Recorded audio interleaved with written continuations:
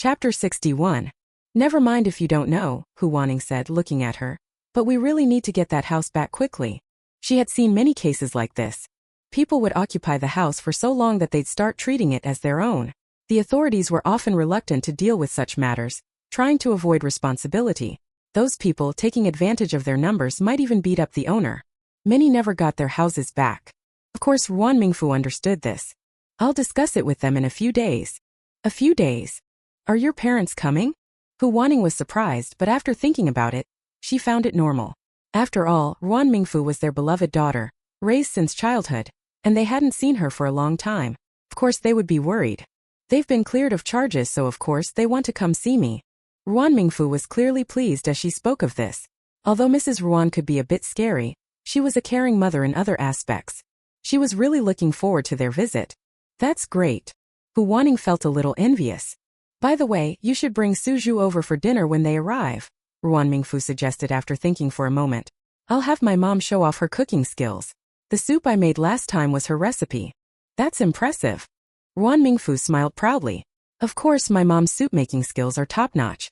I should ask old Xia to buy a few more clay pots, just in case we don't have enough. Since arriving in this era, she hadn't yet had the chance to eat Mrs. Ruan's cooking. Honestly, she was a bit craving it. Speaking of clay pots, something interesting happened yesterday. Ruan Mingfu perked up her ears. You know Aunt Lu, right? She nodded. Aunt Lu was notorious in the military district for stirring up trouble. Who didn't know her name? Ruan Mingfu hadn't had much interaction with her. Yesterday, Tieju's father came back and smashed the pot at Aunt Lu's house. Ruan Mingfu was shocked. Oh my! Tieju's dad was brave enough to provoke such a troublemaker. Sister-in-law, what happened next? Aunt Lu wanted to make a scene, but Tieju's father grabbed her and took her to the headquarters to demand an explanation. Huaning shook her head in disdain. Her son came out to apologize, and only then did Tieju's father back off. They were all from the same military district and comrades in arms, so Tieju's father didn't want to push things too far. But Aunt Lu had gone too far. What did Aunt Lu do this time? In the military family compound, if someone caused trouble, the women would settle it among themselves, while the men dealt with the men. She had never heard of a man directly causing trouble with a woman. She's heartless, Huaning frowned. She bullied Taiju, making the poor kid work under the scorching sun all day long, from morning until night, and she didn't even give him a bun. Ruan Mingfu suddenly remembered. This must have been around the time when she encountered Taiju. When Taiju stopped helping her, she slapped him the other day. Tieju's father had just returned home yesterday. When he saw the handprint on his son's face, he couldn't hold back and went over to smash things. Ruan Mingfu remarked. That was too lenient. Huh. I mean Aunt Lu, Ruan Mingfu explained. Why just smash a pot? They should tear down her house too. Bullying such a young child, she's horrible. She wasn't human. She was worse than a wicked landlord. People like that should be reported to the army. Huaning shook her head. Her son, like Captain Gu, is a filial son, she continued. But he's reasonable. He knew what his mother did was wrong, and he sincerely apologized to everyone. Otherwise, Aunt Kai wouldn't have tolerated living next door to her for so long. It was all because of her son. Out of respect for him, everyone had put up with it. Ruan Mingfu sighed in exasperation. There were foolish mothers everywhere, but the military family compound had an especially high number. Aunt Lu, the old lady next door. They were all troublemakers. By the way, Huaning motioned toward the Gu family's house with her lips. Has there been any news from over there? Ruan Mingfu shook her head. It's been very quiet. If it weren't for the clothes drying in the yard every day, she would have thought no one was living there anymore. She had to admit Father Gu was really good at handling things. Almost without a word, he had managed to resolve the situation. Suddenly she remembered. What about Li Xiaoya? How is she doing in the hospital? They didn't have much of a relationship. Ruan Mingfu had been busy lately, and if it hadn't just come up, she would have completely forgotten about her. I'm not sure, Huaning replied, feeling similarly indifferent. I heard she hired an old lady from her ward to look after her. She's able to get out of bed now. That's good. Just as they were about to continue talking, a voice suddenly came from outside the yard. Is sister-in-law Ruan here? Ruan Mingfu looked over and saw a tall, thin man standing at the gate of the courtyard. Even though the door was open, he didn't step inside. That's Tieju's dad. Huaning whispered into her ear, sensing Ruan Mingfu might not know who he was. Her heart tightened. Could Tieju's father be here to cause trouble because she'd made Taiju help with work? But she couldn't just leave him outside. The door's open, come on in. As they walked in, Ruan Mingfu noticed Taiju standing beside his father. Please sit down. Are you here to see old Xia? No need.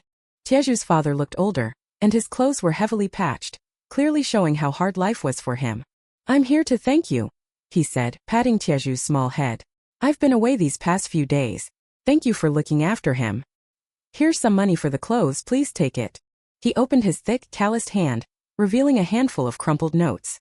The smallest was a cent, and the largest was 50 cents. Who knows how long it took him to save this money? There's no need, it wasn't anything valuable. Ruan Mingfu sighed in relief but refused the money. It was just a few pieces of fabric stitched together. It only took a little time. I can't accept money for that. Tieju's father was persistent. Taiju already told me how well you've taken care of him these past few days. No need to be so polite. Taiju even helped me with work. Ruan Mingfu wasn't fond of fieldwork, but despite Tieju's small size, he worked quickly and efficiently, saving her a lot of trouble. In fact, she felt she had given him too little in return. What's fair is fair. Tieju's father glanced at his son. Taiju quickly chimed in. Thank you, auntie. His face, previously covered in dirt, was now clean, and he was wearing fresh clothes. You could tell his real father had returned. Taiju looked like a completely different child. Apart from being a little thin, he seemed like a normal kid. No need to thank me, auntie should be thanking you. Sister-in-law Ruan, you really should take this money, Tieju's father insisted. Ruan Mingfu shook her head. I can't. It's just an old piece of clothing. I can't accept your money. Please take it back. Exactly, Hu Wanning added. Tieju's father, you should take the money back. Tieju's father stared at the money in his hand, his dark eyes deep in thought. After a moment he finally withdrew his hand. Just as Ruan Mingfu breathed a sigh of relief, Tieju's father quickly placed the money on a stool, scooped up Taiju and bolted out the door. Ruan Mingfu. In the blink of an eye, Tieju's father had run outside. Forget it, just take the money, Hu Wanning sighed. Life has been hard for Tieju's father. Tieju's mother got sick and they spent a lot of money. Most of it was borrowed, and they've been repaying debts for years. Ruan Mingfu understood now. She had wondered why, despite the stipend he received, Tieju's father was living in such poor conditions. It turned out Tieju's father was a responsible man after all. Ruan Mingfu put the money away. Looking at the crumpled bills, she felt a little uncomfortable. With a sigh, she thought to herself that she ought to say something good about the military in front of Qi Yongyan. Hu Wanning whispered. His second wife is unhappy and takes it out on Taiju. Ruan Mingfu didn't know how to respond to that. She was shocked. No wonder the people in the family compound helped Taiju when they could but never caused trouble for his stepmother. So there was more to this messy situation. There are a lot of strange things going on in the family compound, Hu Wanning said with a smile, noticing Ruan Mingfu's reaction. You'll find out more the longer you stay here. It's not that bad, at least no one's breaking the law. Ruan Mingfu nodded. She understood. It was just like when she was an educated youth living in the countryside. There were always disputes between neighbors. One day you'd argue with this family, the next day with another. Today you'd be fighting like cats and dogs, but by tomorrow you'd be back to being good friends. Oh right. Hu Wanning was about to say something when Gu Yilin, who had just returned from a phone call, interrupted her. Look who I brought with me, she said excitedly, grabbing Ruan Mingfu's hand. Your mother-in-law and sister-in-law are here. You should be thanking me. Hu Wanning's smile instantly faded when she saw who had arrived. Ruan Mingfu frowned too. She saw Xia Yin, whom she had met at the trade fair, walking over with an older woman. When Xia Yin's eyes fell on the vegetable garden in the courtyard, there was a hint of disdain. Xia Yin looked at her and spoke rudely. What's going on with you? Didn't my brother give you money? Look at this shabby courtyard and you're even growing vegetables. As if the Xia family needs you to save a few bucks on groceries. Shut up. Xia Yin rolled her eyes. The smug look on Gu Yilin's face also disappeared. She turned to look at Ruan Mingfu and Hu Wanning. When she saw the expressions on their faces, her heart sank. Oh no. Did she accidentally bring back two troublemakers? Meanwhile, the nanny silently observed Ruan Mingfu, feeling a little more at ease. She was dressed neatly, and after living a life of privilege for over a decade, the nanny exuded an air of quiet dignity. She was clearly a wealthy lady now, nothing like the timid young woman who had entered the Xia family 20 years ago. With a gentle smile on her elegant face, she said, You must be Yin Zhao's wife. Before Ruan Mingfu could respond, Hu Wanning calmly greeted her. Hello, Madam Xia. So it's you, Wanning. The nanny's eyes flickered slightly. I didn't expect to see you here. Hu Wanning didn't spare the nanny a glance and sat down directly. Su Zhu's parents had long-standing ties with the Xia family, and when Hu Wanning got married, They had even invited Commander Xia. Their family's elders still kept in touch, so she was well aware of the sordid details surrounding the Xia family. She knew exactly how the nanny had climbed her way up in the household. If it weren't for the relations between the two families, Hu Wanning wouldn't have even bothered to greet her. She found the sight of her revolting. The nanny clenched her teeth in frustration. A junior daring to give her attitude? Did Hu Wanning think that her decade-long presence in the Xia family had amounted to nothing? Before she could even plot her next move, Xia Yin, who could never tolerate the slightest disrespect, stood up abruptly. What do you mean by this? As soon as she spoke, Ruan Mingfu sat down too. She slightly tilted her head towards Xia Yin as if to say, what can you do about it? Gu Yilin, caught in the middle, looked left and right, then decided to sit down as well. Now, the only ones left standing in the courtyard were the nanny and her daughter. You. Xia Yin was furious. My mother is an elder. How dare you all sit before she does? Do you have no manners at all? Chapter 62. The nanny squinted at the three of them but did nothing to stop Xia Yin's accusation. Ruan Mingfu, my mother is your mother-in-law. Xia Yin, seeing that no one was paying attention to her, she turned her ire toward Ruan Mingfu. In the past, when a daughter-in-law met her husband's elders for the first time, she had to kneel and bow her head. Go ahead. Ruan Mingfu looked at her with a smirk. Why don't you kneel first and show me how it's done? What a joke. Even her own father never made her kneel, and now this distant sister-in-law had the nerve to make such demands. Did Xia Yin really think Ruan Mingfu was too gentle to retaliate? You. The nanny shot Ruan Mingfu a deep look and then pulled Xia Yin back. Yin Zhao's wife Xia Yin is just a little hot-headed, but she means no harm. She's saying this for your own good, even if her words were harsh. Yin Zhao's wife Xia Yin is still just a child, don't take it to heart. Gu Yilin burst out laughing. The longer she laughed, the louder it got, until she was holding her stomach, howling. A child, haha, child. The nanny's face darkened, a flicker of malice passing through her eyes. And who might you be? Ruan Mingfu ignored her. Hu Wanning wasn't going to acknowledge her either. The nanny's forced smile faltered, and she nearly lost the polite facade on her face. Xia Yin looked like she was about to explode, but the nanny shot her a sharp glance, silencing her. Gu Yilin couldn't stop laughing, her eyes watering. This is hilarious. Auntie, are your eyes working? My friend here looks way younger than this fool you're calling a child. How can you say that with a straight face? She looked at the nanny sincerely. The nanny could no longer maintain her composure and glared fiercely at Gu Yilin. And you're just going to let her speak to your mother-in-law like that? Ruan Mingfu was already beyond tired of this mother-daughter pair. She's just speaking her mind. It's not like I can control what she says. Ruan Mingfu looked at the nanny. But you, how do I know if you're really who you claim to be? What if you're a fraud coming here to mooch off us? Hu Wanning's eyes lit up. Oh dear, is that really you, Madame Xia? It's been so long. I can't even be sure what you look like anymore. You all. Xia Yin was dumbstruck. Ruan Mingfu, I called my brother right in front of you. Just because you call him your brother doesn't make it so, Ruan Mingfu said with a slight smile. I didn't hear him answer, and he's never mentioned having a sister. Gu Yilin chimed in. Exactly. I ran into these two on the way here, and they said they were Xia Yinzhao's mother and sister. I didn't think much of it and just brought them along. Could they be spies? Realizing that these women were about to label her a spy, the nanny trembled with rage. Still, she forced herself to stay composed, maintaining her air of a dignified lady. Yinzhao's wife, I really am your husband's mother. You behaving like this is not in your best interest. Hu Wanning rolled her eyes dramatically. Ruan Mingfu exchanged a glance with Gu Yilin, who quickly understood and sprinted away. Where are you going? Xia Yin tried to stop her but couldn't catch up. Let her go, the nanny snapped, her temper flaring from Ruan Mingfu's attitude. I'll wait and see if Yinzhao will deny his own mother when he returns. You haven't even proven who you are, so stop acting all entitled. Ruan Mingfu squinted at her with her pretty almond-shaped eyes, but in her mind, she was already plotting how to settle the score with that useless husband of hers. How dare he let these two barge in without warning? When he came back, she'd make sure he paid for it. The nanny's chest rose and fell with her anger, but she kept up her ladylike demeanor. Xia Yin, on the other hand, couldn't hold back any longer. She glared at Ruan Mingfu, who looked even more beautiful than the last time they met, her jealousy barely contained. Xia Yin's eyes flickered before she suddenly rushed at her. Slap. The sharp sound of a slap echoed, leaving everyone in shock. The nanny panicked. She rushed over to check on Xia Yin, still scolding. Yinzhao's wife, how could you hit your sister-in-law? Xiaoyin, are you okay? The nanny removed her hand from Xia Yin's face, revealing a bright red handprint. Mom, she hit me. Xia Yin, who had never been touched by either the nanny or Commander Xia, was utterly stunned. Today she had actually been slapped. Slapped.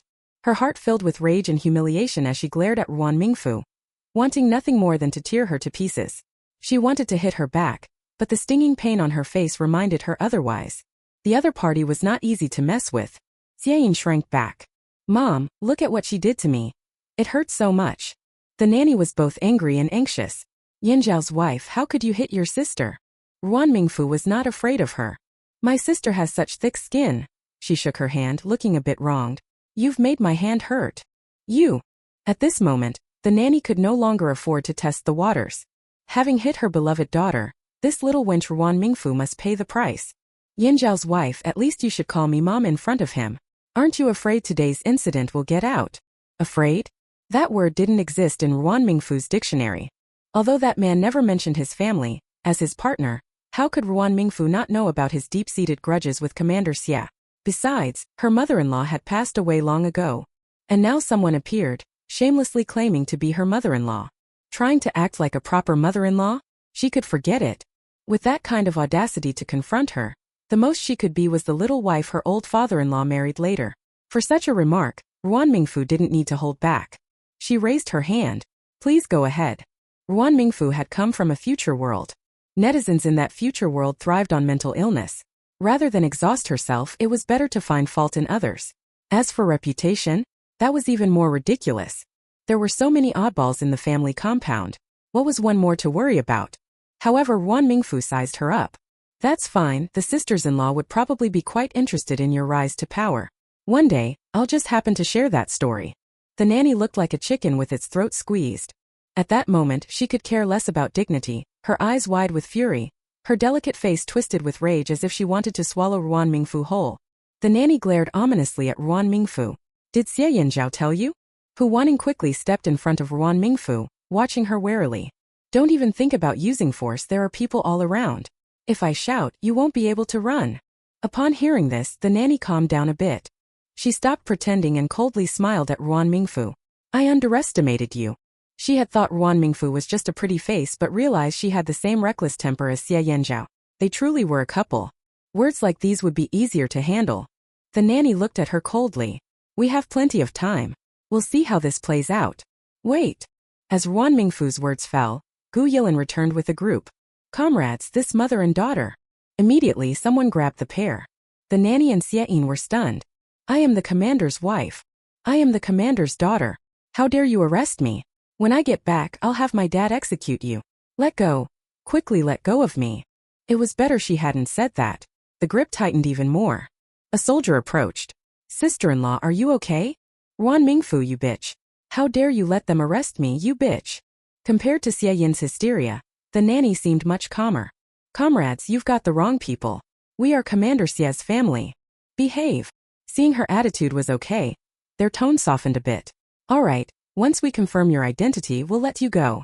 Xiaoyin was not so easy to talk to. She kicked one of them. The soldier was no pushover either, swiftly pinning her down to the ground. Xiaoyin felt like her bones might break. Her face was pressed tightly to the ground, and it felt like dust was getting into her nose with each breath. Assaulting a soldier is a serious offense.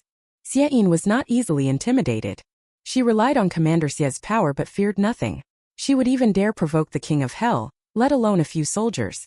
Quick, let go of me. 2 or 3 strong men held Xiaoyin down, and she could barely move except for her mouth. You hooligans, I'm going to report you for bullying. With so much dust on the ground every time she spoke, she was forced to swallow a mouthful. Xiaoyin, shut up. The nanny shot her a glare, and only then did she reluctantly quiet down.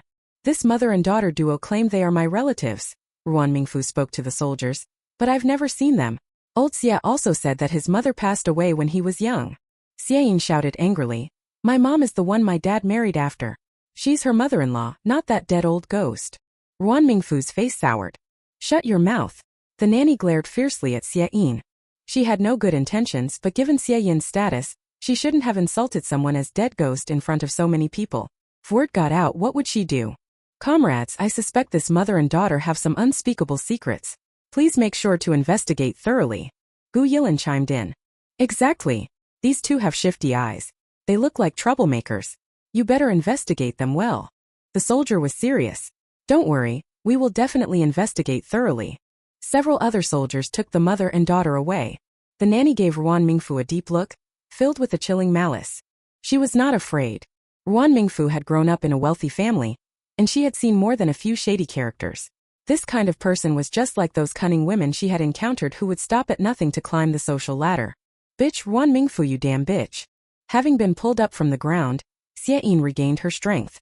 She struggled desperately, but her feeble strength was no match for the soldiers. After a while, her efforts proved futile. Instead, she ended up in a messy state covered in dirt. Her hair was a mess, and compared to the refined nanny beside her, she looked like a madwoman. You bitch named Ruan. Just wait for me, I will never let you go.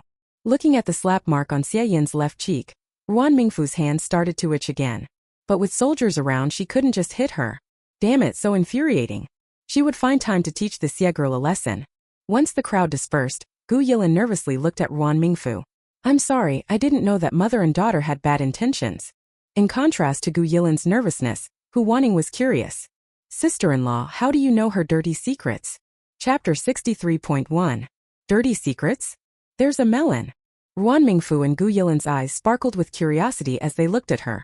Hu Wanning was momentarily speechless. After a pause, she finally managed to say, You don't know. She had thought that Ruan Mingfu was already aware of the situation. Feeling somewhat at a loss, she glanced at the eager faces of the two and decided to pass the buck to Xie Yanzhao. Since it's about the Xie family, you should ask old Xie yourself. Huh. Gu Yilin was a little disappointed. No new gossip for her. I don't know what's wrong with old Xie. Ruan Mingfu was not happy either. Every time I ask him about his family, he's not willing to talk about it. Hu Wanning sighed. As someone in the know, she understood Xie Yanzhao well. For him, the unfortunate experiences of his childhood and the death of his mother were deep wounds that he couldn't easily discuss. Every mention felt like twisting the knife deeper. Xie Yanzhao had made up his mind to avoid any entanglement with Commander Xie. Whether he spoke up or remained silent made no difference. But now? Why don't you ask old Xie later? Hu Wanning clearly had information but felt it was best not to press further with Ruan Mingfu's curiosity. Oh. Meanwhile, the nanny and Xie Yin were being held separately.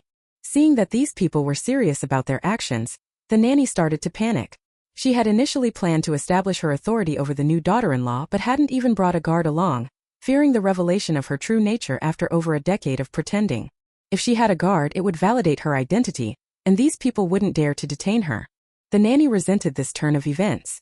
After years of having things go smoothly, she had never faced such humiliation. In her heart, Ruan Mingfu's rank rose rapidly, now sharing the top spot as one of her greatest enemies alongside Xie Yanzhao. Comrades, you've really got the wrong person. I'm a relative of Commander Xie. Just ask anyone and you'll find out. Who do you think Commander Xie is? We wouldn't dare bother the higher-ups with something like this. The nanny grew anxious. Comrades, I'm telling you the truth. All right, we'll send someone to verify, the soldier replied, giving her a sidelong glance. Just wait here. The nanny nodded. Comrades, hurry up. The soldier turned to leave, and another came up to him. Boss, what should we do? What else can we do? Follow the regulations. The soldier squinted. He wanted this pair of mother and daughter to learn a lesson for disrespecting his idol. Let's occasionally send in some water for them. Ignore whatever they ask. As for the other one, let her make a fuss without any water. Keep her locked up for the afternoon and see what happens. The other soldier's eyes lit up. Got it, boss. Don't worry. The nanny had no idea they were playing tricks on her. At first, she was able to keep her cool. But as time dragged on without anyone coming to check on her, she began to panic. She grabbed a passing soldier delivering water. Where's Commander Xie? Where's my daughter? Don't know. He brushed her hand away, not even delivering the water, and left quickly. In another room, Xie Yin was on the verge of losing it. She had been detained for a full 3 hours. Starting with energetic insults, her voice had gone hoarse from calling for water. She truly believed this place belonged to her family, thinking the soldiers would listen to her. No matter how much she cried and screamed, not a single drop of water came her way. Exhausted from her outburst, Xie Yin finally fell silent. She couldn't help but lick her lips, but this only intensified her thirst, making her mouth dry and cracked. If she pulled at the skin, it would bleed. Xie Yin couldn't hold back her tears. But she soon realized that crying took even more energy, especially in the pitch-black surroundings, with only sunlight filtering through the window. The entire room was bare, not even a chair to sit on. Xie Yin felt a chill in the air. Any slight noise made her jump in fear. She rubbed her growling stomach, curling up in the sunlight feeling slightly better. But when she thought about Ruan Mingfu and the slap on her face, Xie Yin's anger flared. She had no idea how much time passed when the sunlight she had been resting in finally vanished, plunging the room into darkness. Feeling like a startled bird, she sensed danger lurking around her. Just then she heard the sound of a key turning in the lock outside. Xie Yin, come out. Had anyone else spoken to her like that, she would have snapped back. But now she didn't have time to care about these things, she just wanted to leave this damn place. Xie Yin rushed out in a panic as if chased by ghosts. Stumbling, she spotted the nanny ahead and burst into tears. She threw herself into the nanny's arms, clinging tightly. Mom, that place was so scary. Woo. They locked me in a dark room and I was so afraid. They wouldn't even give me water to drink. Woo. Seeing the sobbing Xie Yin and her chapped lips, the nanny's heart ached. Your dad sent someone to pick us up. Whatever it is, let's talk about it back home. After spending a day here, both mother and daughter looked utterly disheveled. Xie Yin was desperate for water, but she didn't dare drink anything here. Before leaving, the nanny shot a meaningful glance at the soldier. Commander Xie was here on official business, staying in accommodations provided by the army. Upon seeing the miserable state of the mother and daughter, his expression darkened. Xie Yin couldn't care less. She grabbed the water on the table and gulped it down. Hey! Hiss! Xie Yin gasped as the hot water scalded her mouth. She quickly spat it out, looking up at Commander Xie with watery eyes. Dad, why is it hot? It nearly burned me. She fanned her mouth with her hands. The nanny was equally anxious. Who told you not to check? Is it too hot? Let me see. Xie Yin shook her head. Good thing I spat it out in time. What happened? Commander Xie's brow furrowed, tightening like he could crush a fly. How did you end up like this? Dad. Xie Yin, feeling wronged, collapsed into Commander Xie's embrace. Look at what they did to me. She grew more pitiful as she spoke, tears streaming down her face. We went to find sister-in-law, and she didn't even recognize us. She slapped me and locked me and Mom up. They wouldn't even give me water. The nanny felt just as wrong but quickly hushed Xie Yin. Be quiet, she said, her tear-filled eyes looking at Commander Xie, speaking hesitantly. Old Xie, don't listen to Xiaoyin's nonsense. Xie Yin glanced at the nanny, feeling aggrieved but ultimately closing her mouth. The nanny looked at Commander Xie. Old Xie. Bang! With a stern expression, Commander Xie kicked over a nearby tea table, the cups clattering to the ground with a dull thud. He gritted his teeth. That bastard Xie Yanzhao is getting more outrageous by the day. Too much maternal indulgence has spoiled him. After all this, do you still want to protect him? Commander Xie shouted at the nanny, then turned to Xie Yin. Xiaoyin, tell me everything that happened today. Xie Yin's eyes lit up. But the nanny, pinching her side, made her reluctant to be too bold, fearing Commander Xie might catch on. She had no choice but to tell the whole story. Of course she had to exaggerate the story. At the end, she showed him the slap marks on her face and looked at him pitifully. Dad, look at what she did to me. It hurt initially but now it was swelling. Xie Yin couldn't help but suspect Ruan Mingfu had poisoned her hand just to harm her. Shaolin. Commander Xie was also very distressed and called the guards outside the door. Take her to apply medicine. Shaolin nodded. However, Xie Yin was unwilling to leave. After enduring such humiliation, she couldn't swallow her anger without getting back at that little wretch Ruan Mingfu 1,000 times over. Dad, The nanny shot her a glance. Despite her reluctance, Xie Yin knew she had to comply. Once the room was clear, Commander Xie took the nanny's hand, feeling a bit guilty. I'm sorry you had to go through this. It's nothing, she replied, though tears began to flow down her cheeks. As long as you two can reconcile, what's a little grievance worth? Commander Xie sighed. Don't worry. I'll definitely give you a satisfactory explanation for today's incident. No, the nanny quickly refused. It's just a misunderstanding. Yanzhao's wife hasn't met me, and if a stranger came to say she was her mother-in-law, I would be cautious too. Old Xie, as elders we should be more forgiving. The more she spoke, the more she cried, nearly breaking Commander Xie's heart. With her tears flowing, Commander Xie's impression of Ruan Mingfu sank even lower. No way. A daughter-in-law dares to bully her mother-in-law? This is outrageous. Commander Xie grew angrier, especially seeing the nanny's tear-streaked face, his fury rising even more. He began pacing, the anger in his heart building.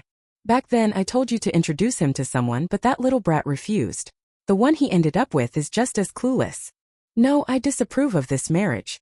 The more Commander Xie thought about it, the angrier he became. He wished he could push Xie Yanzhao into a divorce right away. The nanny's eyes flickered, and she feigned concern. Old Xie, don't say things in anger. It's all settled now. Besides, they're already married. Do you think you can force them to divorce? What's wrong with getting divorced? Commander Xie waved his hand. Once they're divorced, I'll find someone better. Ideally someone who can be on the same page as you. By then, that little brat Xie Yanzhao will thank me. The nanny wiped her tears. Old Xia, you can't do something so unscrupulous. There's an old saying, it's better to ruin a temple than to break a marriage. If you do that, Yanzhao will definitely be angry with you. He dares. Who's the father here? Commander Xie sat down, his eyes blazing with anger. They've been married for so long and haven't even had a child. What good are they? Old Zhou was right. A daughter-in-law needs to be approved by her parents. Chapter 63.2. The more Commander Xie spoke, the more he felt this was true. If a daughter-in-law didn't know how to mediate between her husband and his father and couldn't ease tensions between her husband and the Xie family, what use was there in marrying her? In his opinion, she should have been divorced long ago. The nanny, seeing her goal achieved, nearly let a smile slip. She quickly buried her face in Commander Xie's chest. Old Xie, trust me. Let's pretend this never happened, and don't bring it up again. Commander Xie sighed. Your nature is too gentle. Thankfully I'm here, or who knows how you'd be bullied. He affectionately hugged the nanny but didn't take her words to heart. If he didn't intervene with that little rascal Xie Yanzhao soon, he'd be in for trouble. One day he will ride on his father's head and act wildly. His wife is not a good person either. Oh. Ruan Mingfu was working with a piece of fabric, frequently asking Gu Yilin for her opinion. What do you think about this color? Does it match? Isn't it a bit too plain? Gu Yilin picked up another piece of fabric. I think this one is nice. Ruan Mingfu took the fabric she suggested and compared them before nodding. It really is nice. What are you two talking about? When Xie Yanzhao came back from outside, he heard what the two were talking about, so he asked out of curiosity. Humph. Ruan Mingfu remembered what had just happened and huffed.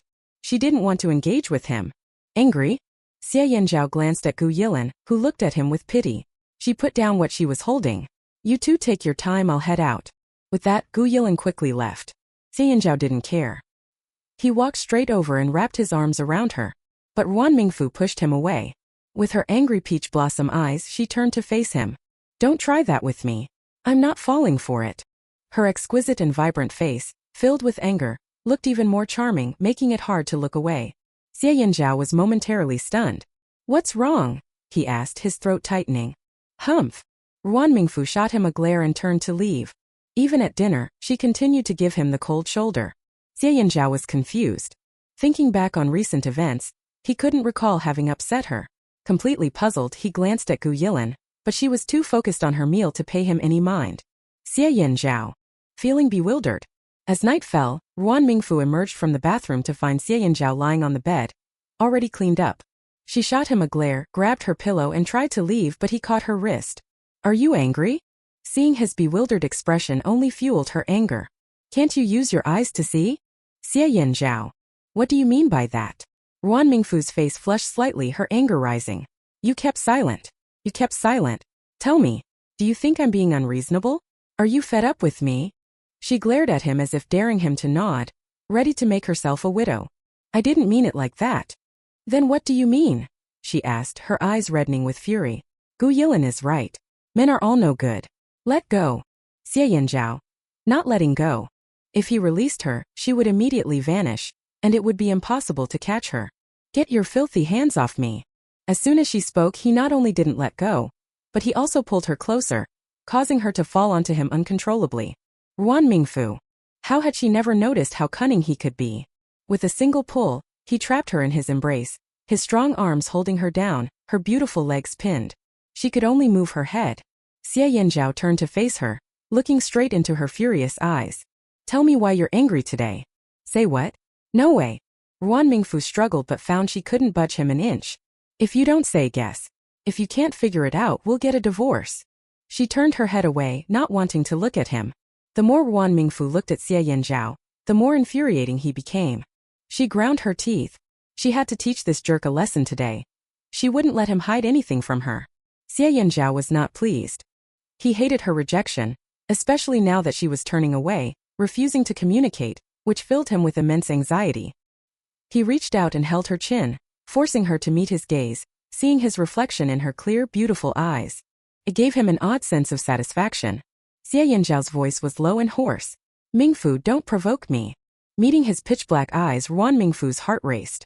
She couldn't help but fidget, but he only tightened his grip. Panic surged within her. Let go of me. Damn it, she shouldn't have married him in the first place. Ruan Mingfu was both furious and anxious. She bit down hard on his hand. She used all her strength, but he didn't even flinch. He didn't even raise an eyebrow, tilting his head in confusion as she glared at him. Ruan Mingfu. She released her bite. But then she saw a ring of bite marks on the back of the dogman's hand, with several spots oozing blood. She moved her lips, suddenly remembering she was still angry, and shot him a fierce glare. Bastard! The jerk actually smiled. Ruan Mingfu was dumbfounded. How had she never noticed how insane this guy was before? As long as you don't mention divorce again, you can curse me however you like, Xie Yanzhao said as if he hadn't noticed the blood on his hand. You can throw tantrums too. Why should he get to decide what she could or couldn't say? She was going to bring it up. I'm going to mention divorce, Ruan Mingfu teased him. Then I'll go back to Hong Kong with my brother and keep 17 or 18 male models, living a life of excess every day. She felt a warmth on her lips, her mouth being pried open. The dogman was fierce and she couldn't resist. Ruan Mingfu wanted to escape, but he held her down firmly, making her feel like a fish on someone else's chopping board. In an instant their lips met, and the sounds of their breaths filled the air. Her beautiful peach blossom eyes glistened with a layer of water, her gaze lost in a daze. Just as she felt she was about to suffocate, he finally let her go. Ruan Mingfu gasped for air. Through her slightly parted, luscious red lips, she saw her pearly white teeth and the pink tip of her tongue. Their foreheads touched, and Xie Yanzhao's dark eyes reflected her current state. Her hair was disheveled, her cheeks flushed as if brushed with rouge, making her look like the bright, dazzling crabapple blossoms of spring. His eyes held a fierce possessiveness, a burning fire that seemed to threaten to consume her entirely. Xie Yanzhao gently caressed her face. Mingfu, don't make me angry. He couldn't stand anyone admiring her beauty. She could only be his. The dogman laid bare the emotions in his eyes, and Ruan Mingfu felt a twinge of fear, instinctively shrinking back. But he held her down tightly, leaving her no escape. Ruan Mingfu felt like crying. Oh my god. This jerk was too scary. She wished Mrs. Ruan had broken her legs back then. She wanted to go back to that time and wish she had. Ooh. Oh, she felt like crying. Xie Yanzhao took in everything she said. Regret it. Chapter 64.1. Under the dogman's relentless questioning, Ruan Mingfu swallowed hard. No, not at all. Help. This bastard was so scary today that she couldn't handle it. Really? Ruan Mingfu quickly nodded. Really? Little liar. Xie Yanzhao chuckled softly, then turned his gaze dangerously toward her. You just said so many things I didn't want to hear. What do you think I should do to punish you? That's not necessary. We're married, right? Punishment sounds too formal. Ruan Mingfu panicked. She reached out to push against his chest, but he didn't budge. Instead, he grabbed her hand and pressed a gentle kiss on it, his dark eyes locking onto hers. Tell me what happened today. All her fluster and fear disappeared, and Ruan Mingfu scoffed. She felt herself regain confidence, glaring at the dogman. Do you know that your stepmother came to bother me today? The romantic tension between them vanished completely. Xie Yanzhao's brows furrowed tightly. His face darkened, and a wave of fierce energy radiated from him, making her uneasy. What trouble did she cause you? Did she lay a hand on you? Thinking again, he realized something was off. That woman was known for her theatrics. There was no way she would confront Ruan Mingfu directly. She would probably pretend to be kind to showcase her generosity. She better not try to touch me. If she did, Ruan Mingfu planned to have Mrs. Ruan take revenge and deal with her. Seeing Ruan Mingfu's proud expression, Xie Yanzhao sighed in relief. Good. He sat up and lifted her into his arms. Ruan Mingfu immediately jumped, but the dogman caught her deftly. Where are you going? I'm still angry, she huffed. I've decided to ignore you tonight. I'm going to sleep with Gu Yilin, don't pull me in. Xie Yanzhao's eyes narrowed. Gu Yilin? Great time to get rid of this light bulb. Ruan Mingfu felt him grip her arm tightly, and she couldn't break free, starting to get angry again. Let go. Not letting go, Xie Yanzhao replied, his eyes flashing with displeasure. We're married. We should sleep together. Well then The word divorce was on the tip of her tongue, but she swallowed it when she met Xie Yanzhao's dark gaze. She still remembered how terrifying he had been earlier. Ruan Mingfu had no intention of provoking him. What then? Xie Yanzhao stared at her intently. We'll sleep separately, Ruan Mingfu said, struck by inspiration. We'll stay together on Monday, Wednesday, and Friday and separate on Tuesday, Thursday, Saturday, and Sunday. The more she thought about it, the better it seemed. When the dogman was intimate, he was fierce and often left her in tears. She couldn't take it, and when she said no, he acted like he didn't hear and kept going strong. Ruan Mingfu hated him so much that she wanted to bite him every time. No. Xie Yanzhao refused. You don't have the right to say no. I'm still mad at you. There was a flash of guilt in his eyes. The dogman pursed his lips, staring at Ruan Mingfu's angry profile. After frowning and thinking for a moment, he said, "How about I vent your anger tomorrow by beating up Commander Xie?" Xie Yanzhao. Ruan Mingfu grabbed a pillow and hurled it at his face. Taking advantage of the moment, she pounced on him, reaching out to fiercely grab his neck. "You bastard, do you really not know why I'm angry? Or are you just pretending?" She was tempted to strangle him to death on the spot. Worst case scenario, she'd just become a beautiful widow and wouldn't have to deal with this jerk's constant aggravation every day. Xie Yanzhao easily knocked the pillow away, his large hand resting on her lower back. Seeing the seriousness in her eyes, he sighed. After a moment of silence, he finally spoke. "I saw him kill my mother with his own hands." Ruan Mingfu furrowed her brow, looking at him in shock. Her hand, which had been squeezing his throat, trembled and released its grip involuntarily. The dogman took advantage of the moment, wrapping her small hand in his palm. How could that happen? How could it not? Xie Yanzhao had long severed any father-son bond with Commander Xie. He's even colder than you can imagine. Killing his mother was true, as was using a young nanny to frame him. Otherwise, how could he have shed the label of being just a son-in-law? When he was young, he didn't understand, but as he grew up, he realized why Commander Xie did what he did. It was all a matter of pride, an attempt to rid himself of the blemish that was them, the mother and son. What a filthy, despicable man. The young nanny thought she had Commander Xie wrapped around her finger, but she didn't know he had another woman stashed 10 kilometers away from the family compound. That woman was nearly ready to give birth, and once it was confirmed to be a boy, the young nanny and her child would be kicked out to make room for them. Yet she was still blissfully unaware. Xie Yanzhao's lips curled into a mocking smile. While the dogman recounted his story calmly, Ruan Mingfu was utterly shaken, horrified by the thought of such a ruthless father and husband. She couldn't help but feel a pang of sympathy for the dogman. After my mother died, the nanny who had been looking after me moved in with him. Beatings and scoldings were minor compared to the way my stepmother treated me. Whenever she was in a bad mood, she made me kneel at the foot of the stairs for an entire afternoon. She'd even deliberately lock my door, and when Commander Xie asked, she'd claim I was throwing a tantrum and refused to eat. She had no idea Commander Xie was fully aware of her behavior. Those dark days felt as though they had only happened yesterday to Xie Yanzhao. Eventually, my reputation in the compound was ruined by my stepmother. And later, in an effort to get rid of me, she pretended to fall down the stairs while heavily pregnant. That winter, they locked me outside, and if my grandparents hadn't arrived in time, I would have frozen to death. Ruan Mingfu's heart ached for him. She had no idea that the dogman had such a tragic past. Honestly, I should thank my stepmother. If it weren't for her, I wouldn't have been able to escape his control. Some people truly aren't fit to be parents. Even though Xie Yanzhao spoke with a casual air, Ruan Mingfu could feel the despair and agony behind his words. Enduring such experiences would be too much for most adults, let alone a child of 7 or 8. For someone so young to go through all of that, it was a wonder his mind didn't become twisted. Xie Yanzhao patted her head. It's all in the past now. I've long since let it go. Let it go? Ruan Mingfu didn't believe a single word. If he had truly let it go, he wouldn't have hidden it from her all this time.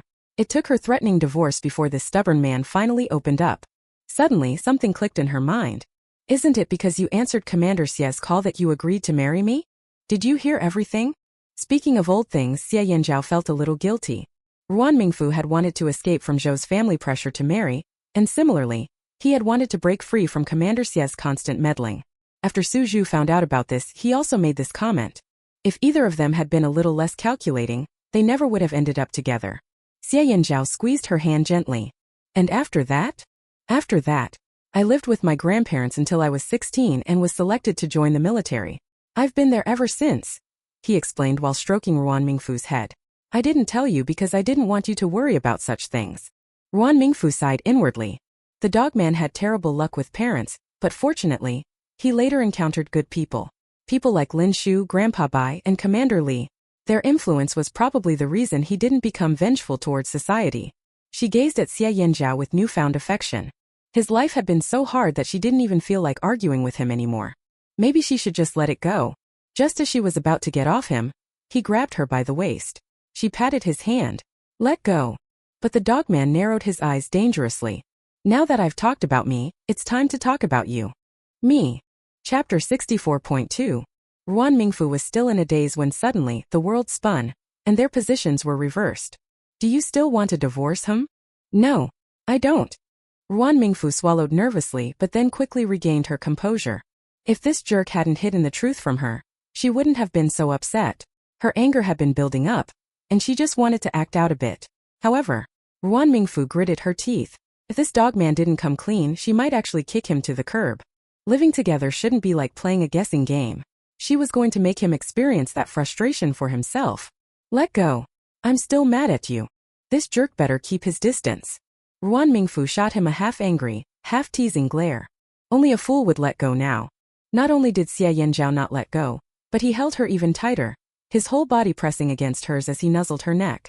Ruan Mingfu, clearly disgusted, used her hand to push his head away. She is almost crushed to death. Doesn't this stinky man have any idea of his own size? Or maybe he was trying to kill her, and then he could just marry someone else? She was about to bite the man when suddenly everything went dark, and she found herself nestled into a familiar embrace. The person gently stroked her hair and whispered, "It's okay, time to sleep." That night passed peacefully enough. The man didn't do anything, just held her all night. It was surprisingly unfamiliar. Gu Yilin, slurping porridge, darted her mischievous eyes between Ruan Mingfu and Xia Yanzhao. This was odd. Yesterday, her plastic best friend's face looked terrible. Gu Yilin thought they would be fighting for much longer. Who would have guessed that the man won her over in just one night? Gu Yilin pursed her lips. Pathetic. At least hold out a little longer. She felt such disappointment, like watching iron that couldn't be forged into steel. A few sweet words from that jerk of a man and her plastic friend was already lost in love, completely disoriented. No one else could be as much of a hopeless romantic as her. Honestly, Gu Yilin thought, thank goodness they live in the modern world. If this had been the old days with a mindset like that, her friend might have spent years digging wild vegetables to survive. After breakfast, the three went their separate ways. Once Xia Yanzhao stepped outside the courtyard gate, his face turned dark. He looked in the direction of Commander Xia's residence, his eyes filled with deep, unresolved bitterness. He pressed his lips together, a murderous gleam in his eyes. Old Xia, where are you headed? Suzhu appeared from the side, frowning deeply. Nowhere. Old Xia, you're not being honest these days. Suzhu stepped forward, blocking his path. The direction you're headed isn't the base. You're not thinking of seeking revenge, are you? Suzhu had heard everything from Hu Wanning about what happened yesterday, and it didn't sit well with him. He'd woken up extra early just to catch Xia Yanzhao. Xia Yanzhao stared back at him, his eyes stubborn and defiant. Suzhu sighed, already feeling a headache coming on. He grabbed Xia Yanzhao by the arm. Old Xia, could you please not make me worry? What's the point of going after him now? What, you're going to shoot him? Bang! Xia shot him a fierce look, and seeing the seriousness in his eyes, Suzhu instinctively took a step back. Old Xia, you've lost your mind. Are you trying to throw your life away? Suzhu was exasperated. If you kill him, you'll have to pay with your own life. What will happen to your wife if you get locked up? Xia Yanzhao's gaze turned cold as he looked at him. You're overthinking it. Of course he wanted Commander Xia dead, but trading one life for another was a stupid way to do it. Besides, Commander Xia wasn't even worth it. Suzhu remained unconvinced. He had watched Xia Yanzhao grow up, fully aware of what he had gone through as a child, and understood how deeply he hated Commander Xia. If I really am overthinking it, then come with me.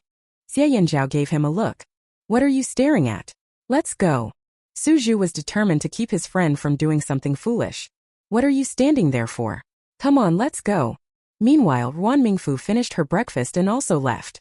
To escape from Gu Yilin's relentless teasing, the dog Wang Kai followed closely behind her. Even though Xia Yanzhao had shared some of his childhood stories with her yesterday, he had only touched on them briefly. Ruan Mingfu wanted to know more details, and for that, she had to ask Hu Wanning. Sister-in-law. Oh, it's you. The door's open, come on in. Hu Wanning's voice came from inside the house, so Ruan Mingfu opened the courtyard gate. Wang Kai darted inside, running around like it owned the place, full of energy. Its excitement soon got the other dog, Gooden, riled up too, and the two began chasing each other around in a playful game. Ruan Mingfu walked straight into the house and saw Hu Wanning feeding the little chubby baby. His big black eyes reflected her image. Sister. Ruan tousled his hair before turning to Hu Wanning. Sister-in-law, I've got something to ask you. Did old Xia tell you everything last night? Yeah, she nodded. But I have a few more questions. Sister-in-law, what kind of person is Commander Xia? Commander Xia? Why are you asking about him all of a sudden?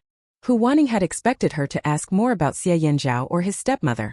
I'm just curious. Ruan Mingfu couldn't help but wonder how someone could be so heartless. Killing his first wife, torturing his own child. This wasn't a man. He was a demon.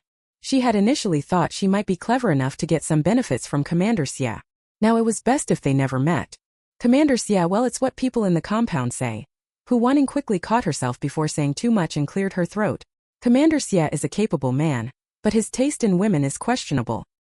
He's infatuated with a nanny. Ruan Mingfu. People in the compound say the nanny is incredibly skilled at wrapping Commander Xia around her finger. Because of that, plenty of wives have been trying to learn her tricks. Ruan Mingfu. Unbelievable. If Xia Yanzhao hadn't exposed Commander Xia's true nature to her, she might have believed, like Hu Wanning, that the nanny was simply a master manipulator. Speaking of the nanny, Hu Wanning's disdain was impossible to hide. Sister-in-law, next time you see that stepmother, keep your distance. She's crafty and I don't want you to get hurt. Ruan Mingfu nodded. The nanny was indeed scheming, but not to the extent Hu Wanning feared. Someone like her would do anything to achieve her goals. Don't underestimate her. It was clear that Hu Wanning had a deep grudge against the nanny. She's really good at disgusting people, Hu Wanning continued. Sister-in-law, didn't old Xia tell you that his mother's full name is Bai Qingzhu? And the one who came after, she changed her name to Bai Qianzhu. Ruan Mingfu. Oh shit. This is so disgusting. Degree. Ring operator *** ring operator. Degree. Chapter 65.1. Hu Wanning, who comes from a family of teachers for 3 generations, if it weren't for the close friendship between the Su and Xia family elders, she wouldn't have stepped foot in the Xia family's house. Don't get involved in this matter. Let old Xia handle it himself. Ruan Mingfu's understanding of how shameless the nanny could be had reached a new level. Did this dogman's mother dig up the nanny's ancestral grave in her previous life? She had been gone for more than 10 years, yet she still had to deal with such nonsense. Suddenly Ruan Mingfu understood him. If she were in his shoes, she would have already bashed the nanny's and Commander Xia's brains out. Anything less would have been a loss. That man was still being too conservative. Hu Wanning placed the bottle aside and pointed at the mashed potatoes beside her, asking the little chubby boy, "Do you want to eat more?" "Eat." Sister-in-law. Ruan Mingfu looked over in surprise. He's willing to talk now? Speaking of this, Hu Wanning's face lit up with a smile. "It's all thanks to the mashed potatoes you taught me to make," she explained. That scoundrel, old Su, teased him with his beloved mashed potatoes. He wouldn't give it to him unless he said, "Dad." And that's how he finally spoke. Hearing his chubby son call him Dad, Suju was so excited he couldn't sleep the entire night. He should start talking more gradually from now on. Curious, Ruan Mingfu poked the little boy's chubby cheeks. He stared back at her with big black grape-like eyes, and though he didn't speak, Ruan Mingfu could feel his silent disdain. "Sister-in-law, look, is he glaring at me?" "Ha ha ha." Hu Wanning laughed as well. "This kid has strong boundaries." She glanced at him. "If I touch his toys, he won't be happy, sulking all by himself." "Really?" Ruan Mingfu looked at the little boy in surprise. "He's so small yet has such a temper."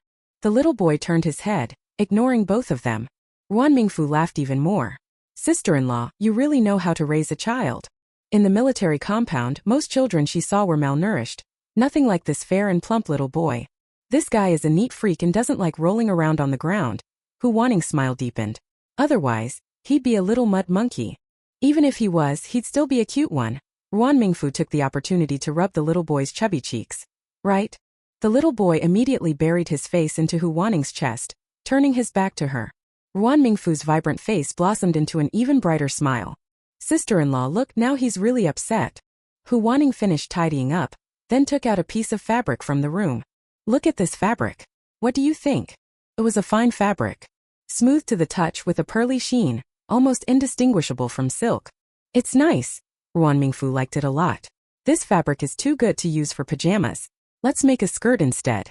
"Sister-in-law, I'll make it for you." She had learned a lot of sewing techniques from Hu Wanning recently, and it was time to test her skills. "Then I won't be polite." Hu Wanning touched the fabric. "Technology is so advanced now. They can make such great fabrics. My sister said she can send you as much as you want." Hu Wanning's sister was the director of Fabric Factory No. 4 in the capital. Buying fabric was more convenient for them than for others. "That's wonderful." Ruan Mingfu's eyes lit up. Lately, she has become interested in making clothes. Like the saying goes, a bad student has a lot of stationery. Ruan Mingfu enjoyed collecting various fabrics. Her house was already piling up with them. Hu Wanning sighed. In recent years, her factory has been struggling. They want to transition to making clothes, but they can't produce anything that really catches people's eye. My sister's worried. The fabric factories in the capital couldn't compare to those in Hangzhou and the surrounding areas. Their families had built their fortunes on fabrics. The fabric they produced now was only enough to supply the capital, and they weren't earning any foreign exchange. Every year they were living off their old resources. In recent years, the government's support has also decreased. If their profits didn't improve, their factory would soon be shut down.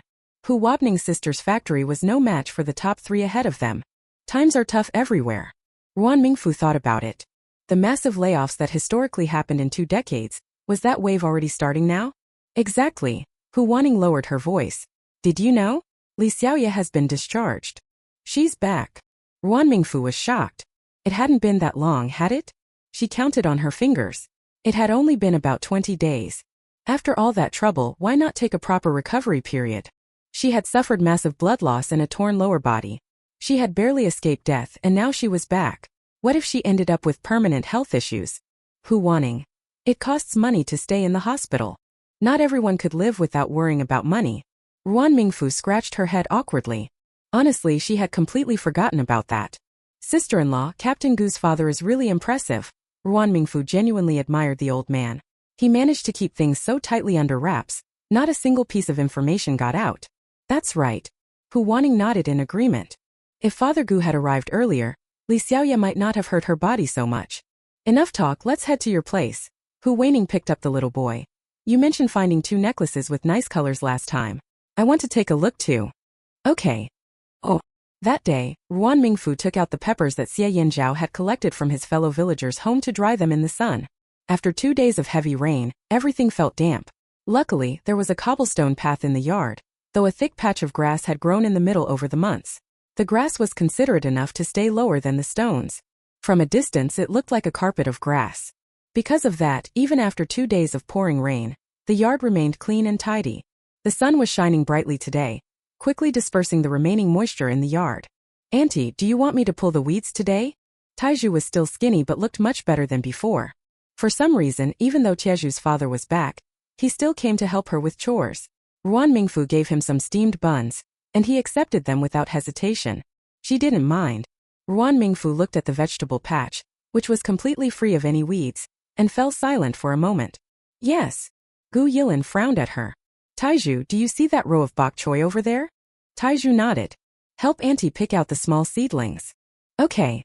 Happy to have work to do, Taiju ran over with enthusiasm. The weeds in the field have been there for 3 generations. Gu Yilin chimed in with a cool tone. And you're still pulling them. Ruan Mingfu defended herself. What I asked him to pull are the bok choy seedlings, not weeds. You're quite something, Gu Yilin scoffed. Your husband gives you this task, and you're outsourcing it to someone else. That was because just 2 days ago, Ruan Mingfu had mistakenly pulled up the bok choy, thinking they were weeds. Thinking back to that embarrassing moment made her furious. Shut up. At that time, her plastic friend had laughed the hardest, and she hadn't had a chance to settle the score yet. Watch out. Just as Ruan Mingfu was about to say something, Gu Yilin suddenly changed her expression and reached out to pull Ruan Mingfu aside. But the other party was too quick and pushed Ruan Mingfu to the ground. Her pretty face was flushed with anger, and she reached out to slap the smug Xie, but someone behind her held her back. Chapter 65.2. Xie looked at the two with satisfaction, her chin slightly raised. This is what happens when you bully me. Gu Yilin shot her a fierce glare before quickly helping Ruan Mingfu up. Are you okay? Ugh. Ruan Mingfu gasped, looking at her hands and seeing large abrasions. The worst spots were already oozing blood. The same went for her other hand. Ruan Mingfu felt her eyes sting with tears from the pain. How could it be so serious? Gu Yilin grabbed her arms anxiously. Let me see, is there anywhere else? Ugh. It hurts. Ruan Mingfu's delicate brows furrowed tighter. This fall hurt a lot. She felt pain all over her body.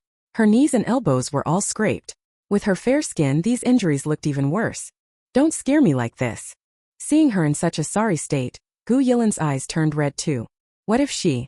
I think I twisted my ankle. Ruan Mingfu tried to move her right leg, but a sharp pain shot through her. Her brow furrowed even deeper. Gu Yilin let out a sigh of relief. As long as she was fine, as long as she was fine. She looked up at the triumphant instigator and picked up a broom to swing at Xie Yin's head but was firmly blocked again. Uncle Lin, she's so fierce. Though Xie Yin called him Uncle Lin, he was about the same age as Xie Yanzhao. He was burly and looked like someone who trained regularly. Xiao Lin frowned at Ruan Mingfu's injuries. Miss, the commander only asked me to protect you today. Just do what my dad says, Xie Yin said, not pressing the issue further. She knew very well that Uncle Lin would follow her dad's orders. Even if he didn't intervene directly, just having him there to suppress that annoying woman was enough. Xie Yin felt a surge of malice. She had to get revenge for that slap from the other day, not to mention that face. Seeing Ruan Mingfu fully blossomed, her beauty even more striking, made Xie Yin feel uneasy. After all, she was already married, and for their future, it wouldn't hurt to ruin that pretty face. She could consider it doing a good deed. Xie Yin's eyes glinted with malice, and as Gu Yilin noticed something was off, she quickly let go of Ruan Mingfu and grabbed Xie Yin instead. You're coming to someone else's house to bully people, and you still think you're right? Someone! Help! Help! With her increasingly loud screams, the surroundings began to stir, and heads turned to look. Sisters-in-law, this person came here to cause trouble. Come quick! As more and more people gathered, Xie Yin's expression turned urgent. Let go of me. Only a fool would let go. Not only did Gu Yilin not let go, but she also held Xie Yin tightly. Xie Yin couldn't break free no matter how hard she tried. Bitch! Let me go. No. Helplessly, Xie Yin had to turn around and look at Xiao Lin. Uncle Lin, please ask her to let me go. The commander said I'm only responsible for ensuring your safety. Xiao Lin shot her a glance. He was a guard assigned to Commander Xie, not Xie Yin's henchman. Especially since she had attacked a military wife. Xiao Lin definitely wouldn't get involved. Xie Yin's anger flared. You! Before long, a large crowd gathered around Ruan Mingfu's yard. Compared to the unfamiliar Xie Yin, they were much more familiar with Ruan Mingfu. Seeing her kneeling on the ground, her eyes red and looking thoroughly bullied, they became agitated. Oh no, what happened? Can't you see? Sister Ruan was attacked. How dare they act so brazenly in broad daylight? This is outrageous, they must be caught. Yes, let's catch them. Several military wives rushed out to find help. Sister-in-law, are you all right? Hu Wanning hurried over and seeing Ruan Mingfu on the ground, felt a jolt of concern. Come on, get up. Sister Lin and Sister Wang quickly brought over chairs, helping her sit. Sister-in-law. Ruan Mingfu, usually so dignified, had never faced such humiliation. Tears welled in her beautiful peach blossom eyes, making her look pitiful. Let me see where you're hurt. Hu Wanning's anger was brewing. Xie Yin had gone too far this time. However, there was no time to settle scores. Seeing the injuries on Ruan Mingfu's body darkened Hu Wanning's expression. Yilin, don't pay her any mind. Go get a basin of water. Sister Lin furrowed her brow. We need to treat this quickly. If she gets scars, it'll be bad. Okay. Gu Yilin shot Xie Yin a fierce glare and as she let go, quickly pinched her waist. Ow, what are you doing? Gu Yilin was already far away like a monkey.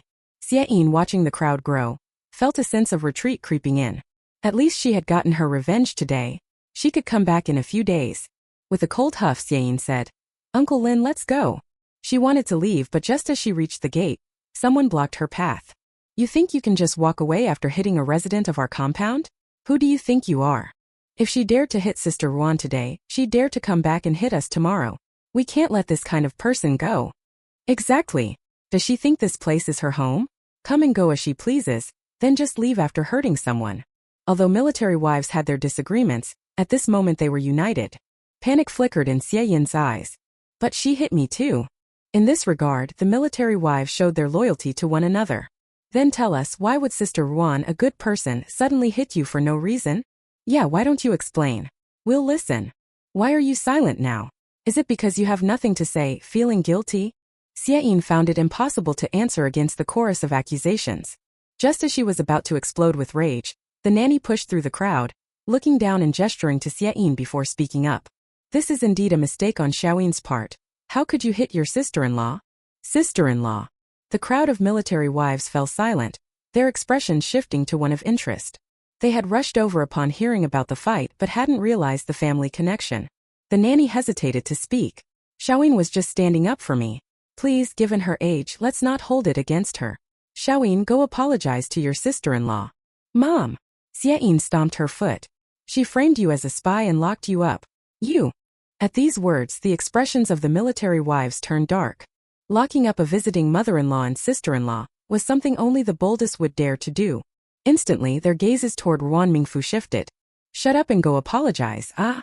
Suddenly, a figure lunged forward and slapped the nanny across the face. The crisp sound rang out, startling the birds perched on the nearby banyan tree. It left everyone in stunned silence. Chapter 66. The nanny was slapped hard in the face before she even saw who was coming. The force was so strong that she stumbled and fell to the ground. Half of her face went numb, and she could taste blood in her mouth. Xiao Lin's eyes widened. "Madam." Mrs. Ruan scanned the surroundings. Her presence was commanding, and everyone she looked at averted their gazes, afraid to meet her eyes. A group of bodyguards in black suits approached, surrounding Xiao Lin. At that moment, Qi Yongyan and Father Ruan pushed through the crowd, quickly reaching Ruan Mingfu and gazing at her with concern. "My girl, did that mother-daughter pair bully you? I'll have your mother teach them a lesson." Old Ruan. Tears filled Ruan Mingfu's beautiful peach blossom eyes, and she began to cry in frustration. This broke Father Ruan's heart. Especially when he saw the injuries on her body, his anger flared. Wife beat them up. If it weren't for the fact that they were both women, he would have made sure that mother and daughter knew his power. Ruan Mingfu was his precious daughter, and he had never laid a finger on her in her entire life. What Father Ruan noticed, Mrs. Ruan naturally saw as well. She stepped toward Xie Yin. Xie Yin was already terrified by the scene, trying to escape but blocked on all sides. She was too scared to run away, but then she spotted the handsome Qi Yongyan nearby, and her eyes lit up as she hurried over. "You need to protect me. What if I were Ruan Mingfu?" Qi Yongyan didn't even spare her a glance. Anger flared in Xie Yin's eyes, but before she could speak, Mrs. Ruan swiftly slapped her twice across the face, as if picking up a little chick. Xiao Lin wanted to stop them, but he was surrounded by those towering muscular men. There was no way he could break through on his own. After thinking it over, he gave up. Things had reached this point, and in any case, Xie Yin had brought it upon herself. Let her deal with it. Mrs. Ruan was even more ruthless. Xie Yin's face not only went numb, but her head was buzzing, and she could see stars swirling in front of her. The crisp sound of the slap made the onlookers wince involuntarily, especially Su Zhu, who had just arrived. Hiss! He sucked in a breath and unconsciously touched his own face, looking sympathetically at Xie Yanzhao. With such a fierce mother-in-law, his brother's future days wouldn't be easy, but Xie Yanzhao couldn't afford to talk right now. His face was dark and menacing, and his fierce aura was escalating. Everywhere he went, the crowd backed away. He didn't spare a glance at the pitiful mother and daughter. Instead, he walked straight towards Ruan Mingfu. Seeing her, his brow furrowed even tighter. Hu Wanning winked at him in the direction of Father Ruan. "Old Xia. Dad. Who's your dad?" "I'm not your dad." Father Ruan reacted like a cat whose tail had been stepped on, nearly jumping up to bite Xie Yanzhao. "Old Ruan." Ruan Mingfu tugged at Father Ruan's sleeve, then looked pitifully at Xie Yanzhao, revealing her injuries. "Old Xia, it hurts so much." Xie Yanzhao pressed his lips together. He scooped Ruan Mingfu up in his arms. "We're going to the hospital." As they passed by Mrs. Ruan, he nodded politely at the woman who had just wreaked havoc. "Mom." Unlike Father Ruan, Mrs. Ruan didn't make things difficult for him. She looked him up and down with the same peach blossom eyes as Ruan Mingfu, then finally spoke. "Go ahead." Father Ruan, still uneasy, hurriedly followed after them. Gu Yilin's eyes sparkled as she looked at Mrs. Ruan, quickly bringing over the chair Ruan Mingfu had been sitting in. She smiled fawningly. "Auntie, please have a seat." Her sycophantic behavior was hard to watch. Mrs. Ruan nodded before sitting down. Gu Yilin was delighted. After not seeing her for a few years, Auntie Ruan's aura had only grown stronger. Gu Yilin felt a bit envious. She really wanted to become someone like Mrs. Ruan. She gazed at Mrs. Ruan like she was an idol, eager to admire her from every angle. Taking a step back, she accidentally stepped on someone. Gu Yilin quickly turned her head. The man had sharp eyebrows and bright eyes, with a strong and commanding face, not at all weak-looking. His hands, in particular, were well-defined, with elegant, slender fingers, clearly pampered from a young age. A hand-lover's dream. Gu Yilin swallowed hard. What luck! Just as she was about to leave, she found a new target. She gave a wicked smile. "Man, you won't escape me." Qi Yongyan glanced at her, took a few steps back, and widened the distance between them. Gu Yilin. Was she that annoying? Mrs. Ruan's cold gaze landed on the mother and daughter. "You think my daughter is easy to bully?" The nanny and Xie Yin, mother and daughter, hugged each other tightly, trembling under Ms. Luan's queen-like aura. Not to mention the mother and daughter, the onlookers also wanted to tremble. "I've got soup on the stove, I need to go." "Yeah, I haven't put out the bedding to dry, I better head home." Oh no, I need to pick up my son from school. In the blink of an eye, the crowd dispersed completely, leaving behind a furious Commander Xia and a smiling old Gu. These are your people? Old Xia, let me tell you. Old Gu patted his belly. Letting your family run wild like this is not a good look. If someone files a complaint, you'll be facing consequences one by one. At our age, wouldn't that be embarrassing? Commander Xia was so angry that his hair practically stood on end. You! How dare you! He turned his back, not wanting to engage with old Gu anymore. Old Xia, you can't talk like that. Old Gu continued with his usual smile. I didn't send anyone to break down your door. Commander Xia's eyes flashed with humiliation. This is a family matter. If you say so. Old Gu kept smiling, not changing his expression at all. Commander Xia. He hadn't felt this stifled in years. Seeing that the mother and daughter were about to be beaten to death by that madwoman, Commander Xia clenched his lips, his eyes filled with frustration. Stop! Mrs. Ruan ignored him, her slaps never losing force. During a brief pause, the nanny looked pleadingly at Commander Xia. Old Xia. Before she could finish, another slap landed on her face. The mother and daughter looked absolutely miserable. Their faces were covered in blood, and their lips were split and bleeding. Both sides of their faces were swollen like steamed buns, and it hurt just to open their mouths to speak. Stop, I'm ordering you to stop. Commander Xia tried to rush over but was blocked by several bodyguards. Mrs. Ruan's almond-shaped eyes were cold as she looked at him. So you're the husband and father of this pair of shameless women? Let them go. Seeing the mother and daughter in such a state, he was frantic, scratching his head, and shouted at old Gu, who was standing on the sidelines watching the show. If you don't stop her, someone's going to die. Old Gu. Don't forget we're in a military district. Xia Yin was moved to tears, but when she looked at Qi Yongyan, her eyes were filled with hatred. Men were unreliable after all. If she couldn't have him, she would destroy him. If Xia Yin couldn't get something, no one else should either. Before she had a chance to retaliate, a sharp slap across the face broke her resolve. What? Planning to get revenge? Mrs. Ruan grabbed Xia Yin by the chin, forcing her to look up. Xia Yin averted her gaze, too afraid to look Mrs. Ruan in the eye. This woman is insane. Fear flickered in Xia Yin's eyes as her cheeks, which had been smacked by Mrs. Ruan, felt numb. She didn't dare hate her or curse her out, not even in her thoughts. You still haven't answered me. Is my daughter easy to bully? Easy to bully my foot? With such a ruthless tigress backing her up, who would be dumb enough to mess with her? Xia Yin was already determined to avoid this family from now on. Seeing that Mrs. Ruan was about to strike again, Commander Xia's hand instinctively reached for the gun at his waist. What do you think you're doing? Old Gu, quick-eyed, noticed his move. He stepped forward and grabbed Commander Xia's hand. Are you tired of living? Old Gu wanted to punch him. If you want to die, fine, but don't drag Yin Zhao into this. Commander Xia glanced at old Gu. His intentions were clear. He was testing old Gu's limits. And sure enough, he got a reaction. This bastard would do anything for that nanny. They had already seen it firsthand over a decade ago. Who knows what spell she cast over him to make him so blinded by lust. If this fool really shot and killed Mrs. Ruan, neither Yin Zhao nor Mingfu would be able to live peacefully after that. What a wicked bastard. Old Gu clenched his teeth. Comrade Ruan, stop hitting her. Commander Xia rushed over to help the nanny up. Qinju, are you alright? The nanny's mouth hurt too much to speak. She weakly shook her head before collapsing into Commander Xia's arms and fainting. You. Mrs. Ruan raised her chin slightly. What about me? Commander Xia. He held back as much as he could but couldn't suppress his anger. You just wait. Mrs. Ruan curled her lips into a slow, deliberate smile. I'm at your service anytime. Commander Xia. He finally understood. Mrs. Ruan was just like Ruan Mingfu. Neither of them were afraid of conflict. Like mother, like daughter. Commander Xia couldn't bother to argue with her anymore. With the mother and daughter both injured, they had to get to the hospital immediately. Mrs. Ruan watched the four of them leave and snorted. Aunt Ruan, you were amazing, Gu Yilin chimed in, flattering her. Did you see that? Both of those women fainted. Serves them right. Who told them to mess with my friend? And you are. Gu Yilin pouted, feeling disappointed. Aunt Ruan, you don't even remember me? I'm Gu Yilin, my mother is the deputy director working under you. Mrs. Ruan's memory clicked into place as a vague image of someone came to mind. Oh, so it's you. Gu Yilin's eyes sparkled, nodding eagerly like a little chick pecking at grains.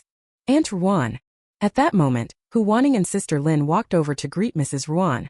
Both of them had dazed expressions. They couldn't help it. The impact Mrs. Ruan had left on them was just too strong, especially when they recalled the pitiful state of the nanny and her daughter, They couldn't help but gulp.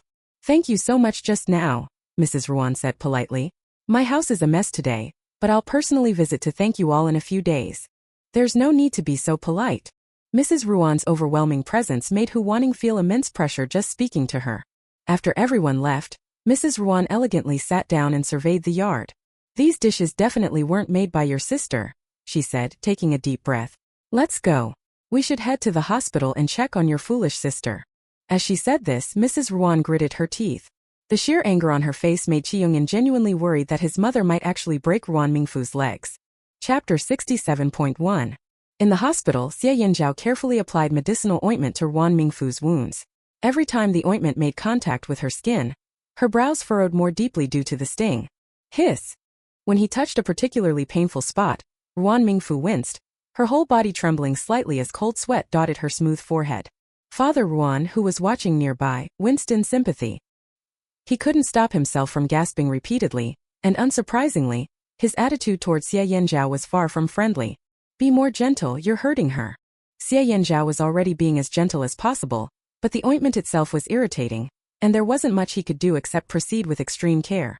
When he heard Ruan Mingfu hiss again from the pain, Father Ruan finally lost his temper. "Gentler. How many times do I have to tell you? Be careful, you clumsy oaf." Old Ruan. Even Ruan Mingfu couldn't bear to watch her father acting like a nitpicking mother-in-law. Father Ruan shot Xie Yanzhao a fierce glare. Though he knew rationally it wasn't his son-in-law's fault, just looking at Xie Yanzhao made him feel annoyed, as if he was just itching for an excuse to pick on him. "Xie Yanzhao. What's it like having such a hard-to-please father-in-law?" Xie Yanzhao remained obedient, refraining from arguing back. Ruan Mingfu's knees and elbows, now covered in red ointment, looked even more gruesome. Curious, she tried to rub it off with her hand, only to find the color had dried on her skin and wouldn't budge. "Huh, this stuff won't wash off, will it?" "It'll come off," Xie Yanzhao explained. "It'll fade in a few days." Ruan Mingfu nodded, half understanding. Father Ruan, who had been interrupted, was visibly displeased. He shot another fierce glare at Xie Yanzhao before subtly pushing him aside. Forcing a smile, he asked his daughter, "My dear daughter, are you hungry? Dad will get you something to eat." Ruan Mingfu shook her head. These were just surface wounds, looking scary but not serious. A bit of ointment and they'd heal in a few days. The real issue was her foot. Somehow twisted, her ankle had quickly swollen, and the pain worsened over time. Her face had turned pale, and she was in too much discomfort to even think about eating. "Where on earth is the doctor?" Father Ruan paced back and forth like an anxious ant on a hot pan. During one of his turns, he caught sight of Xie Yanzhao holding his daughter's hand. His irritation grew. Storming over, he wedged himself between them and snapped at Xie Yanzhao. "Can't you read the room?" Father Ruan glared at him. "Can't you see my daughter's in pain? Go find the dad." Ruan Mingfu tugged at her father's hand, exasperated. "Humph." Father Ruan shot another sharp look at Xie Yanzhao but didn't say anything more. Xie Yanzhao. It really seemed like his father-in-law had a particular grudge against him. Not wanting to argue with the elders, Xie Yanzhao quietly moved to the other side of Ruan Mingfu and, out of sight, gently took her hand again. Seeing this, Father Ruan grew even more angry. He suspected Xie Yanzhao was deliberately provoking him. With a loud harumph, Father Ruan expressed his displeasure once more. "Xie Yanzhao. Ruan Mingfu. After traveling through time, why did her dad become so childish?" Just as things were getting tense, the orthopedic doctor finally arrived. She was a female doctor. Upon examining Ruan Mingfu's swollen ankle, the doctor frowned. She pressed down on the injury, causing Ruan Mingfu to nearly roll her eyes from the pain. "Ah, it hurts, it hurts, it hurts." Father Ruan's heart nearly shattered in worry. "Doctor, be gentler, please." "I know," the doctor replied coolly. "But if I don't examine the bone, how will I know what's wrong? What if I misdiagnose her?" Father Ruan wisely kept quiet after that. Xie Yanzhao, watching closely, was also distressed. "Doctor, please be careful." The female doctor, evidently not one to tolerate complaints, shot him a side eye. "You want to do this instead?" Xie Yanzhao. With both of them silenced, the room finally grew quiet. After a few more moments of examination, the doctor had a diagnosis. "This is going to hurt a bit, so brace yourself." As soon as the words left her mouth, Ruan Mingfu felt a sharp, intense pain in her foot. Her heart skipped a beat, and before she could cry out, she was enveloped in a strong, familiar embrace. The presence of that comforting warmth helped ease her anxiety. Even the pain in her foot seemed to lessen a bit. Father Ruan, holding his daughter's hand, watched Xie Yinzhao hug her tightly. For a brief moment he felt a pang of loss. Fortunately, the treatment didn't last long. The doctor then pulled out an ice pack and applied it to Ruan Mingfu's ankle, the cold soothing her swollen injury. "All right, keep the ice on for 30 minutes and then you can leave," the doctor said, packing her things. "Tomorrow switch to a hot compress. This medicine should be applied twice a day, and I've given you a 3-day supply." Xie Yinzhao took the prescription. "Doctor, how long until her injury heals?" "If things go well, it'll take 3 days. A slower recovery might take up to a week." The doctor lifted her medical bag. "Just make sure she rests that leg as much as possible. If it's not better in 3 days, come back for a follow-up." "Thank you, doctor. We understand," Father Ruan said, walking her out. By the time the treatment was over, Ruan Mingfu looked as if she'd been pulled from a pool of water, with her hair stuck to her sweat-drenched face. She looked pale, as if she had just recovered from a serious illness. Seeing her in this state made Father Ruan's heart ache even more. "Sweetheart, are you okay?" I'm fine." Feeling much better now, Ruan Mingfu wriggled out of Xie Yinzhao's embrace and even had the energy to chat with her father. "Dad, why didn't you and Mrs. Ruan let me know you were coming?" "I meant to tell you." Father Ruan trailed off, clenching his fist. "Good thing we arrived when we did. Who knows how badly you would have been bullied by those 2 women." At the mention of them, Father Ruan's face darkened. "Wait. Do you think your mother-in-law and sister-in-law will come after you for revenge because of the fight?" If they dared, Father Ruan thought, it would be a perfect opportunity to push for divorce. "They have nothing to do with me," Xie Yinzhao said after a brief pause. "Even if you and Mom hadn't come today, I wouldn't have let them off." Ever since the nanny and her daughter had harassed Ruan Mingfu, Xie Yinzhao had been planning to teach them a lesson. But with Su Zhu keeping a close eye on him, he hadn't been able to find the right opportunity. "Dad," Ruan Mingfu tugged her father's sleeve. "Actually, you can't really blame him for all this." She glanced at Xie Yinzhao before giving a brief explanation of the family conflict. "Father Ruan." He looked at Xie Yinzhao with a touch of pity. TSK, what a poor guy. Well, as a magnanimous man, he would let it slide this time. Father Ruan let out a cold snort. "If those women come looking for trouble again." "Don't worry, Dad." Xie Yinzhao's eyes darkened with determination. Just thinking about how pitiful Ruan Mingfu had looked earlier made his anger flare. "Leave the Xie family's affairs to me. I won't let them harass Mingfu ever again." The fierce look on his face made it seem like he was ready to go on a rampage. Even Father Ruan felt a bit uneasy seeing him like that. "All right, I doubt they'll dare to come back after this." Father Ruan knew better than anyone how tough Mrs. Ruan could be. Just recalling how miserable that mother and daughter looked when they arrived, he couldn't help but touch his own face. Back when they first got married, he had also experienced Mrs. Ruan's hospitality. But after today, Father Ruan realized she had actually gone easy on him back then. Feeling touched, Ruan Mingfu noticed it too. Thinking of how ruthless Mrs. Ruan could be made her teeth ache. "That doctor really is amazing." Ruan Mingfu wiggled her foot, her face filled with surprise. "It doesn't hurt at all anymore." Upon closer inspection, the swelling had gone down quite a bit, and it no longer looked as frightening as before. "Be careful." Father Ruan patted her on the shoulder. "What if you hurt it again? Let your mom make you some pig trotter soup for the next few days. You need to build up your strength, you're way too skinny." "It's you who needs to build up strength. Look at you, you're even thinner than me." Father Ruan had suffered a lot at the farm. He was so thin now that Ruan Mingfu was genuinely alarmed. "Dad, since we're at the hospital, why don't you and Mom get checked up?" Xie Yinzhao agreed. "Mingfu's right. You and Mom should really have a thorough checkup." Well, with both his daughter and son-in-law insisting, Father Ruan couldn't refuse. "All right then." At this hour there wasn't any need to wait in line, which was convenient. "Dad, I'll go with you." "No need." Father Ruan waved his hand. "I'll go with your mom in a bit." Chapter 67.2. Meanwhile, Commander Xie and Shaolin hurriedly brought the mother and daughter to the hospital. Doctor! Doctor!" When the doctor saw their condition, he couldn't help but wince. It was truly awful. Xie Yin's face was worse, split open with blood seeping out. Her face was swollen to the point she looked like a puffed-up toad. There were bloodstains at the corners of her mouth, probably from internal bleeding. The doctor glanced at Commander Xie with a complicated expression. "Comrade, is this your wife and daughter?" Commander Xie nodded. "How are they?"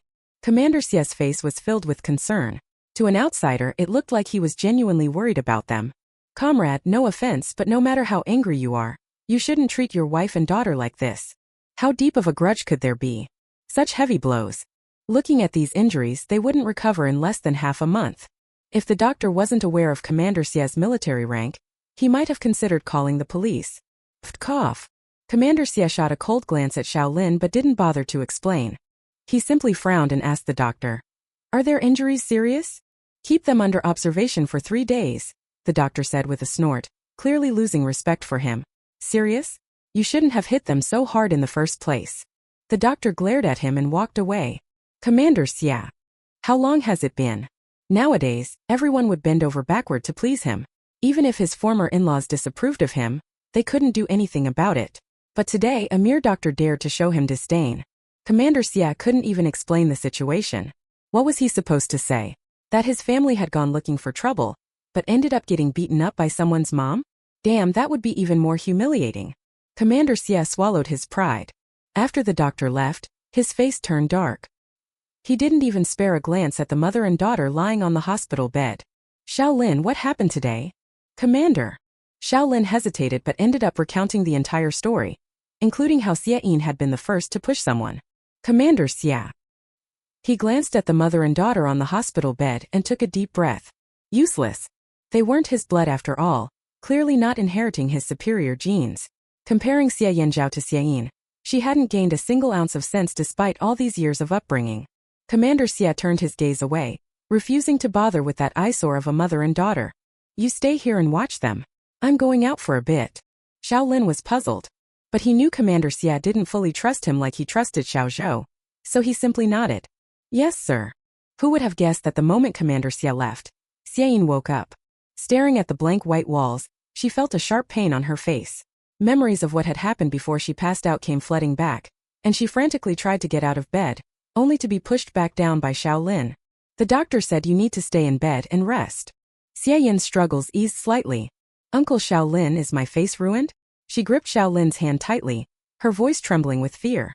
"I need a mirror. Give me a mirror." The thought of being disfigured drove Xia Yin into a frenzy. "A mirror, give me a mirror."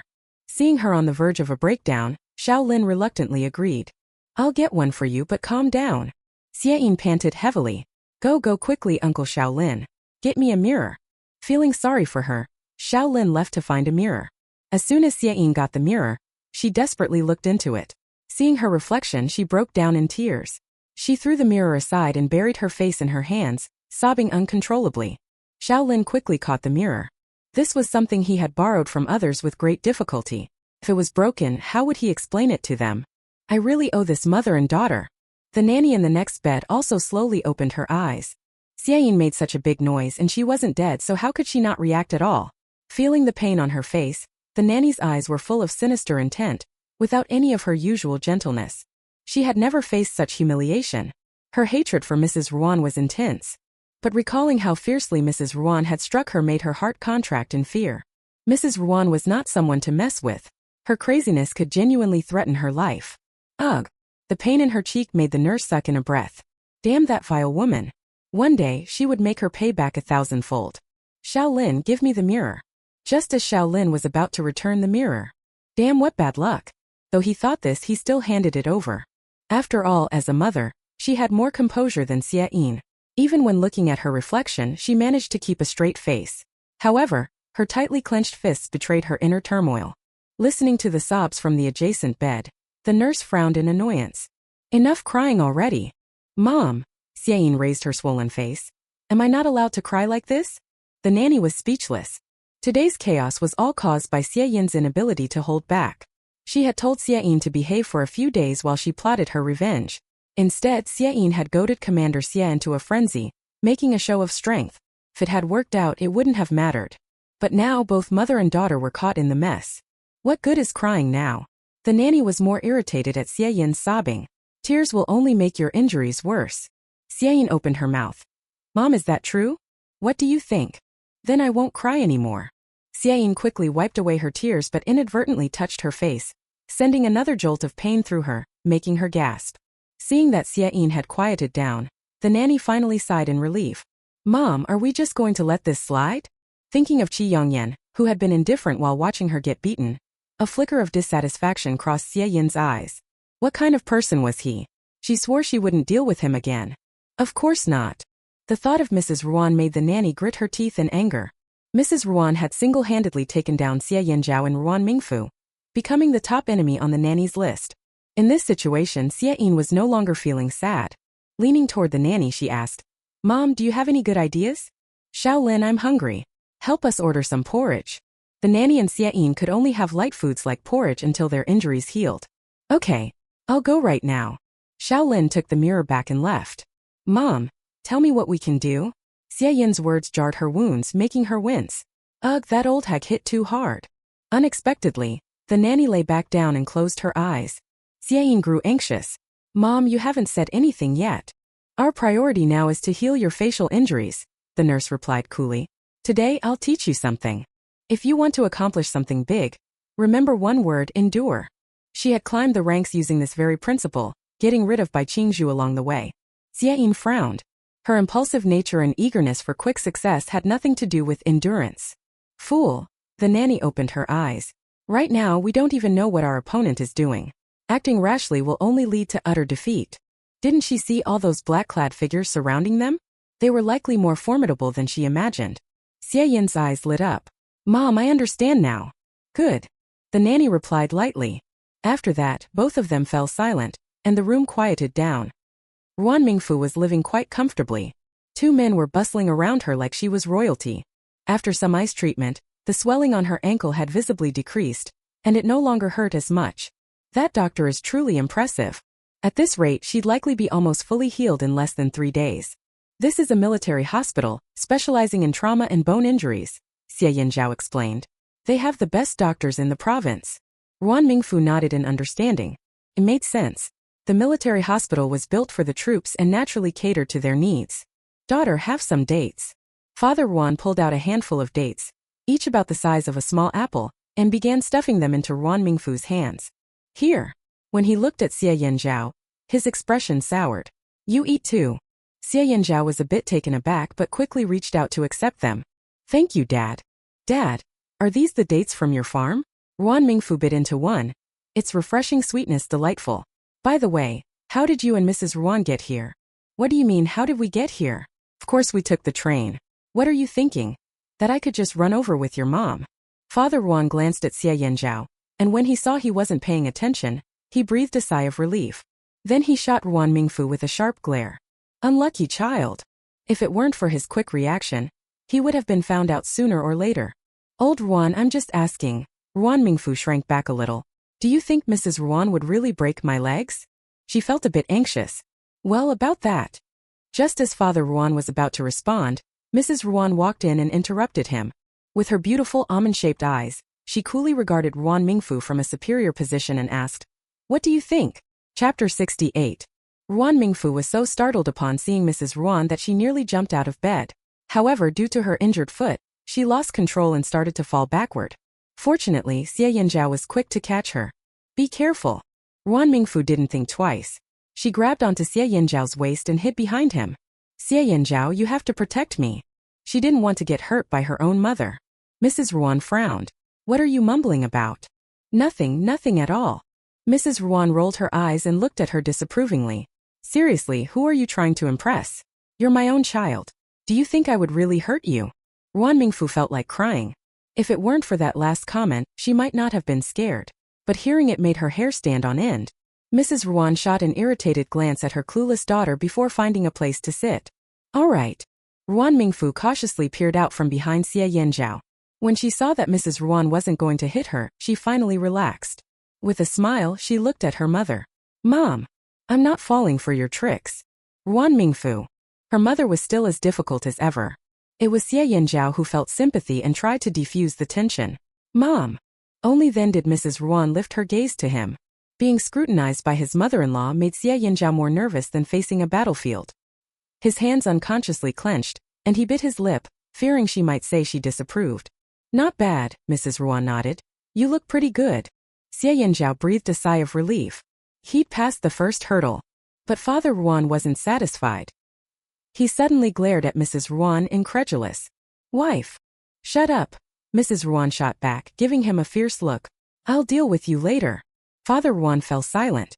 Like Ruan Mingfu, he looked like a child caught in the act, his expression downcast. Chiangyan didn't dare speak either. His mother held the highest position in the family. She was the top predator in the food chain. Neither he nor his father could provoke her. Gu Yilin's eyes sparkled with excitement. She looked like she wanted to leap into Mrs. Ruan's arms and shout, "Sister, I'm all in." Even Qi Yongyan's handsome face didn't catch her attention. Mom, Mingfu still needs some time before she can go home, Xie Yanzhao suggested. Why don't you and Dad go get checked? I can take you both. Mrs. Ruan nodded. She shared the same sentiment as Xie Yanzhao. We can go ourselves. You just stay here with her. With her troublesome daughter accompanied by her son-in-law, she felt at ease. Once Mrs. Ruan left, Ruan Mingfu let out a huge sigh of relief. Finally, she dared to pout and mutter, "What does my mom mean by that? So infuriating." Gu Yilin took the opportunity to tease her. Really? You're grown up now and still afraid of Auntie? Humph. Ruan Mingfu snorted. Gu Yilin had no idea how terrifying Mrs. Ruan could be. Most of the beatings she received growing up came from her mother. Wasn't it normal to be scared? Besides, Mrs. Ruan wasn't your average parent. She really knew how to hit hard. When Ruan Mingfu was about 7 or 8, she cut a classmate's dress, and when she got home she received a brutal lesson with bamboo shoots. What was even worse, her mother collected the bamboo strips she'd used to hit her, saying she would tell her children about it one day. Is this something a mother would do? To avoid embarrassment, Ruan Mingfu had been much more obedient ever since. I'm actually a bit envious of you. Recalling her own mother, Gu Yilin pouted. As soon as she saw her, she'd be told to go on blind dates, as if she were already an old maid. How ridiculous. Hearing this, Ruan Mingfu felt a surge of pride. At least Gu Yilin had good taste. Of course. Ruan Mingfu smiled brightly. Mrs. Ruan is the best. Although strict, Mrs. Ruan was exceptionally good to Ruan Mingfu. Just this time, she had made sure that the nanny and her daughter couldn't show their faces. Gu Yilin scrunched her nose in disdain. But if Mrs. Ruan were her mom, it would be perfect. Her gaze accidentally landed on Qi Yongyan standing nearby, and her eyes lit up. She had just heard him call Mrs. Ruan mom. If she married Qi Yongyan, wouldn't she be able to call Mrs. Ruan mom too? The more she thought about it, the better it seemed. She sauntered over. Handsome comrade, are you seeing anyone? Her question stunned Ruan Mingfu in the hospital room. She dropped the jujubes in her hand, and they rolled all the way to the door. Xie Yanzhao quickly picked up a large, red jujube and handed it to her. Ruan Mingfu took it, her eyes fixed on the two people not far away, and took a bite. Her plastic friend was indeed brave. She even dares to flirt with a man like her brother, so bold. Qi Yongyan didn't change his expression at all. He didn't even glance at Gu Yiling. His whole demeanor seemed to scream, "Don't get involved." Ruan Mingfu covered her face. Sure enough. Gu Yiling, however, acted as if nothing was wrong, trotting over to Ruan Mingfu and dramatically collapsing onto her, clutching her chest. "Sister, I feel so uncomfortable." "Boo. You feel uncomfortable, my foot. Look at that rosy face. There's no sign of any sadness from being rejected." Ruan Mingfu narrowed her eyes. This girl is definitely putting on a show for her. She pursed her lips and ignored her. The others didn't pay much attention to this little scene, and when Mrs. Ruan and Father Ruan returned, everyone headed back to the family compound. As they walked, especially past the small square where the military wives usually rested, everyone's gaze turned toward Mrs. Ruan. This made Ruan Mingfu feel a bit down. Before Mrs. Ruan arrived, she was the center of attention in the entire compound. Every move she made was watched. The military wives discreetly observed the group until they walked far away, then began to whisper among themselves. Is that the one they were talking about? She's Comrade Ruan's mother, but she doesn't look like it. They seem more like sisters. Didn't you hear? She slapped a family member from Commander Xie's household. One of the wives who had been absent today just returned from visiting relatives and learned about the gossip. Hearing this, another wife quickly chimed in. The fight was intense, absolutely frightening. Indeed, that mother and daughter had to be carried out in the end. Wow, that's brutal. Well, they asked for it. Comrade Ruan was seriously hurt too. If my daughter were bullied like that, I'd definitely react the same way. The military wives continued chatting, pulling in all sorts of topics. You wouldn't believe the commotion when Comrade Ruan's mom came. A whole crowd clearing the way, thought it was someone important. Before she could finish her sentence, she was tapped on the shoulder. Are you out of your mind? The speaking wife realized her mistake and quickly covered her mouth. My bad, my bad. Everyone, don't mind me. Another wife then spoke up. You didn't see that impressive young man? I saw Commander Gu personally escort him out. Everyone gasped. In this military district, everyone knows old Commander Gu. He's the top leader here. If even he had to curry favor with this young man, what kind of background does he have? Oh my gosh, that's too scary. The other wives fell silent, their expressions saying it all. Do you think he has a girlfriend? As soon as she finished speaking, the whole square of military wives went quiet. Who wouldn't want a golden son-in-law? Looking at how he dressed and adorned, they'd never seen anything like it. If they could marry him, wouldn't they be set for life? Goodness! The military wives' breaths quickened. They all began to mentally sort through their own families and relatives with eligible daughters. Once home, Ruan Mingfu finally relaxed. Xie Yanzhao settled her onto the sofa and began to entertain the guests. Thankfully, Qi Yongyan had sent his bodyguards away. Otherwise, this little living room wouldn't be able to fit so many people. It's not bad. Mrs. Ruan surveyed the surroundings and nodded. Not bad, huh? Ruan Mingfu couldn't help but perk up. I decorated this myself. Really? Mrs. Ruan was well aware of what kind of daughter she had and looked at her with skepticism. If it weren't for her injured foot, Ruan Mingfu would have jumped up. Of course I did. Mom, how could you think otherwise? I'm so hurt. She talked while Xie Yanzhao did the work. Rounding it up, didn't that mean it was her doing? That rough man certainly didn't have her taste. All right, stop pretending. Mrs. Ruan took a seat, while Gu Yilin eagerly brought her a glass of water and quietly snuggled up beside her. She was such an idol. Mom, how long do you plan to stay this time? Mrs. Ruan raised an eyebrow at her. What? Are you starting to dislike me and your dad already? Of course not. Ruan Mingfu wrapped her arm around Mrs. Ruan affectionately and leaned her head against her shoulder. I can't wait for you two to stay with me forever. Though Mrs. Ruan pretended to be annoyed, she felt quite pleased inside. We won't stay long. When your dad came, the farm's secretary Huang was crying, wishing he could follow us here. He was worried his valuable assistant would run off after just one trip. Hearing this, Father Ruan sheepishly rubbed his nose. Men, right? Who doesn't have a dream of a strong and prosperous country? If he had the ability, he'd do it. Since he came to this era and is good at economics, wouldn't being a factory director be wasting his talents? Thankfully, Father Ruan didn't say this out loud. Otherwise, Mrs. Ruan would have scolded him thoroughly. Heaven knows when they called back to inform them that they were rejecting the transfer and wanted to stay at the farm, the staff on the other end fell silent for several seconds.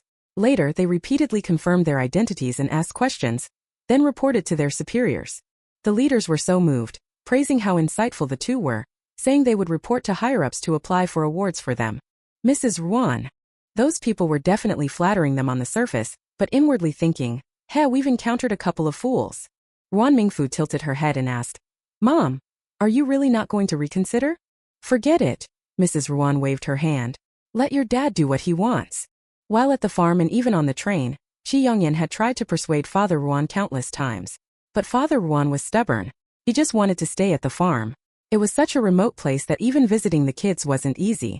Yet Father Ruan insisted, and Mrs. Ruan went along with him. Ruan Mingfu pursed her lips. Mrs. Ruan was tough on her and her brother, but with Father Ruan, she was gentle and accommodating, which made others envious. How frustrating. Chapter 69.1. That night, when Mrs. Ruan entered the room, she immediately saw the emo expression on Father Ruan's face. What are you doing now? Father Ruan sighed, clutching his heart with a forlorn look. Just thinking about our daughter getting married makes me feel upset. Mrs. Ruan rolled her eyes. She walked to the side, got into bed and didn't bother to respond. Wife, every time I think about our daughter getting married, my heart aches. Wife, say something. Shut up. Mrs. Ruan kicked him. If you can't sleep, go run a couple of laps outside and stop bothering me. Father Ruan rubbed his leg where she kicked him, feeling aggrieved as he climbed into bed. The room fell into darkness. As Father Ruan closed his eyes, images of his daughter being close with Xie Yanzhao filled his mind. He finally understood that his daughter was leaving him, her old father. With Father Ruan's sighs, the night soon passed. The next day, Mrs. Ruan woke up to see a pair of panda eyes staring back at her. Mrs. Ruan, what can I say about you? She turned her head away in disdain. Your daughter is doing just fine, and that young man looks reliable. While we're at the farm, he still remembers to ask Secretary Huang to take care of us. Did you see him trying to take credit? If it weren't for Secretary Huang telling them, Father Ruan and Mrs. Ruan would have never known about it. Father Ruan, I get it, but I'm still upset. He had been feeling this way since last night. Mrs. Ruan was speechless. You're as melodramatic as your daughter. She changed her clothes. Just wallow in your misery. Father Ruan. Knowing his parents were coming, Ruan Mingfu prepared a lot of things that would come in handy. Mrs. Ruan took out some fresh chicken and a few medicinal herbs before starting to stew them. They were both feeling weak, And although they had no conditions at the farm, since they had it ready now, she wouldn't be polite about it. Before long, a delicious aroma wafted through the air. Ruan Mingfu, lying in bed, twitched her nose and suddenly opened her eyes. My mom must be cooking something delicious. She had to check it out. Ignoring her foot injury, she stepped onto the floor, sending a sharp pain shooting through her. She grimaced in pain. Let me see where you're hurt? Xie Yanzhao, anxious, held her foot to examine it. After a night of rest, her condition had improved significantly. The swelling was down, but there were still large, dark bruises where she had twisted her ankle. Be careful, Xie Yanzhao sighed in relief. If you're so reckless, your foot won't heal. Ruan Mingfu wrinkled her nose in dissatisfaction but didn't argue with him. The increasingly fragrant smell in the air made her pat Xie Yanzhao's shoulder. My mom is definitely making something good. Hurry and take me there. Xie Yanzhao had already caught a whiff of the enticing aroma, which made his stomach growl. He swallowed hard and then carried her to the kitchen. Aunt Ruan, is this okay? As soon as Ruan Mingfu entered, she saw her plastic friend fawning over Mrs. Ruan. How annoying. This plastic friend was trying to steal her mom away. Mrs. Ruan glanced at Gu Yilin, who was holding a scant handful of wilted lettuce, and slowly nodded. Put it over there. She pointed to the sideboard, and out of the corner of her eye, she saw Ruan Mingfu. How's your foot? She diligently found a spot at the stove and started the fire. It's getting better, Ruan Mingfu said, her eyes shining as she stared at the pot. Mom, what are you cooking? Mrs. Ruan ignored her and instead smiled at Xie Yanzhao. Don't spoil her. It's just a foot injury, not the end of the world. Let her walk on her own. Ruan Mingfu. Listen, listen, listen, are these the words spoken by your biological mother? Xie Yanzhao cleared his throat and gently deflected. Mom, is there anything I can help with? Just gut the fish. We're eating this well for breakfast? Ruan Mingfu looked at the pot simmering in the distance, then at the hefty fish in the bowl, and seized the opportunity to negotiate. Mom, I want to eat sour fish soup. You can forget it. Mrs. Ruan shot her a glare. Ruan Mingfu pouted and obediently stayed at the stove to stoke the fire. Humph. Her mom was getting meaner by the day. Breakfast was just congee with sweet potatoes, nothing like the grand feast Ruan Mingfu had hoped for.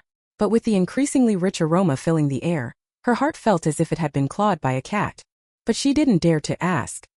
Meanwhile, as Chi Yongyan was about to get in the car, a chubby figure suddenly rushed over and blocked his way. The bodyguards around him reacted quickly, immediately blocking the newcomer from getting close. Young Master Chi, please help me. You are the only one who can help me now. Chi Yongyan frowned, feeling a bit impatient. Didn't I tell you before that I can't help you with your problem? Yes, of course. Boss Zhang's eyes widened as he stared at him. Young Master Chi, as long as you can lend me 100, no 10 million, I can definitely get through this crisis. Boss Zhang, who had always been full of energy, now looked completely deflated. His complexion was sallow, and it seemed like he hadn't rested in days, with dark circles under his eyes. His hair was disheveled, nothing like his usual well-groomed appearance. He tried to reach out and grab Chi Yongyan, but the bodyguards blocked him firmly. Young Master Chi, I'm begging you. I can't go bankrupt. Chi Yongyan looked at him calmly. The last time I lent you 1 million, you had to use your company's shares as collateral. Now you're asking for 10 million. Boss Zhang, what do you plan to use as collateral this time? Cold sweat began to form on Boss Zhang's forehead. He had already made poor decisions that caused his company to suffer losses. In desperation, he had mortgaged his company to Chi Yongyan. But now, with the foreign shipment he'd been expecting stuck in customs, he had spent a lot of money trying to smooth things over. Yet the financial hole was still too deep. Even after selling off all his assets, it wasn't enough to cover half of what he owed. With no other options left, Boss Zhang had turned to Chi Yongyan again, which led to today's situation. Young Master Chi, you're the only one who can help me now. If you don't, I truly don't know who else would be kind enough. Don't flatter me, Boss Zhang, Chi Yongyan replied coldly. I'm a businessman. I don't engage in deals that lose money. Boss Zhang understood this all too well. But he had nothing left to offer. Please, young Master Chi, just help me this once. If I can get through this, I swear I will follow your lead and help you secure your position as the heir to the Chi family. Your promises mean nothing to me. In truth, Chi Yongyan's personal fortune far exceeded that of the Chi family's holdings in Hong Kong. Had it not been for the fact that he had taken over someone else's life and felt a sense of duty to help this mother and son reclaim their inheritance, Chi Yongyan would have long since stopped associating with these people. Boss Zhang's face twisted in desperation. After what seemed like a long agonizing moment, he finally made up his mind. I've heard, young Master Chi, that you've been searching for a true painting by Master Wang. My ancestors once had the honor of owning one. If you help me this time, I will not only give you the painting, but also offer you more than half of my remaining assets. He had thrown everything into the pot now. If the customs officials continued to hold his shipment, not only would he lose his fortune, but he would also be facing lawsuits. Chi Youngyan sneered. He had deliberately leaked the information about the painting, and now someone had actually fallen for it. Boss Zhang, I can't help you. With a wave of his hand, Chi Youngyan signaled his bodyguards to remove Boss Zhang. No matter how much Boss Zhang struggled or shouted, he could only watch helplessly as Chi Youngyan got into his car and drove away. He stood there dazed as if his soul had been sucked out of him. His legs gave out and he collapsed onto the ground. His emaciated body trembled as he sat there, and after a long while, he finally opened his bloodshot eyes, gritting his teeth. They forced me. They forced me. Chi Youngyan didn't spare another thought for Boss Zhang as he headed towards the military district. When they arrived at the gates, Old Gu was already waiting with a group of men. As soon as he spotted them, Old Gu's eyes lit up. Welcome, welcome, he greeted enthusiastically. Welcome, Comrade Chi. No need for formalities, Chi Youngyan nodded indifferently, but his gaze shifted to Xia Yinzhao standing nearby. Old Gu, being the shrewd man he was, had deliberately brought Xia Yinzhao along. Knowing their relationship, it was all part of his plan to add an extra layer of leverage to the military's negotiations. Comrade Chi, Old Gu began, but before he could finish, a car pulled up, interrupting him. When he saw who stepped out, Old Gu's eyes practically rolled to the back of his head. The man was in his 40s or 50s, with a pair of gold-rimmed glasses perched on his face. His eyes lit up the moment he saw Chi Youngyan. Is this Comrade Chi? I'm Lin Xiao from the Foreign Affairs Office. Hello. Old Gu shot him a sideways glance. Comrade Chi, let's head inside and discuss our matters further. What a coincidence, Lin Xiao smiled like a fox. I'm here to see Comrade Chi too. Old Gu. If it weren't for all the people watching, he would have jumped up and smacked Lin Xiao, that sly old fox, upside the head. Commander Gu, why don't we all go in together? Lin Xiao suggested with a broader smile as he glanced at Xia Yinzhao. It's been a while, Yinzhao. You're looking more spirited than ever. Xia Yinzhao nodded in acknowledgement. Uncle. You two are related? Chi Youngyan asked, intrigued. Lin Xiao squinted, looking even more fox-like. I'm Yinzhao's mother's cousin, he said with a knowing glance at Chi Youngyan. So, it turns out we're all family. Old Gu. His face had turned as long as a horse's. That slippery old fox had come to steal the spotlight. There was no doubt that Lin Xiao, with his sharp political mind, had come prepared, using just a few words to pull everyone closer. Despite Old Gu's fury, he had to save face and invite everyone inside. Damn it. The frustration was eating him up inside. Old Gu shot Xia Yinzhao a glare, silently berating himself for bringing him along. Those crafty officials from the Foreign Affairs Office had clearly done their homework before sending Lin Xiao here. After all the trouble he'd gone through, he still couldn't prevent this from happening. No matter how angry he was, Old Gu maintained a smiling facade. This visit was supposed to be a discussion about supporting the families in the family compound, so Old Gu led them towards the path that ran from the compound to the back of the mountain. Comrade Chi, you wouldn't believe how tough things are in the family compound, he began. Indeed, Lin Xiao nodded in agreement. Every household here is a microcosm of the country. As long as their lives improve, so too will our nation grow stronger and more prosperous. Old Gu. He endured it again and again. There are only 2 seasons here, winter and summer, and the climate has a huge impact on agriculture. That's right. Lin Xiao spoke again. There are many places like this in our country, which are affected by the climate. The harvests in the fields are low, and they have no ability to resist disasters at all. Old Gu. Could you please shut up? Damn it, I really want to beat this bastard to death. He decided not to endure it any longer. Yinzhao, why don't you give Comrade Chi a brief overview of the situation here? Without hesitation, Yinzhao began to explain, and at that moment Lin Xiao finally fell silent. Old Gu. Just targeting him, right? As they walked past the family compound, many people noticed them. The military wives recognized the group, and once they passed by, they began to gossip. What's going on? Is there some big movement in the military? My husband hasn't mentioned anything. I heard my husband mention a bit. When the military wives heard this, they turned their attention to her. Quick, tell us what you know. What's actually happening? Yes, exactly. I heard they're looking for someone to build a factory here, and they're planning to recruit us. As soon as she finished speaking, everyone erupted with excitement. Is that for real? Could such good fortune happen to us? It can't be a scam, right? Where would something like this happen? Oh wow, who would have thought we'd have a chance to work as factory workers? Just then, one keen-eyed military wife recognized Chi Yongyan. I've seen that guy before. Isn't he Comrade Ruan's brother? Yeah. Upon hearing this, the wives felt a bit disappointed and turned to the woman who started the conversation. Is your news reliable? We don't want to get our hopes up only to find it's not true. Right. What are you thinking? Do you really believe such good fortune would fall into our laps? Wake up. Who would build a factory in such a remote place? It all came down to transportation issues. The military district was too remote, making it particularly inconvenient to transport goods. But considering the military wives, the factory location couldn't be too far away.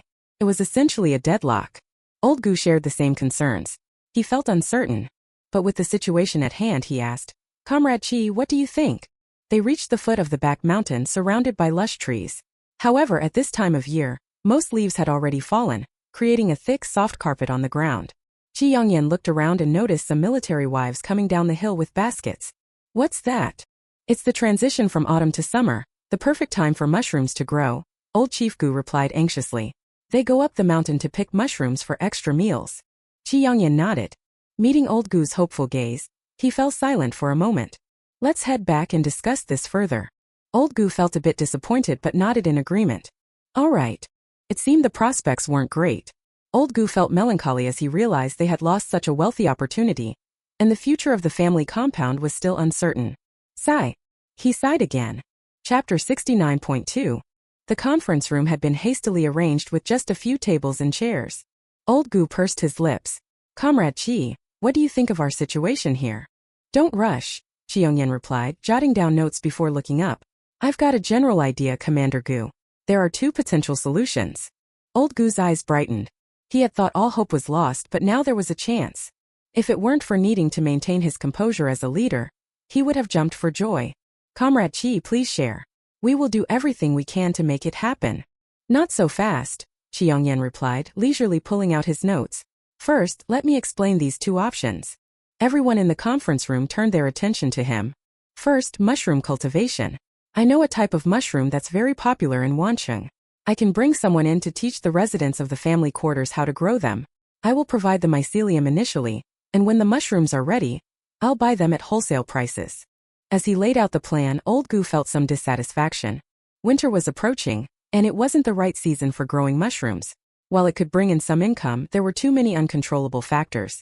He preferred something more stable. Old Chief Gu asked, what's the second option? The second option is to establish a convenience food company, mainly producing instant noodles and sausages.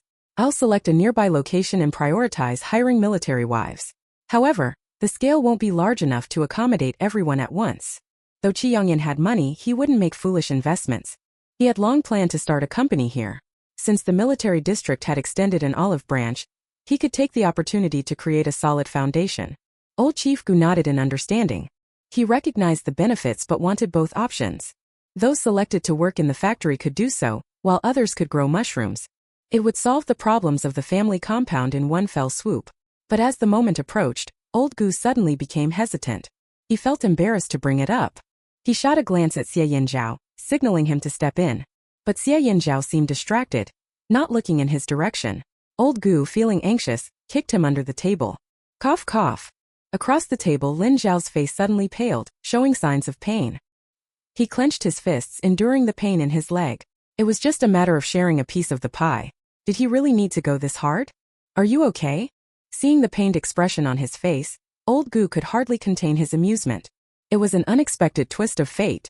Kicking this scoundrel felt like a small victory.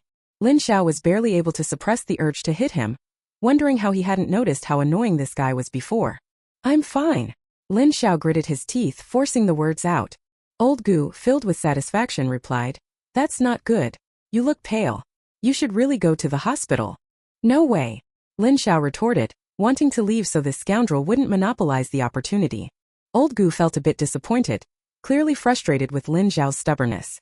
Securing investments was crucial, and he decided not to dwell on the matter with this unruly soldier. Comrade Chi, as you know, our family compound is facing difficulties. Old Gu hurriedly continued as Lin Zhao opened his mouth to speak. What if we combine those two ideas? It would benefit more of the struggling wives. Lin Zhao thought, damn this guy. It could work, he conceded reluctantly. Old Gu's eyes lit up with excitement. If Comrade Chi agrees, then it's settled. I see, Chi Yongyan replied, quickly calculating in his head. In that case, I can discuss the specifics with Commander Gu later? Of course. As long as Chi Yongyan was willing to invest, old Gu would be happy to discuss anything. He would even pamper him. Seeing the military district and Chi Yongyan reaching an agreement, Lin Xiao grew anxious. Comrade Chi, we should have a good talk as well? Sure. Chi Yongyan was well aware of Lin Xiao's intentions. Previously, he had intentionally dropped hints about his assets to lure them in, but he hadn't expected them to act so quickly. With this collaboration in place, old Gu was thrilled and didn't mind letting Lin Xiao and the others use the meeting room. Once outside, he excitedly patted Xie Yinzhao on the shoulder. I knew bringing you along today would lead to success. He was aware of how much Chi Yongyan adored his sister, Ruan Mingfu. Xie Yinzhao gave old Gu a nonchalant glance. Who was it that had looked down on him before? Asterisk. Today was a rare sunny day, and Ruan Mingfu was being supported by Gu Yilin to sit outside and soak up the sun. The enticing aroma in the air made her instinctively pat her belly. Mrs. Ruan's cooking skills had really improved. Sister-in-law, how's your foot feeling? Hu Wanning walked in just as she saw Ruan Mingfu in the yard, pushing the door open. Gooden followed closely but vanished in an instant. Like their owners, Gooden and Wang Kai got along well. The two dogs often visited each other, whether at Gooden's place or Wang Sai's. Wang Kai used to be attached to her, but ever since Mrs. Ruan arrived, he had become enamored with her excellent cooking. It's nothing serious, Ruan Mingfu replied, pointing to a nearby stool. Sister-in-law, please sit. Hu Wanning glanced behind her. Where's Auntie? Busy in the kitchen. Ruan Mingfu had been in the kitchen too, but Mrs. Ruan had kicked her out, complaining that her hungry gaze was distracting and that she was clumsy. It was frustrating. I'll go say hi. Sister-in-law, I'm coming too. With the delicious aroma growing stronger, she couldn't sit still any longer. Mrs. Ruan was frying fish. A whole 2-pound fish, coated in flour and sizzling in the oil, filled the air with an irresistible fragrance. Auntie. Mrs. Ruan looked up and smiled. Oh, it's you. Come sit. For some reason, Hu Wanning always felt pressure in front of Mrs. Ruan. I brought some beans I picked for you to add to your dish. The beans were fresh and glistening with droplets of water, clearly just harvested. Mrs. Ruan didn't hesitate to accept them. Mingfu has told me how much you take care of her. I appreciate your kindness. Come over for dinner today so I can thank you properly. Ruan Mingfu, who had been drooling over the pot of soup, suddenly heard her name and looked up in surprise. When did I tell Mrs. Ruan that? Hu Wanning quickly waved her hands. Oh no, that's not necessary. It's settled then, Mrs. Ruan said with a smile. Don't be polite with me. I don't know how to thank you for taking care of her. A meal is no big deal. I can still treat you. With that said, it felt inappropriate for Hu Wanning to refuse again. After thinking for a moment, she asked, Auntie, is there anything I can help with? Peel some taro, please. Mrs. Ruan understood that if she didn't give her something to do, Hu Wanning wouldn't feel comfortable eating. While everyone was busy in the kitchen, Ruan Mingfu just sat idly by to avoid getting scolded again. As time passed, the delicious aroma in the kitchen became even more intense. Not only Ruan Mingfu but even Hu Wanning couldn't help but swallow. Especially when the pot of chicken soup was brought out. Lifting the lid released an aroma that could easily be described as fragrant enough to drift 10 miles. The soup had simmered all morning, and the meat had melded into the broth. A layer of glistening oil floated on top, while beneath it was rich, milky chicken soup, accompanied by mushrooms stewed with chicken, which Hu Wanning had provided. Mrs. Ruan was quick to notice things. Meanwhile, the families living around Ruan Mingfu were having a hard time. With the mouth-watering aroma in the air and the pickled radishes on the table, there was no way anyone could eat. Adults could hold out, but the children were crying and clamoring for meat. At first, the adults tried to calm them down, but as the delicious smell intensified, their patience wore thin. The children had only eaten some stir-fried bamboo shoots with meat. The sound of children being scolded echoed like firecrackers during New Year's celebrations. When the chicken soup was served, Mrs. Ruan took a spoon and handed a chicken leg to the chubby little boy, also scooping half a bowl of soup. Thank you, Grandma. The little boy was particularly well behaved, with big round eyes that seemed to melt hearts. Mrs. Ruan was quite fond of him.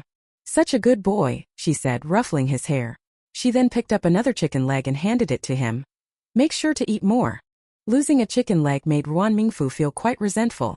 Auntie, that's enough. Hu Wanning quickly placed another chicken leg into Ruan Mingfu's bowl. He can hardly finish one by himself. Let the sister-in-law have it. Seeing the chicken leg back in her bowl, Ruan Mingfu was overjoyed. Thank you, sister-in-law. Everyone was so focused on eating that no one even raised their heads. Even Chi Yongyan, usually the most restrained, couldn't help but have a second bowl. As for Gu Yilin, the food enthusiast, she was even more ravenous.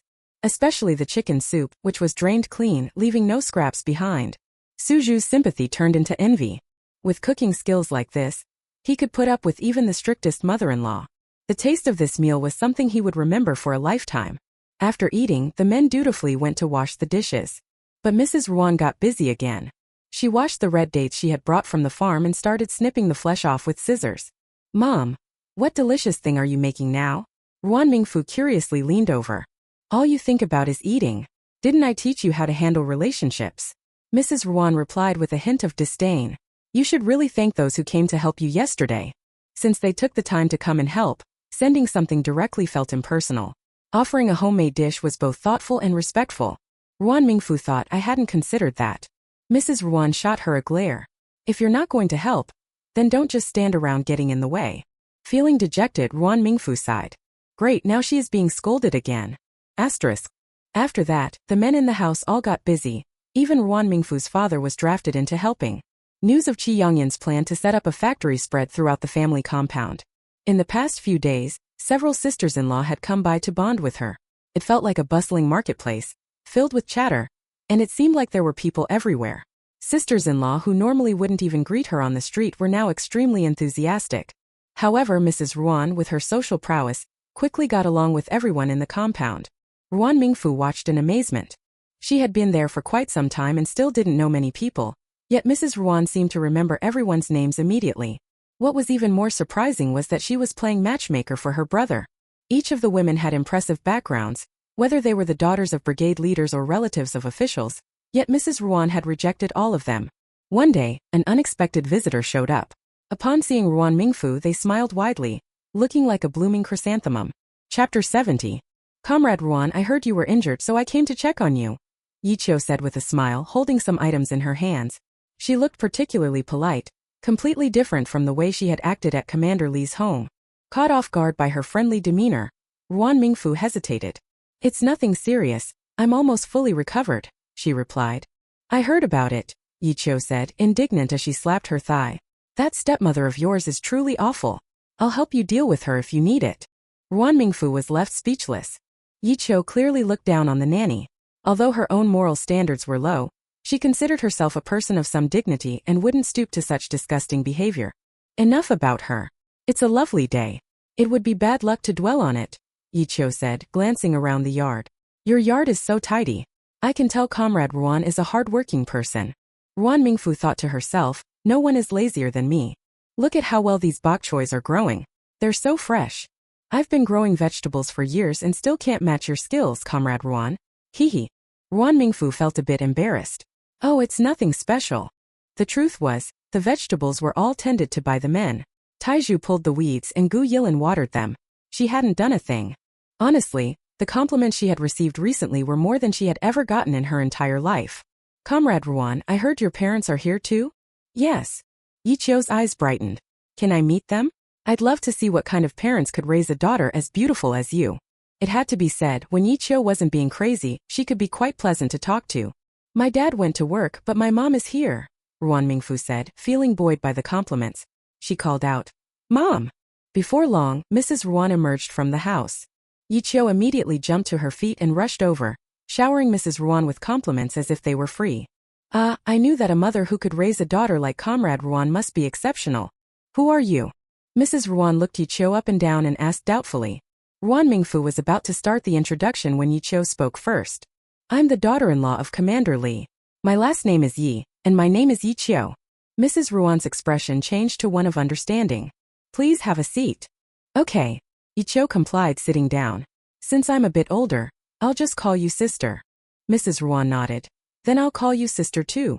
"How wonderful. My mom had a lot of sons, but I've always wanted a sister." Yiqiu sighed. "I truly envy you for having such excellent children. Unlike me." Ruan Mingfu listened to their friendly banter from the side, feeling amused. If she didn't know better, she'd think they were long-lost sisters by the warmth of their conversation. She rested her chin in her hands, eavesdropping. "If my daughter were anything like Comrade Ruan, my dad and I would be burning incense in gratitude." "Just take your time with the kids," Mrs. Ruan said with the air of someone who had been through it all. The more anxious you are, the more they'll push back. Ruan Mingfu thought, really? She wondered if Mrs. Ruan remembered how she had once scolded her, and it didn't seem like the taking it slow approach had ever been her style. As the two continued talking, Ruan Mingfu started to feel bored and gazed at the clouds outside. Mom! Chi Yongyan walked in from outside. Today, he was wearing a suit that accentuated his tall figure. He looked handsome, and upon closer inspection, he bore a slight resemblance to Mrs. Ruan. Yi Qiu had noticed him the moment he entered. When she heard him call Mrs. Ruan Mom, her eyes lit up. Why are you back so soon? I forgot my notebook. Do you know where it is? Scatterbrained, Mrs. Ruan said as she stood up. Wait a moment, I'll go get it. The more Yi Qiu looked at Chi Yongyan, the more she liked him. So you must be Comrade Chi, she said. Chi Yongyan nodded. You're quite handsome, Yi Qiu said, her eyes sparkling. I wonder where you're currently working. Here. Before she could finish her sentence, Mrs. Ruan returned with the notebook. Chi Yongyan took it and said, I'll be going now. In an instant he was out the door, his tall figure disappearing in the blink of an eye. Yi Qiu's eyes followed him until he was out of sight, and then she turned back to Mrs. Ruan. Sister, you're so lucky. Your daughter is great and your son is even better, she said, looking at Mrs. Ruan. I wonder if he's dating anyone. Unfazed by Yi Qiu's intentions, Mrs. Ruan replied straightforwardly. No. Yi Qiu turned abruptly. That's such a pity. She initially meant to say great, but upon seeing Mrs. Ruan's expression, she quickly changed her words. What's there to pity? I'm not planning to interfere, Mrs. Ruan said calmly as she took a sip of water. They have to live their own lives. Their partner should be someone they genuinely want. Yi Qiu had never heard such a perspective before, and was taken aback for a moment. Sister, you're really open-minded. Nowadays, who isn't pressured to get married when they reach a certain age? In the countryside, girls are often married off by 17 or 18. They're not kids anymore, they don't need to be managed. Mrs. Ruan waved her hand. I'd rather enjoy some peaceful days. Yi Qiu pondered for a moment, but soon she remembered why she had come. Sister, may I ask you a bold question? Yi Qiu ventured, noticing Mrs. Ruan's unchanged expression. You don't only have Comrade Ruan as a daughter, do you? I'm just curious. If it's uncomfortable, you can pretend you didn't hear. There's nothing to it, Mrs. Ruan explained directly. Our families have been connected for generations, and this child has a tragic background, having lost his mother. I felt a connection with him, so I decided to take him as my godson. Yi Qiu understood. So that's how it is. Sister, you have a truly kind heart. They continued chatting about various topics, and it wasn't long before Yi Qiu prepared to leave. Wait, Mrs. Ruan said, pulling out some jujube cake she had made. This is homemade just for you. The sweet aroma wafted through the air, and despite her initial intentions to refuse, Yi Qiu found herself unable to say no. Then I won't be polite. If you won't accept it, then I won't accept what you brought. Yi Qiu's smile widened. After today's chat, I realize there are indeed kindred spirits in this world. Sister, you must come visit my home sometime. I'll treat you well. After sending Yi Qiu off, Mrs. Ruan turned to find Ruan Mingfu with an expression that said it all. Mom, how do you manage to chat with anyone so easily? Use your brain, Mrs. Ruan said, tapping Ruan Mingfu on the head, clearly frustrated. She brought gifts and didn't say anything inappropriate. Why act like a chicken with its head cut off? Is this how I taught you? Feeling a bit aggrieved, Ruan Mingfu cradled her head. There was no need to get physical while talking. I can't believe you don't realize she's got her eyes on my brother. Mrs. Ruan rolled her eyes. Ruan Mingfu thought Mrs. Ruan was about to strike her again and instinctively leaned back. Your brother is old enough. It's time for him to find a partner and consider marriage. People are chosen, so it's good for your brother to meet more people, so he won't be a single dog when he's young, hanging around under her nose all day long. Annoying. Mom. Ruan Mingfu looked at Mrs. Ruan in disbelief. Did you really just sell out my brother? Mrs. Ruan was so angry she almost twisted her ear. What do you mean sold? What nonsense are you spouting? You were chatting so happily with her today. What if she brings her daughter over tomorrow? Will my brother accept her or not? The last time she met Li Xiuxiu it felt quite normal, but she couldn't exactly sort out her feelings regarding Xie Yinzhao. One thing was for sure. She didn't want Jiangyan to have any connection with Li Xiuxiu. Mrs. Ruan. She raised her hand, and Ruan Mingfu immediately covered her head in caution. Who said that meeting someone means you have to get married? There are plenty of opportunities later. There's always a way to say no. Mrs. Ruan felt like banging her head against a wall, wondering what was going on inside her daughter's mind. Xiao Xie is too indulgent with you, raising you to be this way. Just look at your brain. It's no different from the village idiot at the corner. The more she thought about it, the angrier she became. What did I teach you? Ruan Mingfu. This is a calamity. Mrs. Ruan twisted her ear, and Ruan Mingfu quickly begged for mercy. Mom, I'm sorry, I really am. It's too late. Mrs. Ruan easily subdued Ruan Mingfu. From tomorrow you're going to study seriously with me. Yi Qiu was happily returning home with the gift Mrs. Ruan had given her. Li Jian happened to be home and seeing her joyful expression smiled and asked, "What's made you so happy today? Did you find money outside?" "Even better than finding money. Oh, I found a new son-in-law for our daughter." Li Jian was drinking water when he heard this and nearly choked. "What?" Yi Qiu was provoked by his reaction and shot him an annoyed look. "Are you deaf?" "I forgot," Li Jian said, feeling somewhat exasperated. "The last time you argued with our daughter so fiercely, and now you want to introduce her to someone?" After their last big fight, Yi Qiu had become quite silent. Li Jian thought she had given up, but here she was stirring up trouble again. No way, no way. Don't you remember our daughter's temperament? This one is different. I'm sure she'll agree. Yi Qiu was full of confidence. You just need to bring her back. Hurry up. I'm not going. Li Jian was feeling a headache coming on. This mother-daughter pair was in a state of cold war after their argument. Yi Qiu couldn't bring herself to face it, so she needed Li Jian to intervene. If you don't go, then sleep on the street. Yi Qiu placed the jujube cake on the table. If you don't complete this task, don't expect me to treat you like my husband. Li Jian. He was about to respond when he suddenly caught a whiff of a special aroma. He sniffed and his gaze fell on the package of jujube cake. As he peeled off the outer wrapping, the scent grew stronger. Li Jian couldn't wait to tear off a piece and pop it in his mouth. His eyes lit up immediately. Just as he reached for another piece, a well-manicured hand swatted him away. If you don't go get our daughter back, don't eat my things. Li Jian swallowed hard. Fine, I'll go, okay? Yi Qiu was finally satisfied. I'm doing this for her good. Besides, the other party was so outstanding. She was worried Li Xiuxiu wouldn't be good enough. And yet this stubborn girl didn't appreciate her efforts at all. She is her own daughter. If it were someone else, she wouldn't bother to care. Chapter 71.1. Near the foot of the mountain, there was a river flowing down from the peak. The water was shallow but crystal clear. Its location was convenient. Whenever the family had large items to clean, the sisters-in-law would usually take them to this spot. Besides the small square, it was the second most important gathering place in the area. On this day, the sisters-in-law were washing clothes for the change of seasons, and when they were chatting, they inevitably talked about the hottest things recently. Comrade Ruan's brother is really amazing. He can even do business with the army. I heard, said one sister-in-law with sharp, slanted eyes that made her seem formidable, that Comrade Ruan is from a capitalist family. Her parents were sent down for re-education, and they just got rehabilitated recently. Huh? How come I didn't hear about that? The other sisters-in-law looked over at her curiously. Is that true, or are you pulling my leg? I believe it's true. Another sister-in-law paused in her work. Just look at her, the way she carries herself, even the daughters of landlords can't compare. Oh my, how did she end up with Commander Xie then? Aunt Huang was scrubbing the clothes without looking up. So what? They were rehabilitated anyway. She glanced at those people. They have money and technology. They can build a factory anywhere else. They chose this place just to help us. As soon as she said this, the sisters-in-law who were thinking of reporting them turned red with embarrassment. They didn't dare say anything more and began to speak positively. That's true. We should be grateful to them. Yes, we have to tighten our belts every year. With 4 or 5 kids at home, living off old Lou's allowance is tough. With this factory, we can live a good life in the future. To be honest, if I can be selected as a worker, I will send all my children to school. As they chatted, the sisters-in-law started laughing again, creating a harmonious atmosphere. I heard the sausage factory isn't that big, so they will definitely not let all the people from our family compound go there. I don't know how these places are allocated.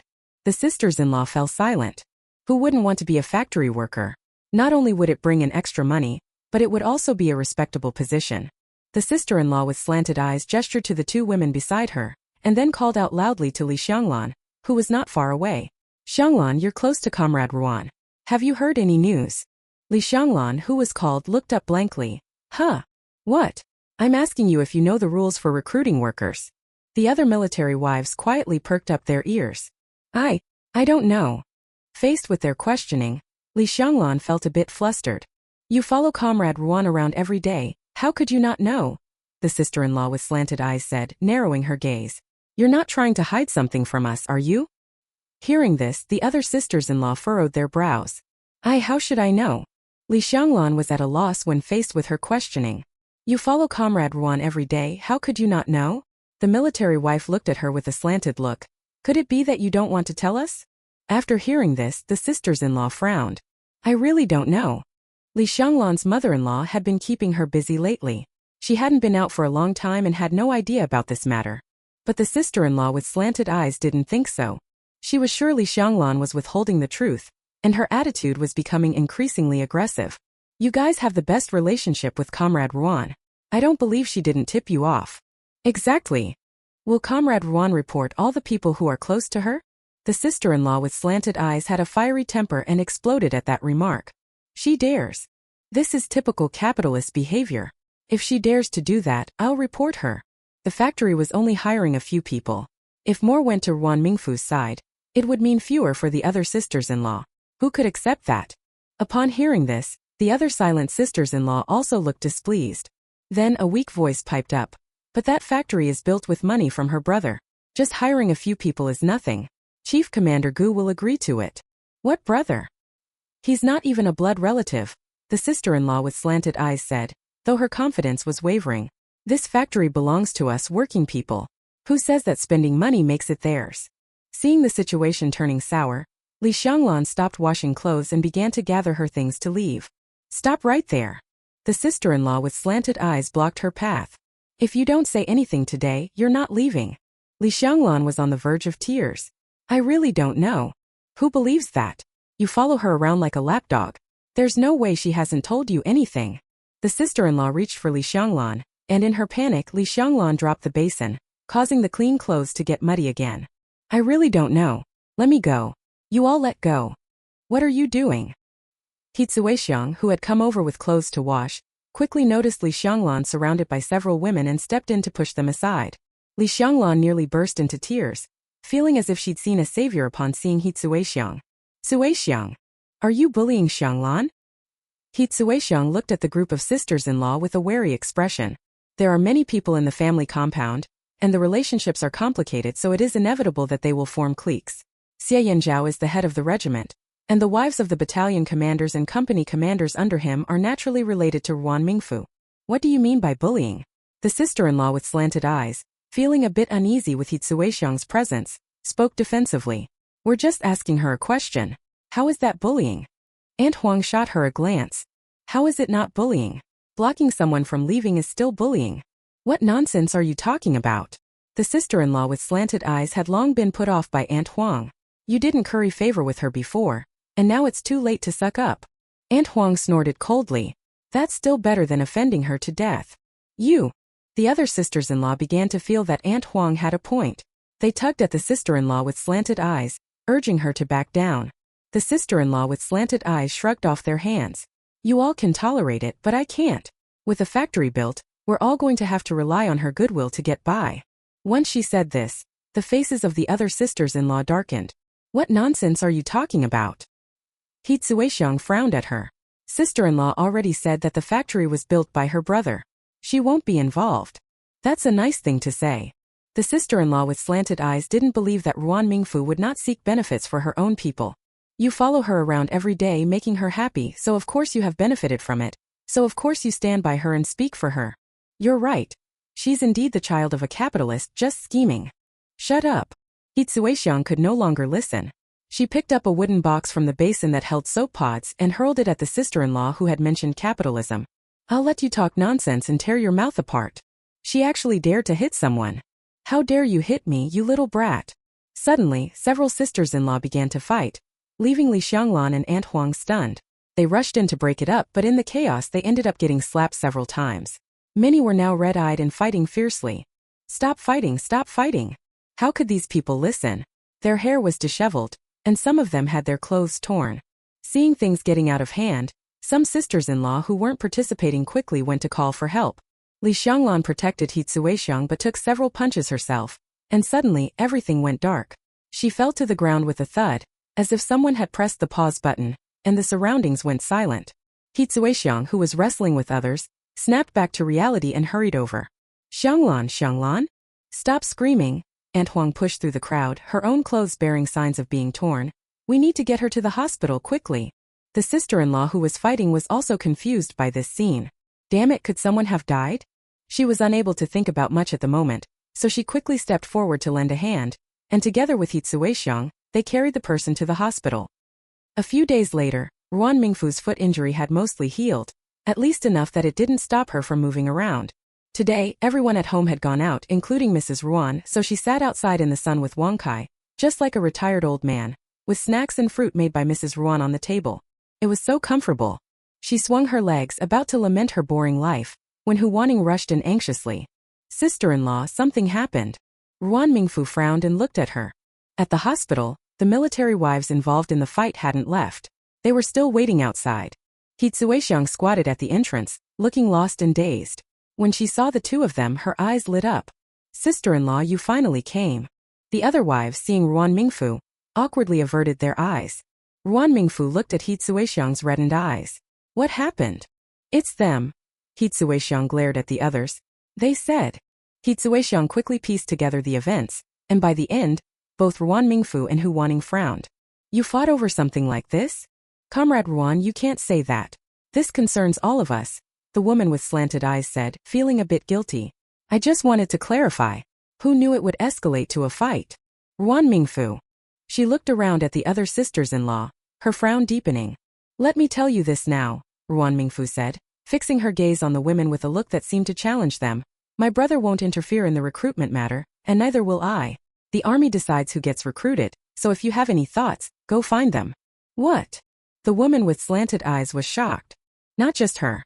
Everyone was taken aback. Ruan Mingfu frowned beautifully. Are you satisfied now? After the initial shock came disbelief. The sister-in-laws began to ponder when to go to the army for verification. But they soon got their chance when personnel from the logistics department arrived to take everyone away. At least one person was still lying down, so Hitsuexiang wasn't taken. But she felt uneasy nonetheless. Sister-in-law, Xianglan won't be in any trouble, right? As soon as she spoke, a doctor came out. It's nothing serious. She's just pregnant and exhausted. She just needs to rest at home for a few days and she'll be fine. Hitsuexiang finally let out a sigh of relief. Doctor, is the baby okay? It's fine. That's great. Hitsuexiang's face lit up with joy. So Xianglan is going to be a mom. She couldn't help but touch her own belly. Both of them had gotten married around the same time. Li Xianglan was expecting, but she hadn't made any progress yet. For a moment Hitsuexiang felt a pang of sadness. Ruan Mingfu was also taken aback by the news. Thank goodness nothing serious happened just now, Hu Wanning said, feeling relieved. Otherwise, it would have been a disaster. Thinking back to what had just happened, Hitsuexiang felt a bit frightened. Li Xianglan was in good health and hadn't fainted for long. When she woke up and saw Ruan Mingfu, her eyes brightened. Sister-in-law. Do you feel unwell? Li Xianglan shook her head. Xianglan, do you know you're pregnant? Pregnant. Li Xianglan reached for her belly, her expression oddly mixed. Not joy but rather a bit of fear. At that moment Captain Wang rushed over. Xianglan, are you okay? Sweat was beading on his forehead in the cool autumn air, and he was panting heavily. Chapter 71.2.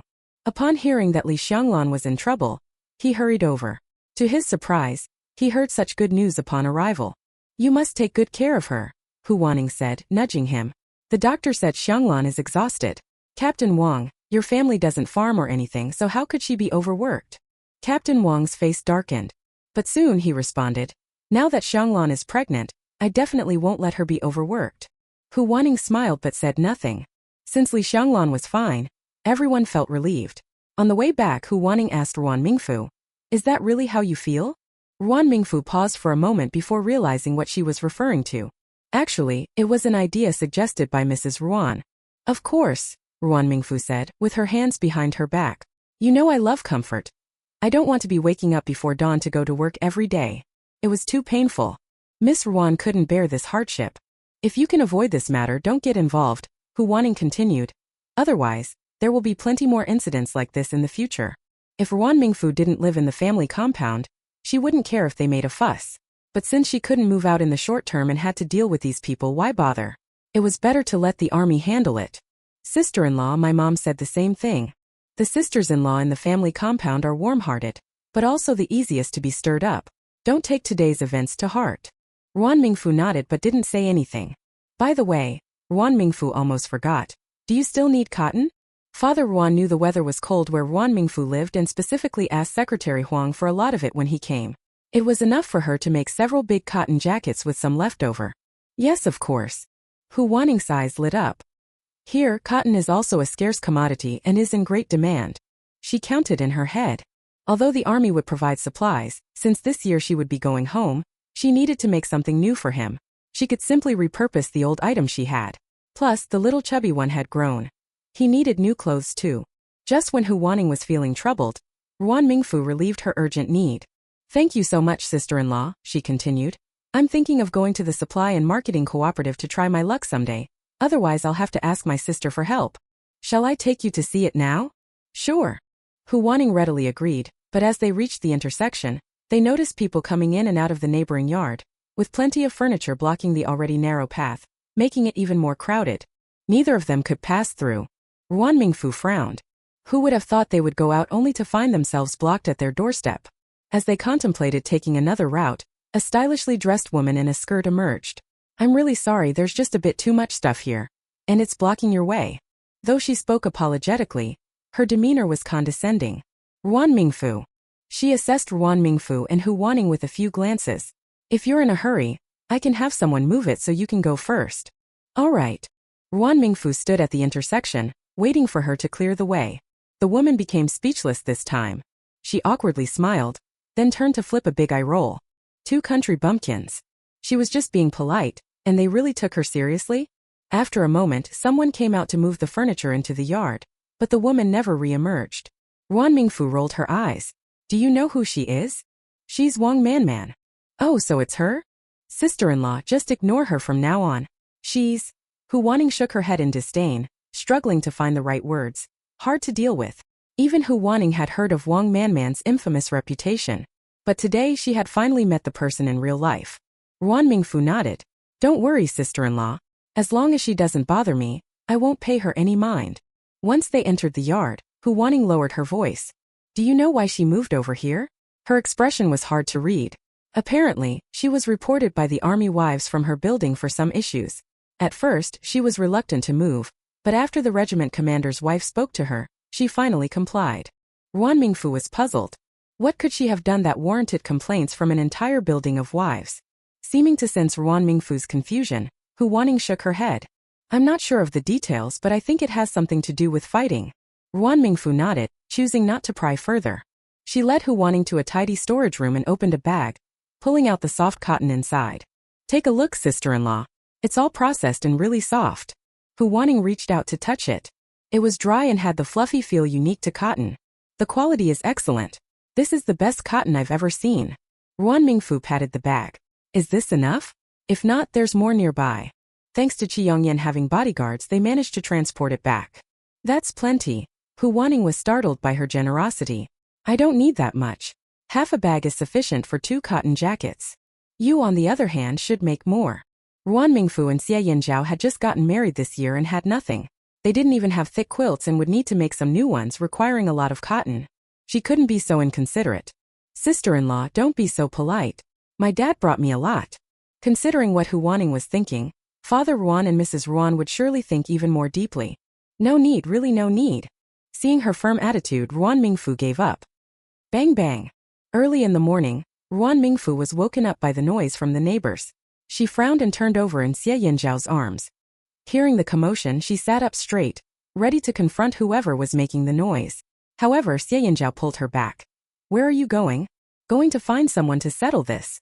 She said it with such fierce determination, as if she were out for revenge. Xie Yanzhao took a deep breath and patted her head. I'll handle it. Ruan Mingfu turned to look at him. She watched him get dressed and walk straight out. It was still early, with fog hanging in the air, and droplets of water clung to the grass. It was evident how early it was. Ruan Mingfu couldn't go back to sleep, so she leaned against the window, gritting her teeth as she watched Wang Manman's house. She didn't know if it was a case of them taking the wrong medicine or if they were just causing chaos, but the racket over the past few days had been loud enough for her to hear from here. And it was always at 5 or 6 in the morning, right when she was sleeping soundly. Who could stand such torment? Annoyed, Ruan Mingfu took a deep breath. Now she understood why all the army wives in the building complained about Wang Manman and wanted her to move out. Who could tolerate this? Before long, Xie Yanzhao's tall figure appeared at the neighbor's door. Whatever he said seemed to have lowered the noise significantly. Ruan Mingfu finally relaxed and lay back down, pretending to be dead. When Xie Yanzhao returned, he found her staring blankly at the ceiling with her big, bright eyes. All right. He climbed back into bed, pulling her into his arms. Go to sleep. But sleep was out of the question. Ruan Mingfu buried her face into his chest. So annoying. He hugged her tighter in response. I spoke to Captain Xiao. Today's the last day, it won't bother you anymore. Ruan Mingfu let out a cold snort. She wanted to curse, but then remembered something important. Sister-in-law is going back to Beijing at the end of the year, so where are we going this year? This scoundrel of a man had a falling out with Commander Xia, and hadn't returned home in over a decade. Naturally, Ruan Mingfu had no interest in seeing that the mother and daughter's sour faces either. The only option left seemed to be returning to Haicheng. But come to think of it, this dogman almost felt like he was marrying into her family. Wherever you want to go, we'll go, he said. Hearing this, Ruan Mingfu smiled in satisfaction. Sleep a little longer. Xie Yanzhao extended his large hand, covering Ruan Mingfu's eyes. I'll stay with you. Perhaps it was Xie Yanzhao's voice that did the trick, as she drifted off without realizing it. When she woke up, the bed was already empty. Most people had left, and only Mrs. Ruan remained, seemingly waiting for her. Why didn't you sleep until evening? Ruan Mingfu. That same sarcastic tone. Anyone would think Mrs. Ruan was a mother-in-law disciplining her daughter-in-law. Mom, Ruan Mingfu yawned. You don't know how noisy it was next door. I was woken up by the commotion. Enough. Hurry up and eat. Mrs. Ruan interrupted her before she could go on. You're coming out with me later. Ruan Mingfu looked over in confusion. Where are we going? Just eat your food. Ruan Mingfu. What is it like to have a domineering mother? Humph. Only a real mother could spoil her like this. Anyone else and she'd tell them to get lost. Looking at the bustling market, which was both chaotic and orderly, Ruan Mingfu was bewildered. Mom, why did you bring me here? She knew this place. She'd come here a few times with Hu Wanning before. It was far from the city, making it inconvenient to buy anything. The commune organized a few villages nearby to gather here on fixed days each month for bartering. Later, the wives from the family compound found out about it and came here to trade as well. Ruan Mingfu glanced around. There was a wide variety of things, even straw sandals. Starting today, you're going to learn how to cook from me. It felt like a bolt from the blue. Mom! Was she even Mrs. Ruan's biological daughter? Why on earth would she make her learn to cook? Unbelievable. What's with the shouting?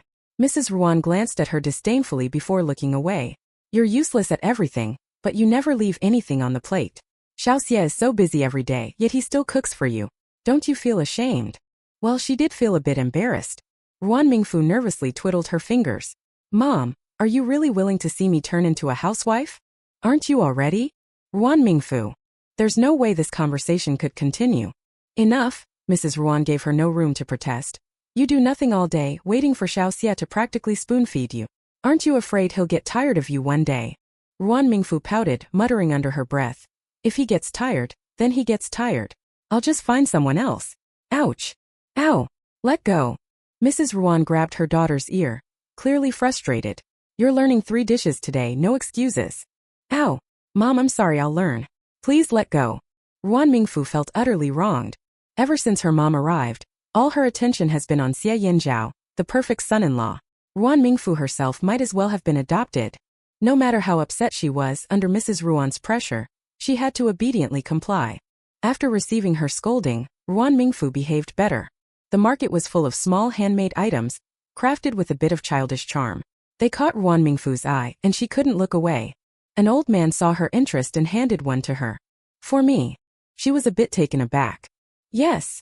The old man smiled warmly, his face like weathered bark. I made them myself. They aren't worth much. Ruan Mingfu accepted it. The chicken woven from bamboo leaves was so lifelike. You've made this so well, how could it not be worth anything? That dogman was born in the year of the rooster, so this would be a perfect gift for him. Feeling pleased, Ruan Mingfu handed over 2 cornbreads she had prepared.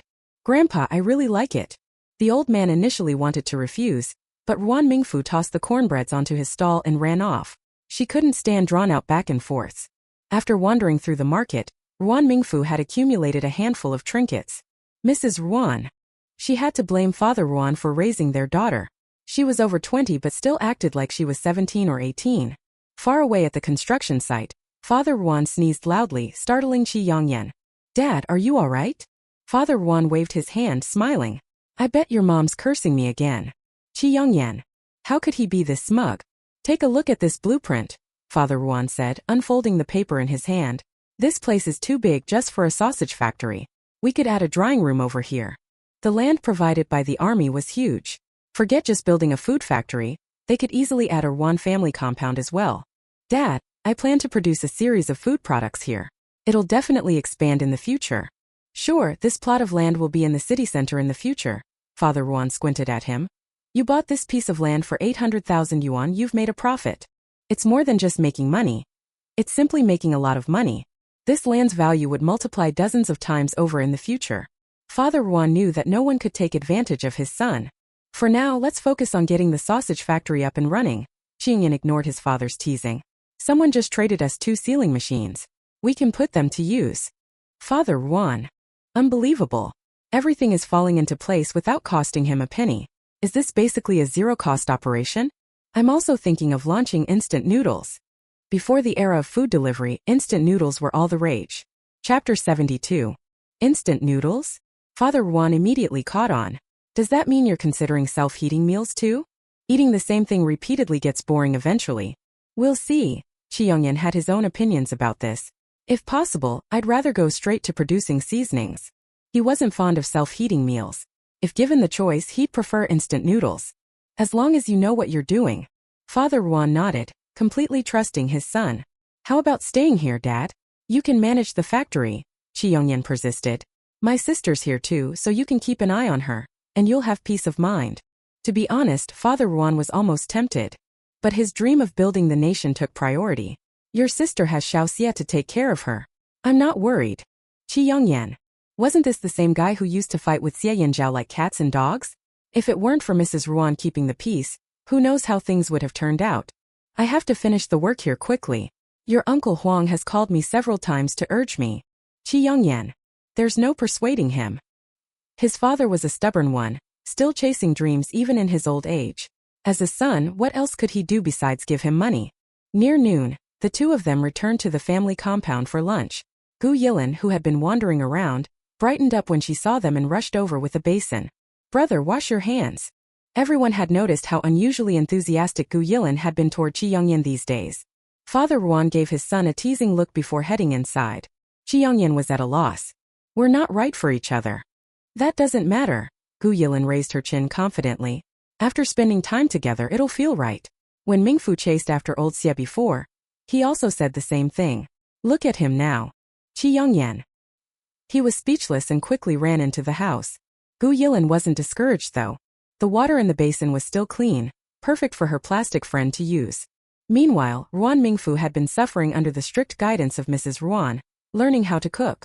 By the end of the morning she was a mess, her whole demeanor exuding defeat. Mrs. Ruan wasn't like Zhu Hong. When she said she was going to teach Ruan Mingfu to cook, she meant it.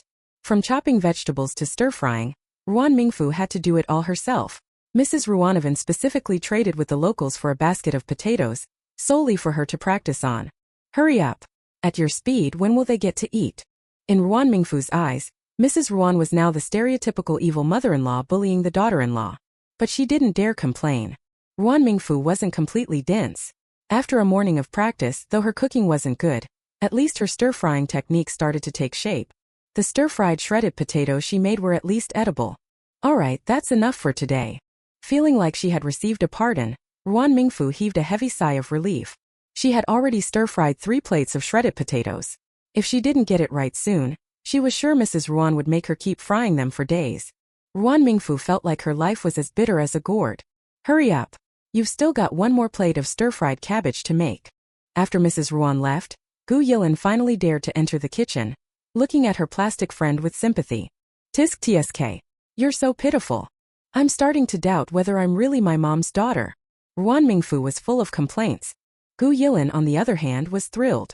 Seriously. She rubbed her hands together excitedly. My mom once told me we were born in the same hospital. Do you think we could have been switched at birth? If that were true, she'd be Mrs. Ruan's real daughter. She could skip over Qi Yongyan and call her mom directly. Oh my god, what a fantastic turn of events. How did she not think of this before? Get real. If I'm not my mom's daughter, do you think you are? Ruan Mingfu knew that her plastic friend hadn't given up her sneaky desire to steal her mom. How do you know for sure? The more Gu Yilin thought about it, the more convinced she became. She and Mrs. Ruan were so similar, both in temperament and personality. Even the way they handled things was alike. Weren't they just fated to be mother and daughter? If that's true, then you can't be with my brother anymore. Ruan Mingfu tried to scare her. Who knew that Gu Yilin didn't care? Who needs a man when I have a mother? What are you two talking about? Just as Ruan Mingfu was about to respond, Chi Yongyan's tall figure entered from outside. He looked at her curiously, and when he saw his sister holding a spatula, his heart ached for her. Mom's orders. I can't do anything about it, he said, patting her on the shoulder. Once things ease up, I'll hire 17 or 18 housekeepers for you. Now that's a real brother. After being bullied all morning, Ruan Mingfu looked at him with teary eyes. Brother, you're the best. When had his sister ever endured such hardship? Chi Yongyan pulled out a savings booklet from his pocket and stuffed it into her hand. Take it and spend it. Ruan Mingfu opened it and wow, it was another 5-figure amount. Her eyes lit up instantly. Though she couldn't spend it now, in a few years, she'd go to the capital and buy 17 or 18 courtyard houses. Even if she laid flat for the rest of her life, she'd be a super rich woman. Chi Yongyan glanced at Gu Yilin standing nearby, hesitated for a moment, and pulled out another savings booklet. For you two. I get one as well? Gu Yilin was stunned. She took the booklet, looked at the numbers inside, and after a moment of shock, her face lit up with excitement. Brother, from now on, you're my real brother. Even my own dad isn't that close to me. Chi Yongyan nodded coolly. Just don't bother me. Got it. Gu Yilin's eyes sparkled. Brother, don't worry. From now on, I'll make sure you can't find me. Chi Yongyan sighed in relief. If he had known Gu Yilin could be handled so easily, he should have just given her money earlier. Once her brother left, Ruan Mingfu looked at her friend with exasperation. Do you even remember what you said earlier? Gu Yilin was blissfully hugging her savings booklet, mentally counting the zeros. Who needs a man when you have money? She wasn't a love-brained woman who couldn't live without a man. With money she could have as many men as she wanted. Ruan Mingfu. Impressive. Even though her plastic friend lacked some common sense, her mindset was on point, skipping 50 years worth of lessons. The next day, as soon as Ruan Mingfu stepped out of her house, she found the yard full of people. Mrs. Ruan waved her over. Come here, they're all waiting for you. Seeing her, the group of wives brightened up and started praising her. Comrade Ruan is up? Comrade Ruan is looking really well. Oh, you're right. Even if Comrade Ruan had dark circles, she'd still look better than others. She was a bit overwhelmed by all the flattery. She was covering her face when a woman with slanted eyes came out from the crowd and looked at her with some embarrassment. Comrade Ruan, we were in the wrong yesterday. We came specifically to apologize. Yes, we realize we made a mistake. We're just rough people and don't always say the right things. Please don't hold it against us. Listening to the sisters-in-law talking at once, Ruan Mingfu understood what they meant. She had no choice but to say, I didn't take it to heart. Everyone can go back now. That won't do. The woman with the drooping eyes stood up and said, Comrade Ruan, this is the melon grown in my field. Please take one to taste. And here are some eggs from my chickens, please have some. Yes, and my beans are really tender, Comrade Ruan, try them too. The sisters-in-law seemed to know that Ruan Mingfu was going to refuse, so they dropped their things and ran away, and disappeared in a moment. Ruan Mingfu looked at the things on the ground and remained silent.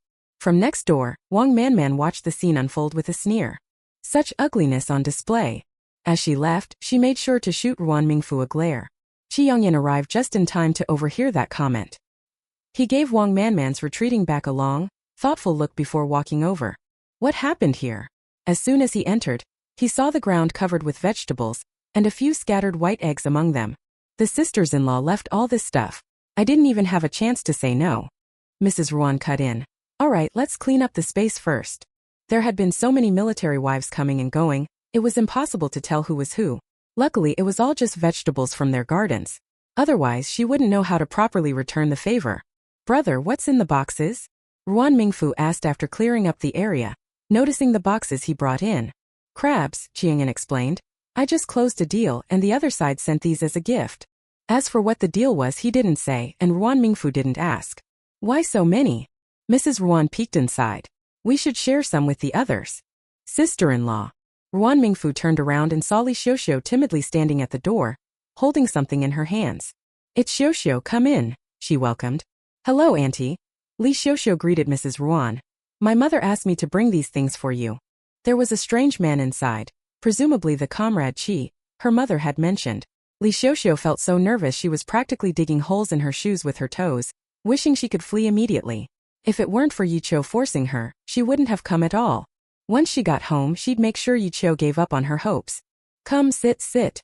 Mrs. Ruan warmly invited her inside, but not without giving Li Xiuxiu a once-over. Then she turned to Ruan Mingfu. Didn't you see we have a guest? Go make some tea.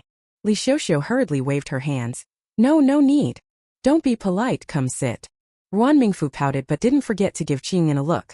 Brother, doesn't something feel off with Mom? In his previous life, Qi Yongyan's marriage was Mrs. Ruan's top priority. She probably hadn't given up on it yet, even here. Qi Yongyan remained indifferent. In this lifetime his true love was money, and nothing could replace it in his heart. If things got too troublesome he'd just run away. Mrs. Ruan couldn't possibly chase him all the way to Hong Kong. You should worry about yourself instead, said Qi Yongyan. Ruan Mingfu, upset, jabbed him lightly. I'm just concerned about you. Qi Yongyan. Instead of gloating, he wiped the table while standing upside down. Relax. I don't think Li Xiuxiu has any interest, Qi Yongyan said as he sat down on the sofa. When has Mom ever done something unreliable? Don't worry about it. Ruan Mingfu recalled Li Xiuxiu's expression when she came in.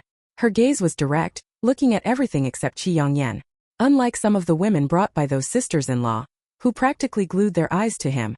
When Ruan Mingfu brought out the tea, she saw her mother and Li Xiuxiu engrossed in conversation. So you're a teacher now? Asked Mrs. Ruan. Yes, Li Xiuxiu replied shyly. After spotting Ruan Mingfu, she became even more uneasy. Just a primary school teacher. Mrs. Ruan praised her. Teaching and nurturing children is such a noble job. Li Xiuxiu lowered her head bashfully. Oh, by the way, my mom wanted to ask if you might have some free time to visit our home, Li Xiuxiu added. Chapter 73. Ruan Mingfu blinked, glancing at her mother. Mrs. Ruan seemed as calm as ever and responded, Sure, I'm free the day after tomorrow. That's wonderful. Li Xiuxiu sighed in relief. I'll let my mom know. She stood up and politely excused herself. Xiuxiu, take some crabs home to try, Mrs. Ruan offered. Oh no, that's really not necessary. In the end, Li Xiuxiu couldn't refuse and took the crabs with her. Watching her leave, Ruan Mingfu slowly walked over and asked, Mom, don't tell me you actually like her and want her to be your daughter-in-law? Nonsense. Mrs. Ruan shot her a glare and turned to go inside. Ruan Mingfu hurried after her. Then why did you agree to go over for dinner? Yiqiu and I get along pretty well.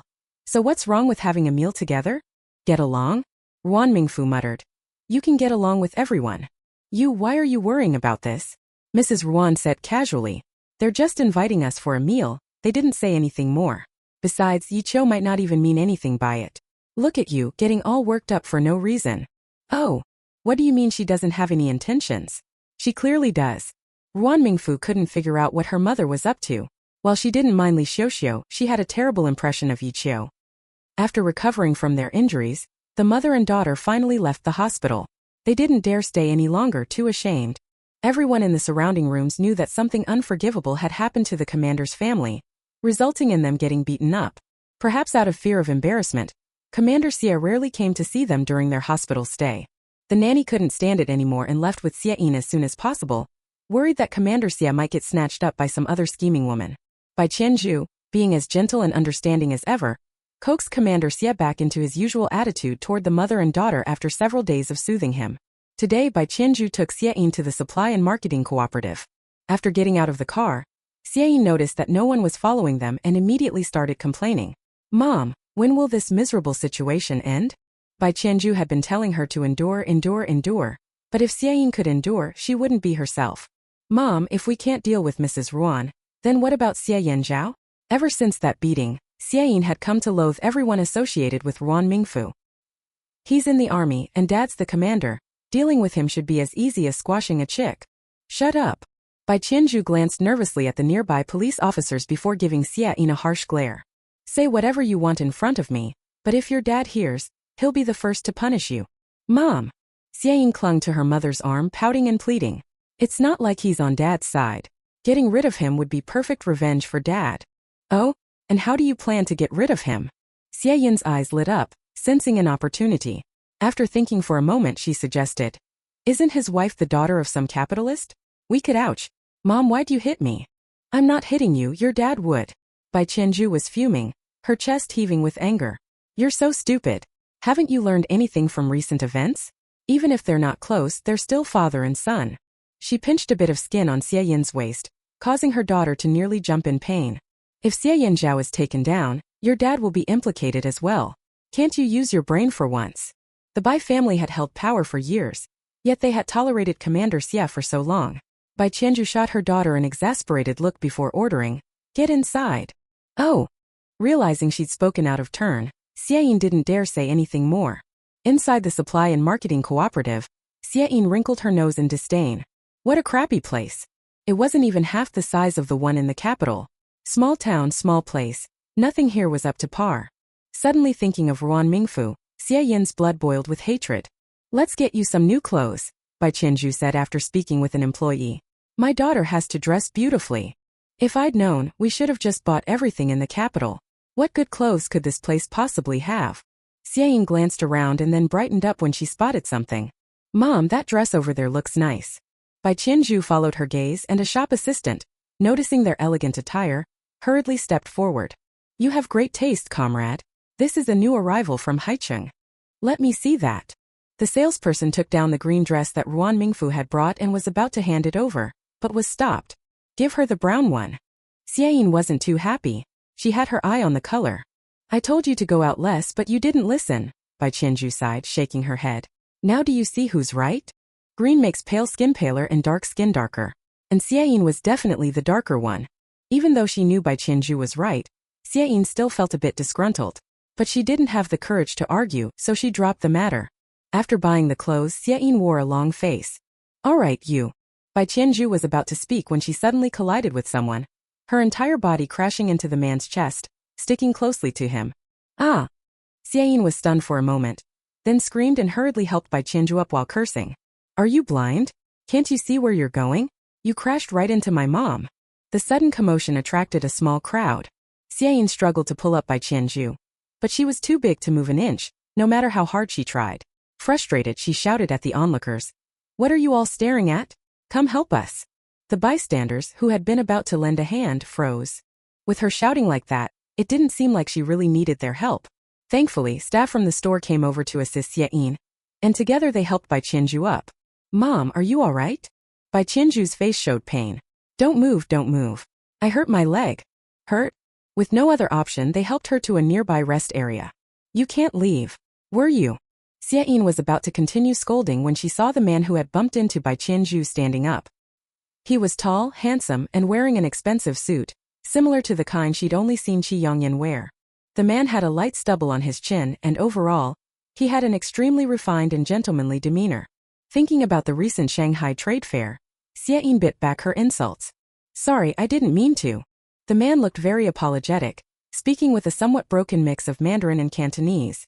You had to listen carefully to make out what he was saying. Xie Yin, a bit flustered, cleared her throat and tried to regain her composure.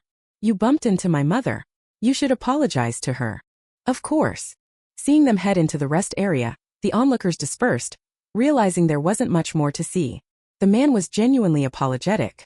"I'm so sorry, I wasn't paying attention. I can cover the medical expenses and offer compensation." "It's all right." Bai Qianju gritted her teeth through the pain. "It's just a twisted ankle, nothing too serious." To their surprise, the man's eyes lit up. "A twisted ankle? I can treat that." "You." Not just Bai Qianju and Xie Yin. Even the shop staff standing nearby didn't believe this foreign-looking man could treat an injury. "I really can, trust me." "All right." Xie Yin quickly tugged on Bai Qianju's sleeve. "Mom, don't be rash. What if he makes it worse?" "It's fine." Bai Qianju gave the man a charming smile. "I believe him." With the injured party's approval, no one had further objections. The man squatted down and gently lifted Bai Qianju's foot. "Madam, is it here?" His touch was delicate, gliding over her well-maintained skin and sending tingles through her. She couldn't help but recall the feeling of being in his arms earlier, like a cat's paw softly brushing against her heart. Bai Qianju bit her lip. "No, it's a bit to the side." Now she could distinctly feel the warmth of his hand against her skin. "Here." He applied light pressure, and Bai Qianzhu hissed through her teeth at the sudden pain. Xie Yin stood anxiously beside her. You be gentle. Don't worry, miss, the man smiled. My grandfather may have been a foreigner, but my grandmother was from here, and she passed down an ancient family technique for treating injuries. I learned directly from her. And sir, may I ask your name? I'm William, he responded with a charming grin. My grandparents and mother were foreigners, but I have a quarter of Chinese blood. As he spoke, he winked at both mother and daughter. Xie Yin felt even more reassured. Madam, I'll massage it a bit first to help it heal faster. Bai Qianzhu's full attention was on the warmth of his hand on her foot. She barely registered anything else. After a long pause, she finally replied. Oh, all right. As soon as she gave permission, William's hands became more forceful. To get better leverage, he placed her foot on his thigh. The heat from his body radiated through the thin fabric of his trousers, warming her heel and spreading to her core. The air around them seemed to thicken. Bai Qianzhu's breathing grew shallow as her chest rose and fell more rapidly with each of his increasingly firm motions. At the peak of the intensity, Bai Qianzhu couldn't help but let out a soft moan. All right. William finally stopped, his face filled with polite satisfaction. Try walking a bit. Bai Qianzhu, slightly dazed, took a moment to gather herself. At last, she followed his suggestion and took a couple of steps. The effect was astonishing. Not only could she walk, but the pain had also vanished. Xie Yin widened her eyes at this scene. You're really impressive. William's smile deepened. My grandmother is an expert at treating this sort of injury. Many people come from afar to see her. Unfortunately, she lives in the Rose Manor in Tea Country, which is far from here. A manor? Xie Yin immediately seized on this keyword and excitedly looked at Bai Qianzhu. However, Bai Qianzhu didn't catch Xie Yin's gaze. With her eyes glistening like spring water, she turned to William and said, Mr. William, you're amazing. You healed my injury so quickly. Thank you so much. You're welcome. It was the least I could do. Xie Yin felt anxious and tugged at Bai Qianzhu's sleeve. If it weren't for her last bit of restraint keeping her rational, Xie Yin would have rushed over immediately. With both grandparents being foreigners and a manor in Tea Country, if she married into that family, she couldn't even imagine how happy her life would be. Qiongyan was gone, and she no longer cared about that scoundrel who hurt her.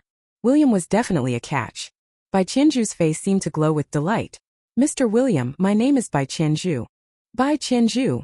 William's affectionate gaze rested on her. That's a lovely name. Chapter 74. Ruan Mingfu, who had been exploited by Mrs. Ruan for a day, rubbed her shoulders and then went into the house. Seeing Xie Yinzhao sitting beside the bed, she was immediately furious. It's all this bastard's fault. Get out of the way. Just seeing you irritates me. Xie Yinzhao. She sat down at the vanity and looked at her reflection in the mirror. After days of being grilled and stressed, she felt more than just a little worn out. Ruan Mingfu pulled out some snowflake cream, scooping a bit and applying it to her face. What's wrong? What's wrong? How dare he even ask? Ruan Mingfu shot him an annoyed glare, remaining silent as she smeared a thick layer of cream on her face. Xie Yinzhao chuckled lightly, setting down his book and placing his warm hand on her shoulder. Who made you angry? Ruan Mingfu wished she could bite him. Who else but you? As she spoke, she turned to seriously scrutinize Xie Yinzhao. Ruan Mingfu had never met Commander Xia, but looking at Grandpa Bai and Lin Shu, although the two elderly people were old, one could still tell they had the elegance and grace of their youth. That dog of a man probably inherited most of his good looks from his mother. If he weren't so fierce and didn't have that scar, many girls would probably have liked him. Noticing her unwavering stare, Xie Yinzhao's eyes darkened. He grasped Ruan Mingfu's hand, his voice low and serious. What are you looking at? Without thinking, Ruan Mingfu replied. I was wondering if you're Mrs. Ruan's real son. Xie Yinzhao. That was an interesting thought, but she should stop thinking like that. He ground his teeth in frustration, punishingly squeezing her hand. But Ruan Mingfu cried out in pain. Be gentler.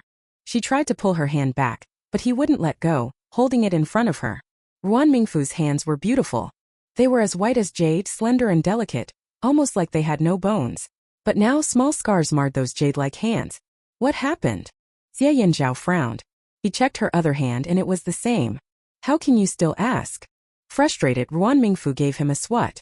But with his tough skin, it felt like a mere tickle to him, while her palm turned red. Did I do this? Xie Yinzhao. Ruan Mingfu suddenly became serious. Do you regret marrying me? She had been pampered since childhood and couldn't do much. As a wife, it seemed she hadn't contributed to his life at all. Rather, it felt like he had been the one giving all along. Thinking about it, their relationship felt unfair.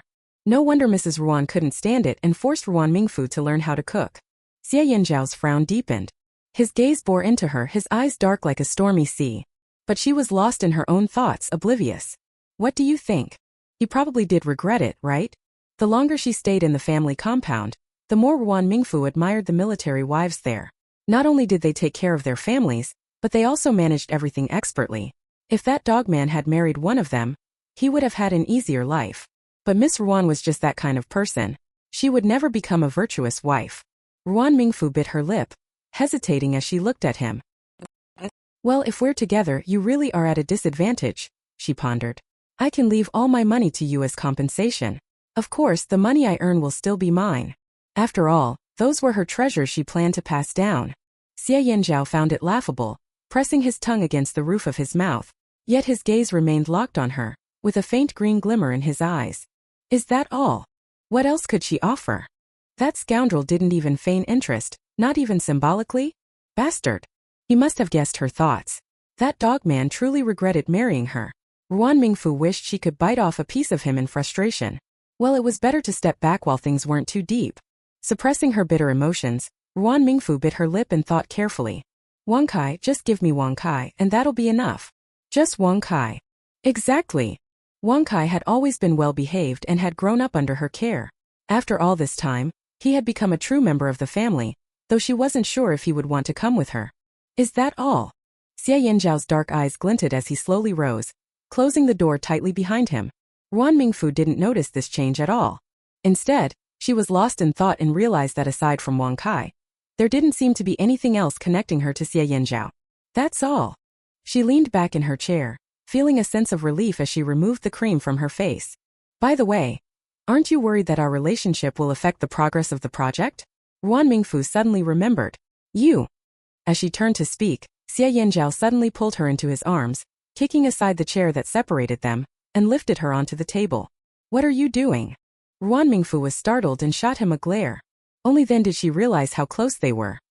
His solid body pressed against her, with one strong hand on her lower back, forcing her to lean tightly against him. Xie Yanzhao's rough hand brushed over Ruan Mingfu's delicate features, tracing her sharp nose before lifting her chin to meet his gaze. His eyes settled on her petal-like lips. He gritted his teeth. It was these beautiful lips that always spoke words he didn't want to hear. Today he intended to teach her a lesson. Ruan Mingfu couldn't help but lift her head to meet his gaze. She felt as if she were sinking into a deep pool, surrounded by water that made it hard to breathe. Feeling scared, Ruan Mingfu said, "Let go of me, we should." She bit her lip, unable to finish her sentence. Mingfu, do you remember what I said last time? What was this about last time? She had long forgotten, but she knew that when he called her Mingfu, it usually meant trouble. Her body trembled and she instinctively leaned back, but the large hand behind her pressed her down firmly. Ruan Mingfu felt like crying. Can you calm down for a moment? He supported himself on the table with one hand while the other tightened around her soft waist, holding her firmly. Leaning in, he whispered in her ear. Mingfu, let's have a child. Ruan Mingfu was puzzled. How did the topic suddenly shift to having children? Before she could process this, his kiss on her neck snapped her back to reality. She instinctively shrank away, but he held her firmly in place. She pushed against him, but he was far too strong for her to budge. Xie Yanzhao, don't. Before she could finish, he released his grip on her waist, causing her nightgown to slip open. Xie Yanzhao slightly distanced himself, surveying the scene like a wolf king admiring his prey. The lights in the room were still on, and Ruan Mingfu felt a mix of shame and anger. She didn't know whether to cover herself or to shield his eyes from her. Don't look. She covered his eyes with one hand while frantically trying to adjust her clothes with the other. Xie Yanzhao reached out, easily capturing both her hands and holding them tightly. He leaned down, biting her lips to remind her that he could not only see but also do much more than that. In the middle of the night, a gentle rain began to fall. Ruan Mingfu, who had just settled down in bed, frowned uncomfortably and turned over. As her blanket slipped down, it revealed her beautiful shoulder and neck, now marred by dark marks. A pair of large hands reached out to cover her, pulling her tightly into an embrace along with the blanket. The next day, when Ruan Mingfu awoke, she found that no one was beside her. She moved slightly and felt a bit sore but much fresher overall. Thinking back to Xie Yanzhao's actions from the night before, she felt a mixture of shame and anger. That bastard! As she turned her head, she accidentally caught sight of the vanity table nearby. Remembering what had happened there last night made her cheeks flush even more. It was over. She could never look at it the same way again. All thanks to that damned man. Ruan Mingfu covered her face in frustration. That annoying man didn't know what had come over him last night. He had been exceptionally domineering, acting completely unlike the Xie Yanzhao who usually indulged her. In the heat of passion, he had teased her while asking who mattered more to her, him or Wang Kai. The result was that she had been forced to say many embarrassing things. Her cheeks burned, and she felt like she couldn't face anyone. Damn it, her entire reputation was in ruins. Ruan Mingfu sat up on the bed, staring blankly into space. When Xie Yanzhao entered, he saw her in this state. What's wrong? Ugh. The jerk had the nerve to ask. Ruan Mingfu turned her face away, not wanting to engage with him. Are you angry? Xie Yanzhao moved closer, sitting at the edge of the bed and lightly touching her sensitive neck. Ruan Mingfu jolted, involuntarily looking at him. I just don't want to see you. She tilted her head slightly, trying to shake off his annoying hand, but it only clung tighter. Feeling frustrated, she tried to pull away, but he held her hand firmly. Ruan Mingfu. You promised last night. I was planning to leave today. Before she could finish her thought, his finger pressed against her lips, silencing her. Xie Yanzhao leaned in closer, resting his forehead against hers. Mingfu, don't be angry with me. Ruan Mingfu was momentarily stunned. When she looked up, she found his eyes filled with a mix of overwhelming pressure and suffocating affection. She was about to take a closer look when Xie Yanzhao leaned back slightly, his eyes returning to their usual calm. Ruan Mingfu froze in place. Don't say things like that, he said, running his fingers through her smooth long hair. It's getting late. You should get up for breakfast. She snapped back to reality. What are you doing here? Only then did Ruan Mingfu remember. Old Gu had assigned the task of communicating with Qi Yongyan to the dogman, and he had been incredibly busy these days, working late into the night. There were many times when he returned home only after she had already gone to bed. Otherwise, the dogman wouldn't have known that she was being pressured by Mrs. Ruan to learn how to cook. I'm taking a break today. Ruan Mingfu pouted. Fine then. Get out of here. That dogman just irritated her. Xie Yanzhao shot her a teasing glance, bringing back memories of last night. Her face flushed bright red, and she grabbed a nearby pillow and threw it at him. Get lost. By the time she left the room, the thoughtful househusband Xie Yanzhao had already prepared breakfast for her. Ever since Mrs. Ruan arrived, Ruan Mingfu hadn't eaten any meals from the cafeteria. Looking at the familiar dishes on the table, she felt a wave of nostalgia. With his distinctly knobby hands, the dogman was peeling sweet potatoes for her, and she watched him closely. Honestly, you really don't regret it? Should I prove my determination with action again? He replied. Chapter 75.1. Remembering what had happened last night, Ruan Mingfu felt her cheeks burn. She shot him an angry glare but didn't dare say anything further, quickly lowering her head to eat. Imagining the sweet potato in her hand as the dogman's flesh, she found herself biting into it with a fierce intensity. What a jerk. Once her parents had left, she would sleep in a different room from this dogman, really becoming more and more rogue. Where are Mom and Dad? Ruan Mingfu suddenly realized it was quiet in the house, as if only she and Xie Yanzhao remained, with Mrs. Ruan and the lively Gu Yilin nowhere to be found. They had things to do today and went out. Oh, Ruan Mingfu replied absently. Then a realization hit her. Did that mean it was just her and the dogman at home today? She couldn't provoke that jerk. If he got angry, no one would come to her rescue. The weather was nice today, so Ruan Mingfu moved a chair outside and sat there basking in the sun. Perhaps because winter was approaching, the sun wasn't too hot, casting a warm glow instead. Xie Yanzhao brought out a shawl and draped it over her. It's windy today. Be careful not to catch a chill. He didn't go inside, opting instead to sit on a nearby chair. Ruan Mingfu tucked the wind-blown strands of hair behind her ear and adjusted the shawl around her shoulders. It should start snowing in a little over a month, right? At most in 20 days. Why so soon? Ruan Mingfu glanced at the sky and then at the cabbage planted in the yard. She knew winters came early here, but hadn't expected it to be this early. Oh no, she said, sitting up abruptly and looking anxiously at Xie Yanzhao. Sister-in-law said last time that she would chop firewood for the winter. I wonder if it's too late now. Without firewood in winter, she would freeze to death. Don't worry, Xie Yanzhao said, looking at her with exasperation. I've already made arrangements. Really? Xie Yanzhao raised an eyebrow.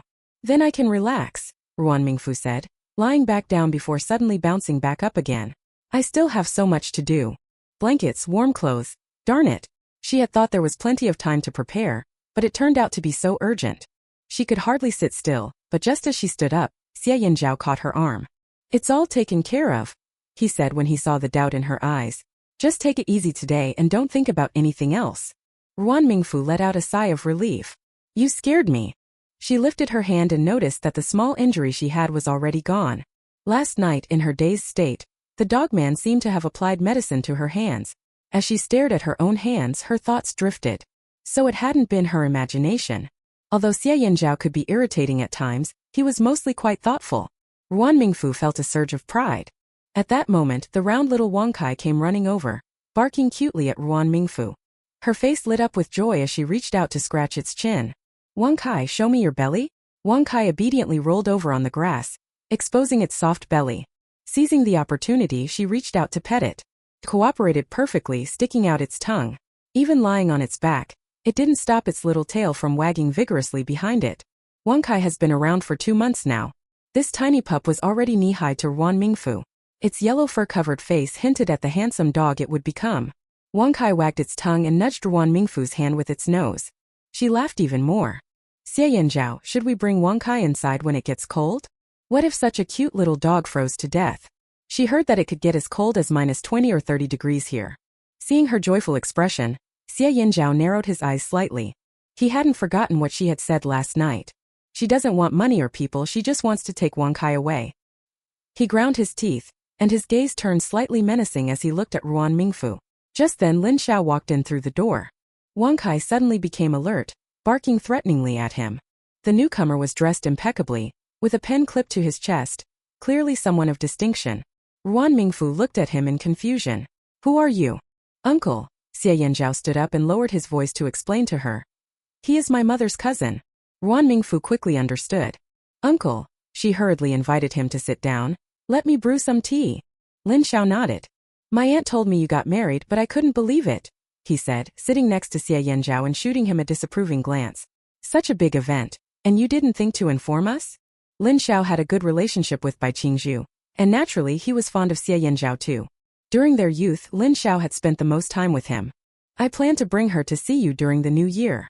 Both sides of their family, from Grandpa Bai and Aunt Lin, were quite busy, scattered across different regions.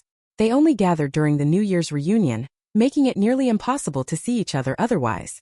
Fortunately, Lin Xiao had been lucky enough to be transferred to the Ministry of Foreign Affairs. Now, he was permanently based in the capital. Didn't she say she was a girl from an ordinary family? Why? Xie Yinzhao didn't elaborate, simply responding, "It was a twist of fate." Ruan Mingfu brought over a cup and handed it to him. "Uncle, have some tea. This is top-quality Maojian." Lin Xiao recognized the tea immediately. "I saw your performance at the trade fair. I'm quite ashamed of myself." He took out a newspaper from his bag and handed it to her. Ruan Mingfu curiously accepted it. There on the front page was a photo of her with a high-ranking official, accompanied by an article detailing her impressive performance at the expo, so detailed that she almost thought she had written it herself. "Uncle, you actually have this newspaper?" The newspaper office had sent her a copy, along with a retouched photo, but she had no idea where the newspaper had gone. She had searched for days without success. "I had to keep an eye on someone talented who emerged from the trade," Lin Xiao said with a smile. He resembled Lin Shu somewhat, exuding a scholarly air. "I never expected this person to be my nephew's wife. I heard the high-ranking official invited you to the Ministry of Foreign Affairs, but you turned it down?" This was the first time Xie Yinzhao had heard about this. He straightened up, looking at Ruan Mingfu. Ruan Mingfu said nothing, just smiled. It wasn't convenient. Lin Xiao understood her implication and shot a sly glance at his nephew. "This is a gift for you." He pulled out a velvet box and handed it to Ruan Mingfu. Unsure whether to accept it, she glanced at Xie Yinzhao. "Just take it. It's my uncle's goodwill." Since the dogman had said so, Ruan Mingfu had no reason to refuse. "Thank you, uncle," she said sincerely. "Since it's your first visit, you must stay longer. Please stay for lunch today." "Okay." Seeing that Lin Xiao's cup was nearly empty, Ruan Mingfu poured him more tea. "Seeing you like this puts me at ease," Lin Xiao sighed. "Nephew's wife, you have no idea, when this kid first arrived he was like a hedgehog, completely unfriendly to everyone. Once he got a bit older, he became a real troublemaker." "Uncle." Xie Yinzhao called him helplessly. When he was brought back by his grandparents, Lin Xiao was there for his studies. Back then, he was nothing like the serious person he was today and loved to play pranks on Xie Yinzhao. He would always provoke him until he got angry and then he would stop. A troublemaker? No way would she believe that about the dog man. Exactly, Lin Xiao smiled as he continued. You don't know. There was a little chubby kid living nearby who bullied everyone because of his size. And that little brat. He was half the chubby kid's size but charged right in and fought. When he couldn't win, he would bite, holding on tightly and drawing the kid's parents over. What else could happen? They both ended up getting scolded. But that stubborn kid wouldn't back down. One night, he snuck up and tried to put a sack over the chubby kid. Xie Yanzhao. That's all in the past. Ruan Mingfu widened her beautiful almond-shaped eyes in surprise. Who knew the dog man had such a side to him? He was quite mischievous. Aunt and uncle couldn't handle him, but they couldn't ignore him either, so they sent him to the army, Lin Xiao said with a chuckle. To rebel, he escaped from the army one night, running over 20 miles through the mountains. Of course, he was ultimately caught by Commander Li and brought back. They hung him up in a tree and gave him a good thrashing to teach him a lesson. Ruan Mingfu's eyes widened even more. 20 miles? She understood now. The dog man was not just a troublemaker but also stubborn. Next door there was a dog that looked impressive. For some reason, he thought that dog was unpleasant, so he cut all its fur. It was winter, and it was snowing outside. Don't be fooled by his current serious demeanor. Nephew's wife. Lin Xiao kept rambling on while Xie Yanzhao's expression darkened. Uncle. Oh, he's getting mad. Lin Xiao ignored the threat, raising an eyebrow at him. Next time I'll tell you more stories. There are more stories? Uncle. Lin Xiao shrugged and finally shut up. Ruan Mingfu's eyes sparkled with delight as she looked at the dog man. He always appeared so serious. It was hard to believe he was quite the troublemaker as a child. Uncle, ignore him. Enjoy your tea. All right, Lin Xiao shot Xie Yanzhao a glare. Your wife is the best. Xie Yanzhao. Despite the occasional dark expression on the dogman's face, Ruan Mingfu got along quite well with Lin Xiao. He was humorous and adept at finding conversation topics, captivating Ruan Mingfu with his eloquence. As he prepared to leave, Ruan Mingfu felt a tinge of reluctance. Knowing Lin Xiao loved tea, she packed some fine tea leaves for him. However, as soon as he stepped out of the courtyard, his expression darkened, and he headed straight to where Commander Xia was staying. After squatting for a long time, as soon as the bastard surnamed Xia appeared, Lin Xiao punched him in the face. Guard Xiaozhou was startled and was about to draw his gun, but was held down by Commander Xia. Lin Xiao wiped the blood from his mouth. I knew you'd come looking for me. You deserve to die, old Xia. Lin Xiao glared at Commander Xia, his eyes filled with hatred. His chest heaved with rage as he charged forward and landed another powerful punch. Commander! Xiaozhou watched in horror. I told you not to come where I am. Lin Xiao grabbed Commander Xia's collar. Did you take my words lightly? How dare you let those two filthy scum trouble Yanzhao? Chapter 75.2. Lin Xiao had the closest relationship with Bai Qingzhu. In fact, she had raised him. His hatred for Commander Xia surpassed even that of Xie Yanzhao. True. Commander Xia wiped the blood from his lip, grinning annoyingly. If it weren't for you, I'd never have gotten close to Qingzhu or become who I am today. You don't deserve to speak my sister's name. Mentioning the past, Lin Xiao's eyes turned bloodshot.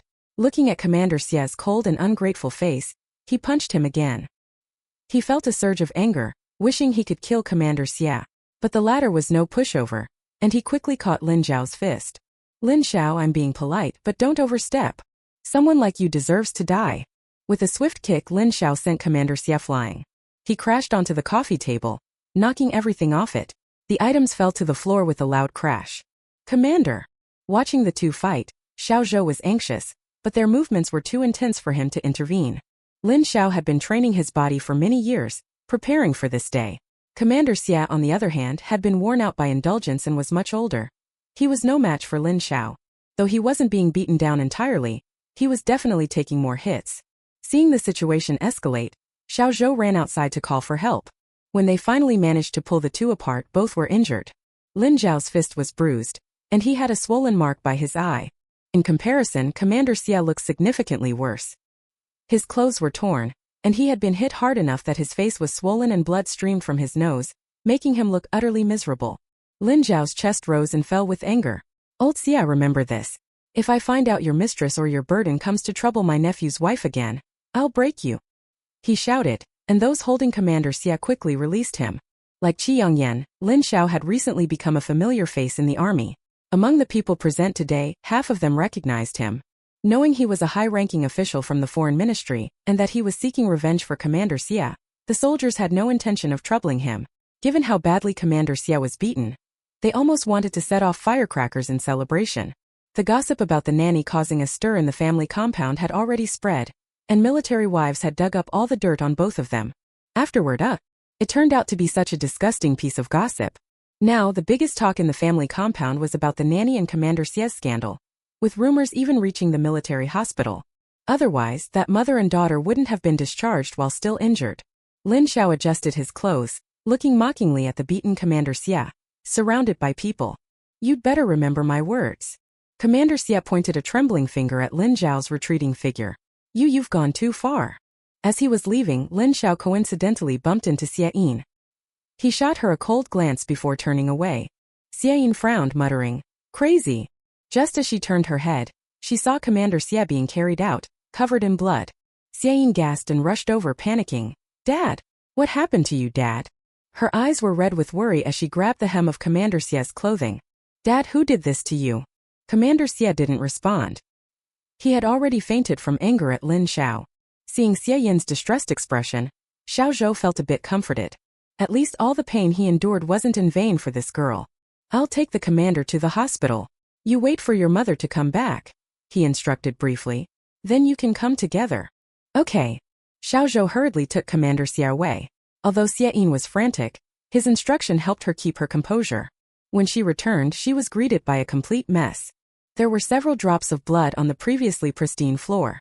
Xie Yin wrinkled her nose in disgust as she stepped around it and sat on the only intact sofa in the living room. She raised her hand to check the time. 3:40 p.m. She wanted to call Bai Qianju but had no idea where she was. It was strange.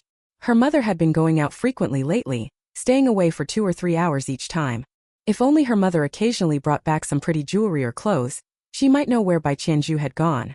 After waiting for a long time, just when she was about to lose her patience, Bai Qianju returned, beaming with joy. "Mom, where have you been?" "I went to get my hair done," Bai Qianju said, twirling around proudly. "Does it look good?" Xie Yin's eyes widened in shock. "Mom, you cut your hair?" Bai Qianju smiled slightly.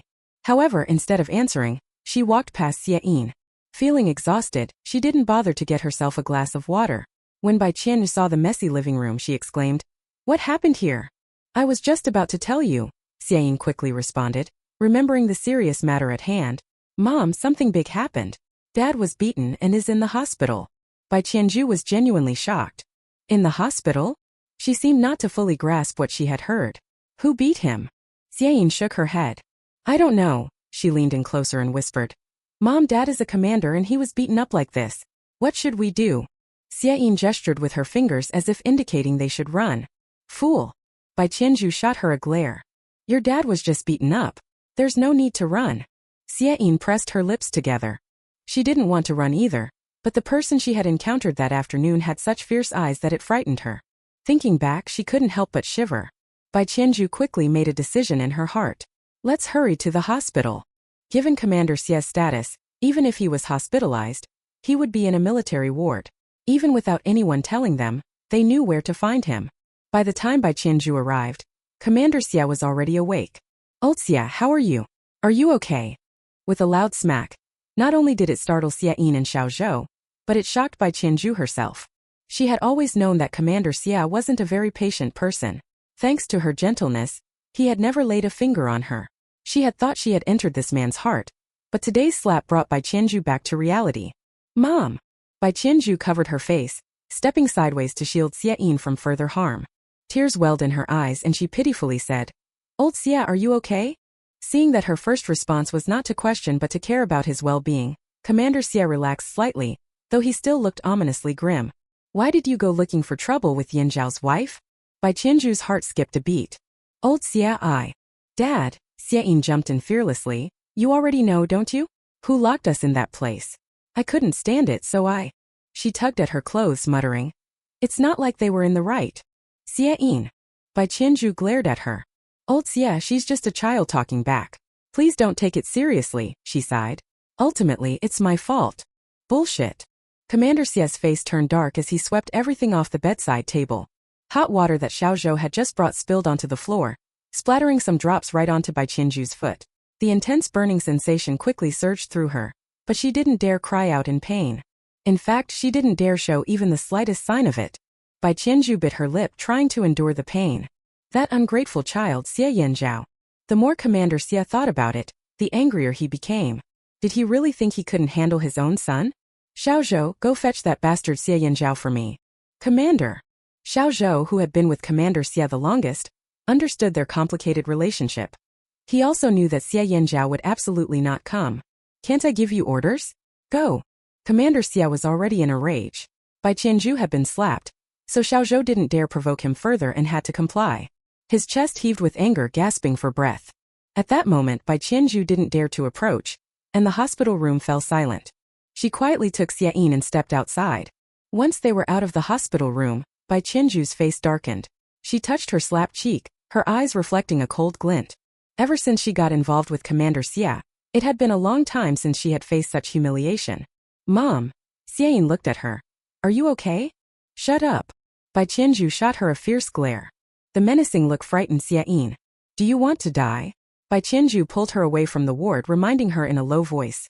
If your dad hears you, do you know what the consequences will be? Xie Yin, filled with dread, covered her mouth. Mom, why is Dad so terrifying today?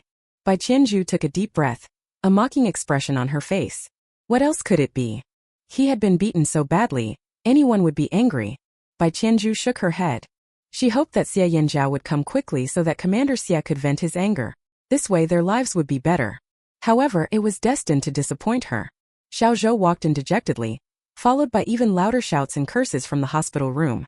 Xie Yin shrank her neck and anxiously clutched Bai Qianzhu's clothes. Mom! Don't be afraid. As the thunderous scolding echoed in her ears, Bai Qianzhu's eyes flickered with impatience. Oh! By evening, Mrs. Ruan finally returned, her mood visibly heavy and serious.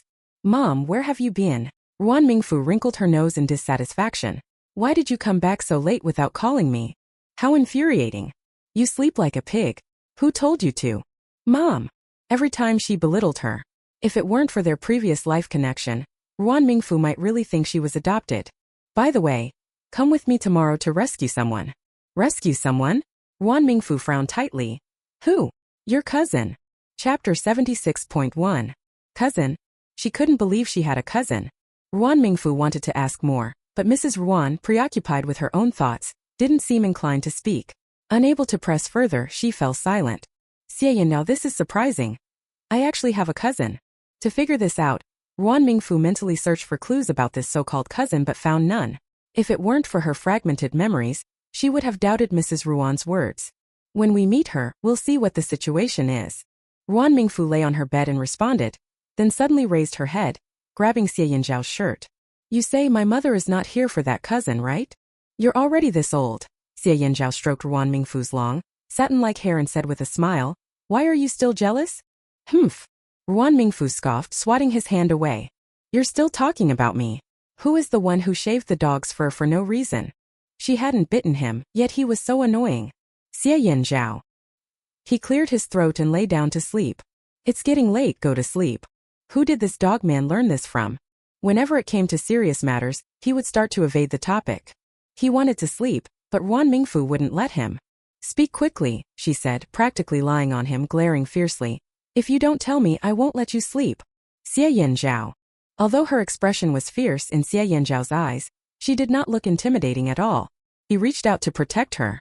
Do you really want to know? Ruan Mingfu's eyes lit up, and she nodded eagerly. Hurry up and tell me. When I was younger, I didn't understand things. I saw that little dogs had fur all year round, Xie Yanzhao said with a hint of helplessness in his eyes.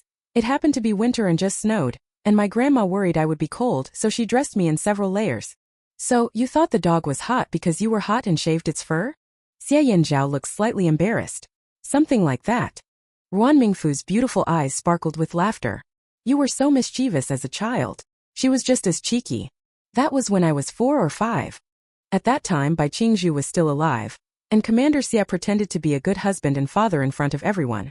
Thinking back, those childhood days were probably his happiest moments. A hint of nostalgia crossed his face.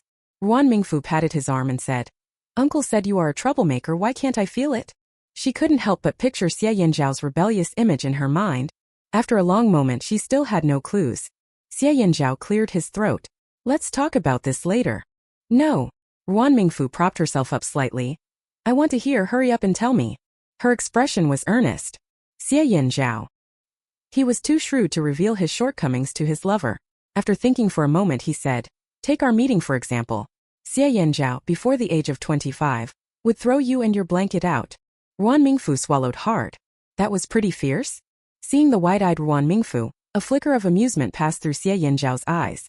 Don't think about it. Go to sleep.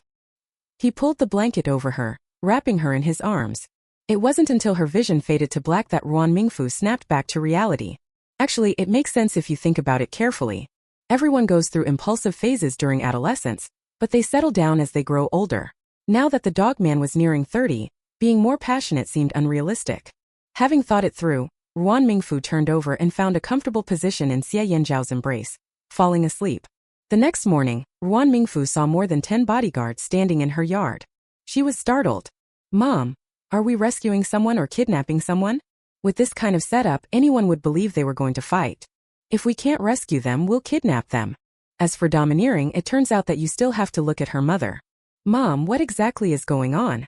Mrs. Ruan's expression was grim, indicating that the situation was serious. Seeing this, Ruan Mingfu obediently stopped asking questions.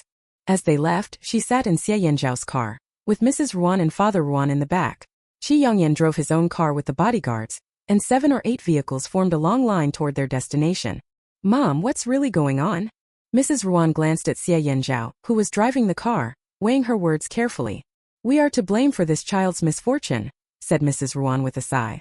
The original owner of the body had only one brother, but he was in poor health and had only one daughter after getting married. His wife, worried that he couldn't produce a son, and that they would have no one to rely on in the future, divorced him. After that, he never remarried and lived with his daughter. Due to his weak health, he couldn't do heavy labor, but he had a skill. Mrs. Ruan occasionally helped him and his daughter, allowing them to get by steadily. However, after Mrs. Ruan was sent away, her brother, upon hearing the news, was so shocked that he couldn't breathe and passed away. No wonder Ruan Mingfu had no memory of him.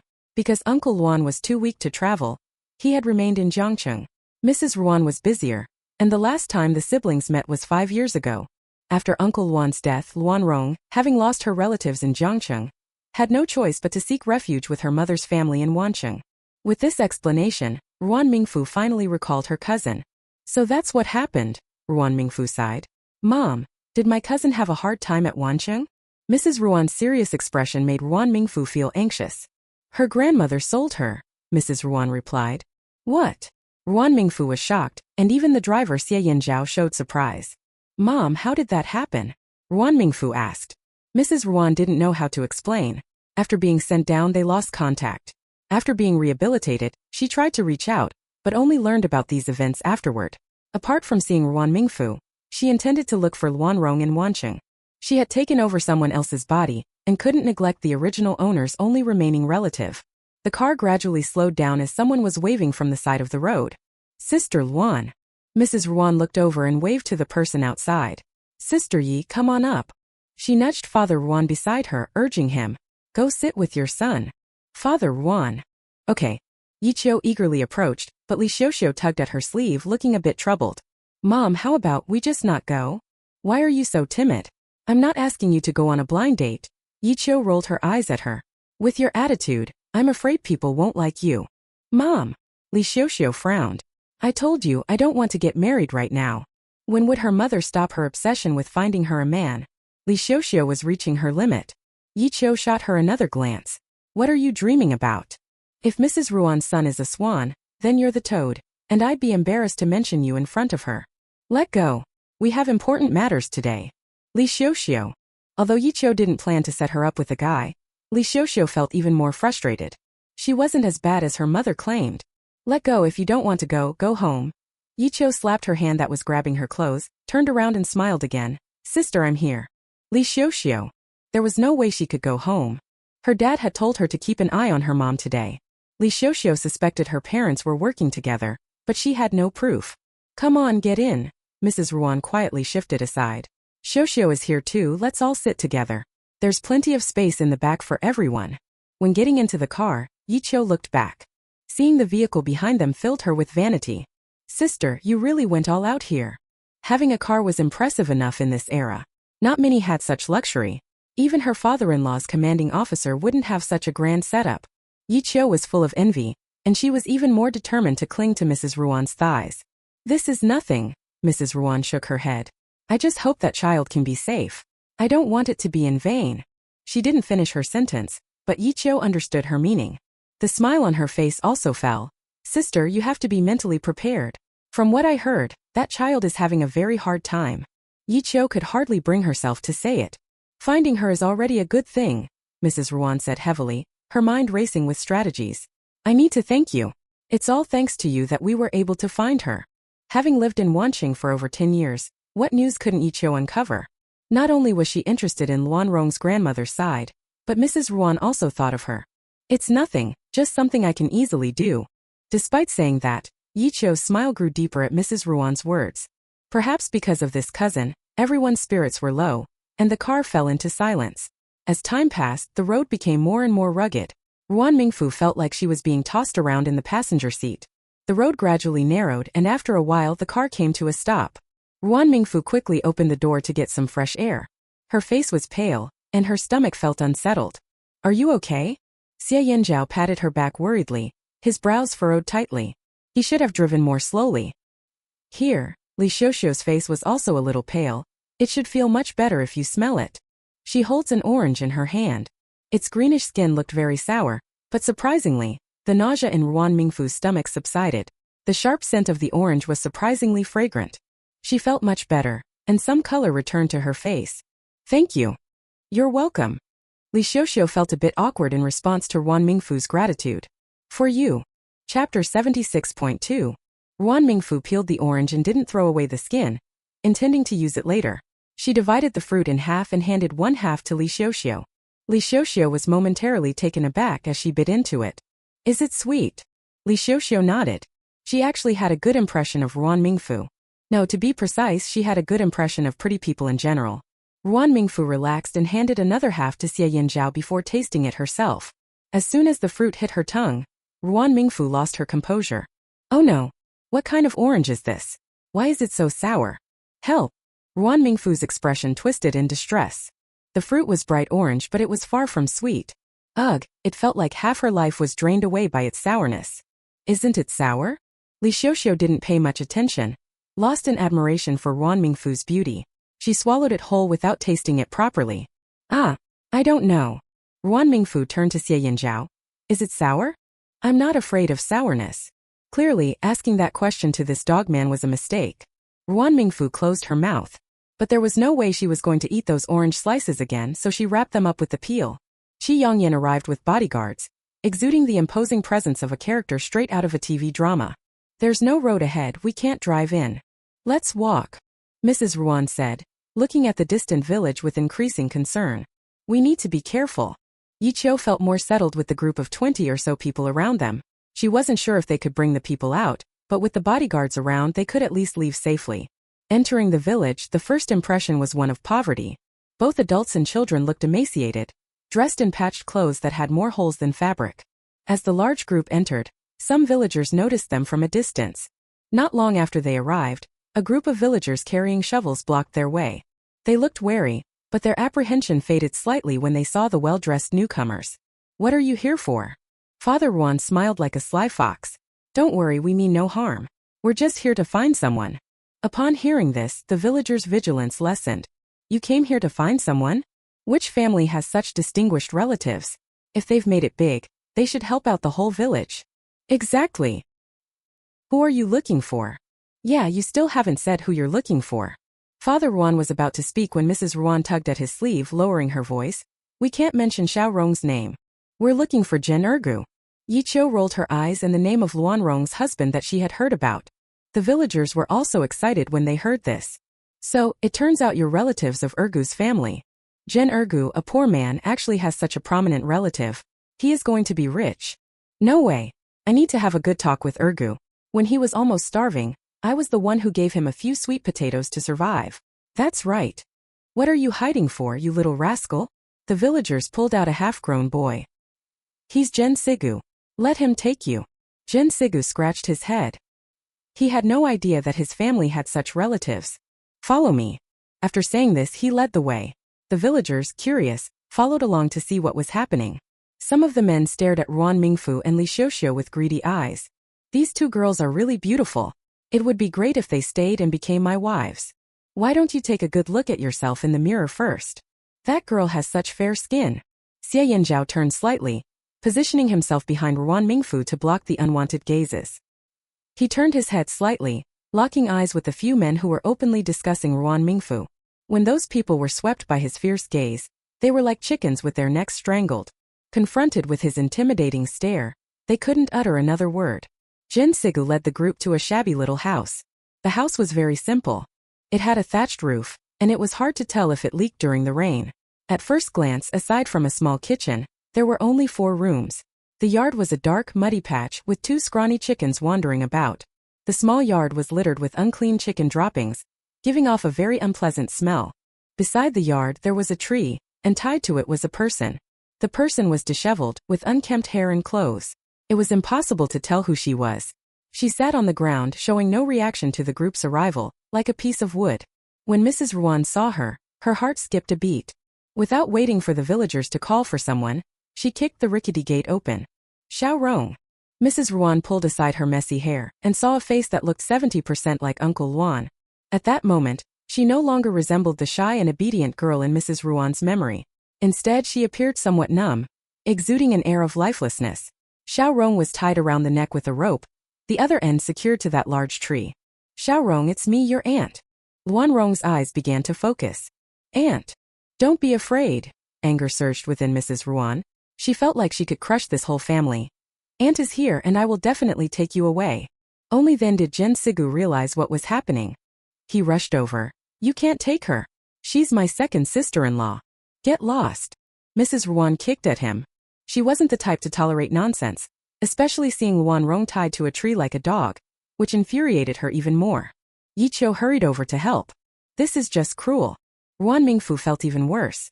No, seeing this, even a pig would have reacted. You are not a relative of Jen Ergu's family, you are here to save her. You can't leave. Yes, you are not allowed to leave. The villagers who had been kind and amiable just now immediately changed their expressions and looked at them fiercely. Some of them even picked up stones from the ground and stared at them defensively, as if they would throw them if they made any more moves. This is Ergu's wife. You can't take her away. Right. If we really let them take the people away, what dignity will our Manhwa village have? I need to call the village head. To prevent anyone from escaping, the villagers instinctively blocked the exit. Ruan Mingfu frowned, feeling scared, and grabbed onto Xie Yanzhao's hand. Don't worry, Xie Yanzhao reassured her. He had been on many missions and encountered all kinds of people. He had already pieced together the situation after Mrs. Ruan mentioned Luan Rong. It's true that desperate conditions breed ruthless people. These villagers seemed less enlightened, and their malice was pure and brutal. While they were confronting the villagers, Luan Rong on the other side also reacted. Aunt, you really are my aunt? Her eyes slowly filled with tears, and they streamed down her face. She clung tightly to Mrs. Ruan's clothes. Aunt, are you here to take me away? Aunt. Like a drowning person clinging to their last hope, Luan Rong fixed her gaze on her, terrified that she might hear a no. In her frantic movements, her sleeve slipped down, revealing numerous scars on her arms. There were 2 particularly severe wounds on her wrist that were shocking to behold. One fresh wound looked like it had been cut just days ago. As she moved, it reopened slightly, oozing a hint of blood. Luan Rong seemed oblivious to the pain, holding onto Mrs. Ruan tightly. Don't worry, I will definitely take you away from here. A bodyguard stepped forward and cut the rope binding her. Mrs. Ruan's expression darkened, and upon closer inspection, there were tears welling in her eyes as she helped Luan Rong up and prepared to leave. Jin Sigu scrambled to his feet, arms outstretched to block their way. She is my sister-in-law. You are not allowed to take her away. Get lost. The ribs that were kicked by Mrs. Ruan were still aching, and he wanted to leave, but thinking of his mother and Jen Ergu, Jin Sigu still stood in front of the 2 of them. No, she can't leave. The bodyguard approached and effortlessly dragged Jin Sigu away. He was no match for the robust bodyguard. Despite struggling and turning red in the face, he couldn't break free. As their group was about to exit the yard, Jin Sigu panicked. You are not allowed to take her away, come back. Come back. The villagers even held hose and looked at them fiercely. Don't even think about taking people away. Yes, several villagers stared at Li Xiuxiu lustfully. Once you enter our village, you are a member of our village. Even if you die, You are a dead person of our Manhwa village. That's right. Father Ruan frowned. She's my niece, sold here against her will. She's not from your village. Dad, Chiyoungin stopped Father Ruan. There's no point in reasoning with them. Don't get yourself hurt. As soon as he finished speaking, the bodyguards quickly surrounded Ruan Mingfu and the others, brandishing knives and glaring at the aggressive villagers. Those villagers had never left Manhwa village and were taken aback by such a display. They hesitated. Amid the confusion, Jin Sigu hurriedly said, "Everyone surround her. Our second brother will definitely reward you handsomely." The villagers hesitated. "Regardless of anything else, you can't take her." "That's right. This is a new society. I don't believe these people dare to kill people." The villagers, who had been considering retreating, found their courage rekindled. "What now? Are we really going to fight them?" Ruan Mingfu frowned, blaming Jin Sigu for calling out. If she had known, she would have gagged him. "Don't worry." Xie Yinzhao pulled her behind him. "It hasn't reached that point yet." Ruan Mingfu sighed in relief. "Aunt." Although Luan Rong was angry, she was particularly dependent on Mrs. Ruan. Seeing the stalemate between the two parties, she was afraid that she would be left behind. "Xiaorong, I will definitely take you away." With these words, Luan Rong felt much more at ease. "Get out of the way." Chiyoungin was not a good man. He winked behind him, and the bodyguard holding Jen Sigu immediately brought the man out. "Whoever dares to block me, I'll have someone break their arm." Hearing this, Jen Sigu struggled even harder, fear evident in his eyes as tears began to well up. The other villagers were also intimidated. The threat of breaking someone's arm was more vicious than that of a landlord or a wealthy person. "Are you going to let her go or not?" The villagers exchanged glances, unsure of what to do. "I won't let her go." A voice emerged from behind the villagers. Chi Youngyan squinted to see who it was and noticed a frail, ragged figure approaching. Jin Sigu finally managed to pry the bodyguard's hand away from his mouth and looked at the newcomer with tear-filled eyes. "Brother, you have to save me." Chapter 77.1. As soon as Jen Ergu appeared, Luan Rong began to tremble all over. She clung tightly to Mrs. Ruan's arm, causing her nails to break and bleed. Despite the pain, she hid behind Mrs. Ruan. Mrs. Ruan shielded Luan Rong, her gaze piercing as she assessed him. With a sharp face and sinister eyes, he looked anything but trustworthy. "You are Jin Ergu?" "Second brother." Jin Sigu, still a child, was terrified by Chi Youngyan's earlier threat. "Second brother, save me." Before Jen Ergu could respond, a thin, emaciated woman lunged at the bodyguards. The bodyguard moved sideways and grabbed her. "You son of a bitch, let me go." "Mother." Jin Sigu's mother was so frail that she barely reached the height of the bodyguard's waist, resembling a walking skeleton. She was terrifying to behold. "You bitch, if I had known you had such relatives, I wouldn't have bothered with this." "Hiss, that hurts." Jin Ergu could no longer maintain his calm demeanor. "What do you want to do?" "I only have one demand," Chiyoungyan said, his eyes cold behind his glasses. "Let her go." The villagers hesitated. With their mother and brother in their grasp, could they really just watch them die? They began to realize that these people were not to be trifled with.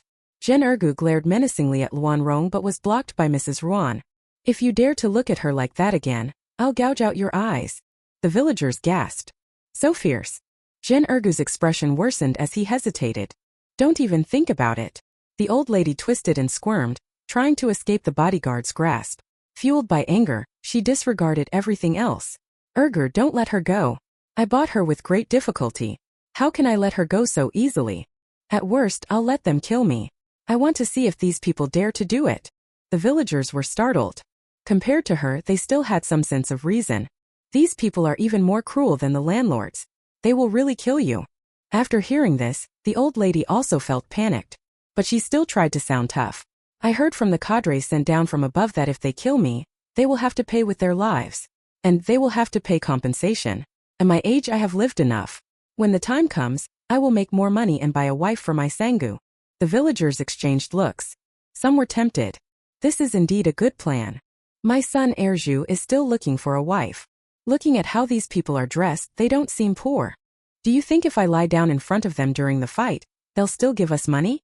Hearing such a bizarre idea, Ruan Mingfu was speechless. Have these people gone mad from poverty? She wasn't the only one who felt this way. Yi Qiu was equally speechless. As the situation became more tense, she stepped forward quickly. "You can't ignore reason. She's their relative." Yi Qiu frowned. "If she were treated well here, they might have accepted it. But look at her injuries. This is abuse." If we report this, your entire village will face consequences. The villagers. Do you think I'm afraid of you?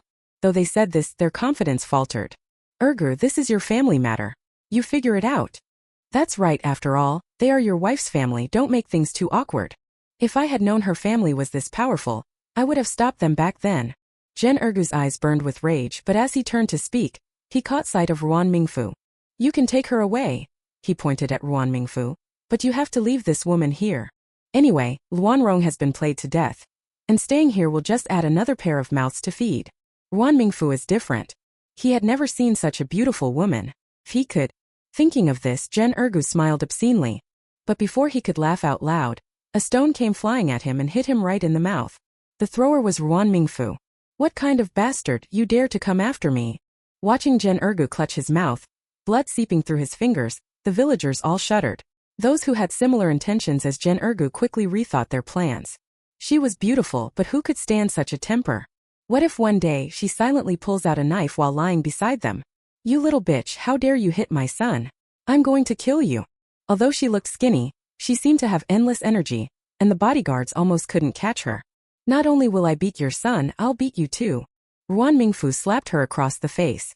Seeing the injuries on Luan Rong, she felt a surge of anger. It was hard to quell her resentment without giving this family a good beating. Watch out. A large hand reached out and pulled her aside. Just where Ruan Mingfu had been standing, a thick, nasty spit landed. One glance at it made her stomach churn. She got her hand dirty touching that old hag. Yuck. Her expression soured and Xie Yanzhao quickly asked, Are you okay? Ruan Mingfu shook her head. Leaning against Xie Yanzhao, her beautiful brows were tightly knitted, and she felt that her appetite would suffer for days to come. On the other hand, the old hag looked quite pleased with herself. When she saw the closeness between the two, she began to shout again. You shameless little bitch, have you never seen a man before? You just pounce on a man? The old hag screamed in pain and fell to the side. It was Mrs. Ruan who had kicked her hard enough to dislocate her jaw. Unable to close her mouth, she couldn't speak, and drool ran uncontrollably down her front, soaking her clothes. Mom! Gen Ergu panicked. Ignoring his bleeding mouth, he took a step forward, but the bodyguards fixed their cold, sharp knives on him. They're hitting people. They're hitting people. The villagers thought the outsiders were just trying to scare them, but they never imagined they would actually dare to strike. Though they had shovels, they were no match for the robust figures of the intruders. The muscles on these men were almost as thick as their thighs. With their emaciated bodies, they were no match for even a single kick from them. Ergu. Maybe we should just let them go. You're right. Your mother is old and can't stand this kind of torture. If you lose your wife, that's it. Ask them to pay you some money, and then you can go find another virgin. Second uncle is right. Gen Ergu's attitude began to soften. In a real fight, he knew he couldn't match them. Although the Gen family had some connections in the village, they wouldn't risk their lives to help. You can take her with you, but you have to give me 50, no 100. Just give me 100 and I'll let her go with you. Not only did Mrs. Ruan did not want to give the money, she also wanted to beat the entire family to death. Sister, just give it. Yi Qiu seemed to understand her intentions. Luan Rong's situation, we should take her back and check on her first. Mrs. Ruan looked at Luan Rong, who had been trembling and hiding behind her since Gen Ergu appeared. Not daring to lift her head, and after a moment of silence she said, Yongyan. Qi Yongyan scanned the faces of the villagers one by one. I can give you the money, but you have to get all these people out of the way. The villagers looked at each other, then at the pile of money in Qi Yongyan's hand, and made way for him without even asking Gen Ergu to say anything. The bodyguards were divided into two groups to escort Mrs. Ruan and her group out. Others might have wanted to stop them, but seeing the money Qi Yongyan displayed, they quickly suppressed their urges. Li Xiuxiu looked up curiously and suddenly locked eyes with a villager. He grinned widely at her, revealing a mouthful of yellowed teeth, and even whistled at her. Frightened, Li Xiuxiu quickly lowered her head, tightly clutching Yi Qiu's arm. This place was even scarier than the village she had been to when she went to the countryside. No wonder there were no educated youths in this village. The commune officials were wise enough to know the consequences of letting people in. As soon as Mrs. Ruan and her group exited, Qi Yongyan finally handed the stack of money to the bodyguard. There's 300 yuan here, not much, but it's a reward for your understanding. The villagers were in an uproar. 300 yuan. They can barely feed themselves all year round, let alone make money. They are lucky not to be left with a life of poverty. Families with better conditions can only make a dozen or 20 yuan a year. They have to save up for most of their lives to earn these 300 yuan. The villagers looked at Jen Ergu with envy. With this money, the poor Jen family, with 3 brothers and only 1 wife among them, would finally rise up. Jen Ergu never thought that such a good thing would happen. Straightening his back, he held his head high under the envious gazes of the villagers. Chiangin looked at Jen Ergu deeply and said, "Let's go." The bodyguards released Jen Sigu. The young man had already been frightened by the scene just now. As soon as he was released, he quickly hid in the firewood pile nearby, looking at these bad guys with vigilant eyes. The old lady wanted to rush forward to fight, but she could see how thoroughly cowed these big men were. The other villagers also wanted to get rich like Jen Ergu, but when they saw the knife in the bodyguard's hand, they immediately gave up the idea. Chi Yongyan successfully rejoined Mrs. Ruan. The villagers followed them to the village entrance, watching as everyone got into the cars. There were at least 7 or 8 of them. Even the commune cadres who came to work didn't have such a grand appearance. They wiped the sweat from their foreheads. Thank goodness nothing happened. Ergu's wife's family is so amazing. They drive so many cars. Guess this is old Jen's luck. If only they had treated the outsiders better back then, they could have enjoyed life with them. It's all about fate. At least they gave 300 yuan. As the last words faded, those in the crowd with ulterior motives exchanged glances, each seeing the hidden intentions in the other's eyes. Chapter 77.2. In the car, Ruan Mingfu glanced at Luan Rong in the backseat through the rearview mirror. She bit her lip, unsure of what to say. Luan Rong looked extremely thin. Mrs. Ruan sat beside her, making the situation feel even more direct. The atmosphere in the car was heavy as they returned to the family compound. "Go get me one of your clothes," Mrs. Ruan said, looking at Luan Rong, who was in a disheveled state, her brows tightly knitted. "I'll take her to wash up first." "Okay," Ruan Mingfu replied. Yi Qiu and her daughter had already gotten out of the car halfway, and did not return with them. After handing over the clothes, Ruan Mingfu stood in place. Today's sun was as bright as yesterday's, but it brought no warmth. She felt only cold, very cold. "Are you all right?" Xie Yanzhao approached, holding a cup of warm water. "Did you get scared?" Ruan Mingfu instinctively shook her head but quickly nodded. She took the cup and drank it all in one go. "I've never seen anything like today. Go rest if you're tired." Xie Yanzhao understood well. These kinds of incidents were far too common and not something an individual could easily handle. Worrying about it wouldn't do her any good. Ruan Mingfu shook her head. How could she possibly sleep? Just closing her eyes brought images of that greedy, ugly face back to her mind. It was a miracle she hadn't woken up screaming. But men were still men. Once Father Ruan and Chi Yongyan returned, they went straight to the construction site. It was said the factory was nearly finished and would soon be operational. The logistics team from the army was also busy recruiting workers. After the ruckus with her sister-in-law the other day, Ruan Mingfu found herself feeling less popular. But this allowed her some peace and quiet. Sitting in the courtyard with Xie Yanzhao, she observed the desolate plants and trees. "You say, should I go and help my mom?" "No need." Mrs. Ruan's voice came from behind them. "Yanzhao, take us to the hospital." Her expression wasn't good, so Xie Yanzhao didn't ask any further and went straight to the car. After being thoroughly washed, Luan Rong's skin looked significantly whiter. Her messy hair was neatly combed, revealing her delicate face. However, she still looked thin. Ruan Mingfu's clothes hung loosely on her, resembling a child wearing an adult's outfit. "Mom, is this my cousin?" Ruan Mingfu curiously stared at Luan Rong, who timidly hid behind Mrs. Ruan and peered out with a furry head. "Don't be afraid, Xiao Rong. She's your sister." Luan Rong thought for a long time before repeating, "Sister." Her voice sounded a bit hoarse, likely from some trauma to her throat. "Yes." Mrs. Ruan gently patted her head. "She's your sister." It was the first time that Ruan Mingfu saw Ms. Ruan's gentle side, which made her jealous. Luan Rong's eyes brightened. "Sister." Just as Ruan Mingfu was about to speak, Xie Yanzhao walked in from outside.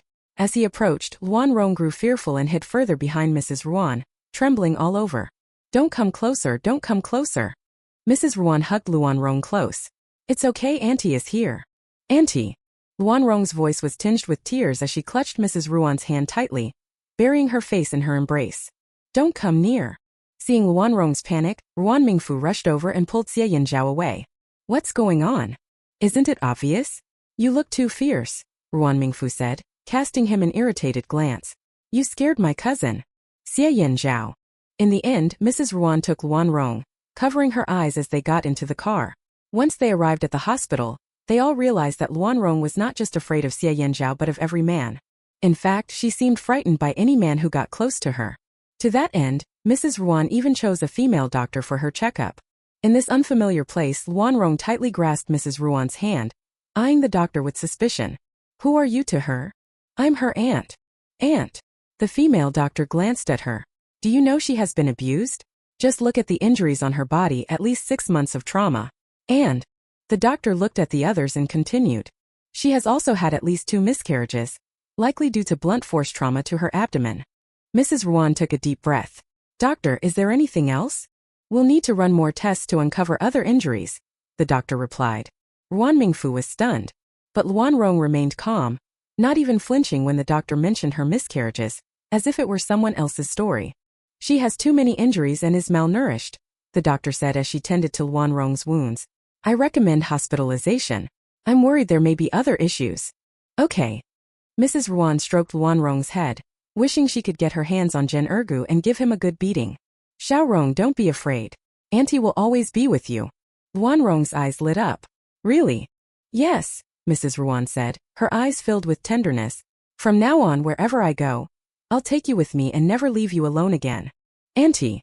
Luan Rong's eyes turned red, and tears began to stream down her cheeks. She sobbed loudly, as if trying to release all the grievances she had endured over the past year. Mrs. Ruan felt a mix of emotions. Xiao Rong, don't be afraid. Ruan Mingfu sat to the side, feeling uneasy. She sighed. Cousin, things will get better for us. Your sister is right. Auntie. Luan Rong wiped her tears and peered out. I knew you would come find me. I've been holding on all this time. Several times she had cut her own wrist. As she watched the blood flow out and felt her body grow cold, the words her father had said at his deathbed echoed in her ears, giving her the strength to endure. Luan Rong had a very good impression of her aunt, Mrs. Ruan. It was all thanks to her father, who occasionally spoke well of Mrs. Ruan, and Mrs. Ruan also sent her gifts from time to time. Without a mother of her own, Luan Rong unconsciously placed Mrs. Ruan in that maternal role. Don't worry, everything will be fine. You have your aunt, Mrs. Ruan reassured her. With tears in her eyes, Luan Rong nodded firmly. I understand, Aunt. Don't worry, she sniffled. The 2 miscarriages the doctor mentioned were my own doing. Those 2 children were born of sin. They didn't deserve to be born. When she spoke of this, Luan Rong's eyes burned with intense hatred. Child, let the past be the past.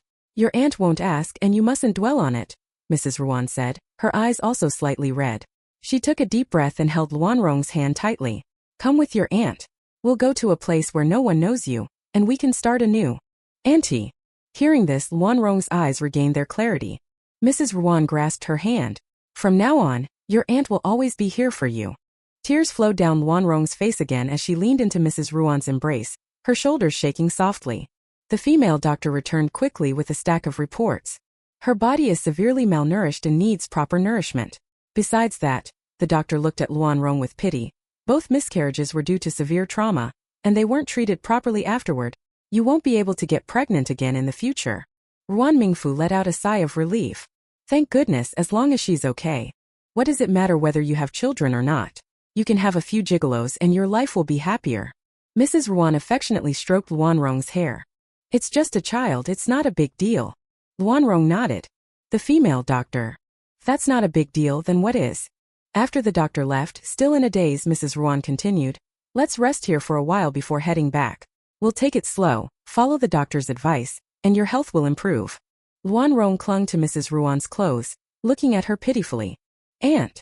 You can sleep peacefully. Mrs. Ruan could never bear to be cruel to Luan Rong. Auntie will not go anywhere, I will stay here to watch over you.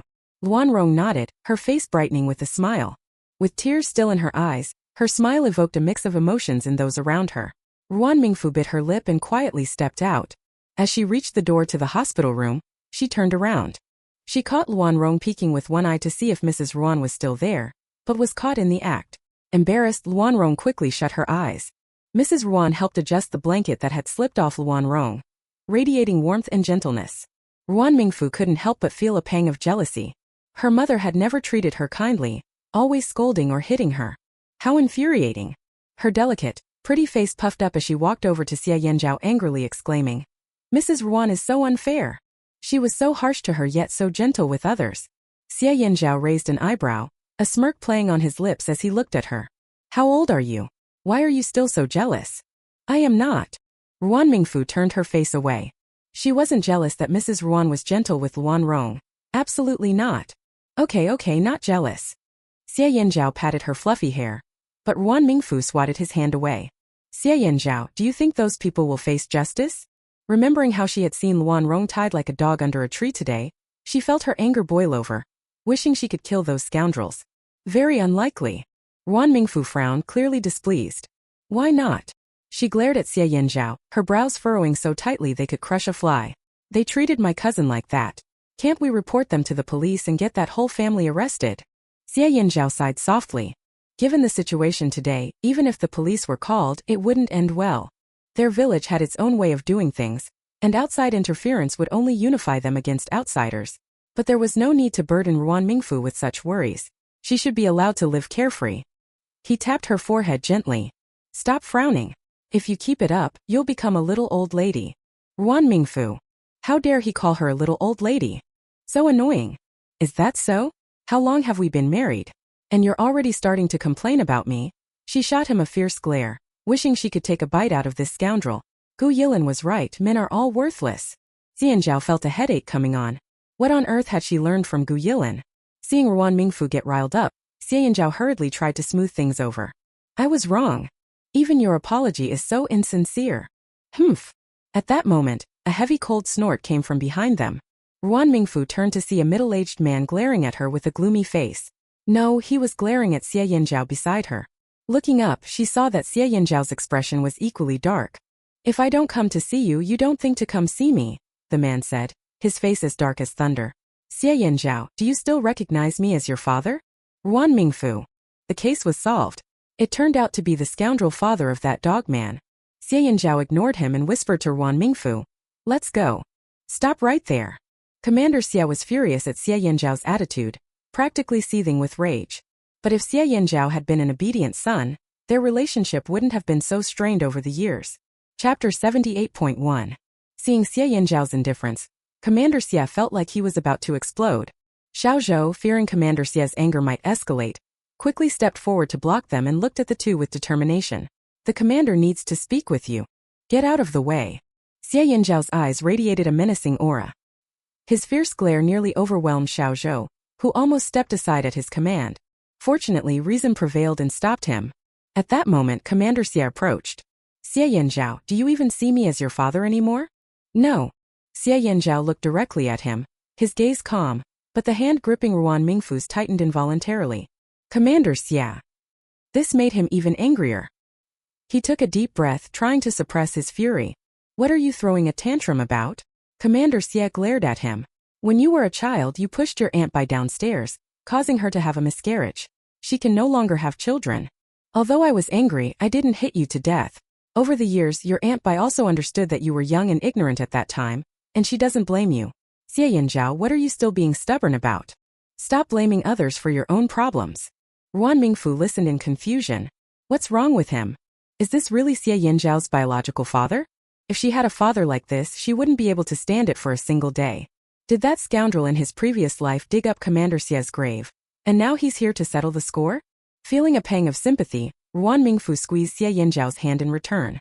Think what you want, Xie Yanzhao said, showing no desire to talk to Commander Xia. Step aside, you're blocking the way. Commander Xia shook his head. I thought you would realize your mistakes after all these years. But you disappointed me. You are not like my son at all. Onlookers noticed the father-son confrontation and curiously turned to watch. Xiao Zhou hurriedly intervened, trying to usher them away. I wish I wasn't your son.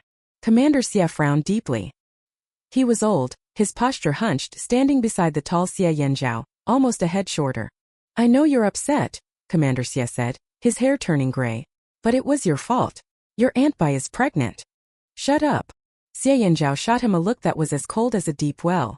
Commander Xia, the nanny isn't around. Who are you trying to fool? Commander Xia let out a light laugh. His gaze held a trace of satisfaction. If he hadn't already given up on this son, seeing how Xie Yanzhao had grown into his current self would have made him proud. I understand your feelings. Commander Xia stared at him. No matter how much you deny it, you're still my son. Even if we have our differences to outsiders, we are still a family and blood ties cannot be severed. Commander Xia's eyes fell on Ruan Mingfu standing beside him, and his smile became more and more proud. Your future sons and grandsons will carry on my bloodline. Xie Yanzhao didn't react as Commander Xie had expected. But Ruan Mingfu couldn't hold back any longer. Commander Xie, your shamelessness truly astonishes me. A person like you doesn't deserve to be a father. Commander Xie didn't get angry. He didn't even look at Ruan Mingfu. I have a business to discuss with you, let her leave. I have nothing to say to you.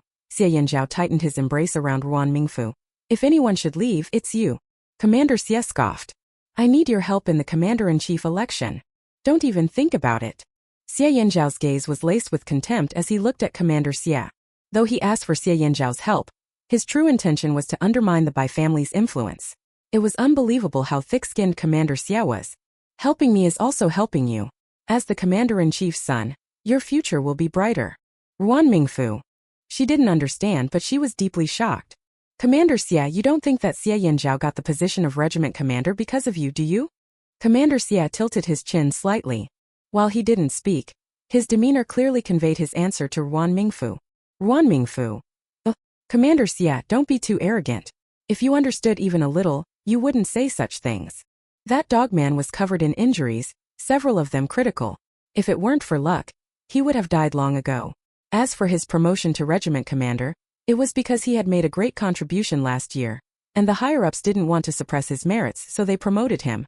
Commander Xie frowned. Teach her a lesson. Men's conversations aren't for her to interrupt. Ruan Mingfu. Damn it, if this guy was her father, she would smash his head off. Xie Yanzhao smirked slightly. I think what she said makes sense. You. Commander Xie was furious, and just as he was about to vent his anger, Bai Qianzhu appeared from nowhere and pounced towards him. Old Xie, you came to find Yanzhao and didn't even let me know. I've been looking for you for ages. Although Bai Qianzhu was quite old, her voice was like that of a young girl, gentle and lingering, soft enough to make water come out of her. When the two of them got together, Commander Xie once asked her if she could sing opera, and when she answered no, he was disappointed for a long time. In order to please Commander Xie, Bai Qianzhu specially found someone to learn it from. But before she could learn it, the movement came. Commander Xie straightened up slightly, and there was some impatience in his words. Why are you here? Of course I'm worried about you. Bai Qianzhu looked at Xie Yanzhao with nostalgia in her eyes. I haven't seen you for a few years and Yanzhao has grown so big. Worry? What a joke. Commander Xie has become increasingly impatient with Bai Qianzhu's attitude recently. She felt uneasy and needed to keep a close eye on him to feel at ease.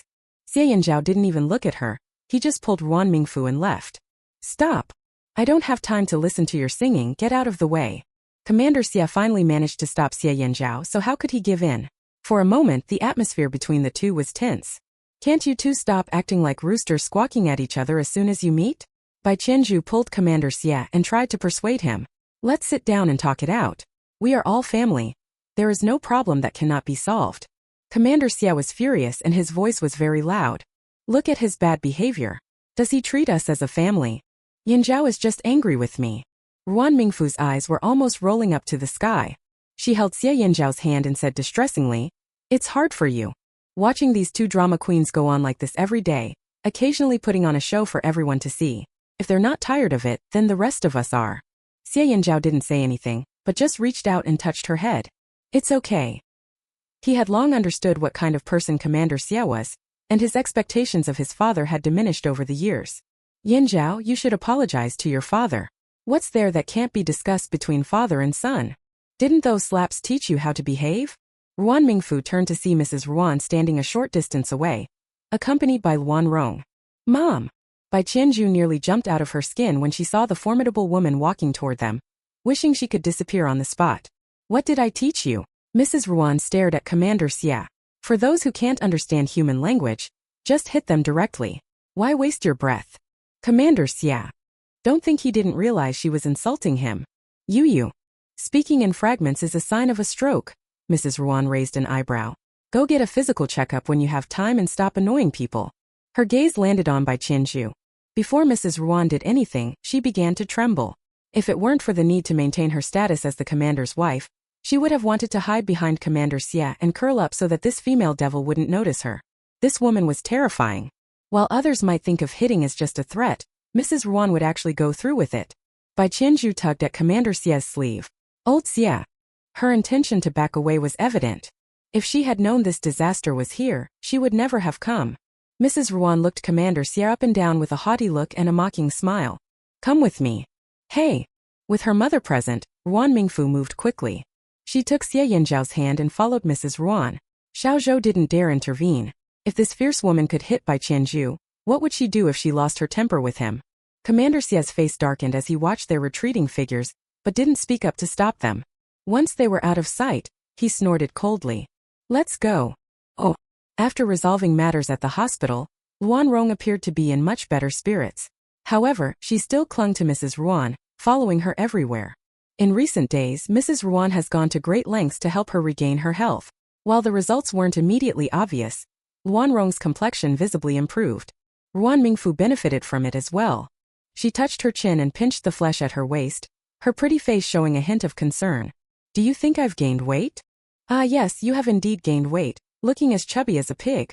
Before Gu Yilin could finish, a piece of cloth was thrown at him by Ruan Mingfu, hitting her squarely. I haven't talked about you yet. After Gu Yilin's interruption, she stopped worrying about her weight. Why haven't I seen you around lately? Tell me, who's the little brother you've been visiting? Gu Yilin looked guilty. Who says it's a little brother? This was suspicious. Ruan Mingfu leaned closer. Come clean. It's nothing. Gu Yilin stood up and shook off the fabric stuck to her. I told you there's nothing. Really nothing. Humph. Ruan Mingfu didn't believe a word of Gu Yilin's denial. Since she didn't want to confess, Ruan Mingfu decided not to pry further. After all, this sly fox's tail would eventually be revealed. Then she would laugh at her mercilessly. Ruan Mingfu adjusted the fabric in her hands and picked up another pre-sewn piece. Not bad, this color looks nice. Gu Yilin leaned in to take a look. This is the size. It's not made for you, right? For my cousin. Luan Rong didn't have any luggage. Recently, she had been wearing Ruan Mingfu's old clothes, which made her feel a bit embarrassed. Since she had plenty of fabric, she decided to make a few shirts for Luan Rong.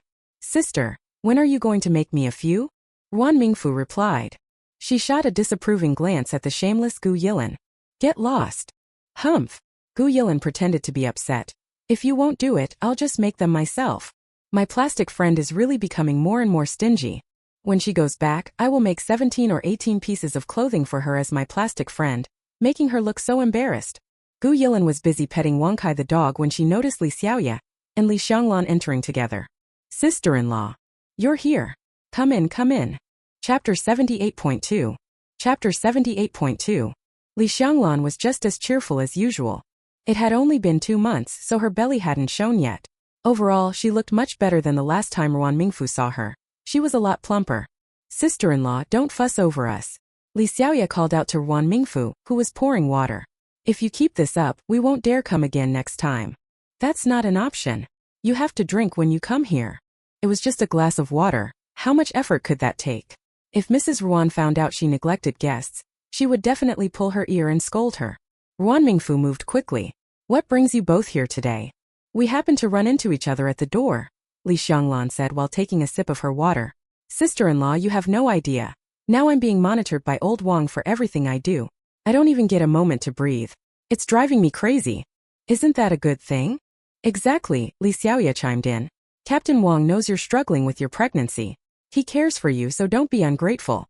Compared to their first meeting, Li Xiaoya now seemed more cheerful, her eyes lacking the gloom from when they were in the hospital. Li Xianglan smiled shyly. Since Captain Wang sent her mother-in-law away, her life had become much easier. Captain Wang was extremely obedient to Li Xianglan, making the other sisters-in-law envious. By the way, you should let your mom come over to take care of you during your pregnancy, Li Xiaoya said, her gaze dimming slightly. But don't overdo it. You don't want to end up like me. Ruan Mingfu understood she was reminded of her own heartache. How are you doing now? Ruan Mingfu asked, looking over at her. What about your mother-in-law? Looking at Li Xiaoya now, she sighed a little. There's a saying that rings true. A woman has to shed a layer of skin, losing half her life to grow.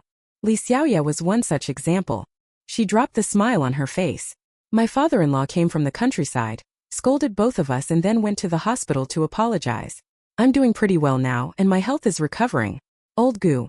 He's scared I'll leave him, so he's been extremely obedient. Li Xiaoya's mother-in-law was a difficult person, but her father-in-law was reasonable.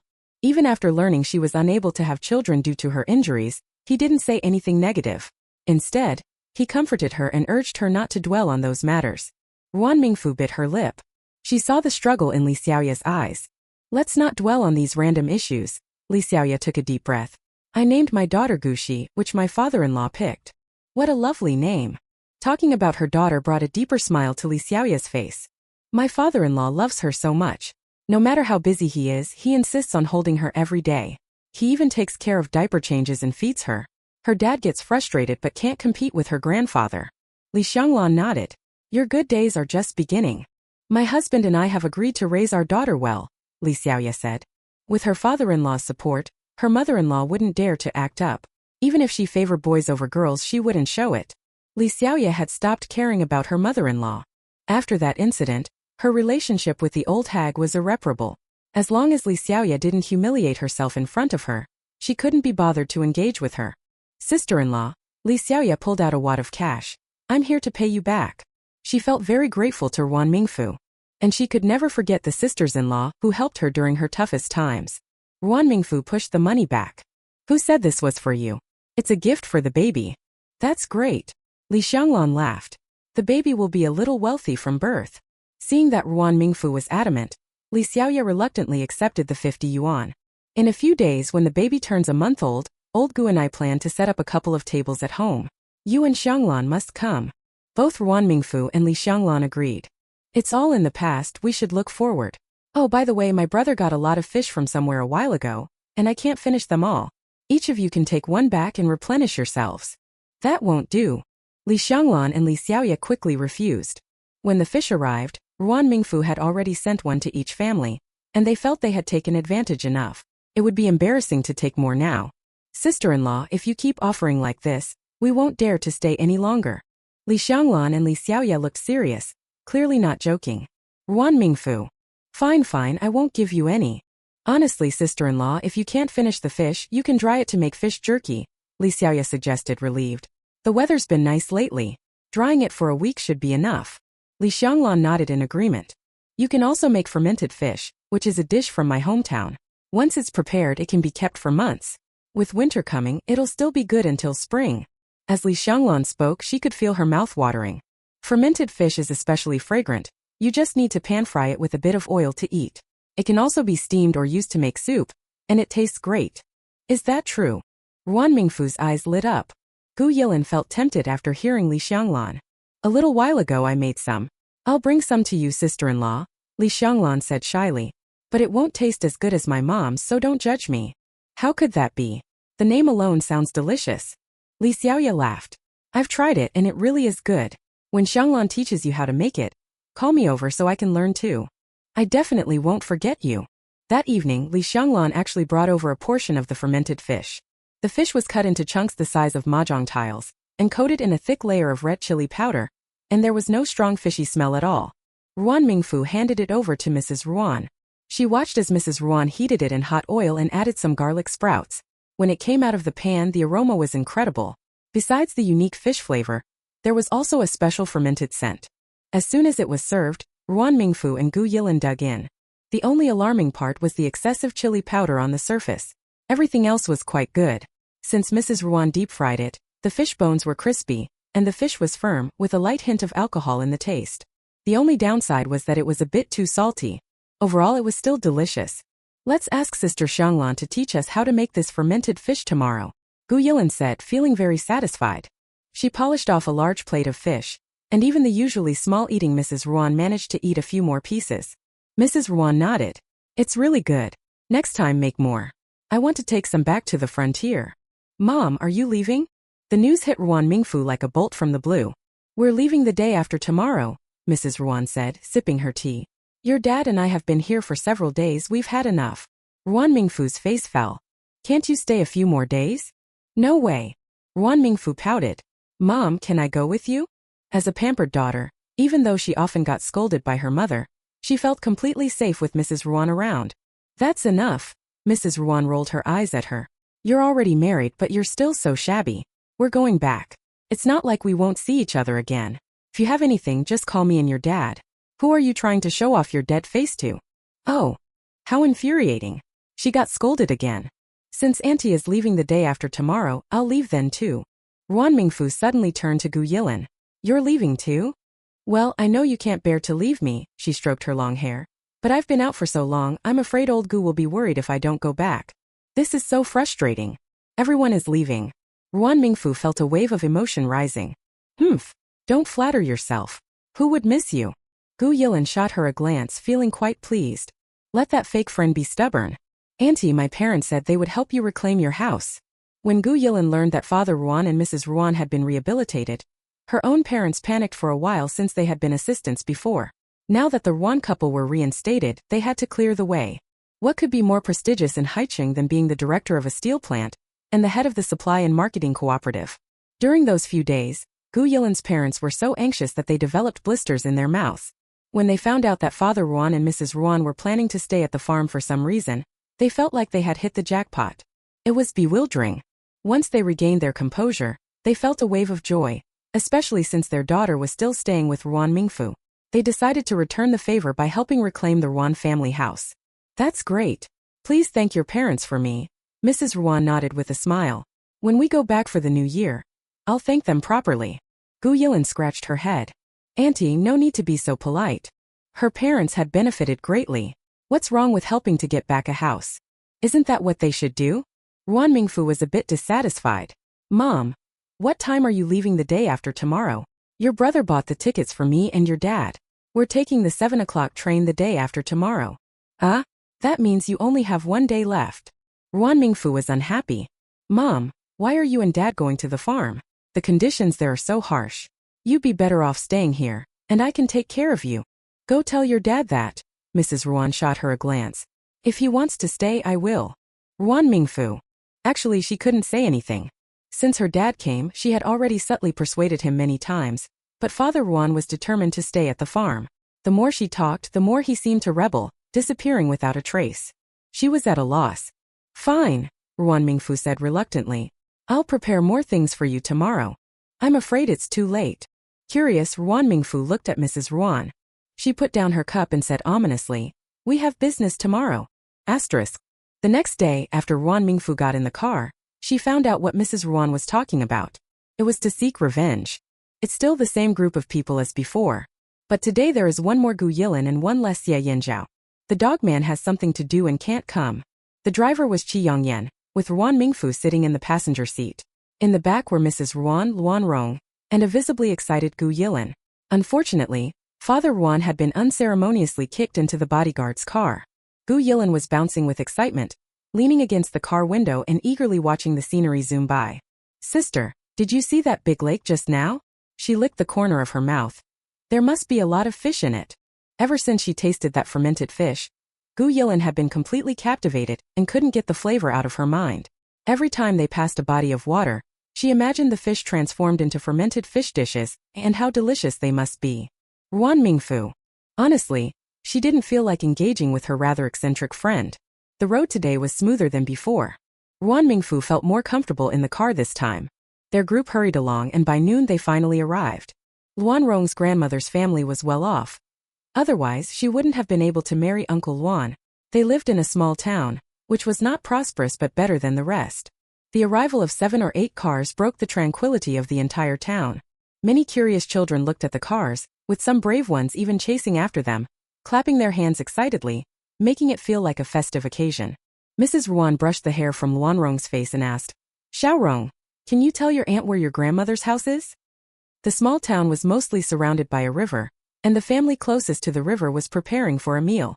An elderly woman with a small frame came out of the kitchen carrying a bowl. Her eyes squinted in anger as she muttered complaints. You are all here to collect debts. You are all so grown up but you still want me to serve you ladies. Get out of here. Useless. Eat, sleep and eat. Pigs can also be sold for money. Chapter 78.3. Chapter 78.3. Her voice was sharp and high-pitched, so much so that it felt like it could lift the roof off. Mom, how many times have I told you not to use those words? Are you trying to get us killed?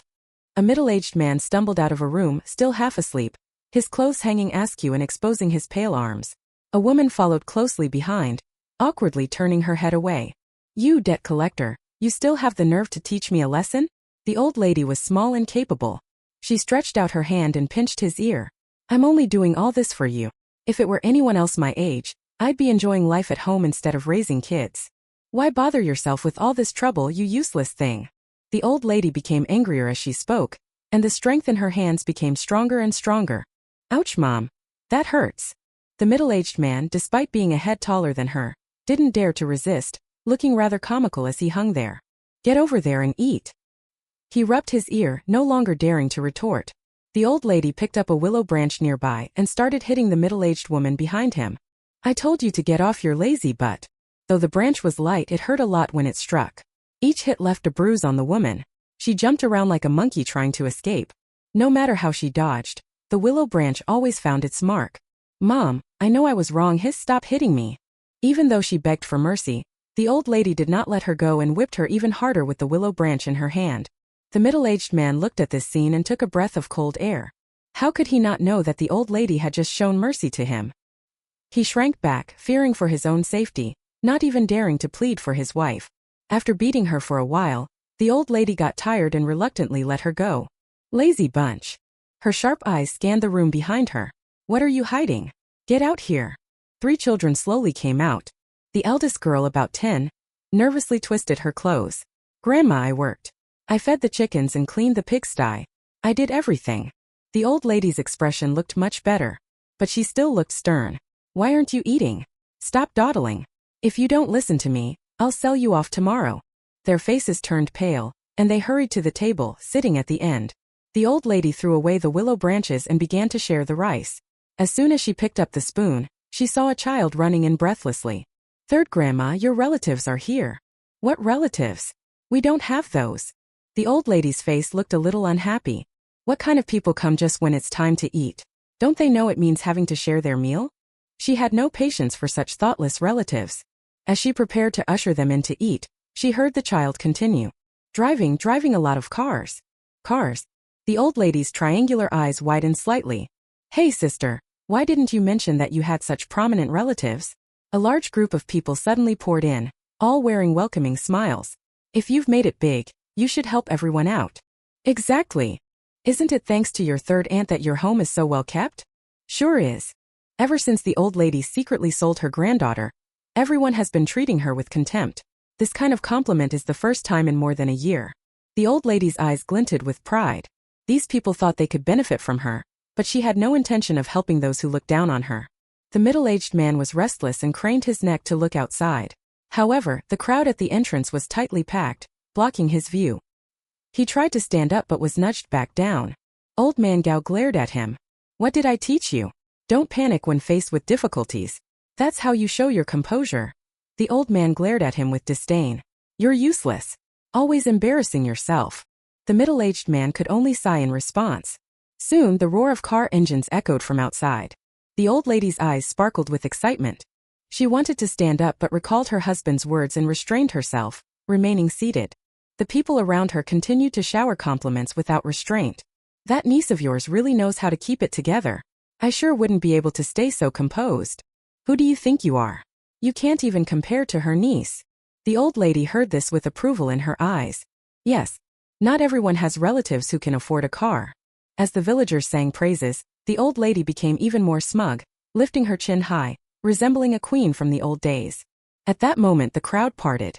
Ruan Mingfu, Qi Yongyan and Gu Yilin walked ahead. The villagers gasped at the sight of Luan Rong beside Mrs. Ruan and then quickly realized who they were, watching the proud Gao family with anticipation. Others in the crowd were struck by the beauty of the three. They're stunning. Whose daughters are they? My nephew hasn't even proposed yet. Your nephew is a brute. He doesn't deserve them. My son is a high school student and quite handsome. He'd be perfect for one of those girls. Rubbish. What's wrong with my nephew? He's quite a catch. Like a rotten fruit. The villagers began to argue over the potential marriages of the 3 girls. If it weren't for someone pulling them back, a fight might have broken out. Listening to their compliments, Gu Yilin beamed with delight. Did you hear that? She tugged at Ruan Mingfu's sleeve, her face glowing with pride. How popular am I? If Gu Yilin had a tail, it would be wagging high in the air. Ruan Mingfu shot her a glance. All right, you're the best. Humph. Gu Yilin tilted her chin, resembling a proud peacock. Hey, are you from the Gao family? Old Man Gao frowned. Although the girl was pretty, she was very impolite in how she addressed him. The old lady also looked displeased. The 3 pale and skinny girls watched enviously as Ruan Mingfu and Gu Yilin showcased their beautiful outfits. Who are you? The middle-aged woman was about to speak when the second nephew interrupted her. Watch how you speak. These are our relatives. He emphasized the word relatives. That's right. Ruan Mingfu squinted her eyes and slightly turned to reveal Luan Rong. We are indeed your relatives. Upon seeing Luan Rong, the entire Gao family was taken aback. The flattery from the crowd suddenly stopped. They are indeed relatives, just relatives seeking revenge. Silence fell, a suffocating silence. In her shock, the old lady's mind raced. She suddenly stood up and hurried to Luan Rong, trying to grab her hand, but Mrs. Ruan blocked her. Old lady. The old lady thought, little bitch, I'll come and deal with you later. She quickly adopted a pitiful expression, her eyes becoming misty. Rong, where have you been this past year? Your uncles have been searching for you for ages and couldn't find you. I've been so worried that I couldn't eat or sleep. Mrs. Ruan ignored her and asked Luan Rong instead. Xiao Rong, are all the Gao family members here? She quickly shook her head. My uncle and his family are not here. Mrs. Ruan exchanged a glance with Qi Yongyan, who immediately signaled the bodyguards to move. What are you planning to do? The old lady could no longer pretend. Don't touch my son or I will fight you to death. Old lady, I'm not easily frightened. Mrs. Ruan glanced at the dining table behind the old lady, her anger boiling. Luan Rong is suffering, but this family is eating happily? Smash it. You dare. The old lady panicked and tried to stop the bodyguards, but she was no match for them. Just like the old lady of the Zhen family, she was easily lifted off the ground. Stop. Stop. Crash. The bodyguards didn't hold back and truly began to wreak havoc. Old man Gao clutched his chest, his face flushed with anger. Second Uncle Gao stepped forward to intervene but was brutally reprimanded by the bodyguards. The middle-aged man had no reason to fear harm. Especially after all the disgusting things his family had done, they deserved it. Second Aunt Gao watched her husband being beaten and dared not intervene, huddling with a few children trembling in fear. The surrounding villagers didn't dare to stop them either. You deserve that. It was unclear who said this, but it opened the floodgates for everyone else. What a misfortune. When Xiao Rong came here, her father had just passed away, right? That old lady brought this on herself. Serves her right. It's not like they couldn't live without selling their children. I remember their eldest son was promoted to department head just half a year ago, and his salary is higher than all of ours combined. TSK. The man seemed to realize something and suddenly gasped. Could it be that his position as department head was bought with money from selling Xiao Rong? Everyone quickly understood and looked at the Gao family with increasing suspicion. Soon the Gao household was in chaos. Everything that could be smashed was destroyed. Even the beds they slept on weren't spared, as the bodyguards took axes to them. Old man Gao could only hold his chest, trembling as he stared at Mrs. Ruan and her group. You all are utterly heartless. Mrs. Ruan shot him a glance but ignored him. Second Uncle Gao had been beaten to the point where he could barely breathe. His body was swollen, making him look even more miserable. You're hitting people. I'll report this to the police. I'll call the police. Don't make trouble, old man. Mrs. Ruan looked at him with a sneer. When I have settled the accounts with you, even if you don't report to the police, I will still take you there. Just giving them a beating would be too lenient. The bodyguards quickly returned, holding Uncle Gao's family like they were little chicks. Judging by their injuries, they had clearly learned a lesson from the bodyguards. Isn't this? Ruan Mingfu looked at Gao Yan's clothes and glanced at Mrs. Ruan. Mrs. Ruan pursed her lips. She remembered that these were the new clothes the original owner had bought while working in the capital. They looked good, so she bought one for both Ruan Mingfu and Luan Rong. She hadn't expected to see them on Gao Yan now. Gao Yan felt a bit guilty when she saw Luan Rong, but she quickly regained her composure. Cousin, what do you mean by this? She caught a glimpse of Qi Yongyan from the corner of her eye, her cheeks flushed. Embarrassed, she glanced at him before starting to lecture Luan Rong again. I'm not saying this out of malice, but you're already old enough and still sneak out, making everyone worry. My dad has searched for you for so long without finding you. You delayed the factory's work and almost got fired. Cousin, you really lack common sense. You come back without even properly apologizing and bring these people to bully Grandpa and Grandma. Do you have any conscience left? Good girl. The old lady was touched, tears welling up in her eyes. Luan Rong hid behind Mrs. Ruan, only half visible. She lowered her head, making it difficult to see her expression. Thinking her words had an effect, Gao Yan continued her tirade. Just let it go. You should apologize to Grandpa and Grandma, pay to fix the house, and give Uncle and Aunt a red envelope to calm them down. They're elders and won't hold a grudge against you. Chapter 79.1. Chapter 79.1. The crisp sound of the slap made the people around feel a little bit of a toothache. Gu Yilin shook her hand and looked at the crowd with some apology. Sorry, she was just too despicable. I couldn't hold back. Gao Yin covered her sore face, unable to say a word. She looked tearfully at Qi Yongyan, but he remained indifferent. Gao Yin. Gao Yin was the old lady's favorite, so hitting her was like hitting the old lady herself. She glared at Gu Yilin, her mouth spewing curses. You filthy bitch. How dare you hit my granddaughter? I'll fight you. Ruan Mingfu chuckled. The old lady really has double standards. She calls her granddaughter good girl, but is harsh on someone else's daughter. Sister, let's get revenge for your cousin, Gu Yilin said, her eyes gleaming wickedly as she looked at Gao Yin, resembling a vicious villain. Let's sell her and let this old lady feel the pain. Gao Yin clutched her face, looking weak and pitiful while trying to catch Qi Yongyan's eye. No, why are you so vicious? You dare. The old lady's eyes were bloodshot, filled with rage as she glared at Gu Yilin, as if she wanted to fight her. You're quite ruthless when you sell out others, Gu Yilin said, not afraid of her. But you can't bear to sell out yourself? Gao Yin started to cry. My cousin clearly ran away secretly, how did it become? Gu Yilin pretended to raise her hand, causing Gao Yin to tremble, unable to utter a single word. Mrs. Ruan signaled, and bodyguards quickly moved to grab Gao Yin and drag her away. She panicked and could no longer maintain her composure. Grandma, save me. They want to sell me. Grandma. No, I don't want to go with you. Let go of me. Aunt Gao rushed towards Gao Yin and hugged her tightly. Let go, let go. What does this have to do with my daughter? Let go. It would be strange if the bodyguard listened to her. The two women struggled fiercely, and for a moment, they actually couldn't do anything to this mother-daughter duo. Other bodyguards rushed in, dragging both of them away. Gu Yilin stepped forward and proudly lifted Gao Yan's chin. You were quite good at barking just now. Come on, bark again for me to hear. Gao Yan's eyes brimmed with humiliation. Cousin, what do you want to do? Ruan Mingfu looked at the sobbing mother-daughter pair, her heart as hard as iron. If you sell them, I'll support you. Before Luan Rong could express her opinion, Uncle Gao, who was beaten half to death, tightly clung to the legs of the bodyguard beside him. No, you are committing a crime. You old hag, still trying to scare me? I'm not easily frightened, Gu Yilin said, holding a leaf in her mouth, exuding an air of authority. Keep talking, and the women will be sold to the deep mountains while the men go to the mines. Ruan Mingfu felt a wave of frustration. This plastic friend of hers was really good at boasting. In this day and age, where would you even find a black market? Worried that her arrogance would land her in trouble, Ruan Mingfu tugged at her sleeve. Tone it down a bit. Oh. Gu Yilin pouted and spat out the leaf she had in her mouth. Oh heavens! Old man Gao cried out from the ground, lamenting his plight.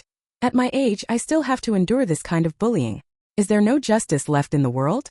With his head full of gray hair and a face marked by time, his tears drew sympathetic glances from those around him.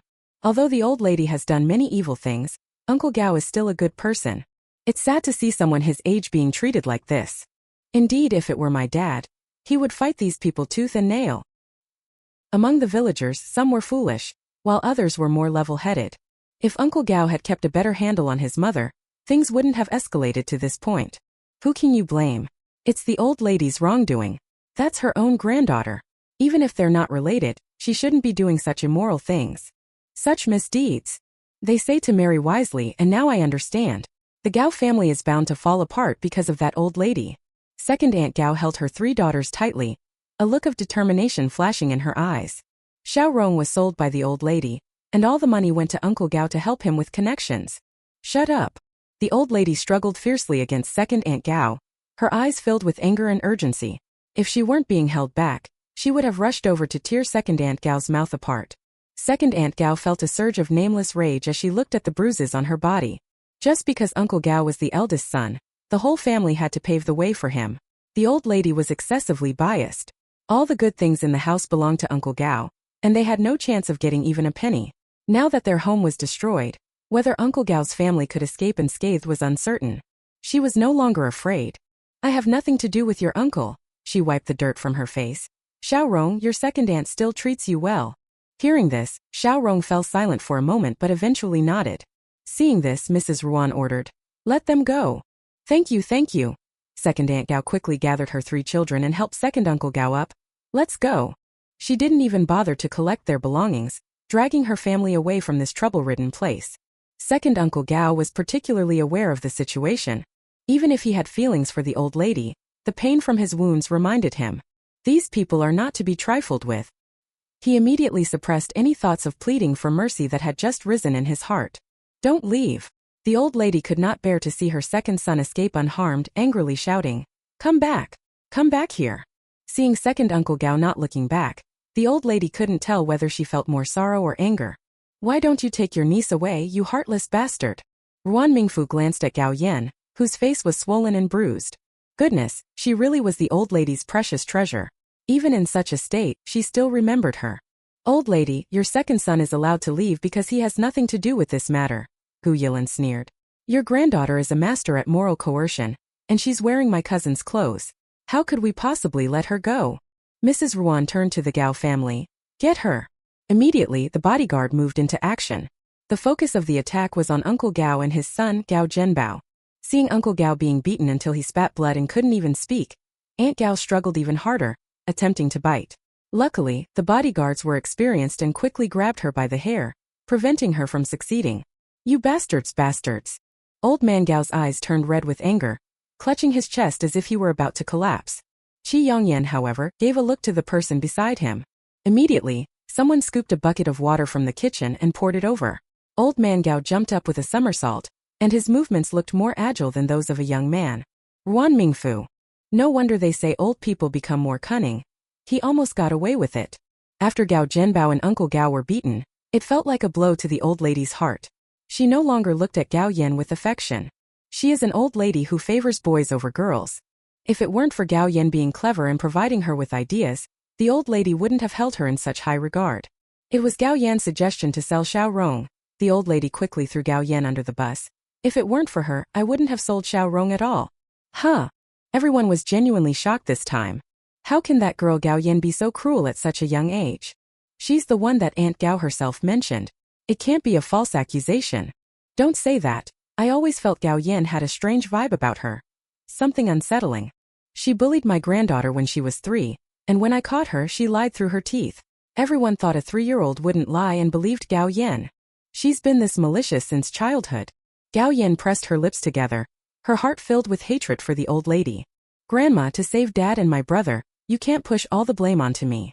The old lady had no idea that she could be outsmarted again, which nearly made her faint from anger. "Shut up. This was clearly your idea."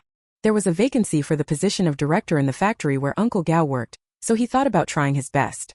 But it would cost 2,000 yuan to get the connection, and the old lady couldn't afford that much money. Second Uncle Gao's 3 daughters were still young, so she set her sights on Gao Yan. Who knew that Gao Yan had seen through the old lady's plan in advance and came up with this idea? Luan Rong was taken away but managed to escape by chance. Unfortunately, her luck ran out when she encountered Jin Ergu, leading to the later events. Luan Rong finally understood. The old lady was not a good person, and Gao Yan was even more dangerous, like a poisonous snake. "Grandma, you can't wrongfully accuse me. Throw these two to the police." Mrs. Ruan had no time to listen to their arguments.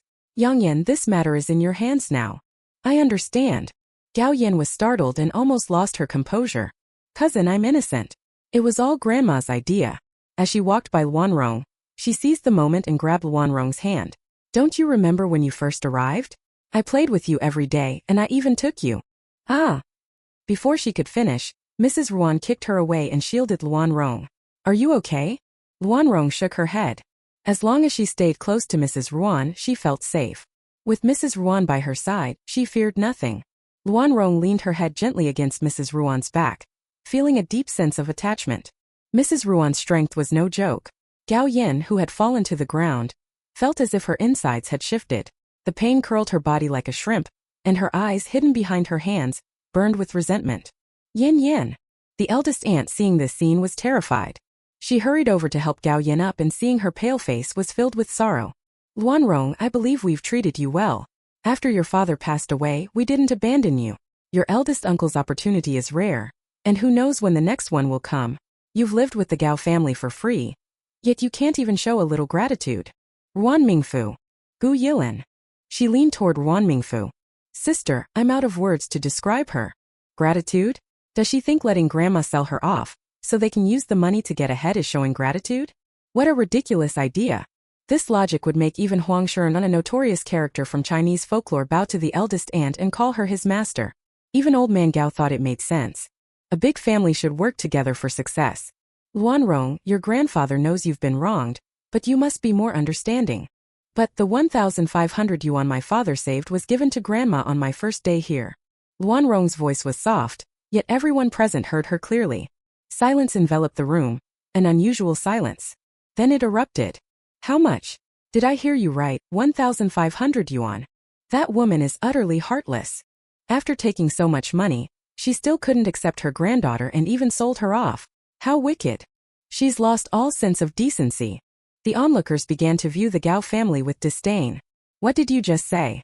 This was the first time old man Gao had heard of such a thing. He jumped up and questioned the old lady. Is what she said true? Did Xiao Rong really give you 1,500 yuan? The old lady pressed her lips together. Her face turned guilty as she looked around, unable to meet old man Gao's gaze. His face flushed red with anger as he shouted, "Speak!" Everyone around waited for the old lady's answer in a tense silence. It's true, the old lady said quietly. But later the eldest came to me crying about being broke, so I gave him all the money. Chapter 79.2. Chapter 79.2. Old man Gao staggered slightly. He hunched down and sat on the only intact chair in the courtyard, looking exhausted. He waved his hand dismissively, saying, "Do whatever you want with her. I'm done. I don't care anymore." Old man. The strong-willed old lady couldn't hold back her tears upon hearing this. Old man Gao turned his back, choosing to ignore her. What about the money? Mrs. Ruan glanced at the eldest uncle. Beaten and in pain, he could only look at his wife helplessly. When everyone turned to her, the eldest aunt wore the same guilty expression as the old lady. I took the money back to my family. Old man Gao shut his eyes in despair. Very well, Mrs. Ruan lifted her chin slightly. Take her away too and charge them with theft. The eldest aunt felt hopeless. She knew that after a year and a half, her family had long spent all the money. She and the eldest uncle didn't have much savings left, and with old man Gao abandoning even the old lady, there was no way he would help her. Qi Yongyan had grabbed a few people and was about to leave when a middle-aged woman pushed through the crowd, blocking his path. Let them go. Mrs. Ruan looked at the newcomer and smirked coldly. Gao Tsuelan, I was planning to come and find you, but it seems you couldn't wait to rush to your doom. Gao Tsuelan flinched at the sight of Mrs. Ruan. She instinctively shrank back but suddenly remembered something and straightened her back, trying to assert her authority as the eldest sister-in-law. However, Mrs. Ruan swiftly interrupted her with a slap before she could say a word. Next came Ms. Ruan's solo show. Seeing Gao Tsuelan, who had been beaten to the point of being defenseless, Gu Yilin was filled with excitement, her eyes shining with joy. Girl, my aunt is truly to my taste. She almost wished she could call her mom right then and there. Ruan Mingfu glanced at her. Just wait until Mrs. Ruan beats you up like that. Then you'll know her true power. Has she beaten you like this? No. Humph. Gu Yilin snorted coldly, struggling to keep her jealousy from showing in front of her plastic friend. Don't be ungrateful. If my aunt became my mom, Gu Yilin mused, who knows how happy I would be. Ruan Mingfu. As they chatted, Mrs. Ruan's vigorous beating of Gao Tsuelan was coming to an end. You're not fit to be Xiao Rong's mother, Mrs. Ruan proclaimed fiercely, pulling on Gao Tsuelan's hair. From today on, she has a father and an aunt and uncle, but she does not have you as her mom. Luan Rong walked over obediently. I listened to my aunt. Gao Tsuelan, already beaten half to death, couldn't take it anymore and spat out a mouthful of blood. You. TSK, why do you need to do this? Gu Yilin walked over, shaking her head. Honestly, having a mom like you is really bad luck for my cousin. Gao Tsuelan could no longer bear it and vomited blood again. Isn't that a bit weak for someone like you? Exactly. Ruan Mingfu joined in, poking her in the chest again. You've done shameful things, so why can't you handle a little criticism? Gao Tsuelan had remarried in the town, and her husband still worked at the same factory as Uncle Gao. She just didn't believe that Gao Tsuelan had no idea that Luan Rong had been sold. Mrs. Ruan glanced at Gao Tsuelan, who lay on the ground like a dead dog, and coldly snorted. We should go. On the way back, Father Ruan took over the driving. Qi Yongyan was finishing up the work with his men and would be back later. As soon as Ruan Mingfu arrived at the family compound, she saw a young soldier leading several police officers standing at her front door. Nearby, a few nosy sisters-in-law were peeking curiously. The young soldier brightened upon seeing Ruan Mingfu. Sister-in-law, you're finally back. Ruan Mingfu opened the door, inviting the officers inside while shutting the courtyard gate to block the prying eyes. What's going on here? Sister-in-law, the young soldier said, taking the water that Mrs. Ruan handed him. These police comrades want to ask you a few questions. Ruan Mingfu thought carefully. She had been behaving herself lately and hadn't done anything out of line. Recalling what happened today, she took a deep breath. How could they have come looking for her so soon after the commotion with the Gao family? That was fast. Please sit down. You don't have to be polite, comrades. The leading officer nodded at Ruan Mingfu. You don't need to be nervous. We're just going to ask you a few routine questions. Ruan Mingfu nodded. Their attitude seemed fine, which relieved her a bit. Did you go to Manhwa village a few days ago? Manhwa village? Life had been so peaceful that Ruan Mingfu almost forgot about it.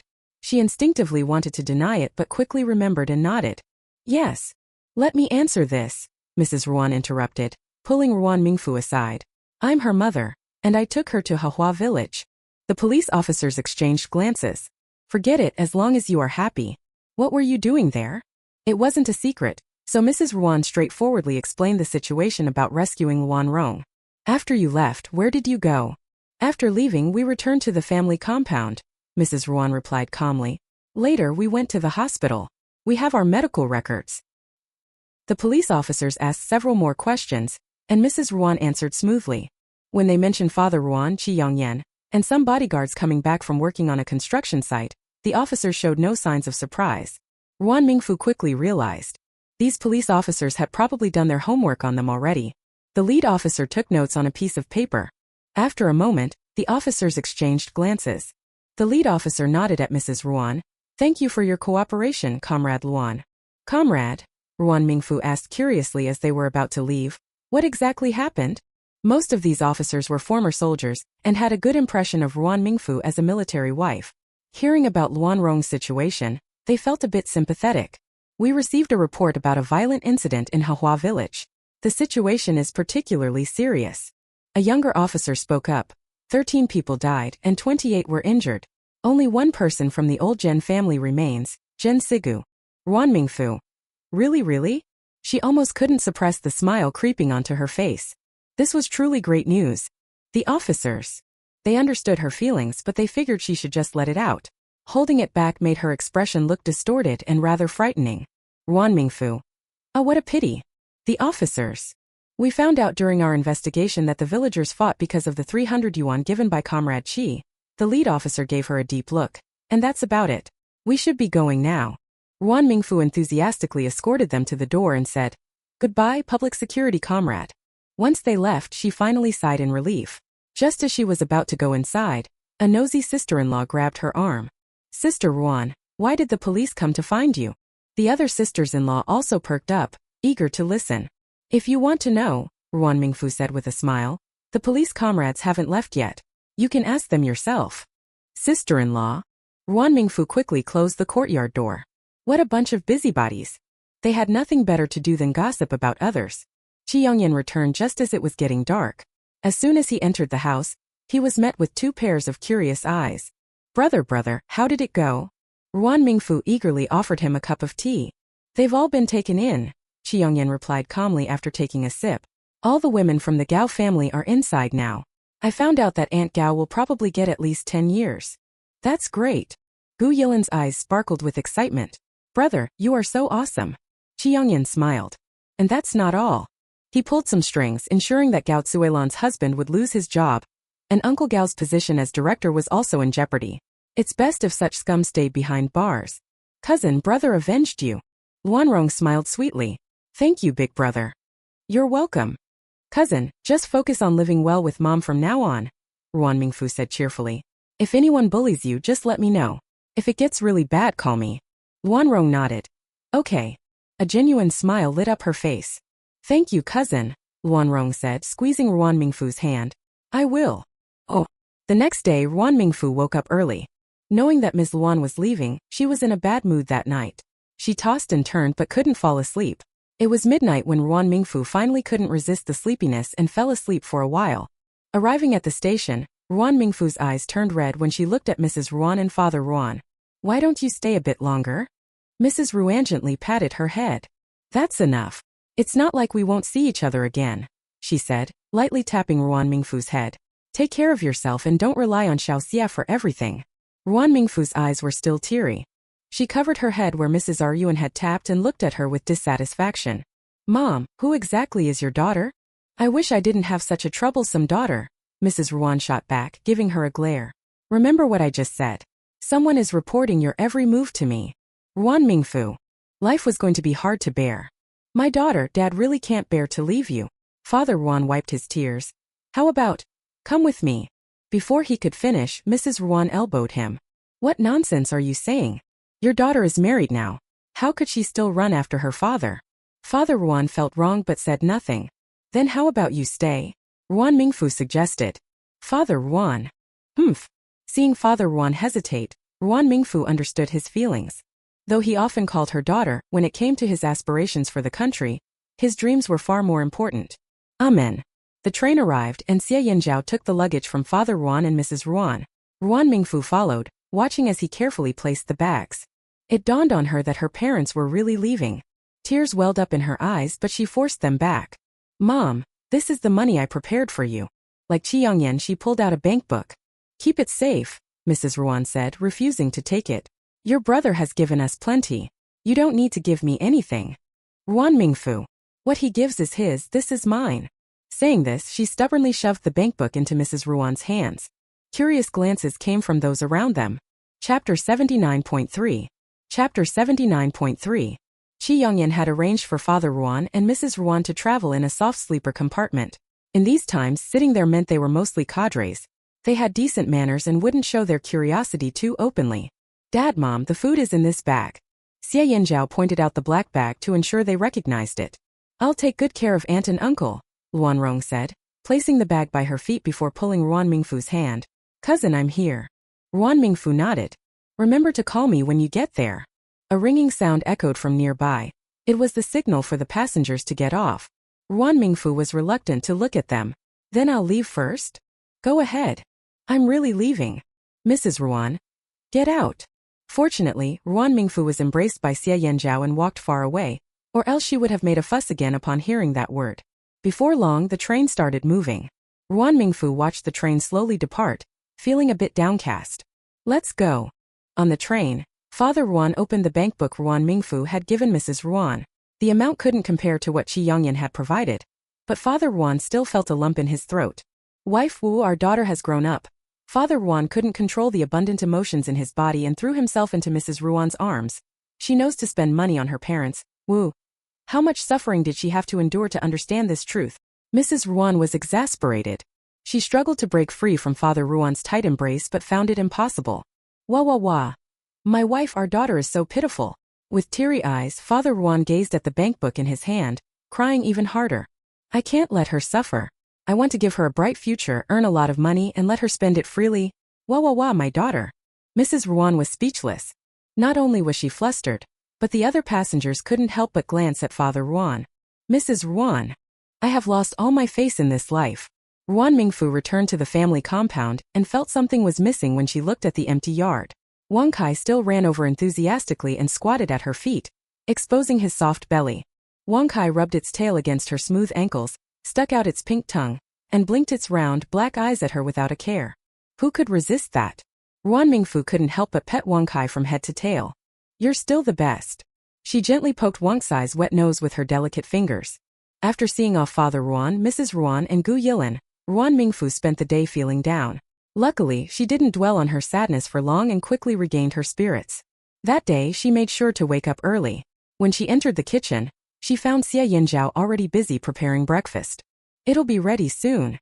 After being scolded by Mrs. Ruan, Ruan Mingfu didn't feel entitled to sit at the table and wait for her meal like before. She tied her hair back, saying, I'll help you. Perhaps because Xie Yanzhao had the day off, breakfast was quite plentiful. Besides noodles, there was also porridge and sweet potatoes from the canteen. No need, I can handle this, Xie Yanzhao said, catching Ruan Mingfu's outstretched hand. You shouldn't feel burdened. Things will remain the same as before. His hands were rough, and it stung a little when he held hers. Really? Of course, Xie Yanzhao said earnestly. There's no need to force yourself to change. You're perfect just the way you are. He understood what kind of person he wanted to spend his life with, and was already prepared for it. A smile spread across Ruan Mingfu's beautiful face. Her heart felt sweet, and she wished she could wag her tail in joy. What if you start to dislike me like Mrs. Ruan said? Xie Yanzhao. He gently squeezed her hand and after a moment replied, Eat. Okay. After finishing breakfast, the sun was high in the sky. Xie Yanzhao took the blankets outside to hang them on the fence. Just then Wang Manman from the next courtyard happened to see this. Looking at the pile of sheets and pillowcases in her hands, she felt a surge of anger. She threw the linens onto a nearby rack and went back inside. Seeing Captain Xiao sprawled on the sofa, her frustration boiled over. Wang Manman marched over and huffed at Captain Xiao. Captain Xiao looked confused. Noticing her stern expression, he mustered the courage to approach her. "Wife, what's wrong? Who upset you this time?" Wang Manman shot him a glare. He leaned closer trying to appease her. "Just tell me, and I'll make sure to teach them a lesson." "Next door." "Next door." Captain Xiao thought for a moment and suddenly remembered who lived there. He swallowed hard. "Wife, don't joke around. That's Commander Xia. He's the top soldier in the entire military district. Even 10 of me together wouldn't stand a chance against him." Wang Manman became even angrier. She grabbed Captain Xiao's ear. "If you know you're not their match, why don't you learn from him how to treat your wife right? Not being able to beat him was one thing, but can't he at least learn a thing or two?" "What?" Captain Xiao was bewildered. Wang Manman threw a ball of yarn at him. "Go take a look yourself." Captain Xiao scratched his head and obediently stepped outside. He leaned against his fence, intently watching the next yard. He saw Xie Yanzhao taking apart the blankets, pulling out the cotton filling, tossing the duvet cover and sheets into a bucket, and even tossing in his clothes. Captain Xiao's eyes widened. He couldn't believe this man, who was so skilled at housework, was still the same Xie Yanzhao he remembered. Help! Fearing he'd be discovered, Captain Xiao squatted in the corner of his yard, peeking out with just his eyes. "Xie Yanzhao, you've put the outerwear and the duvet cover together again." A soft voice which sounded harmless floated over. Captain Xiao thought, "Isn't that his wife? How bold of her." Just when he expected Commander Xia to give her a scolding, he saw Xie Yanzhao, looking a bit guilty, take the clothes out and place them in a small basin nearby. Captain Xiao was stunned. Wasn't this the mighty Commander Xia he knew? Just as he felt his illusions shattering, Xie Yanzhao took the changed laundry to the well. He expertly drew water and began washing the clothes. Captain Xiao was in disbelief. No, the man in front of him couldn't possibly be Commander Xia. No way, absolutely not. He stumbled back into his house, feeling lost and not satisfied, gave himself a hard slap. The loud sound startled Wang Manman, who was drinking water, making her jump. She was full of questions. It was just a suggestion for Captain Xiao to learn from Captain Xia. There was no need for such a huge reaction, and now he was even guilt-tripping himself by slapping his own face. "Oh Xiao, are you okay?" Although Wang Manman could be a bit proud and spoiled, she knew how to distinguish right from wrong. Since Captain Xiao treated her well and had good qualities, she naturally wanted to spend her life with him. "Wife, I feel like there's something wrong with my eyes. Should I go to the hospital to check them out?" Wang Manman felt a jolt of anxiety. If a soldier had eye problems, it could mean being discharged from service. What happened? She could no longer sit still, pacing in circles. "How do you feel now? Let's go to the hospital, come on." Wang Manman didn't want Captain Xiao to lose his future because of his eyes. She grabbed his hand and headed for the door. Captain Xiao still looked shocked, gently holding Wang Manman's hand as he spoke. "Wife, if my eyes are fine, how come I saw Commander Xia doing laundry?" Wang Manman was speechless. She raised her hand and gave Captain Xiao a hard slap. "Ouch!" Captain Xiao winced in pain. "Wife, why did you hit me for no reason?" "I hit you because you deserved it." Wang Manman picked up a feather duster nearby and swung it at Captain Xiao. "Thinking there's something wrong with your eyes? I think it's your brain that has a problem." Commander Xia was so capable that he even did housework diligently at home. And Captain Xiao? He just lay around like a prince, expecting her to feed him. People really are different. Wang Manman was furious and hit him harder. Captain Xiao covered his head and retreated, begging for mercy. "Wife, I'm sorry. I really am. What did you do wrong?" Captain Xiao was at a loss for words. When he couldn't answer, Wang Manman gave him a few more whacks. Looking at Captain Xiao, her disappointment was evident. "Learn properly from next door." She tossed the feather duster aside. "You're doing all the chores inside and outside today." Captain Xiao rubbed the sore spots where she had hit him. It was rare for him to feel resentment towards Xie Yanzhao. The dogman does housework in an orderly manner. He washed the quilts and other large items first and then washed the clothes. These clothes were not dirty, so he just had to rub them a few times. Especially the pajamas, Ruan Mingfu liked to be clean, and she changed them almost every night. As Xie Yanzhao looked at the silky red fabric in his hands, his face flushed. He had seen Ruan Mingfu wear this nightgown before. With her black hair and red dress, her skin was exceptionally fair. Wearing that outfit, Ruan Mingfu looked like a fairy. Xie Yinzhao's gaze flickered and he swallowed hard. Suddenly, Xie Yinzhao. His grip had been too strong, and the delicate fabric couldn't withstand it, tearing in half. It was rare that Xie Yinzhao was stunned for a moment. Xie Yinzhao, what's wrong with you? Ruan Mingfu walked out of the room, looking somewhat displeased. I've been calling you for a while, and you didn't respond. Feeling guilty, he hurriedly shoved the torn clothes into the basin. Clearing his throat, Xie Yinzhao said. Just lost in thought. Oh. Ruan Mingfu regarded him suspiciously. Even though he was nervous and sweating, Xie Yinzhao showed no signs of it on his face. What's wrong? Ruan Mingfu finally shifted her gaze and asked. Do you think we should take the bed apart? With Mrs. Ruan, Father Ruan, and Gu Yilin gone, Shi Yongyan wouldn't be staying overnight at the family compound. For the time being, there shouldn't be any guests at home. Let's take it apart. It'll be good to air out the bedding too. Xie Yinzhao cleared his throat again. Don't move, let me handle it. Ruan Mingfu nodded in satisfaction. Honestly, she liked how Xie Yinzhao took care of everything without her having to worry about anything. Once Ruan Mingfu left, Xie Yinzhao finally relaxed. He pulled out the clothes and looked at the large tear in the skirt, feeling a bit distressed. This nightgown was made by Ruan Mingfu herself. There were no matching ones available outside. So, the question was, how could he find an identical one without her noticing? Xie Yinzhao. One morning, Ruan Mingfu and Xie Yinzhao worked together to clean both the inside and outside of the house. Seeing the much brighter home lifted her spirits. Just as Ruan Mingfu was about to take a break, a young man walked in from outside. He was wearing a military uniform, with fair skin that clearly indicated he was a new recruit just entering the army. What brings you here? Xie Yinzhao seemed familiar with him, warmly patting his shoulder and inviting him to sit down. Brother. Ruan Mingfu's hand trembled slightly as she poured tea. Brother. Hello, sister-in-law, he said shyly, ruffling his hair. I'm my brother's cousin Bai Qinghua. Aha, he must be from the Bai family. Oh, you're the cousin. Ruan Mingfu's attitude warmed up noticeably. Then don't leave for lunch. Stay here and eat with us. This. Bai Qinghua hesitated, glancing at Xie Yinzhao before finally agreeing. Then I'll trouble my sister-in-law. After chatting for a while, Ruan Mingfu learned that Bai Qinghua wasn't a new recruit at all. He had been in the army for some time. It was just that his skin was so fair that he looked like a college student in his early 20s, leading to frequent misunderstandings. In fact, Bai Qinghua was just a few years younger than Xie Yinzhao.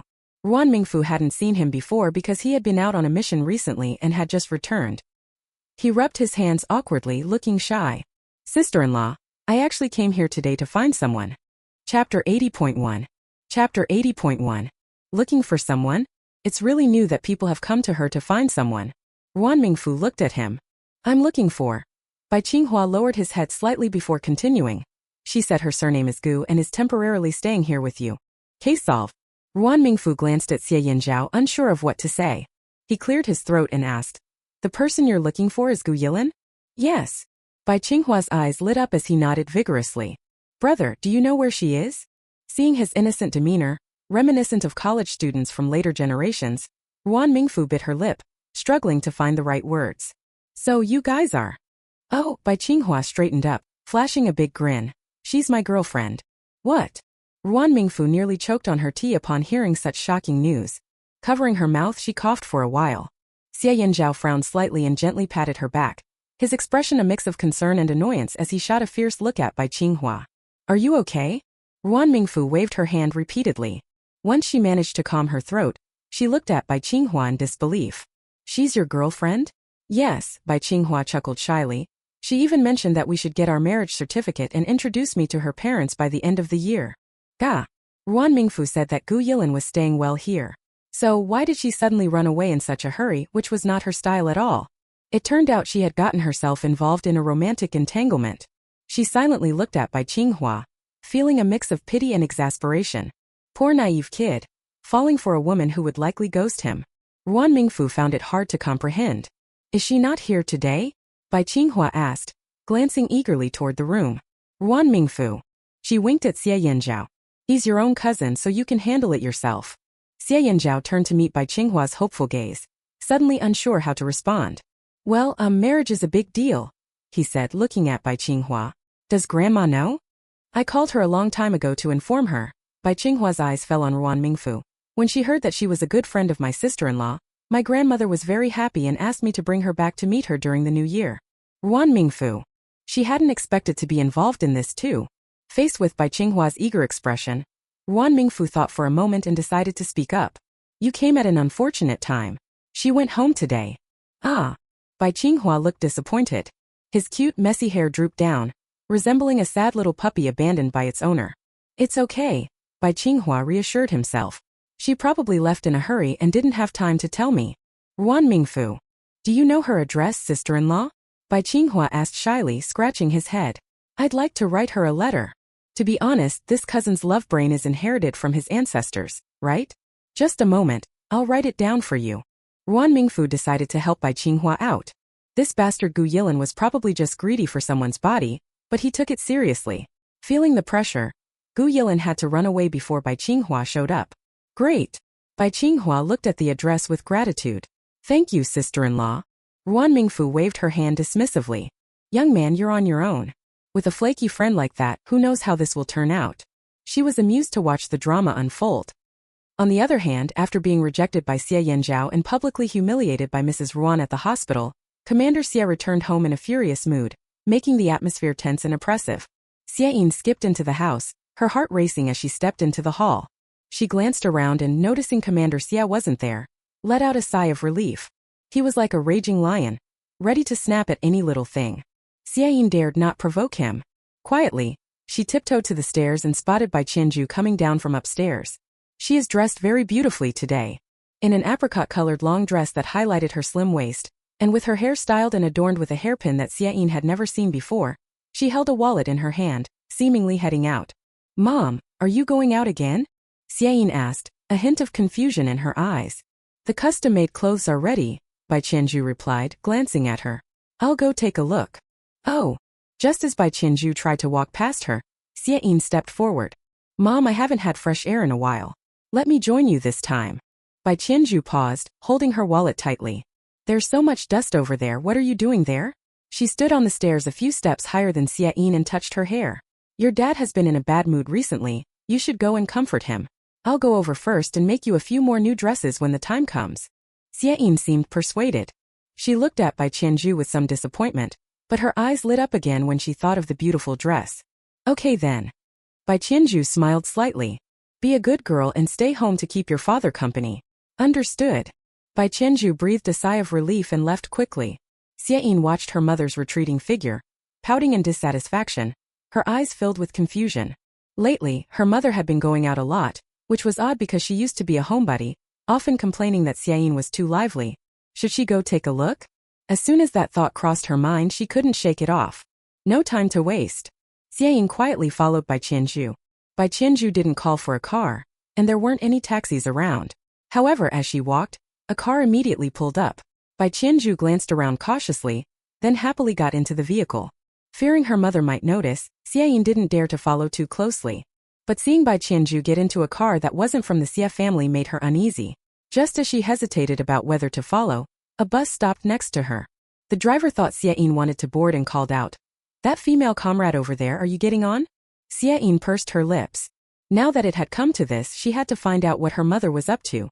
However, as soon as she boarded, she regretted it. She didn't know where the bus had come from, but it was packed with people. The smell of sweat, stinky feet, and diesel fumes hit her hard, nearly making her gag. Xie Yin covered her nose and mouth, finally finding some relief as she settled by the window. Comrade, buy a ticket. Frowning, she struggled to pull out money from her pocket and handed it over. Keep the change. Ugh. Xie Yin turned pale, her gaze still fixed on the black car ahead. As it turned right while her bus veered left, panic set in. Turn back. Follow that car, don't turn. The driver certainly wouldn't listen to her. And with a left turn, they completely parted ways with Bai Qianju's car. Xie Yin's brows knitted tightly. What's wrong with you? Didn't I tell you to follow that car and not turn left? Can you even drive? In those days, driving a bus was a stable job. The driver was skilled, often looked up to, and he wasn't pleased with Xie Yin's complaints. Can you do better? You take over then. Xie Yin. You're just a kid who talks big. The driver shot her an angry glare. Do you think this bus belongs to you? You can go wherever you want. People on the bus began to laugh. Seriously, is this girl a bit off? Hey, someone should keep an eye on her, or she might get hurt. So young. They all remembered how Xie Yin had a disdainful expression when she boarded, and they had lost their patience with her. In the past, someone like her might have been sent to a reform committee for a reality check. You all of you. Hearing their insults, Xie Yin's face flushed with anger. She felt outnumbered. Furious, she couldn't find a way to retaliate. Fortunately, after a few intersections, she spotted that familiar black car again. She didn't blink, afraid it might disappear once more. Seeing it come to a slow stop, she quickly shouted, "Stop!" Rushing off the bus, she saw Bai Qianzhu and William holding hands as they turned a corner. Xie Yin hurriedly followed them. The two walked through a couple of alleys before arriving at a small courtyard. Bai Qianzhu held William's hand, her eyes glimmering with affection as they exchanged words, though Xie Yin was too far away to hear them clearly. But seeing her mother take the initiative made Xie Yin understand. This wasn't a matter of coercion. It was clearly a mutual attraction. Xie Yin. She felt a mix of emotions. How could her mother be with William, the man she had set her sights on first? Feeling betrayed, Xie Yin's expression darkened. Her bond with Bai Qianzhu was deep. Though she had been brought into the Xie family at a young age, she knew that Commander Xie wasn't her biological father. Bai Qianzhu was the only real mother she could rely on. But now, Xie Yin felt lost. The man she liked was with her own mother. It made her feel a bit sick. She clutched her chest tightly, her eyes reddening as she watched them enter the house like a couple. A flash of resentment crossed her mind. Chapter 80.2. Chapter 80.2. Xie Yin questioned how sincere Bai Qianzhu's feelings were. Was she just putting on a show to appease Commander Xie? She wiped away the tears that threatened to spill and quietly followed. William. This house is so cozy, I really like it. William looked just as charming as before. His hair was styled up, giving him an even more carefree appearance. But Bai Qianzhu adored the nonchalant aura he exuded, especially when his deep gaze fell on her, making her feel as if her very soul trembled. That was something Commander Xie could never provide. I specially prepared this for you. William took Bai Qianzhu's delicate hand and gently kissed it. Do you like it? I love it so much. Bai Qianzhu was filled with emotion. Thank you, William, for making me the happiest woman in the world at this moment. I'm glad you like it. William held Bai Qianzhu's hand slightly higher, his eyes glinting with a charm that seemed capable of captivating anyone's soul. The atmosphere around them became ambiguous. Bai Qianzhu's chest rose and fell slightly as she looked at William with an unmistakable gaze. She reached out to cover her chest and pretended to stumble, falling into his arms. How could a man refuse a woman who came to him so willingly?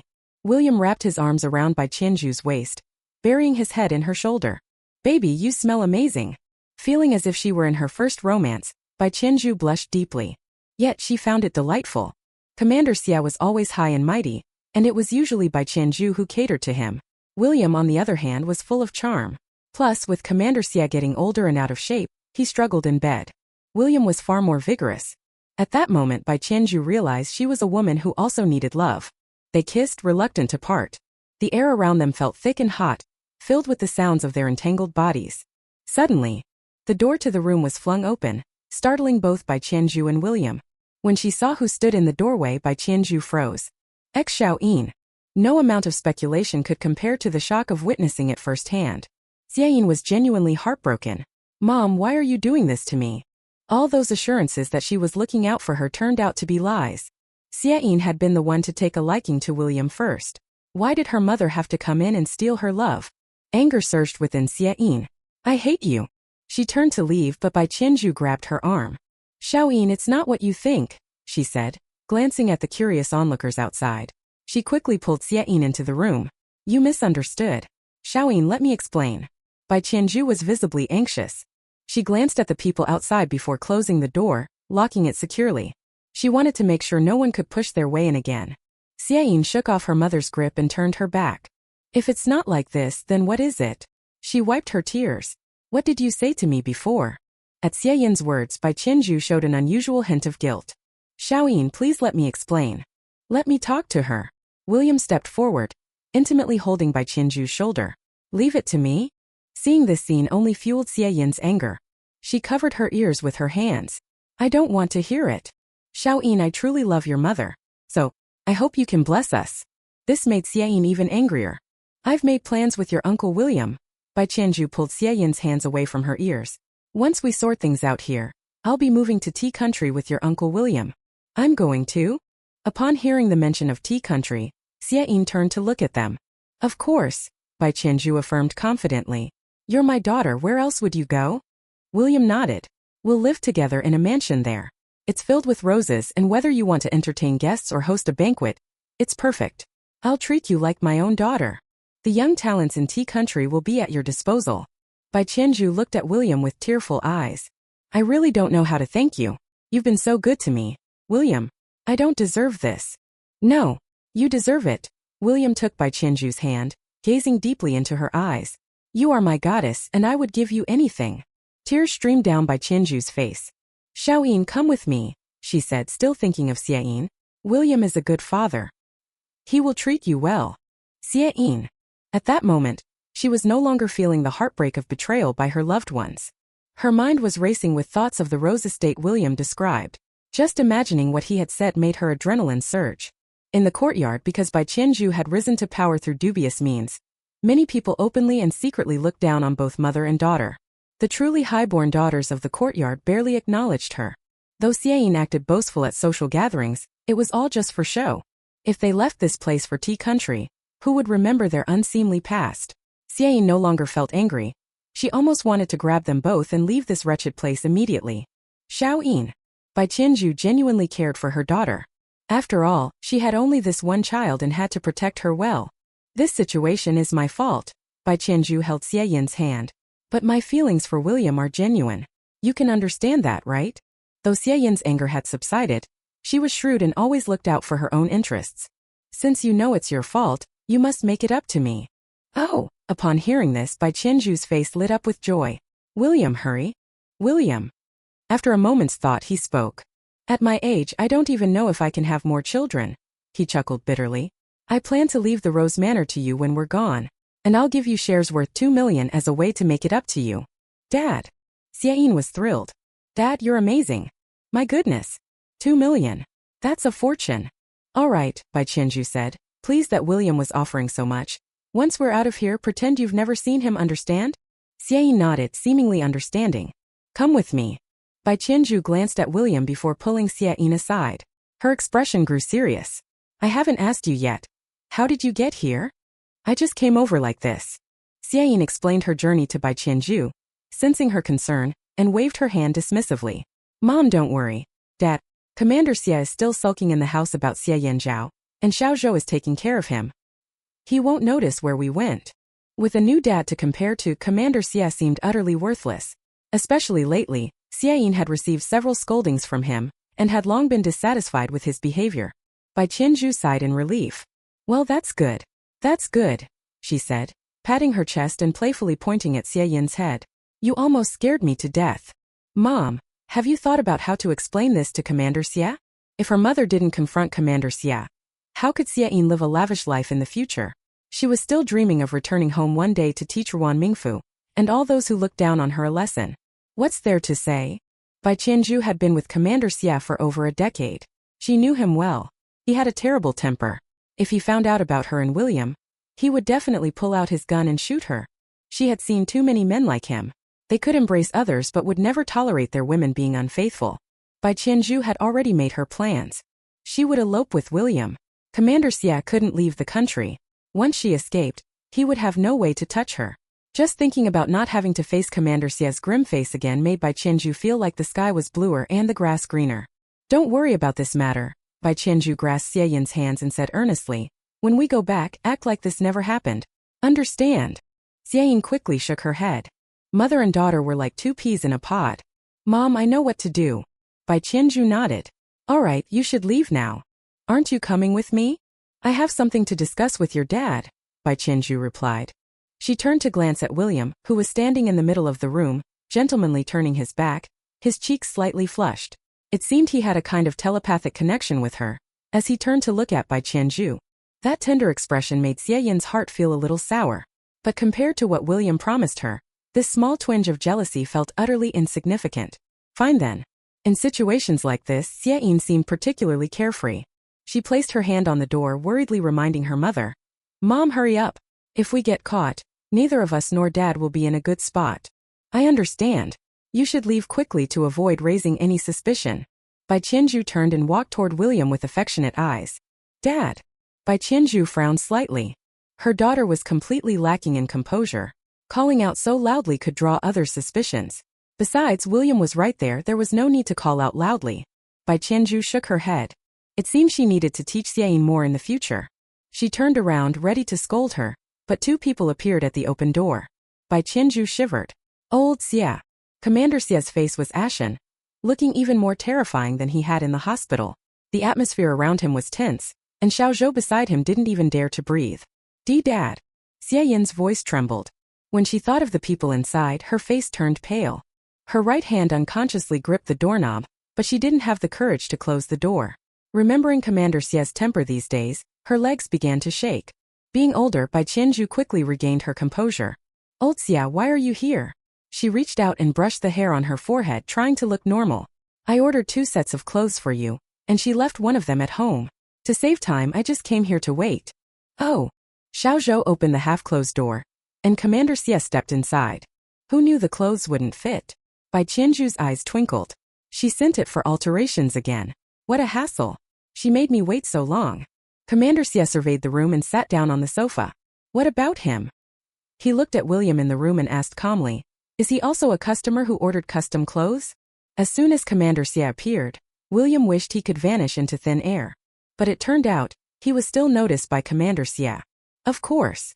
Bai Qianju struggled to maintain her composure. Old Xie, what brings you here today?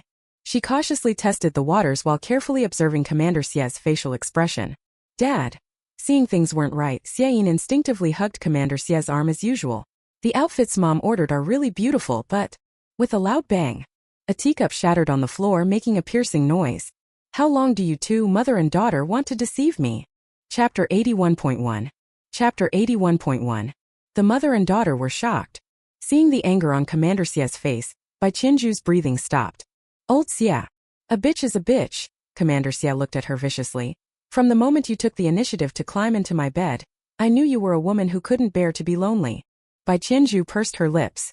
Upon hearing Commander Xie's words, a wave of indignation surged in her heart. Have I not treated you well enough? Commander Xie pointed at Xie Yin. I've treated her as my own, giving both you and your daughter a life of comfort, and the honor of being the commander's wife. I believe I've done enough. Bai Qianju took a deep breath. Yes, you have treated us well, she looked at Commander Xie. But that's because I've been careful, constantly trying to please you to earn it. Commander Xie was not an easy man to deal with. Whenever Bai Qianju interacted with him, she had to be on full alert, giving him her all. Even after we registered our marriage, you never truly cared about me. I'm just something you can summon or dismiss at will, forced to please you to secure my place in the Xie family. Commander Xie looked at her in confusion. Isn't that what you're supposed to do? Xiao Zhou. Bai Qianju. In the end, you just look down on me. I do look down on you, Commander Xie responded coldly. Do you have a powerful family? Are you smart enough to be a capable wife for me? You're vain and only know how to enjoy life. Your daughter is exactly like you, spoiled to the core. Dad. Xie Yin was somewhat dissatisfied. If they were talking, why drag her into it? I can't bear it, Commander Xie snorted and pointed at William. He's your real father. Xie Yin bit her lip. Even though she wasn't the brightest, she knew Commander Xie had overheard everything her mother and she had been planning. Divorce. I want a divorce. Bai Qianju couldn't take it anymore. She glanced at William, determination flashing in her eyes. Even though Commander Xie had found out, he wouldn't kill her, would he? Besides, William was a foreigner. Commander Xie wouldn't dare. Suppressing her panic, she walked toward William. William, from now on, you are all I have. But to her surprise, William yanked his hand away and ran over to Commander Xie, falling to his knees with a thud. I didn't know you were the commander. William's former gentlemanly composure had vanished. His tearful whining was pathetic, worse than a commoner's. If I had known, I wouldn't have dared to flirt with someone of your status, even with 100 guts. Bai Qianju's already pale face turned even whiter. She involuntarily took a step back, devastated by what she saw. Didn't you say you were a noble from tea country with mixed blood from 4 nations? Xie Yin's eyes widened, unable to believe the scene in front of her. So they were deceived. It was just boasting. How was I supposed to know you'd actually believe it? William muttered under his breath. You can't blame me for this. It's all because of this mother and daughter's greed for fame and fortune. Bai Qianju was on the verge of collapse, overwhelmed by frustration and regret. Commander Xie, observing her expression, chuckled lightly. This is the person you betrayed me for? To Bai Qianju, his words were filled with mockery. Each syllable felt like a slap across her face. Tears instantly welled up in her eyes. Bai Qianju lunged forward, crying bitterly. Old Xia. I was deceived, it was Smack. Bai Qianzhu received another slap. She didn't dare show any resentment, not even covering her face. Her well-maintained skin immediately showed a red handprint, with blood dripping from the corner of her mouth. Old Xia, I didn't mean it. I was tricked into saying such irrational things. In my heart, you are the most powerful, the wisest, and the most heroic man. Xiayin also heard the sharp sound of the slap, and it made her shudder. Her stupid little head started to work rapidly. She quickly knelt beside her mother, mirroring her cries. Dad, you have to believe us. It was this shameless villain who deceived us. Xiayin understood it very well. If they didn't resolve this today, not only would she lose her position as the commander's daughter, but she and her mother would have no idea how to survive in the future. The thought of the poor people she once despised made her tremble even more. She couldn't live like that, eating gruel and bitter vegetables. I'm not your father. Commander Xia's gaze landed on William. He's your real father. William was trying his best to make himself invisible, wishing he could disappear into a crack in the ground. When he heard his pseudonym being mentioned again, he cursed Xiayin in his heart for being such an idiot. Dad! Get lost! Commander Xia kicked Xiayin, sending her flying. She knelt beside Bai Qianzhu on purpose to prevent Commander Xia from suddenly hitting her. She had planned to protect herself from the slap but not from his leg. Commander Xia had traveled extensively in the past and had made many great contributions. Even a man would not be able to withstand this kick. Xiayin was kicked far away. She clutched her abdomen in pain, curling up like a shrimp. Blood oozed from her mouth and nose, and she couldn't even manage to cry out. Xiaoyin. Bai Qianzhu was startled and rushed over. But seeing her daughter in such pain, she didn't know how to help. This time she was genuinely panicking. Xiaoyin, look at your mother. Bai Qianzhu's eyes were red and tears as big as beans fell. You are so cruel after all, she has called you dad for more than 10 years. Commander Xia, who originally felt guilty, became even more hard-hearted after hearing this.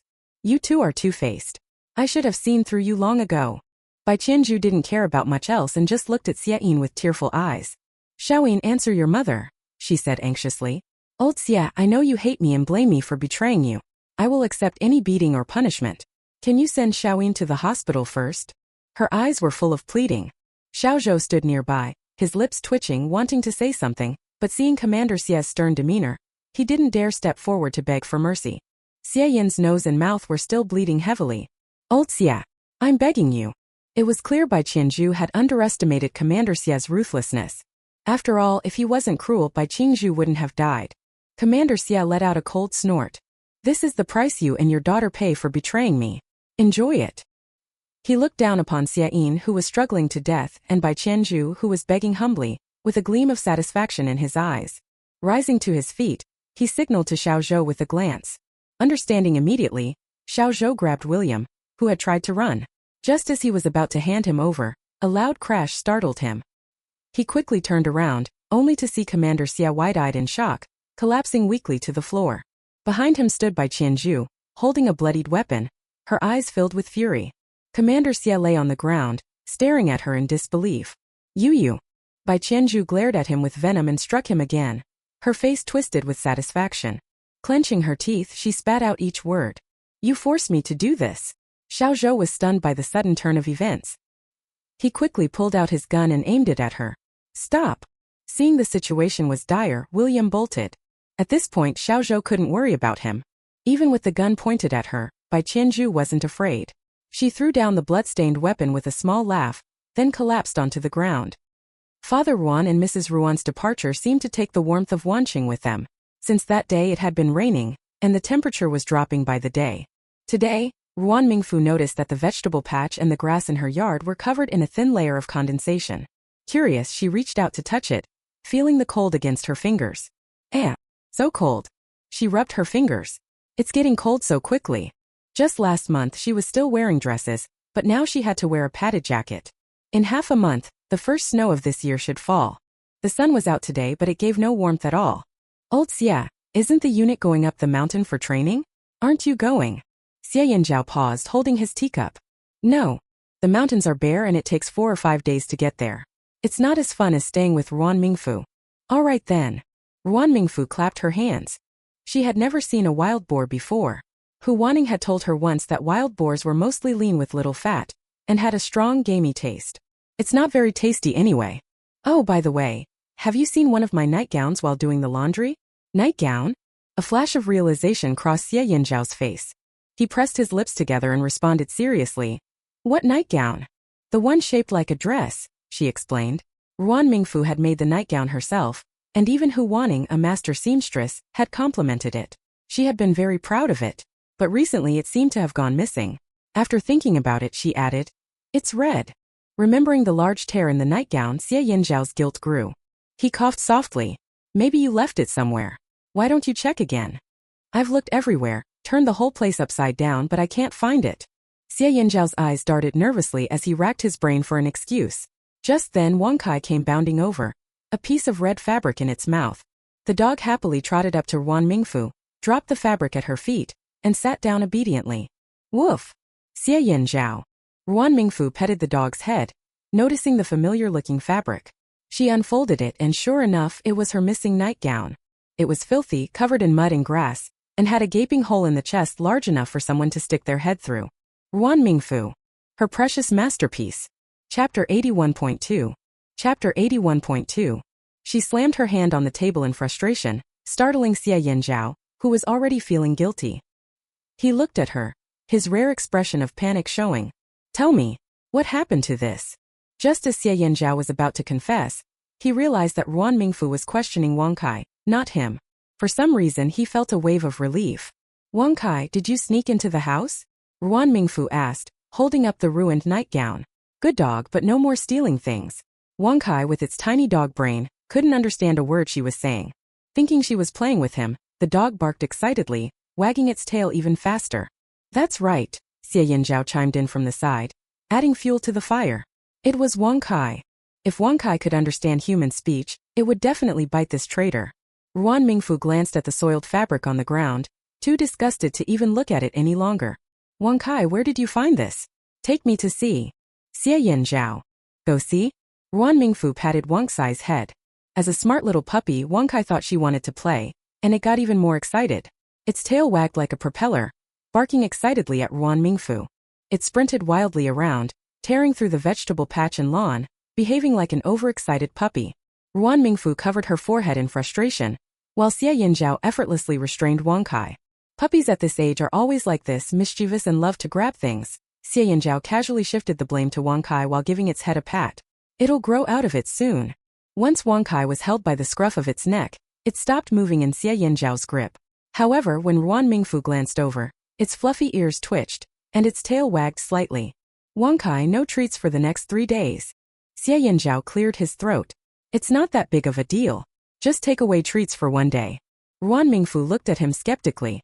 Xie Yinzhao, who was always the harshest when punishing Wang Kai, was now speaking up for it? This was a surprise. Xie Yinzhao felt his heart race, worried Ruan Mingfu had caught on to something. "What? What's wrong?" "Nothing." Ruan Mingfu softened at the sight of Wang Kai's round, innocent eyes. "Fine, 1 day without treats. After all, there was more fabric. She could always make another one." Xie Yinzhao sighed in relief. Wang Kai, oblivious to the fact that it was taking the blame for something much bigger, tilted its head, its little tail wagging again. For once Xie Yinzhao found Wang Kai less annoying. He ruffled the dog's head, considering how to make it up to Wang Kai, but was met with a growl instead. "Xie Yinzhao." Ruan Mingfu chuckled at the sight, shaking her head. Despite his age, the man still couldn't win over Wang Kai. It seemed that whether it was Wang Kai or other pets, none of them liked being around him, probably sensing his naturally stern demeanor. Just as Ruan Mingfu was about to tease him, someone rushed into the house looking anxious. "Commander Xie, the commander has had an accident." It was Xiao Zhou. He had taken Commander Xie to the hospital, leaving Xiao Lin to watch over him, and then rushed to find Xie Yinzhao. Even though the two didn't get along, they were still father and son in name. Ruan Mingfu raised her eyebrows, surprised by the news. She had seen Commander Xie not long ago. Back then, he had been in great spirits, even going as far as threatening Xie Yinzhao. He hadn't looked ill at all. "You've got the wrong person." Xie Yinzhao spoke calmly, without the slightest hint of concern. "Commander Xie's condition is critical. Someone needs to be there," Xiao Zhou said urgently. "Then you've really come to the wrong person," Xie Yinzhao replied, his gaze steady and indifferent, as if he truly didn't care about Commander Xie's fate. "With my relationship with him, I'd be glad if he were dead right now." "Xiao Zhou, go find the nanny. Isn't she his wife?" Commander Xie had been responsible for the death of Xie Yinzhao's mother. The two had been estranged for years. Now that Commander Xia was in trouble, Xia Yanzhao would rather celebrate than visit him. Ruan Mingfu shook her head. Xiao Zhou was indeed asking the wrong person. This is the commander's life and death moment, Xiao Zhou said bitterly. You are his son, you must go. His life or death has nothing to do with me. Xia Yanzhao remained unmoved. Any remaining father-son bond between them had long since dissolved. Commander Xia is still your father, no matter what. If Commander Xia doesn't mind, my old Xia can also be Commander Xia's father. Ruan Mingfu interjected, her voice dripping with sarcasm. Having lived this long, Ruan Mingfu detested emotional manipulation.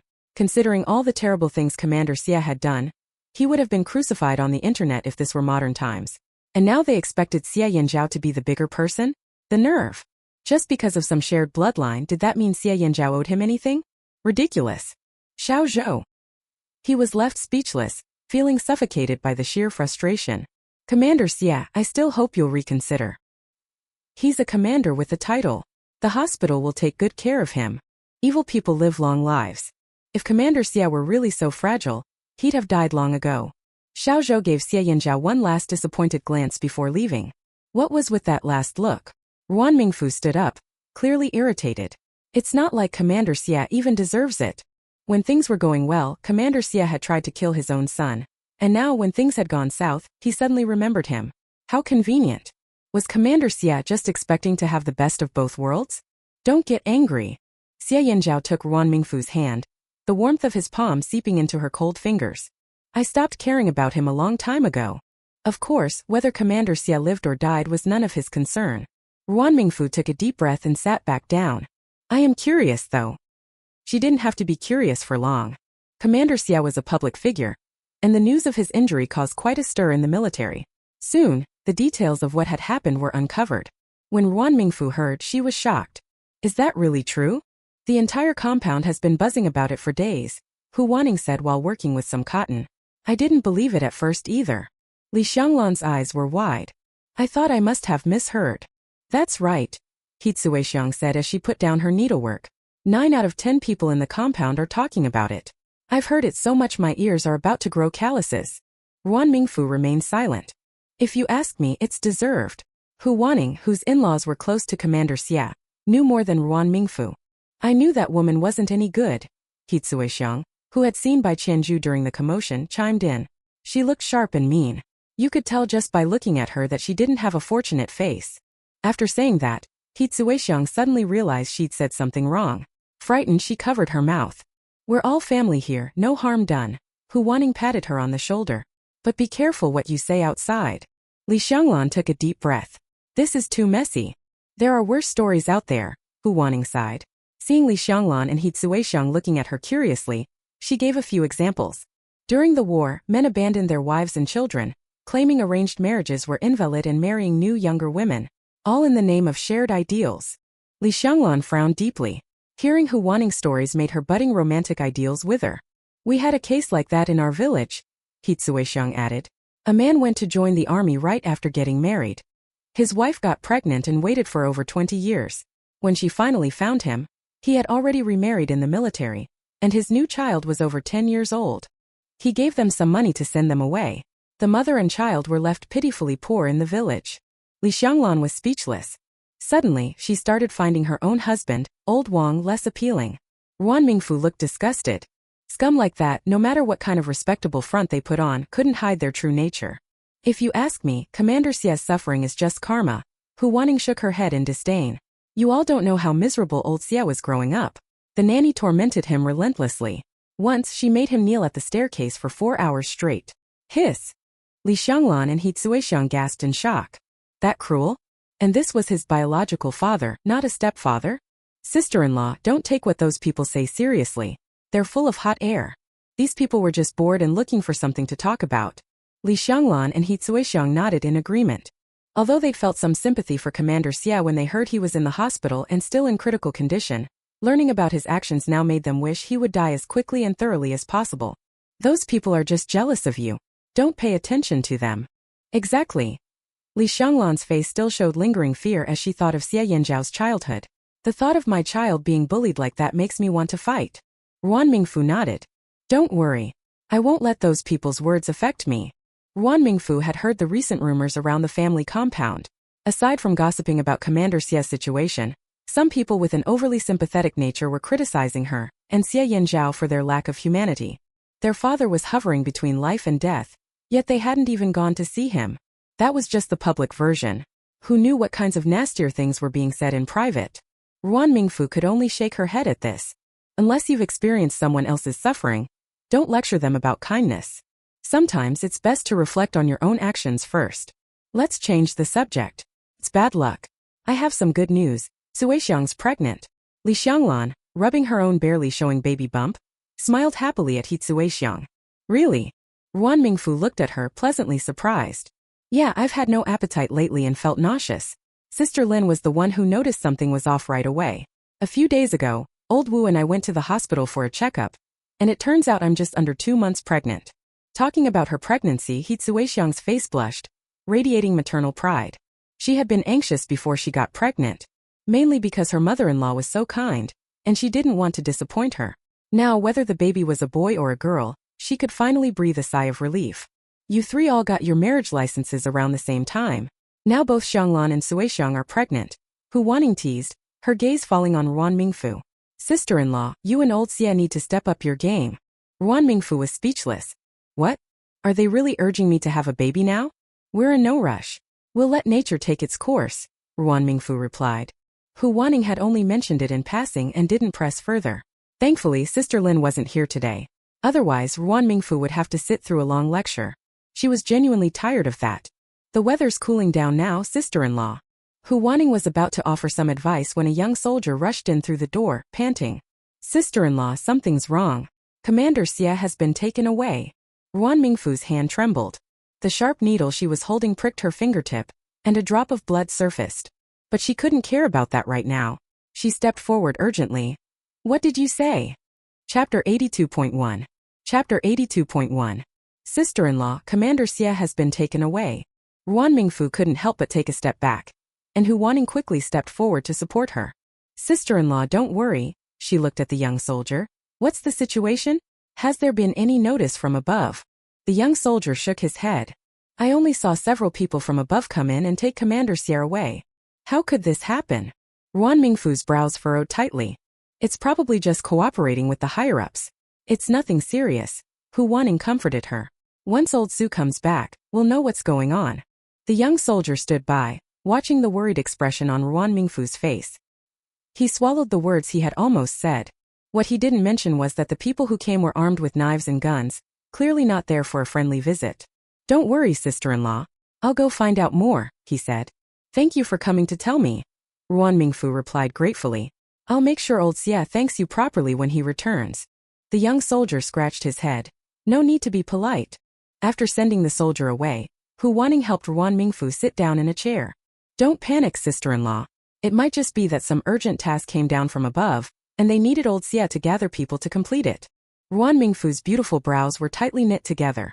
Even after hearing Hu Wanning's words, she didn't relax her frown. She wasn't naive. If it were really as Hu Wanning said, why would the young soldier be in such a hurry to inform her? That's right, sister-in-law, Li Xianglan added, trying to reassure her. It's common for soldiers to disappear like this. When I was dating old Wang, he would sometimes vanish for half a year without a trace. Back then my parents thought we wouldn't end up together, and even tried to find someone else for me. Sui Xiang looked over curiously.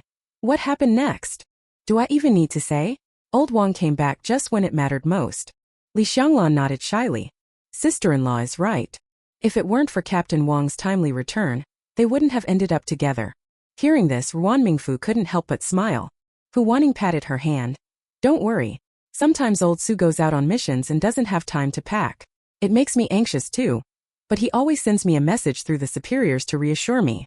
Maybe old Xia is the same. Ruan Mingfu nodded, but for some reason, an uneasy feeling lingered in her heart. Sensing her unease, the three of them stayed with her.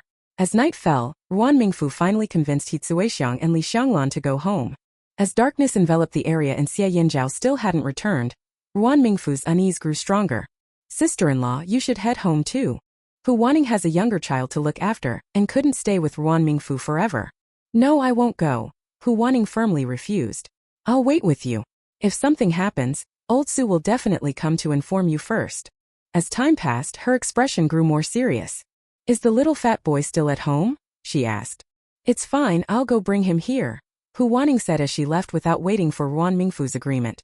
Watching her leave, Ruan Mingfu opened her mouth but didn't know what to say. She gazed at the setting sun, and her worries felt like the last light being swallowed by the darkness. Unable to sit still, she began to pace back and forth, frequently glancing toward the courtyard gate.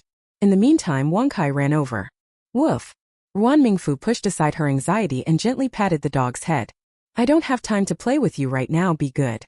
Wang Kai wagged its tail, remaining beside her. It sat down at Ruan Mingfu's feet, resting its chin on the ground, both watching the gate together. As the last rays of light faded into the night, Ruan Mingfu's unease intensified. A breeze began to stir, rustling the thick radish leaves in the vegetable garden. The wind brushed against her, further tangling Ruan Mingfu's long hair. The chill swept over her, but it was nothing compared to the coldness she felt inside. She pressed her lips together, her brow furrowed tightly since the afternoon. Suddenly, there was a noise at the courtyard gate. Ruan Mingfu quickly looked up, hoping to see the familiar tall figure. But as the person stepped into the light, disappointment washed over her. It was only Hu Wanning, returning with the sleepy little fat boy in his pajamas. Sister-in-law, hurry and get inside, Hu Wanning urged as she grabbed Ruan Mingfu's hand, which felt as cold as iron, making her shiver involuntarily. It's so cold, what if you get sick? Pulling Ruan Mingfu with her, they went inside. Wang Kai followed them in. Sensing the unusual atmosphere, the usually lively dog calmed down and found a corner to curl up quietly. Hu Wanning draped a blanket from the sofa over Ruan Mingfu's shoulders. Sister-in-law, you need to take care of yourself, she said, pouring a cup of hot water and handing it to her. Don't get sick from a false alarm. The warmth in her hands temporarily eased Ruan Mingfu's unease. Sister-in-law, Brother Su hasn't come back yet? Hu Wanning paused for a moment before shaking her head. I don't know what happened in the army, Hu Wanning sighed.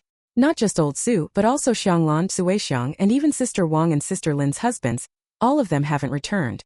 This had never happened before. Ruan Mingfu's brow furrowed even tighter. What about the others?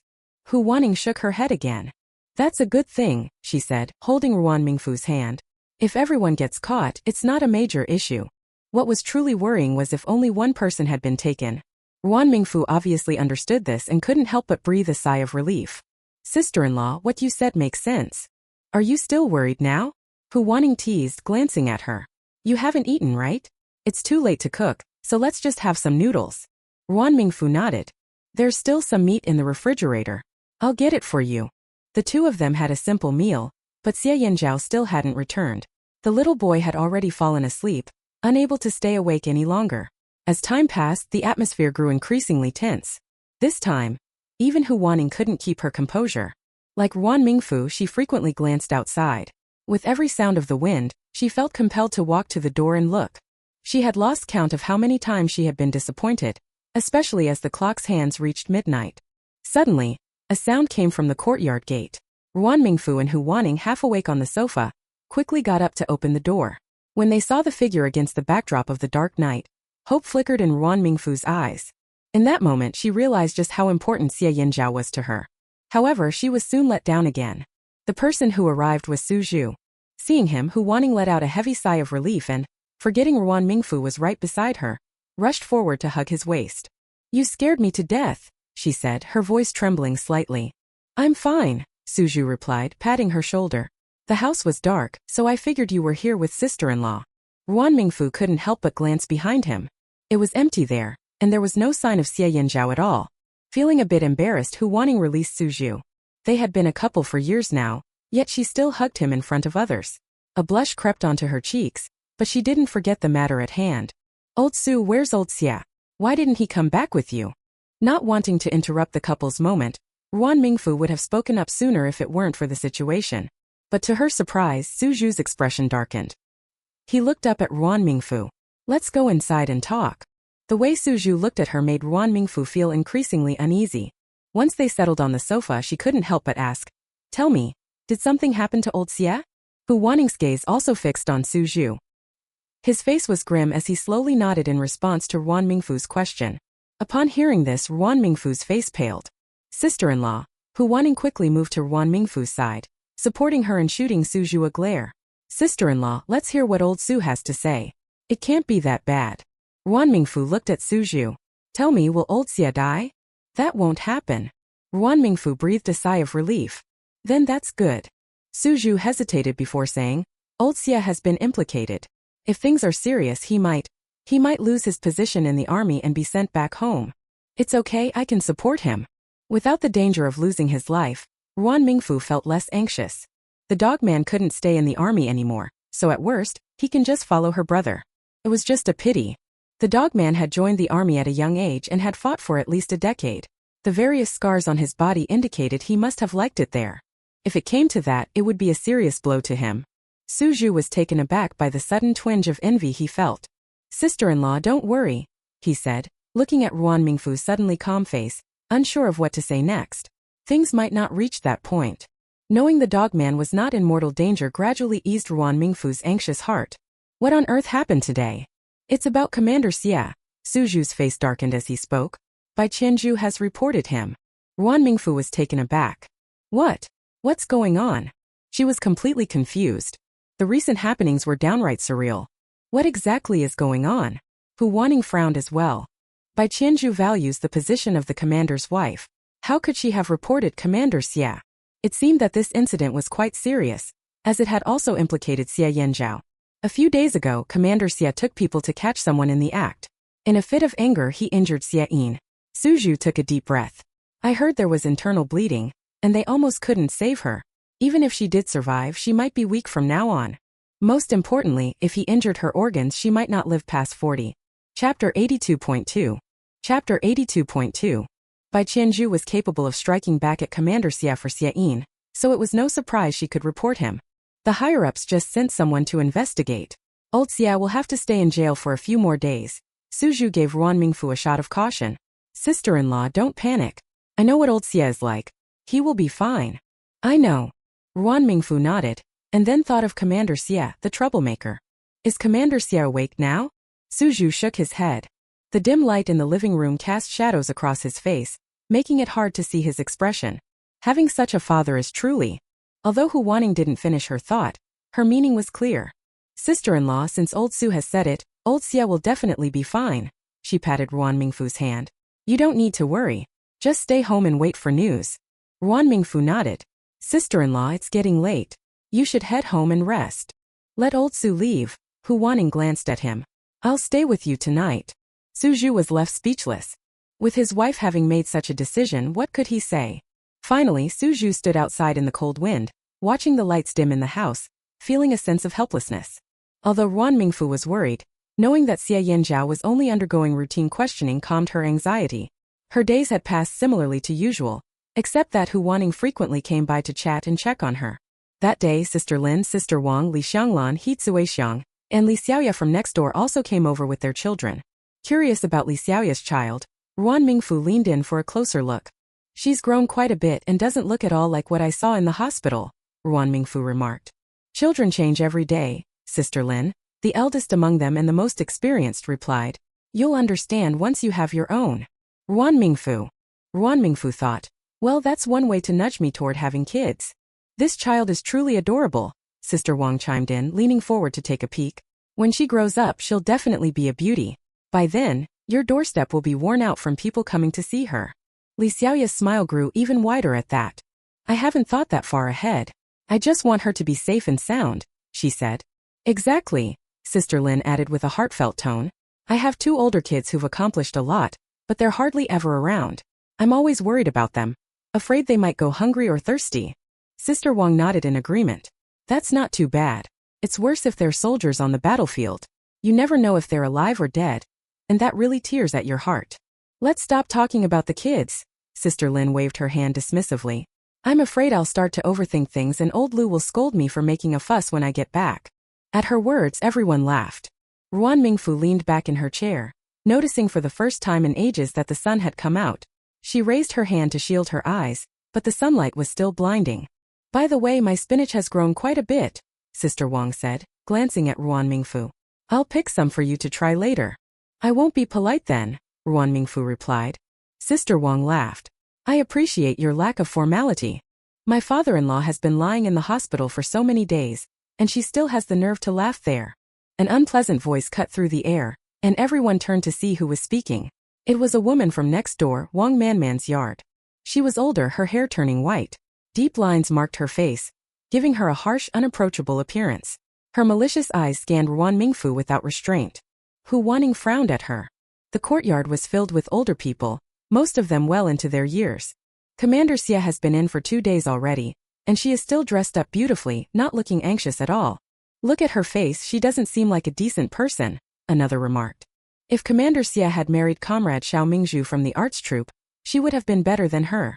What nonsense are you all talking about? Hu Wanning's brows furrowed tightly as she confronted them. Believe it or not, I will tear your mouths apart. The older women, many of whom could have been Hu Wanning's mother-in-law, clearly weren't intimidated. Young ones are always so hot-headed. We're old enough to be your mothers. How dare you talk to us like that? We're just stating facts. That's right.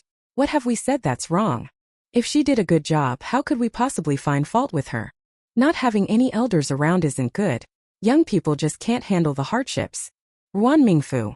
Ruan Mingfu thought to herself, these women are unbearable, just like those aunties dancing at the square in modern times, so annoying. No matter what, I don't need people like you to lecture me. One older lady, neatly groomed and clearly someone of stature, looked disapprovingly at Ruan Mingfu. Comrade Ruan, you've been educated and were once an educated youth. We are all your elders. How can you speak to us this way? Exactly, who knows what they're teaching in school these days? If I had encountered a student like you when I was young, I would have set her straight. As if she were still a teacher but with such a poor attitude? Ruan Mingfu was about to respond when Sister Lin tugged at her sleeve. Don't bother with them. She shook her head at Ruan Mingfu. They have their own twisted logic that you can't reason with. Ruan Mingfu nodded, understanding somewhat. She walked straight inside, and the older women felt even more triumphant. We should have taught her some basic manners earlier. Right? Just look at how she handles her father-in-law's situation. She's ruining our family compound's reputation. If this gets out, how can I show my face outside? If it weren't for Commander Xie's high rank, I would suggest moving her out to the logistics side. Hey. Suddenly, a large basin of water poured down from above, drenching the gossiping women. Ruan Mingfu threw the empty basin onto the ground. Go on, keep talking. Sister Lin and Sister Wang were stunned. These women loved to gossip, but their age meant they simply swallowed their pride when confronted. Aside from Aunt Lu, they were the biggest nuisances in the neighborhood. Everyone was fed up with these women, yet they still carried an air of superiority. Because they were teachers, they always regarded themselves as above others, looking down on everyone. In a compound with hundreds of families, there wasn't a single one they thought worthy of their attention. The well-dressed older lady looked disheveled, her face turning ashen with anger. She pointed at Ruan Mingfu as if she had Parkinson's. You. Hu Wanning quickly rushed over, alarmed. Are you okay? Ruan Mingfu lifted her delicate chin defiantly. The older women glared at her, their fury only intensifying. Has your family never taught you how to respect the elderly? I've been taught that. Ruan Mingfu looked at the embarrassed old ladies. My mother said that we should respect the elderly and treat them with respect. We don't need to be polite to those old people who don't have good manners and point fingers at others. After hearing this, several hot-tempered old ladies almost exploded with anger. Hu Wanning secretly gave Ruan Mingfu a thumbs up. You. One elderly lady stammered in outrage. Seeing the woman's face turn a deep shade of anger, Ruan Mingfu felt a twinge of worry that she might lose her temper. If that happened, it would be hard to escape blame. Everyone can witness that I haven't done anything to you, she stated. That's right. How could someone as kind as her do anything to an elder? He Tsuexiang added with a malicious smile. She hasn't even touched anyone. Who isn't annoyed by these old women? When He Tsuexiang first joined the army, she accidentally bumped into one of them. Just a light brush, and the old woman wouldn't let it go. Since she was new and wanted to keep the peace, He Tsuexiang went to apologize. But the old lady just became more aggressive. He Tsuexiang was holding back her anger, secretly enjoying watching these old women get what they deserved. You're talking nonsense. The elderly woman fumed, her face growing even more ashen as she noticed the water stains on her clothes. With a dramatic roll of her eyes, she plopped down on the ground and started wailing. This world is so unfair. At my age, I still have to be bullied by a young girl. What a disgrace. Soon one woman started and the others joined in. Cursed child, why doesn't lightning strike her dead? One exclaimed. Don't you have any elders in your family? You think it's okay to bully us? Don't you fear that someone will do the same to your family one day? Another chimed in. Ruan Mingfu thought to herself, These people are unbelievable. They couldn't do anything right, but they were experts at making a scene. The ones who truly deserved a lightning strike were these old hacks. Ruan Mingfu's hands itched to retaliate, but Hu Wanning grabbed her wrist. Don't be impulsive, sister-in-law, she said, glancing at the sobbing old women. Think about old Xia. At this critical moment, let's not escalate things. Sister Lin also chimed in. Wanning is right. Come on, sister. Li Xianglan added her voice of reason. Ruan Mingfu took a deep breath, trying to suppress her frustration. She just hoped these old ladies wouldn't ruin her day. As she turned to leave, Wang Manman heard the commotion from her yard and rushed over. Seeing her mother sitting on the ground, looking disheveled and wronged, ignited her anger. Stop right there. Wang Manman glared fiercely at Ruan Mingfu. Did you do this? Now Ruan Mingfu understood why Wang Manman had moved to this neighborhood. Who wouldn't find it unbearable to deal with these troublemakers? Yes, it was me, Ruan Mingfu declared, shaking off Hu Wanning's hand and lifting her chin defiantly. What are you going to do about it? Go to hell. Wang Manman shouted, her jealousy flaring as she glared at Ruan Mingfu's strikingly beautiful face. Seething, she picked up her bag and threw it at Ruan Mingfu. Fortunately, Ruan Mingfu reacted quickly and pulled pregnantly Xianglan to the side. The bag landed on the grass with a dull thud, but Ruan Mingfu was now furious. She grabbed the basin she had thrown earlier and hurled it at Wang Manman. Wang Manman, however, wasn't so lucky. The metal basin hit her squarely on the head with a loud clang. She momentarily froze, and the elderly women gasped in shock. Are you okay? One of the old ladies quickly asked, grabbing Wang Manman's hand. Wang Manman clutched her head. Her face darkened with anger as she glared at Ruan Mingfu. You filthy bitch, how dare you hit me? I hit you, so what? Ruan Mingfu shot back defiantly. Wang Manman was furious, especially since her head throbbed painfully. This humiliation only intensified her anger toward Ruan Mingfu. Ruan Mingfu's defiance only further fueled Wang Manman's rage. She had been struck. She had actually been struck. I'm going to fight you. Chapter 83.1. Chapter 83.1. Hu Wanning grabbed the two pregnant women. You two step back a bit so you don't get hurt. The two exchanged glances and nodded in agreement. After all, they were both expecting, and any accident could lead to a lifetime of regret. Meanwhile, Li Xiaoya entrusted Gu Shi to them, rolled up her sleeves and rushed over to help. Wang Manman, standing across the courtyard behind the fence, found she couldn't really do anything to Ruan Mingfu. In her frustration, she picked up a stone from the ground and threw it over. Wang Manman. Sister Lin barely dodged a stone that flew toward her, her expression turning serious. Are you trying to kill someone? Wang Manman was fuming. Just seeing Ruan Mingfu's face made her want to tear it apart. With both new and old grievances stirring within her, her actions grew more aggressive. Old Lady Wang sensed that things were getting out of hand. Not wanting to escalate matters to the point of harming anyone, she quickly interjected. Man, don't be angry. We're just having a little disagreement with Comrade Ruan. It's not worth it. But the other elderly women did not share her perspective and immediately countered. Disagreement? Just look at what she's done to us. The old lady pointed to her soaked clothes, filled with righteous indignation. We're of this age and it's freezing outside. If something happens, her cheap bones will never be able to pay for it. Shut your mouths. These women were truly old Lady Wang's so-called friends. Man, calm down. She urgently grabbed Wang Manman's hand. Think of Xiao Qiao, think about your future. Mom, don't stop me. Today she was determined to teach that arrogant woman, Ruan Mingfu, a lesson. This wasn't just a dispute between old ladies. It was about her dignity. Seeing Wang Manman's stubbornness, old lady Wang had no choice but to say to Ruan Mingfu and her group, hurry up, you all go inside. Ruan Mingfu certainly wouldn't listen to her. However, Sister Lin and Sister Wang were sensible. With children and pregnant women around, it wouldn't be good if anything happened. They didn't give Ruan Mingfu a chance to react and quickly pulled her away. Sister-in-law, don't pull me. Damn it. Wang Manman had already insulted her before, and now she dared to throw her bag at her. Did she really think Ruan Mingfu was someone to be trifled with? Once they reached the front of the house, everyone finally breathed a sigh of relief. Don't bother with her. Sister Lin gave Hu Wanning a knowing look, and they each grabbed Ruan Mingfu on either side. We don't need to stoop to her level. Sister-in-law, look what she threw at me. Ruan Mingfu pointed at the scattered stones in the corner, her brows furrowing in anger. Calm down, calm down. Sister Wang poured her a glass of water. Just let it go. Hu Wanning glanced at the scene not far away where old Lady Wang was trying to persuade her daughter. They're also afraid of causing trouble. Ruan Mingfu took a moment to settle her emotions. To be honest, after confronting Wang Manman, a lot of her pent-up frustration had dissipated. I can't be bothered to deal with her. While things quieted down on their side, Wang Manman was relentless. Man, your mother has been bullied to such an extent. How can you still endure it? An old lady stirred up trouble and even brought it all to this point. If it were my daughter, she'd be kicking down their door by now. Before she could finish, a sweeping broom came crashing down on her. Old Lady Wang was furious, swinging the broom while shouting, I'll let you talk nonsense, let you stir up trouble. I'll beat you to death, you shameless old thing. Stop right there. She could mingle with these old ladies, but only if it didn't interfere with her own interests.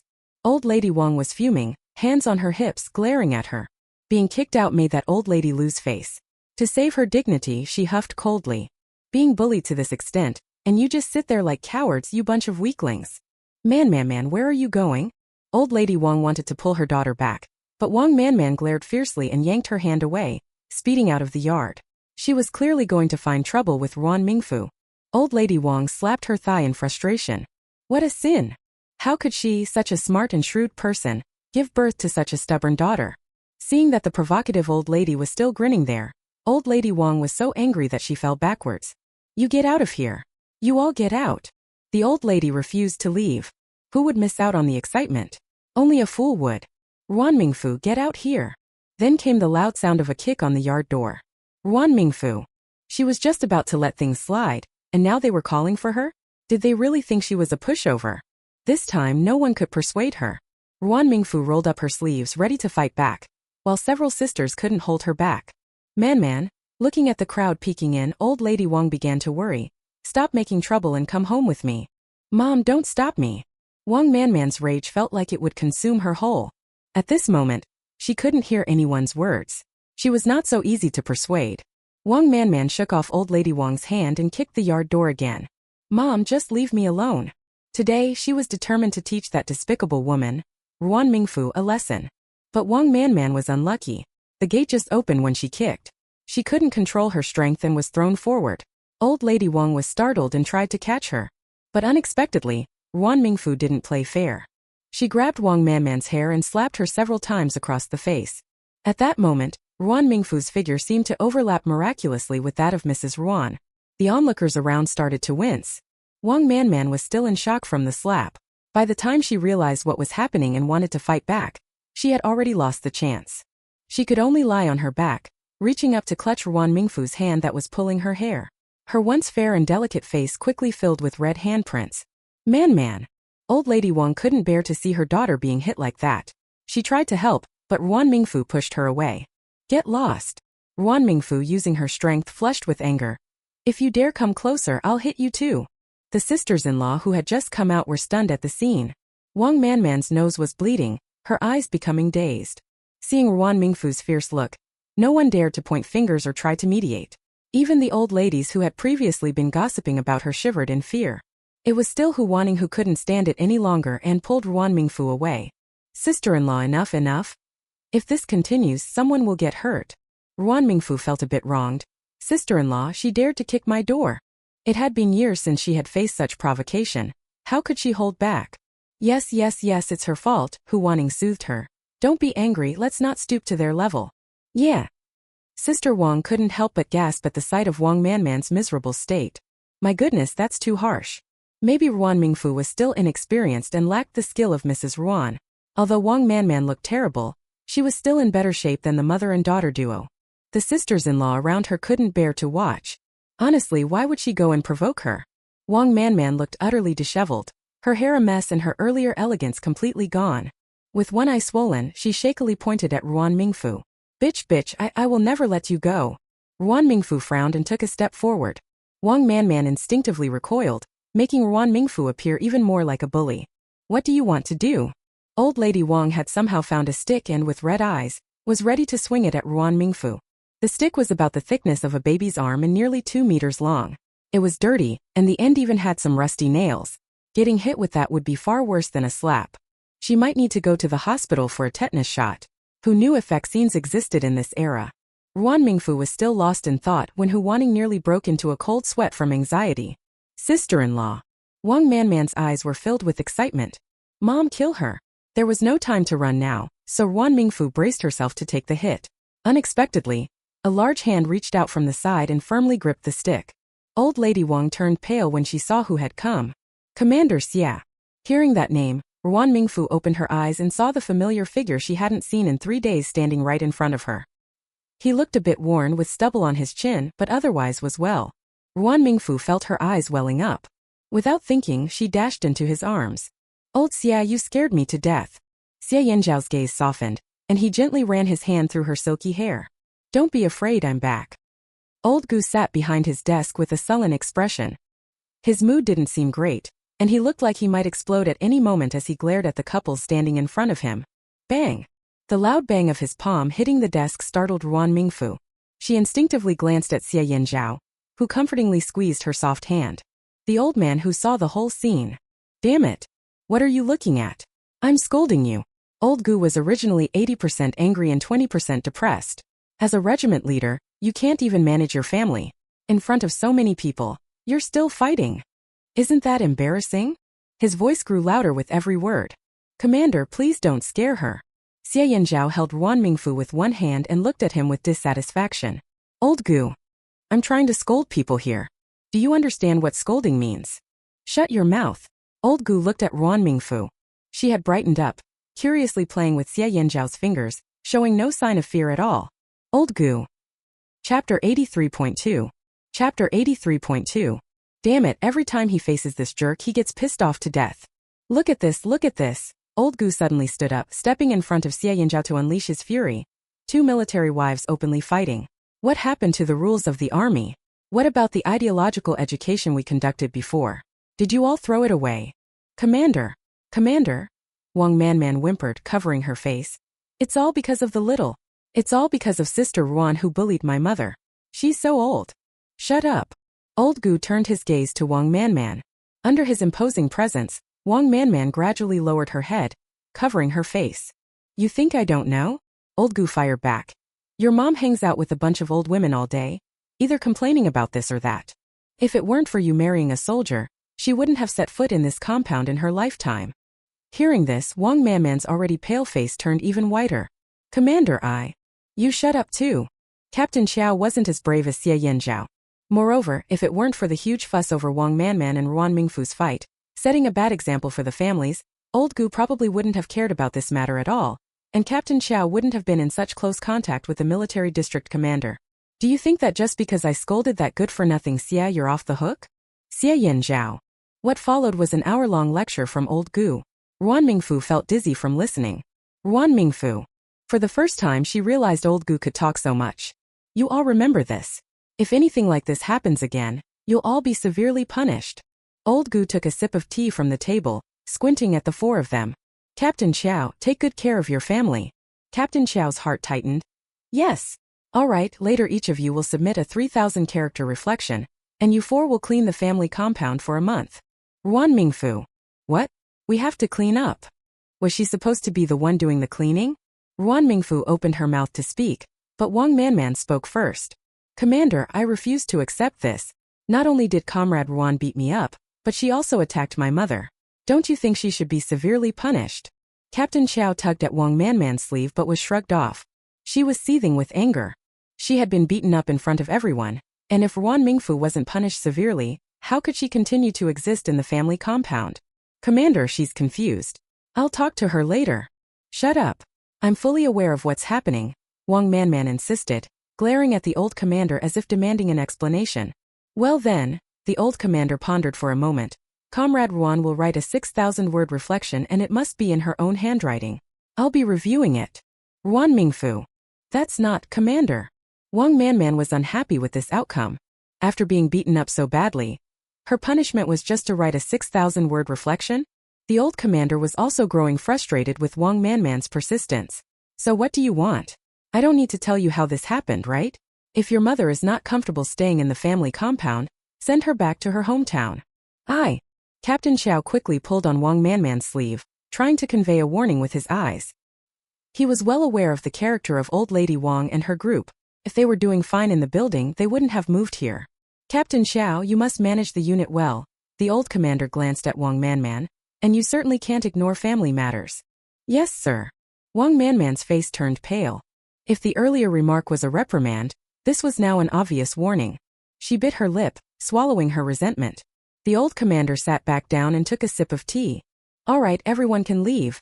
He waved his hand impatiently, but then called out to Xie Yanzhao. Wait, Captain Xiao will clean for this month, and you two will clean next month. Xie Yanzhao, understanding the old commander's intent, stayed silent for a long time before nodding. I understand. Wasn't this clearly favoritism? Was it just because the Xie family ranked higher than the Qiao family? Wang Manman's resentment grew. But remembering the earlier warning, she held back. Once outside the office, Wang Manman stormed off. Seeing this, Captain Xiao awkwardly smiled at Xie Yanzhao. Commander Xie, this was our mistake. I'll come by in a few days to apologize properly. Wang Manman, who was not far away, quickened her pace at those words. Xie Yanzhao's gaze remained indifferent. There's no need. Captain Xiao felt uneasy, hoping he would continue. Don't take this matter to heart.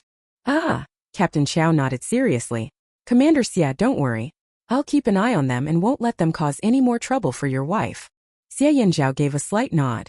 After everyone left, Ruan Mingfu took Xie Yanzhao's hand. Things must be tough there. You've lost weight. If Suzhu heard that, he would probably scoff at her. How can you lose weight in just 3 days? Let's go. Xie Yanzhao gently patted her head. His eyes filled with warmth. Let's go home and talk about it when we get back. Okay. When she returned, Ruan Mingfu discovered that her sisters-in-law had not left yet. Hu Wanning looked at her with concern. How is it? You didn't get punished badly, did you? No. Ruan Mingfu shook her head. She had just been scolded by the old commander, but it wasn't anything serious. That's good, Hu Wanning said, noticing Xie Yanzhao standing behind them, along with Qi Yongyan and Lin Xiao, who had been waiting for them in the yard. I'm relieved to see old Xie is fine. You all take your time to talk, I'll head out first. The other sisters-in-law were also very conscious. Yes, we are leaving too. Then I won't keep you any longer. Ruan Mingfu accompanied them to the door. I'll make sure to thank you all properly in a few days. Unfortunately, just as Hu Wanning reached the door, Suzhu rushed in. He grabbed her hand. Don't leave yet. Stay here with your sister-in-law. Hu Wanning looked confused. In the living room, 4 men sat together, the atmosphere tense and silent. Suzhu was the first to break the silence. Old Xie, I'm glad you're all right, he said, his gaze serious. And luckily, Commander Xie died in time. Ruan Mingfu trembled. What did she just hear? Commander Xie was dead? How could such a prominent figure simply be gone? Ruan Mingfu sat on the side, her curiosity piqued as she looked at the others. Seeing that they all appeared unsurprised, it was clear they already knew this news. Old Xie, what are your thoughts on this? Lin Xiao looked at him. As an uncle, he is outspoken. Yanzhao, just follow the orders from above and see him off properly. After all, he's gone now. Ruan Mingfu suddenly realized. No wonder the old commander had them clean the family compound next month. It was for this reason.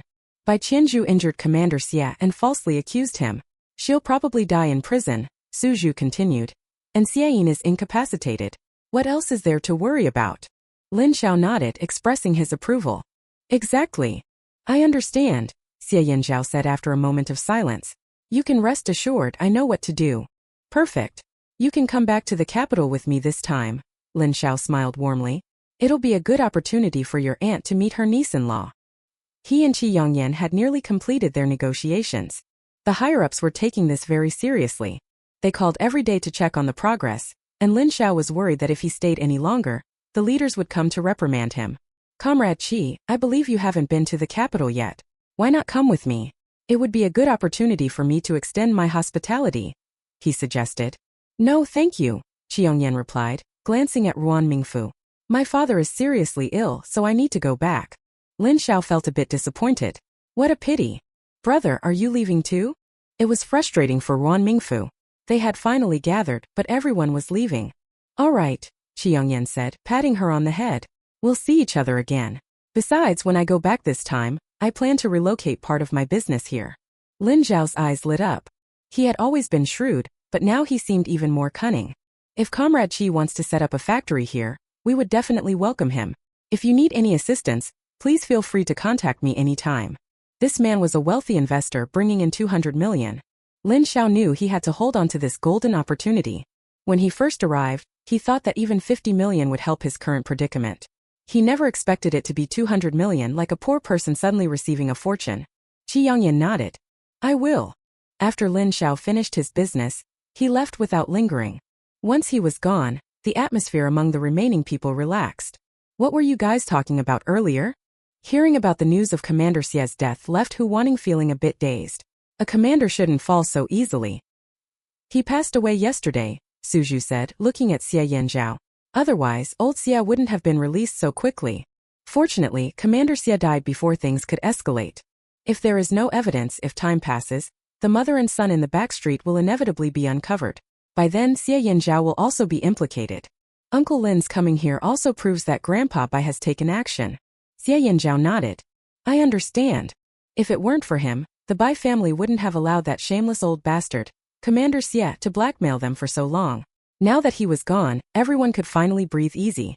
Qi Yongyan, sitting nearby, looked a bit pensive. In the end, this incident was caused by me. Everyone in the room turned to look at him. Qi Yongyan rubbed his nose. That William was sent by Boss Zhang. That fat guy. Ruan Mingfu recognized Boss Zhang. The obnoxiously fat man had pestered her for help on behalf of Qi Yongyan. If she hadn't been resolute, she might have fallen for his flattery. He got mad at me because I didn't agree to help him last time. Boss Zhang was not a good person. He ran an entertainment company while secretly engaging in other shady businesses. It was unclear whether the fat guy had offended someone, or if he had been set up. If he couldn't raise 20 million, he would be left with nothing. In desperation, he thought of Qi Yongyan. But Qi Yongyan was no pushover. He would never get involved in such morally questionable and obviously losing ventures. He wasn't stupid. So Boss Zhang developed a grudge against him. Unfortunately, they weren't in Hong Kong where the oversight was loose. Boss Zhang couldn't do anything to Qi Yongyan, so he turned his attention to Ruan Mingfu. The issue was that she lived in the family compound and rarely went out, making it hard for Boss Zhang to find her. At this time, Xia Yanzhao's sister came into his sight. But he didn't know what happened, and in the end it was by Qianzhu, a middle-aged woman who took the bait. Hu Wanning. Ruan Mingfu. Goodness, just listening to this felt complicated. It wasn't just her. Even Suju felt a bit speechless. What was this? A series of unfortunate events. Brother, what about that fat guy? A sharp light flickered in Qi Yongyan's eyes. He put down his cup, answering indirectly. You'll be heading to the capital the day after tomorrow, so make sure to prepare well in the next 2 days. Ruan Mingfu. Whenever her brother wanted to avoid telling her something, he would deflect like this. How infuriating. Degree.ring operator *** ring operator. Degree. Chapter 84.1. Wang Manman was furious. Ignoring Captain Xiao, who was chasing after her, she sprinted away on her 2 legs. As she entered the house, she glanced at Ruan Mingfu's courtyard, and the hatred in her eyes was unmistakable. Man, what happened? Seeing her daughter and son-in-law being called away, old lady Wang was very anxious. She was already scared, afraid that her actions would affect her son-in-law's future and strain the couple's relationship. Wang Manman had a gloomy expression, not saying a word as she stormed into the house. Old lady Wang. It's really over. She slapped her thigh, convinced that her daughter must have been scolded. Just as old lady Wang was anxiously pacing, her son-in-law walked in from outside. Xiao Qiao, how did it go? Mom, it's nothing, Captain Qiao peeked in and asked. Where's Man? She's in the room. Seeing that Captain Qiao appeared unfazed, old lady Wang breathed a sigh of relief. Xiao Qiao. Mom, I'll go check on her first. Old lady Wang had intended to ask for more details, but seeing Captain Qiao's demeanor, she swallowed her words. Go ahead, she said, recalling Wang Manman's sullen face, and grabbed Captain Qiao's sleeve, advising him. Man is in a bad mood, so be sure to talk to her nicely. She has a quick temper. Don't let it escalate into an argument. Hey, don't worry, Mom. When Captain Qiao entered the room, Wang Manman was sitting there with a sullen expression. Upon seeing him, she let out a cold huff. Are you here to lecture me, Captain Qiao? Of course not, Captain Qiao replied, turning to close the door.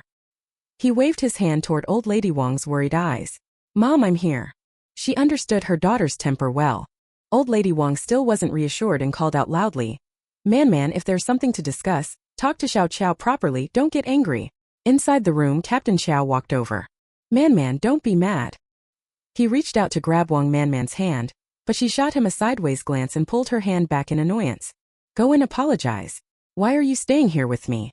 Remembering the earlier incident, her expression darkened further. Man, this is really Mom's fault. You should have advised her instead of escalating the conflict, Captain Qiao said, frowning as he looked at her. You even threw stones. There were pregnant women and children there. If something happened, I'd be in real trouble. What do you mean? Are you scolding me? Wang Manman's expression darkened even more. Her voice rose sharply as she stood up to glare at Captain Xiao. Man, that's not what I meant, Captain Xiao said, feeling a headache coming on as he watched her. I'm just trying to analyze the situation and reason with you. Wang Man's anger grew. So what? In your eyes, I'm just someone who doesn't understand reason. Man, I didn't mean it like that. Captain Xiao stumbled over his words, unsure of what to say. Old Xiao, I haven't even scolded you yet. Wang Man's chest heaved with frustration, clearly very upset. You apologized in front of so many people. How am I supposed to show my face here again? Captain Xiao fell silent. Man, he said patiently. After the incident with Commander Xia, Mom turned around and started scolding others. That's just kicking someone when they're down. Who would dare associate with me after this? Mom just said a few things. It's Ruan Mingfu who is being petty. Wang Man initially sounded a bit guilty, but as she spoke, her conviction strengthened. Wang Man, you weren't like this before, Captain Xiao said, looking at her with a complex expression, as if seeing her for the first time. Wang Man had grown up in a well-off family and was spoiled from a young age. She was beautiful and adored by those around her. Although she had high ambitions, her heart was kind. It was unclear when she became so caught up in petty disputes. You never used to blame me like this. Wang Man looked at him defiantly, her eyes reddening. Old Xiao, you've changed. Captain Xiao sighed, feeling exhausted. Man, the military can't tolerate those who kick someone when they're down. We argued with sister-in-law, and no one is going to stand by us. Isn't it because you're useless? Wang Man cut him off, not hearing his words at all. If you were the regiment commander or the deputy commander, who would dare gossip behind your back? Then today, Commander Gu will side with me just like he favors Ruan Mingfu. Wang Man. Captain Xiao frowned tightly, as if he were meeting her for the first time. Is that how you really think? Yes. Wang Man's eyes were red and wild. If you weren't useless, I wouldn't have to endure all this humiliation today. Captain Xiao felt powerless. He didn't know what to say to someone like her. After a long silence, he finally spoke again. Man, please calm down. I'm leaving for now. He had just turned when a thick book hit him on the back. Wang Man's chest rose and fell violently as she glared at him in anger. Leave. If you step out that door today, we're done. Man, don't say such things. Old Lady Wang, who had been listening anxiously at the door, couldn't sit still upon hearing this. Mom, don't interfere. Wang Man snapped, her temper flaring. She fixed her fierce gaze on Captain Xiao. If he dares to leave today, he can forget about coming back. Captain Xiao stood still with his back to her, and it took a long time before he spoke. Please calm down, I'm leaving. With that he strode out. Wang Man watched in disbelief as Captain Xiao's tall figure disappeared, and her anger surged again. She swept everything off the table in frustration. Get lost. If you're leaving, don't come back. Captain Xiao didn't look back. Don't. Old Lady Wang glanced at her daughter, anxious and unsure of what to say. Seeing Captain Xiao almost at the door, Old Lady Wang hurried after him with a worried expression. Xiao. Captain Xiao turned back. Xiao, Man didn't mean what she said. Please don't take it to heart. He felt resentful towards this troublesome mother-in-law. He had considered speaking up, but every time he brought it up with Wang Man, she would defend her mother, saying it was hard for her to raise her. As a grown man, he didn't want to confront his mother-in-law about such matters. And now look where it has led. I understand, Captain Xiao said, feeling truly exhausted after managing his responsibilities at the unit and at home. Man is just upset right now, and I don't want to provoke her further. Mom, please take care of her. Hey, Old Lady Wang dared not to express any objection. Where are you going then? Captain Xiao sighed in his heart and said, I'm going to find my comrades. With that he left. Watching his back, Old Lady Wang frowned even deeper. If she had known it would end up like this, why had she caused trouble for Ruan Mingfu? The faces of those meddling old women floated in her mind, making her mood worsen. It was all their fault. Meanwhile, Ruan Mingfu was unaware of the couple's argument next door. She was currently on a train heading north with Xie Yanzhao, and as she watched the scenery rushing past outside the window, her spirits lifted. This was her first trip since arriving at the military district. Thanks to Lin Xiao, they were traveling in a soft sleeper compartment. With a private cabin, they didn't have to worry about noise. Once aboard, Lin Xiao was called away, leaving only the couple in the cabin. Old Xia, how long will we be traveling? 2 days and 1 night, Xie Yanzhao replied, handing her a thermos of warm water. I'm here with you, so don't worry. Ruan Mingfu shot him an exasperated glance. Having a clingy man around only made her feel more bored. Unlike the last time she rode a train, She was now curious about the capital city of this era. More importantly, she squeezed the brass key in her palm. She needed to go check out the house. This was something Qi Yongyan had given her just before she left. He called it a dowry. Ruan Mingfu looked at the brass key in her hand. She wondered if his brother had really gone all out and given her a sihyuan, a traditional courtyard house. If so, she would indeed be a wealthy woman. Old Xia. Just as Ruan Mingfu was about to speak, Lin Xiao interrupted her. Mingfu, I'm in trouble. Come with me and help me. What's going on? Lin Xiao appeared anxious, grabbing Ruan Mingfu and pulling her away. Xie Yanzhao quickly stood up to stop him. Uncle, what's wrong? One of the foreign guests traveling with us is having issues. The translator isn't doing well, Lin Xiao explained, usually so composed but now looking flustered.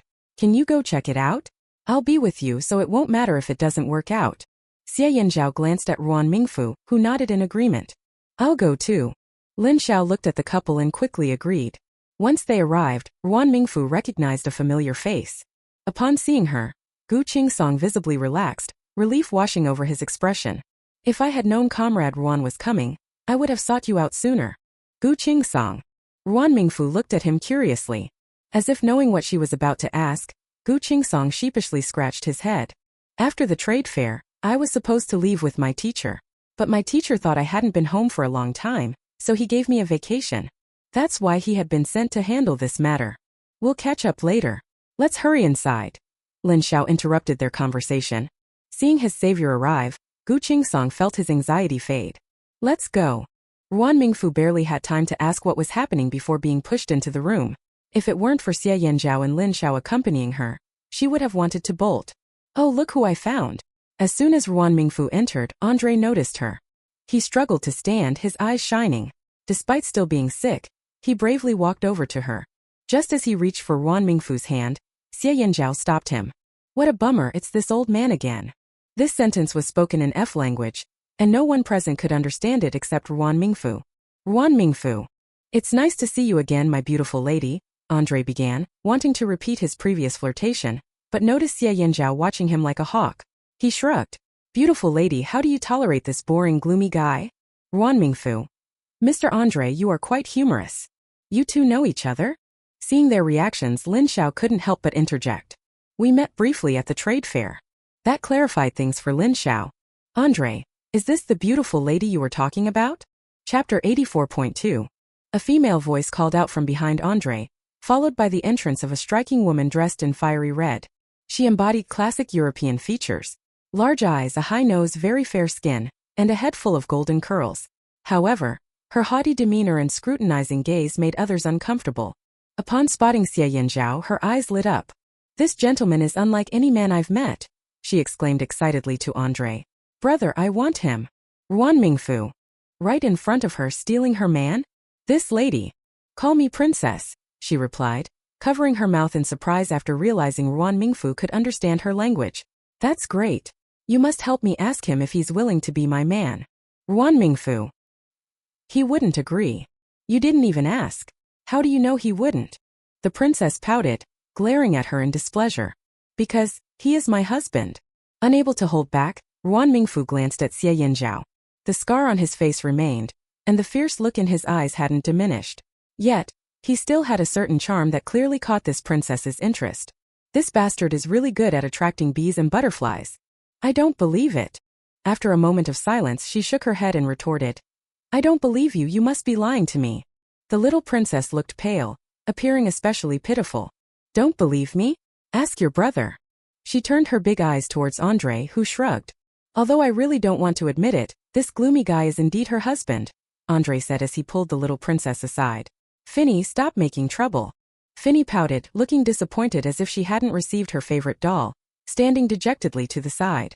Beautiful lady, have you given it some thought? Andre said with a passionate gaze directed at her.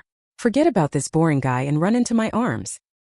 He opened his arms towards Ruan Mingfu, looking at her with deep affection. Ruan Mingfu. Wow, he hasn't given up yet? Xie Yanzhao took a small step forward, positioning himself protectively beside Ruan Mingfu, watching Andre warily. Mr. Andre, I'm already married. All right, Andre said, sounding a bit regretful but not overly concerned. Beautiful lady. He doesn't deserve you. Although she knew that wasn't necessarily true, Ruan Mingfu couldn't help but feel pleased by his words. Don't bother with that. Xie Yanzhao uttered a series of fluent slang, shocking everyone present. My wife and I have a good relationship. Ruan Mingfu couldn't help but look up at the man beside her. She saw his deep-set eyes filled with hostility towards Andre. His expression was as cold as ever, seemingly unchanged. Andre looked astonished. Oh my, you actually speak my language, He stared incredulously at Xie Yanzhao. Finny's eyes lit up, and she rushed over to Xie Yanzhao, looking at him with hope. Then, sir, can you be my husband? Her hopeful demeanor resembled Ruan Mingfu's childhood when she played with Barbie dolls. Those beautiful eyes made her already striking face even more lively.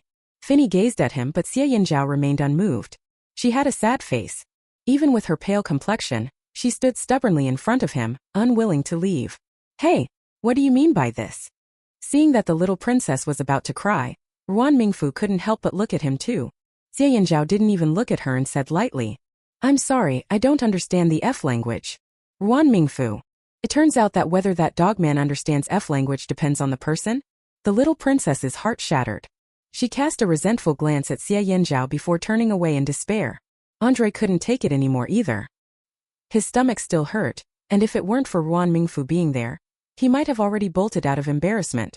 At that moment Lin Xiao approached. These two must have eaten something wrong. Bringing this up made Lin Xiao feel a bit awkward. The translator that Andre brought also fell ill, which was even more severe than these two, and he had to be taken off for treatment at the last stop. These two weren't leaving purely because they had been enjoying themselves in Wancheng. Just as the time to meet the queen approached, they planned to leave, only for this situation to arise. Andre didn't want to miss his meeting with the queen, so he had to push through despite being unwell. Fortunately, their conditions weren't serious, and there was a doctor among Lin Xiao's companions. However, without a familiar translator, Andre was reluctant to take any medicine. His guard was high, and he suspected Lin Xiao wanted to poison him. Lin Xiao wanted to explain, but none of his companions were fluent in F language, so he had no choice but to turn to Ruan Mingfu. So Mingfu, your task is to persuade Andre and the other person to take their medicine. Lin Xiao sighed.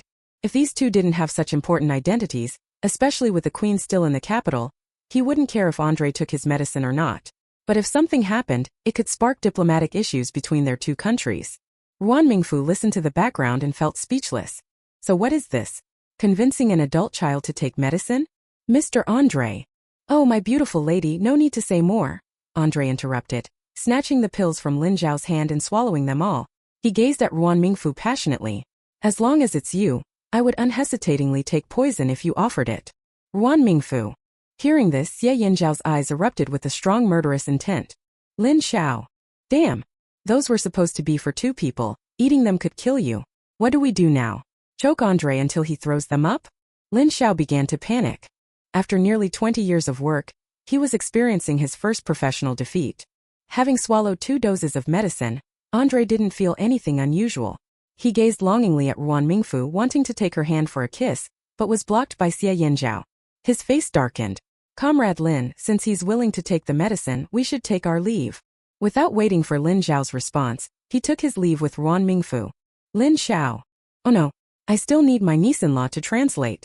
Watching the two leave, Lin Xiao opened his mouth but ultimately said nothing. Forget it, if it comes to that, he can find Ruan Mingfu for help later. Once they exited, Ruan Mingfu felt Xie Yanzhao's body relax. Back in their compartment, she stared at him intently, making Xie Yanzhao feel a bit uncomfortable under her gaze.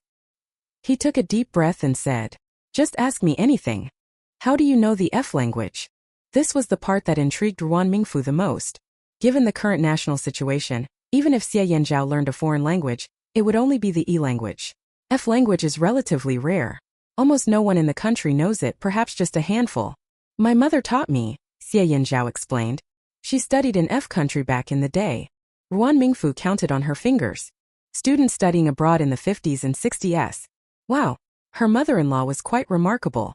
Although her judgment wasn't great for marrying someone like Commander Xia. Ruan Mingfu's eyes sparkled with curiosity as she grabbed Xie Yanzhao's hand and asked, do you have a photo of your mother? He paused for a moment before realizing who she meant.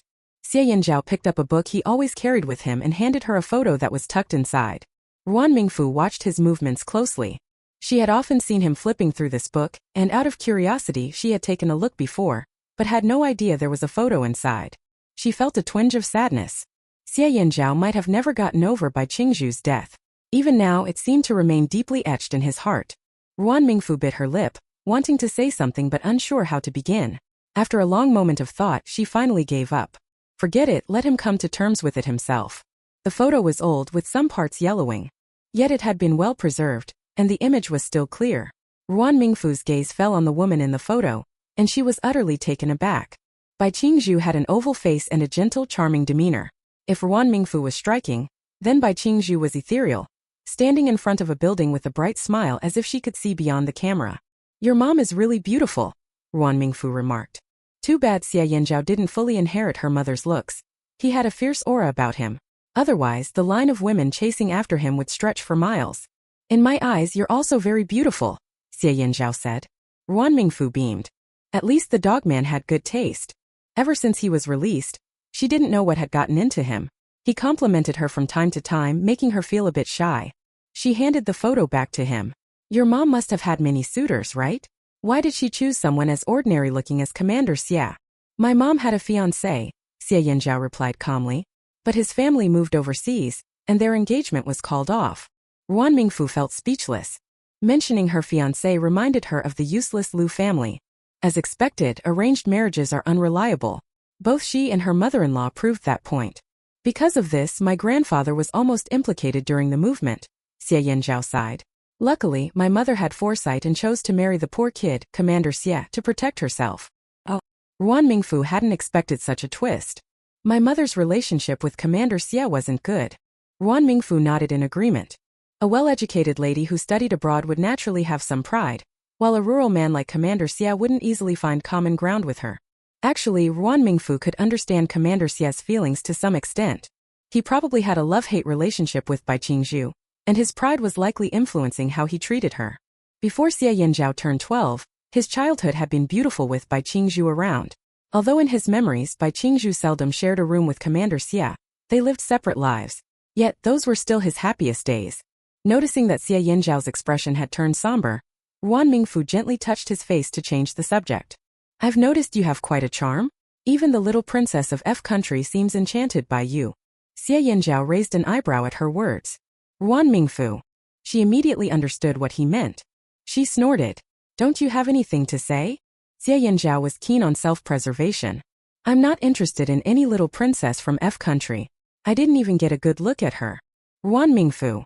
Wait, that last statement sounded suspiciously familiar. Chapter 85.1. Ruan Mingfu glared at him. How dare this scoundrel say that? If she had a second choice back then, she definitely wouldn't have picked this jerk. "When are we coming back from the capital this time?" Xie Yanzhao pondered for a moment before replying. "4 days will be enough." "Won't that be a bit tight?" Even though Commander Xie was no longer around, they still had to arrange a proper funeral. The Xie family had many relatives and friends in the capital, and they would definitely want to pay their respects. "It's enough." Xie Yanzhao gently stroked her long hair. Some members of the Xie family can be difficult to deal with. If they say anything unpleasant, just ignore them. Ruan Mingfu nodded. She wasn't the type to suffer in silence.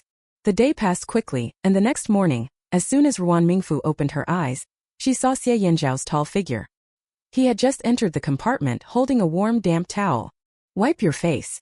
Ruan Mingfu took it. The wet towel still had some warmth to it. He must have noticed she was about to wake up, and knowing she liked to be clean, he specially went to the bathroom to wet it.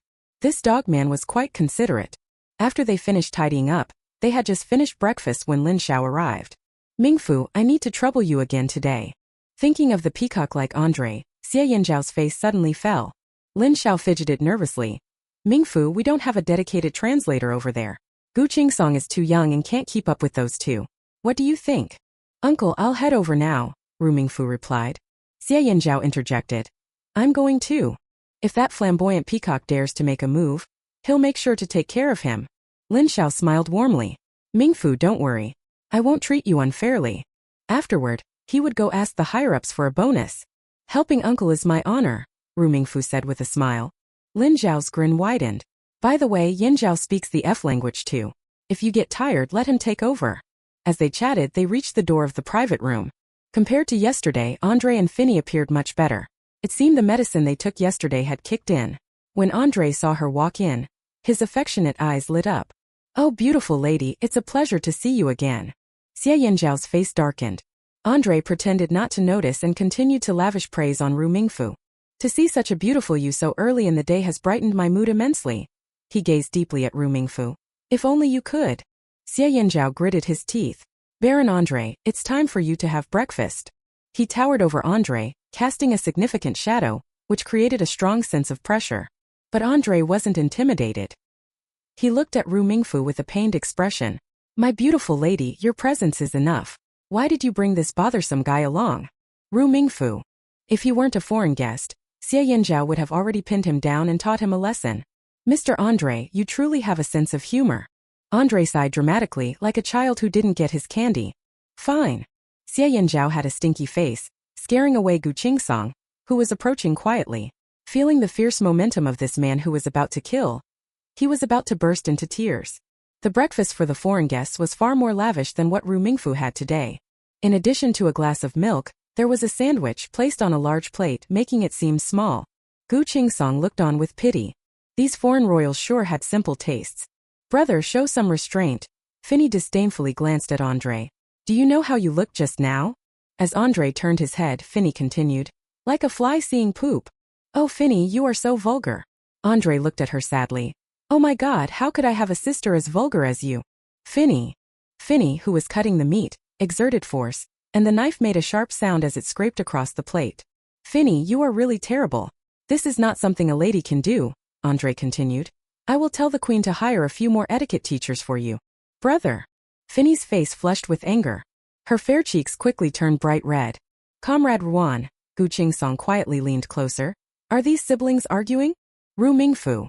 How was she supposed to answer that? Turning her head, she saw Lin Xiao also curiously watching the scene. Although neither of them was proficient in the F language, they could still understand some simple words. Both showed expressions of amusement, their eyes nearly brimming with schadenfreude. This pair of siblings was equally hard to please. The atmosphere was particularly awkward during this journey. Not only Xie Yanzhao but even Lin Xiao and Gu Qingsong felt like punching them. As they continued to argue, Finny suddenly yelled at Ruan Mingfu. It's all your fault. With that, she slumped back into her seat, sulking. Clearly, she couldn't win the argument against Andre and was now pouting. Ruan Mingfu. Who doesn't have a temper? She was upset too. Princess Finny. Ruan Mingfu was about to speak when she heard a low sobbing sound coming from the room. Ruan Mingfu looked carefully and saw that it was Finny. She had a sad face and red eyes, looking particularly pitiful. Andre. When he heard the girl crying, his scalp went numb. Seeing Andre's gaze shift, Lin Xiao and Gu Qingsong quickly turned away. Oh dear. I just realized I have a document I haven't finished. This was something they caused themselves. It wasn't a diplomatic issue, so Lin Xiao felt justified in leaving. Gu Qingsong smacked his forehead. Right. I still have a report I need to submit to the teacher. I'll go do that now. Ruan Mingfu. Watching the two of them dart off, Andre's attention shifted to her. I have something to do too. Ruan Mingfu grabbed Xie Yanzhao and tried to escape, but unexpectedly, Andre was faster. He blocked the doorway and reached out to grab Ruan Mingfu's hand, only for Xie Yanzhao to swat it away. He glared at Andre. If you make any more moves, I'll break your legs. This was said in F language and Andre understood. Just as he was about to retort, he met Xie Yanzhao's fierce gaze and felt a shiver run down his spine. Andre swallowed hard but ultimately refrained from making another move. I want to file a complaint against you. Though he was gentle and romantic, he wasn't without a temper. Moreover, since arriving here, he had been used to being pampered, and this was the first time he had been outright rejected. Suit yourself, Andre replied casually. Mr. Andre, your actions are causing trouble for my husband and me. Seeing him threaten Xie Yanzhao, Ruan Mingfu felt anger rising. In our culture, such behavior would get you severely punished. If it weren't for Lin Xiao, Ruan Mingfu wouldn't bother dealing with these so-called foreign guests at all. Her pretty face was flushed with anger as she grabbed Xie Yanzhao and tried to leave. However, Andre still stood in their way, gazing at her with a smitten expression. Oh, beautiful lady, you look even more lovely when you're angry. Ruan Mingfu. Xie Yanzhao's face darkened as he glared at Andre, his fists itching to strike. Beautiful lady, you're absolutely right. I apologize for my earlier behavior, Andre said, sensing the tension in the air. He shook himself, then added, I just wanted to know how to comfort my sister. Finny had been crying non-stop, her eyes swollen and red, looking utterly pitiful. Andre felt a headache coming on. His sister had always been a crybaby, and he had lost count of how many times he had been punished for it. Fearing she might complain to the queen, he had to seek help from others. "This is simple," Ruan Mingfu said, her eyes sparkling. She approached Finny and whispered something in her ear. Finny stopped crying, surprised as she looked at Ruan Mingfu. "Really?" Ruan Mingfu nodded. "Isn't that how it works?" Finny glanced at Andre and slowly nodded. Andre's face lit up with joy. Finny usually wouldn't stop crying for hours. Andre's head was about to explode, but he never expected Ruan Mingfu's simple words would stop her tears. "Beautiful lady, you're amazing," Andre exclaimed, astonished. "I know, it must be the mysterious power of the East." "What mysterious power?" She gave him a meaningful look, tugged on Xie Yanzhao's hand and whispered, "Let's go quickly." Once outside, Ruan Mingfu couldn't help but laugh. She turned her head to look at Xie Yanzhao's stern face. "Aren't you curious about what I said to her?" Xie Yanzhao replied. "What did you say?" "Perfunctory." "It's definitely perfunctory." Ruan Mingfu swatted his hand away but couldn't help laughing again. "I'm not telling you." Halfway down the corridor, a loud scream echoed from the room. It was the familiar voice of Andre. Lin Xiao and the others rushed towards the sound. Xie Yanzhao stopped and looked at Ruan Mingfu. She raised her chin and looked back at him with pride. This is the consequence of offending a woman. Inside the carriage, Finny was disdainfully eyeing the cramped space Ruan Mingfu occupied. "Is it really necessary for you to stay in such a small spot?" Ruan Mingfu quietly watched her. "Princess Finny, if you dislike it, you can leave." Finny huffed in annoyance. Instead of leaving, she lifted her skirt and plopped down right in front of Ruan Mingfu. "He doesn't seem like the stingy type. How could he let you stay here?" Ruan Mingfu. Since Finny had come to find her, she had been picking at every little thing. Ruan Mingfu felt speechless. Just as she was about to speak, an idea struck her, and she decided to follow Finny's lead. "He has many stingy habits." Finny looked curious. "Like what?" "Only 2 dishes a day, and it's either cabbage or tofu." Ruan Mingfu recounted her experiences as a young educated worker in the countryside, leaving Finny stunned. Especially when she described working in the fields and getting bitten by leeches, the fear was evident on Finny's face. "It's so scary." Finny swallowed hard, looking at Ruan Mingfu with sympathy. "That's not all." After hearing this, Finny shivered. I can take him back to country F. I'm a princess and I can provide him with the best environment." By the end of her declaration, Finny's expression turned resolute. Ruan Mingfu. Wow, she must be really in love with Xie Yanzhao. She gritted her teeth. That scoundrel at his age is still attracting women. How infuriating. Just as Ruan Mingfu was about to say something, Finny waved her hand dismissively. "You're too pitiful." She tilted her head and thought for a moment.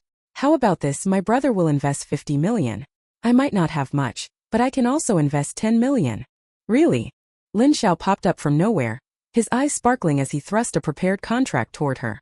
"Princess Finny, it will be effective as soon as you sign it." Ruan Mingfu glanced behind him and saw Gu Qingsong there as well. No wonder Lin Xiao had been so quick to seize the opportunity.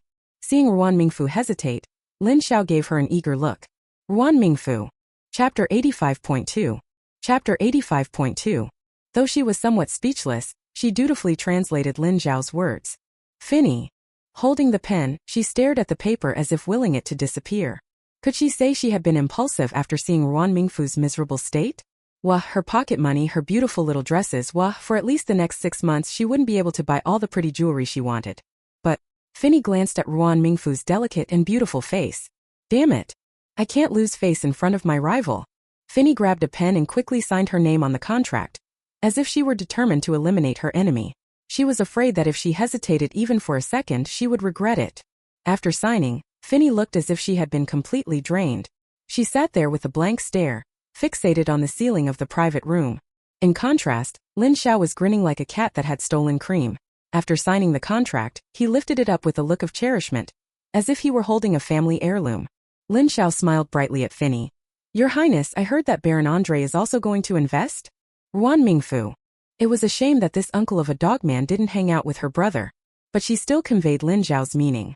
Expecting Finny to refuse, she was surprised when Finny suddenly perked up, her eyes shining with excitement as she looked at Lin Xiao. "Ah yes, my brother is indeed going to invest. He even told me last time that 50 million was too little." Finny's eyes flashed with guilt. "He wants 70, no, 1 billion. 1 billion. Goodness." Even with Qiyongyin's wealth in mind, Lin Xiao felt like he might faint from happiness. If the other party were truly willing to invest that much money, He wouldn't just be serving them like a grandson. He would even be willing to call them dad. At this moment he didn't care how difficult Andre and his people might be to handle. The enthusiastic and fiery gaze he gave off was like that of a fervent religious follower meeting their deity. Ruan Mingfu. She didn't know if Andre would really invest that much.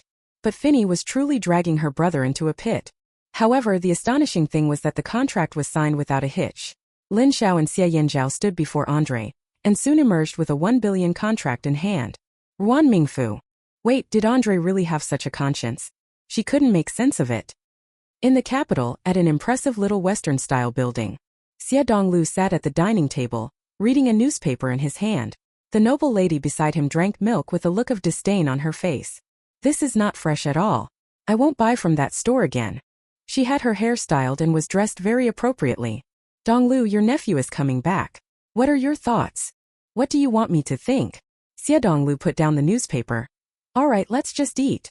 Although Xie Donglu was Xie Yanzhao's uncle, he bore a grudge against Commander Xie and had been staying with the Bai family for years, rarely contacting the Xie family or getting close to them. He glanced at his watch. Time is tight, prepare everything. They'll arrive tomorrow. And Yuzhu didn't look happy. Stop pretending to be so generous.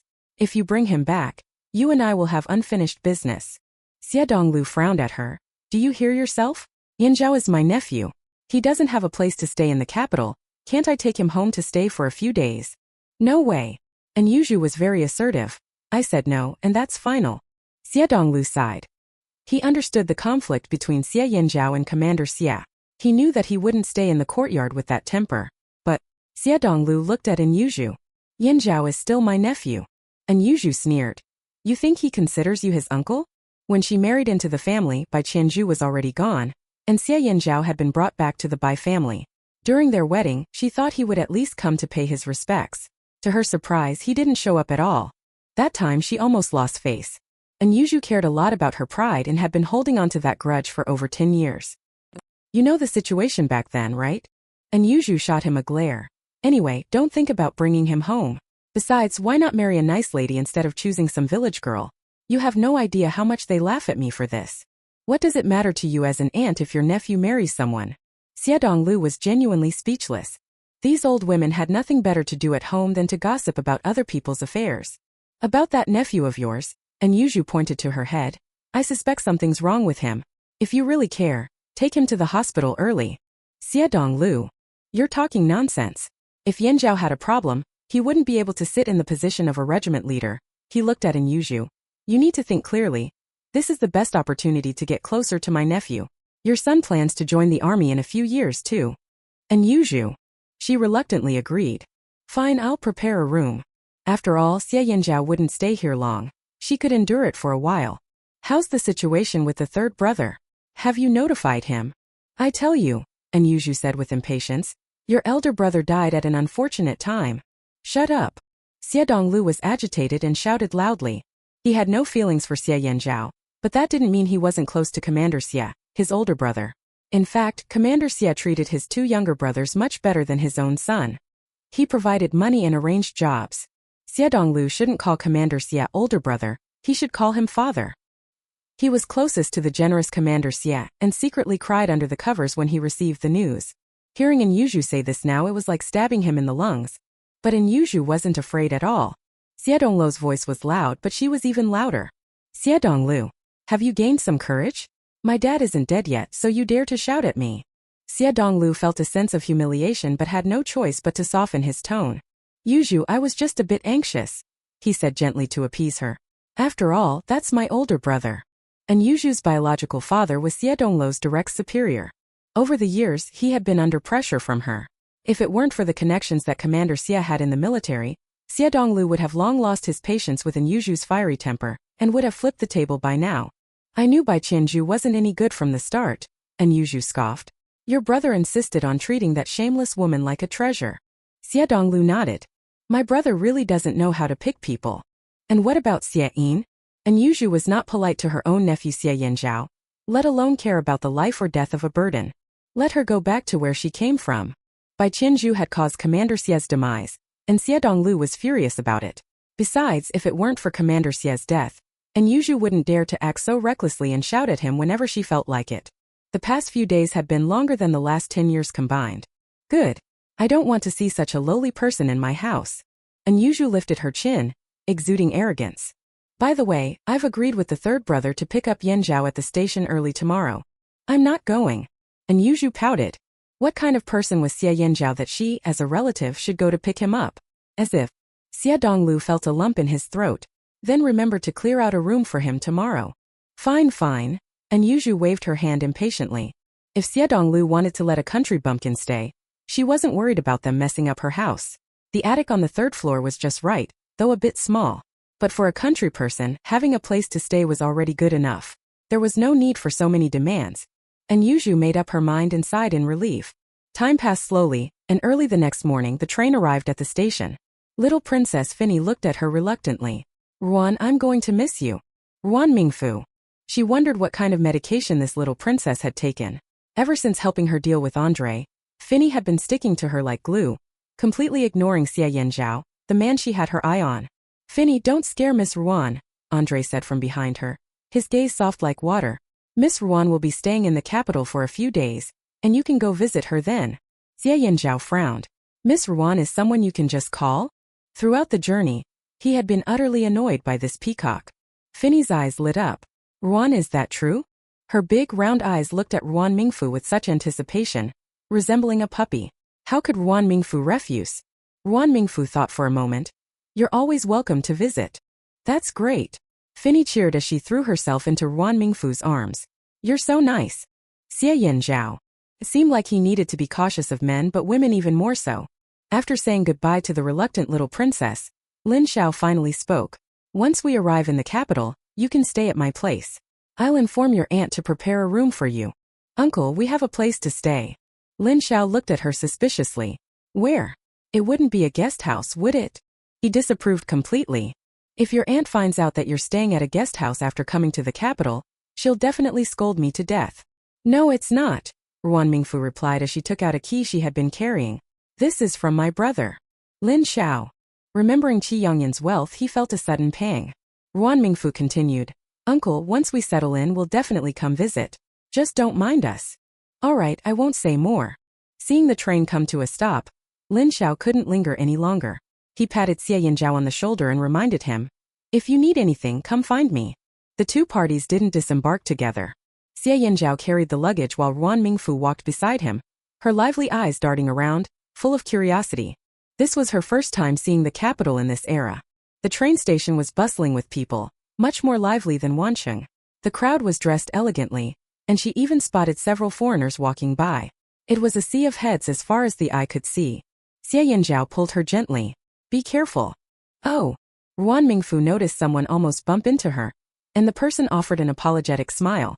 However, with so many people around, they couldn't even stop to exchange words. Hold on to me.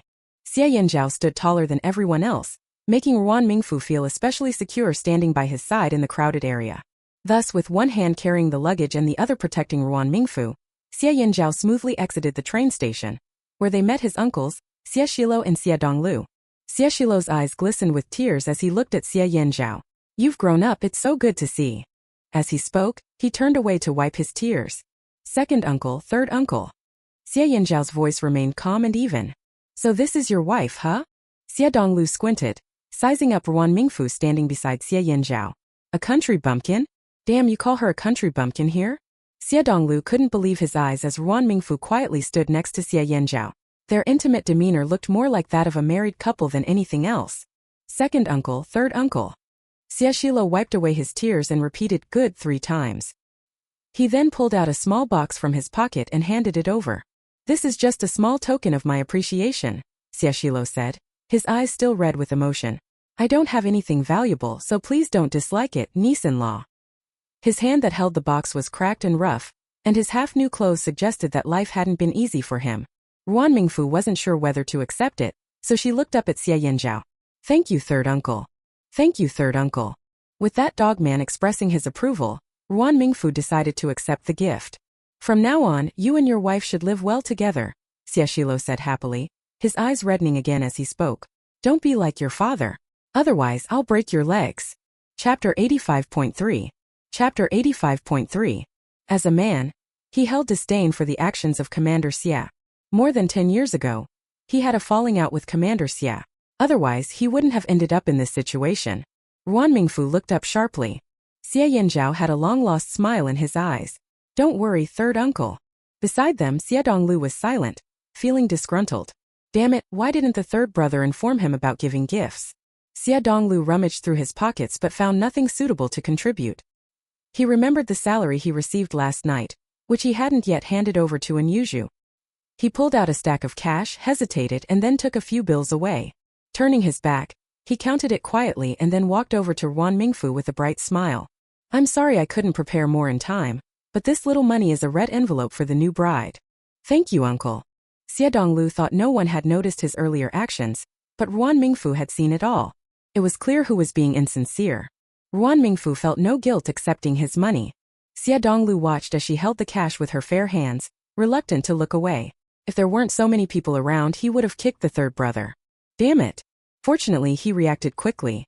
Otherwise, he would have embarrassed himself in front of the new bride. Xia Donglu cleared his throat. Yanzhao, you've just arrived in the capital and probably don't have a place to stay. You should stay at my house for a few days. Staying at my house is also fine. Your aunt has already prepared a room, Xieshilo added. Third brother, your family has so many people and the house is so small. Xia Donglu shot Xieshilo a glare before slowly continuing. Yanzhao's wife might not be comfortable there. It's better for them to stay at my house. My place is spacious and close to the compound. He smiled at Xia Yanzhao, waiting for his response. Xieshilo was so poor that even his family combined couldn't afford to move comfortably. Compared to the third brother, Xia Donglu felt much more confident. No, we have a place to stay. Xieshilo was taken aback for a moment. Yanzhao, you wouldn't be trying to spare your uncle trouble by saying that on purpose, would you? Yanzhao. Xieshilo wanted to persuade him but didn't know how to express it. Second uncle, we really do have a place to stay, Ruan Mingfu said with a lovely smile. There's no need to worry. Xia Donglu. Why didn't he believe them? They couldn't possibly be planning to stay at the compound. The thought barely crossed his mind before he shook it off. Could it be they were just too shy to accept the invitation to stay at his place? The more he thought about it, the more he suspected it, and Xia Donglu looked at Xia Yanzhao with suspicion. Was this kid trying to distance himself from him? That wouldn't do.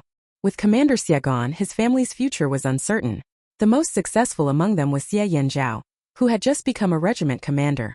If that was the case, what future glory could he expect? Yanzhao, there's no need to be polite with second uncle. Just treat it like your own home. Second uncle, we really do have a place to stay. Xia Donglu. After persuading for so long, he was getting annoyed. Xia Donglu genuinely wanted to care for this nephew, even though part of him saw it as laying the groundwork for his son's future. But for now, he hadn't asked anything in return. Could it be that Xia Yanzhao intended to stay with the Bai family? What would his relatives in the capital think of him? Xia Donglu wanted to persuade him further, but was interrupted by Xieshilo. All right then, Yanzhao, let me take you there. Xia Donglu was about to get angry, but thought again. This could be a good thing. Whether Xia Yanzhao had a place to stay could easily be checked by visiting. If it turned out to be as he suspected, he could give him a good scolding. Then he would bring him back home, and Xia Yanzhao would likely be more grateful for having him as an uncle. Right, I knew you were coming back, so I specially borrowed a car from the unit to take you there. Ruan Mingfu nodded at Xia Yanzhao. On the way, she mentioned the address Qi Yongyan had given her. Xia Donglu tightened his grip on the steering wheel. He knew that location. It was the very center of the city. Could his nephew really have a place there? He hoped it wasn't a joke. Xia Donglu fell silent but pressed down harder on the accelerator. Looking at the rushing scenery outside, Ruan Mingfu felt both familiar and strange. Though she was from the south, she had lived in the capital her whole life. This place was more familiar to her than she could express. She could even name the buildings that would be constructed there 50 years later, just by passing through the area occasionally. For a moment, no one spoke and the car fell silent. Soon they arrived at the central district. The car twisted and turned until it finally stopped in front of a building. Xieshilo looked at the grand hall across the street, then back at the house, stunned. This is fucking. There are no words to describe the shock in Xia Donglu's heart. Are we here? Xieshilo glanced outside. Second brother, why did you stop here? Xia Donglu took a moment to find his voice. We've arrived. But isn't this Prince King's mansion? How did we get here? Xieshilo examined the courtyard in front of him. This was a royal residence from the previous dynasty. He had brought the children from his family to play here before and had heard from colleagues that this was once the residence of a royal son, much grander than his own home. Was this the destination for Xie Yanzhao? Xieshilo swallowed hard. Yanzhao, as men, we must stand tall and not engage in illegal activities. Uncle, Xie Yanzhao quickly explained, this is my wife's dowry. He was concerned that if he didn't clarify, Xieshilo might jump to all sorts of conclusions. Dowry. Before Xieshilo could respond, Xie Donglu burst out excitedly. He glanced at Ruan Mingfu through the mirror. With her fair skin and striking beauty, it was evident that a girl like her could not have been raised without a solid family background. Looking at her hands, which were slender and devoid of calluses, Xie Donglu's expression turned complex. Wasn't she supposed to be a country girl? This was clearly a golden girl.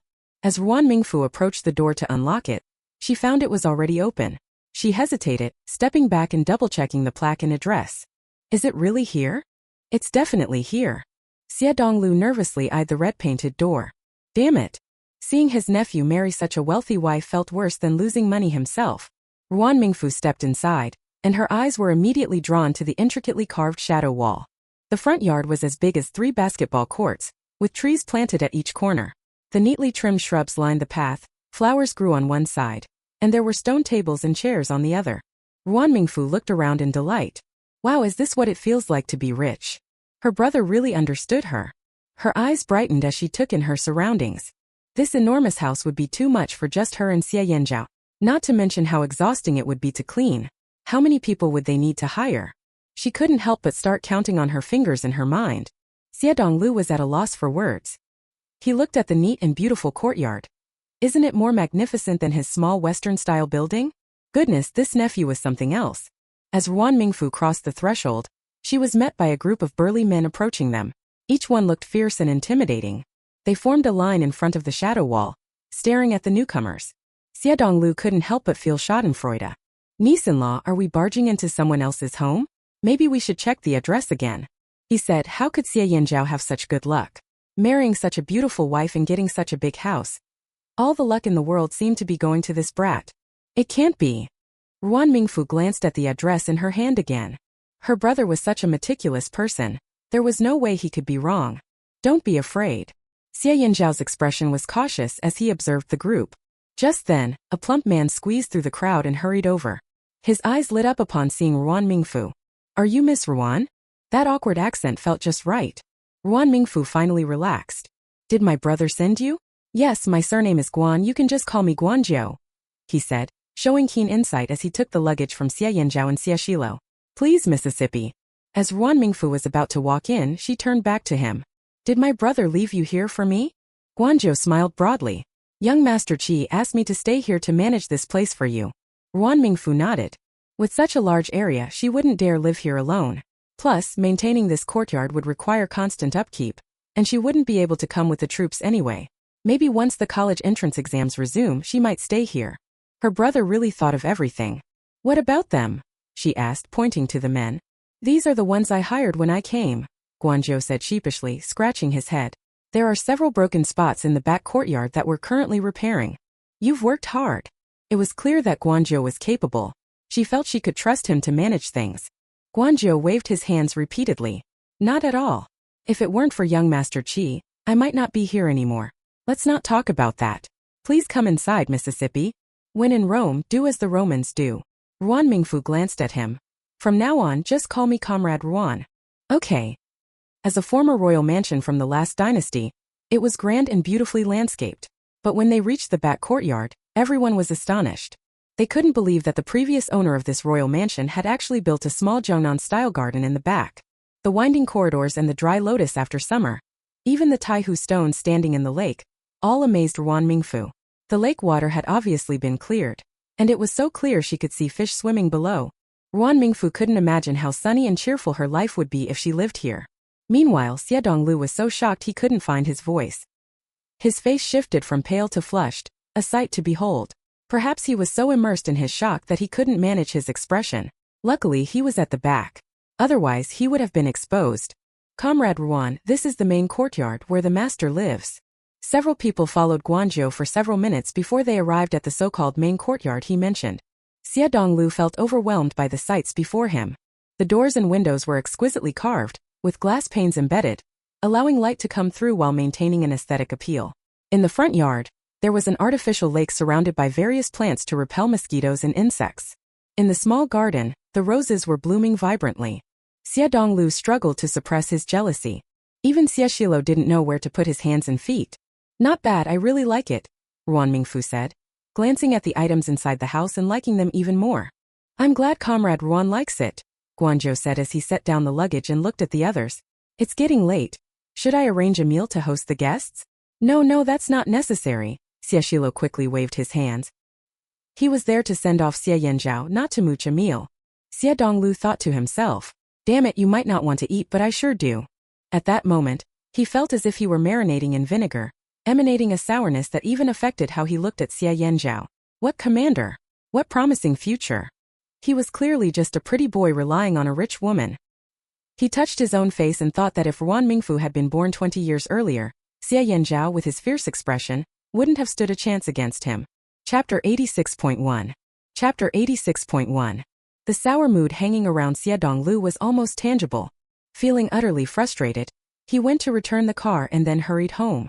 As soon as he stepped in, he saw An Yuzhu sitting in the living room. She looked behind him, puzzled, and then turned to him with a frown. Where is he? Xie Donglu sat at the table, poured himself a glass of water, and froze when he heard her question. A moment later, he slammed the glass down on the table, his face dark.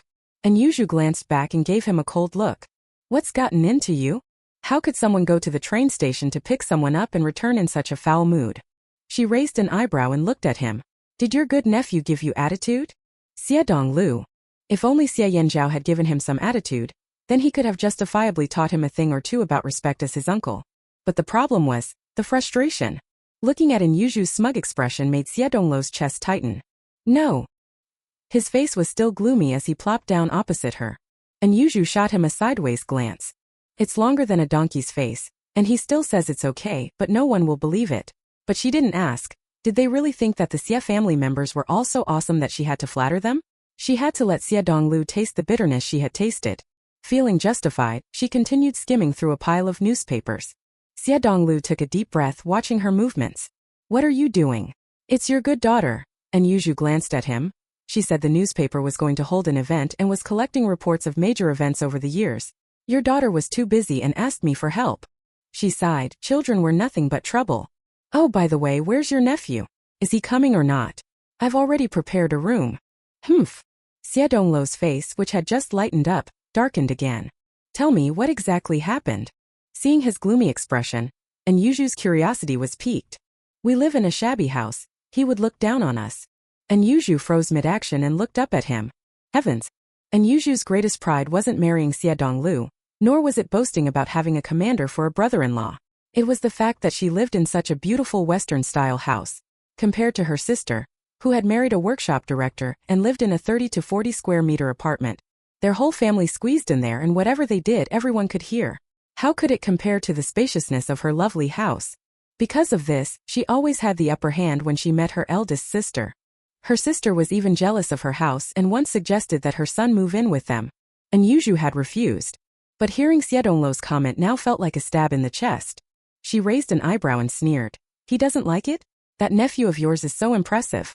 Why doesn't he go live in a palace or the imperial city? Huh. Xie Donglu looked at her in surprise. How did you know he lives in a palace? An Yuzhu. By the time she realized what he meant, it was too late to get mad. With burning eyes, she quickly sat down beside Xie Donglu, grabbed his hand and asked, What's going on? Recalling the scene he had witnessed, Xie Donglu felt like he had been soaking in a vat of vinegar. He recounted everything he had seen, then added, And it's right across from the Great Hall. Even if it was just an empty lot, the location alone wasn't something ordinary people could afford.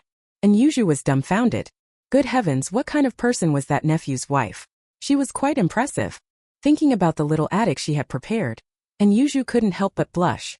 Thankfully, Xie Donglu hadn't brought them home, or she would have been utterly humiliated.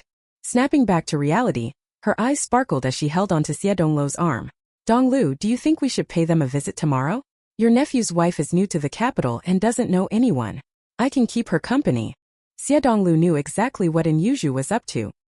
His wife never did anything without a motive, and she clearly saw some benefit in getting close to Ruan Mingfu.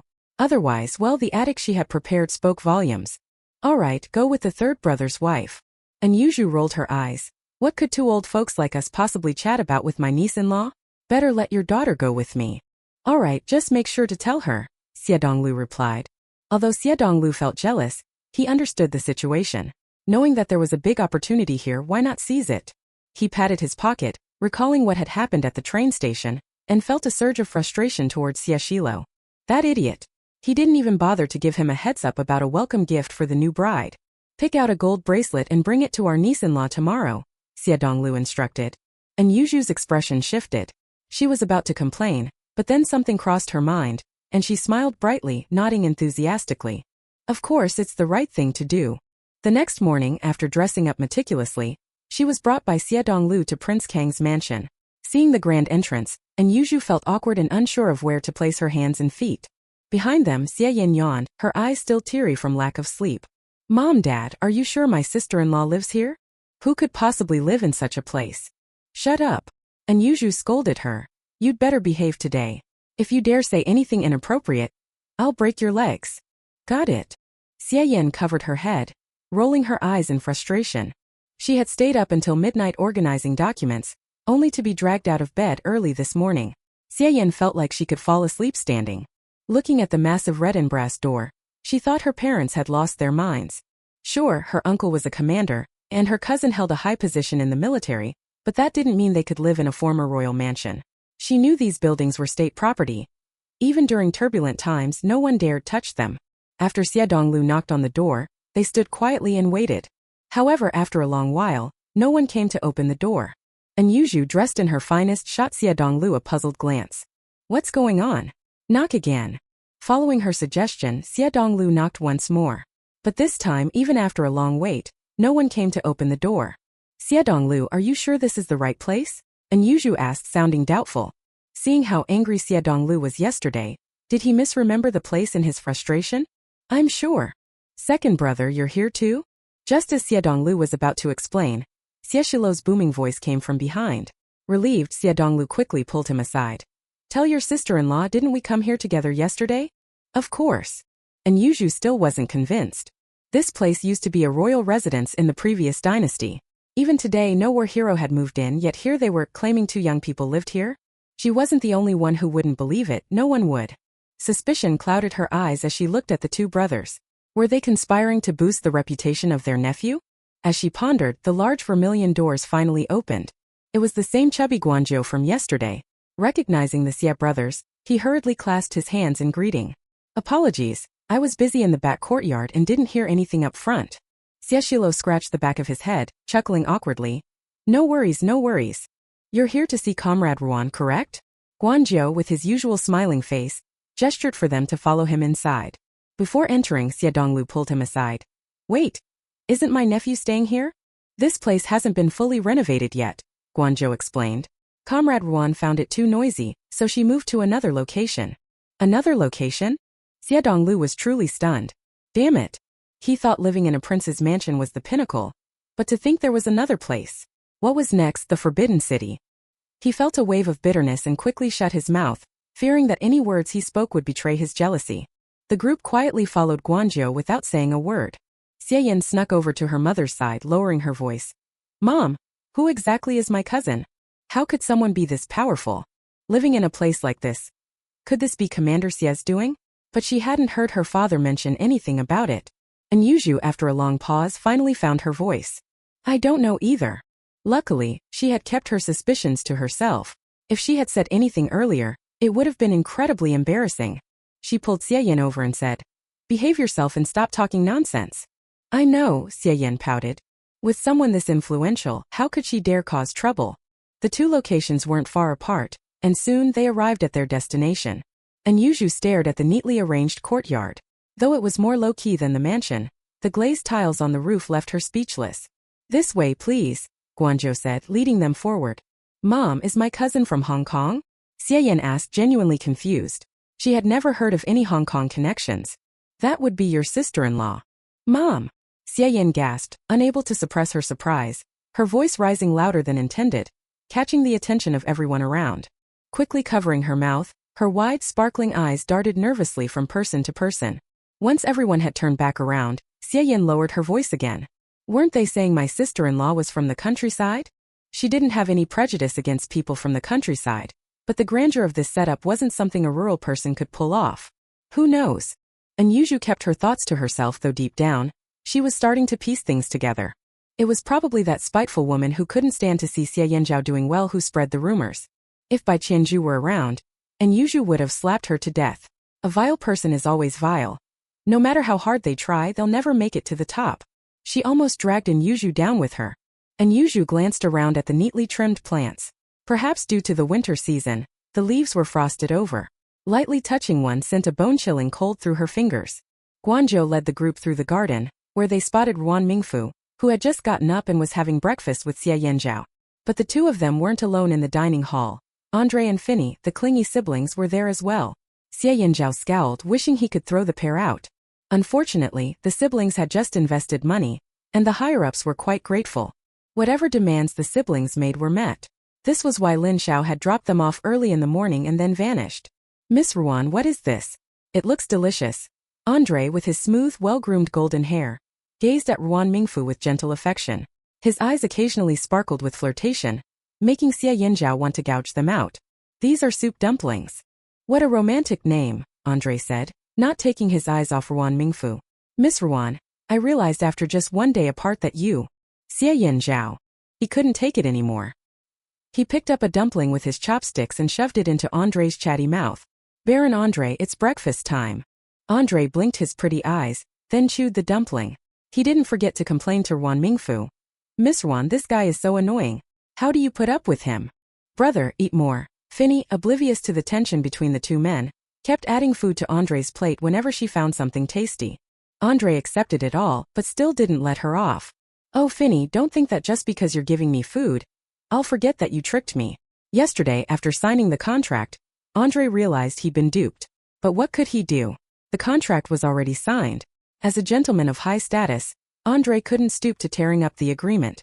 So, with his petty and vengeful nature, he came early this morning just to annoy Xie Yanzhao. Ruan Mingfu knew his intentions and ignored him. Chapter 86.2. Humph. Finny glared at him, then jabbed a dumpling onto Ruan Mingfu's plate. Well, not really jab, more like poked. The little princess wasn't yet adept at using chopsticks.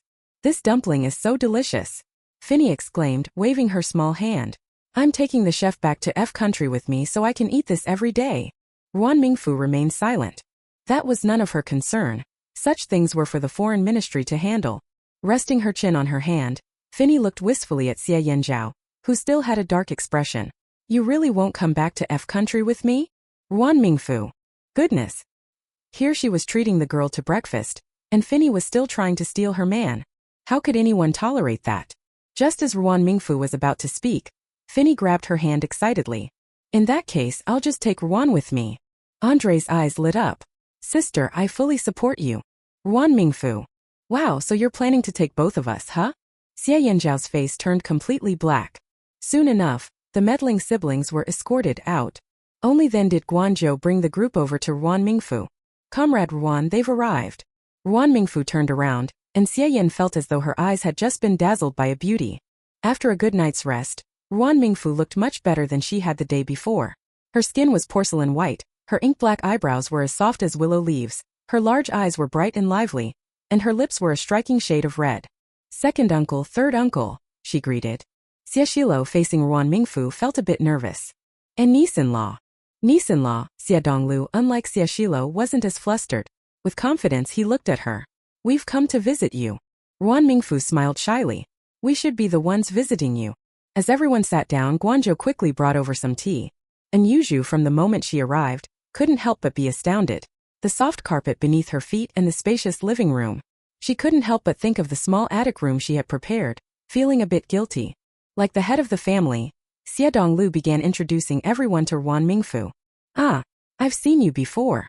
Everyone turned to look at Xie Yan, who was pointing at Ruan Mingfu with wide eyes full of wonder.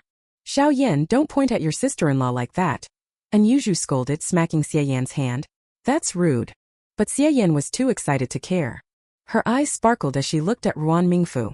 Sister-in-law, didn't you attend the international trade fair?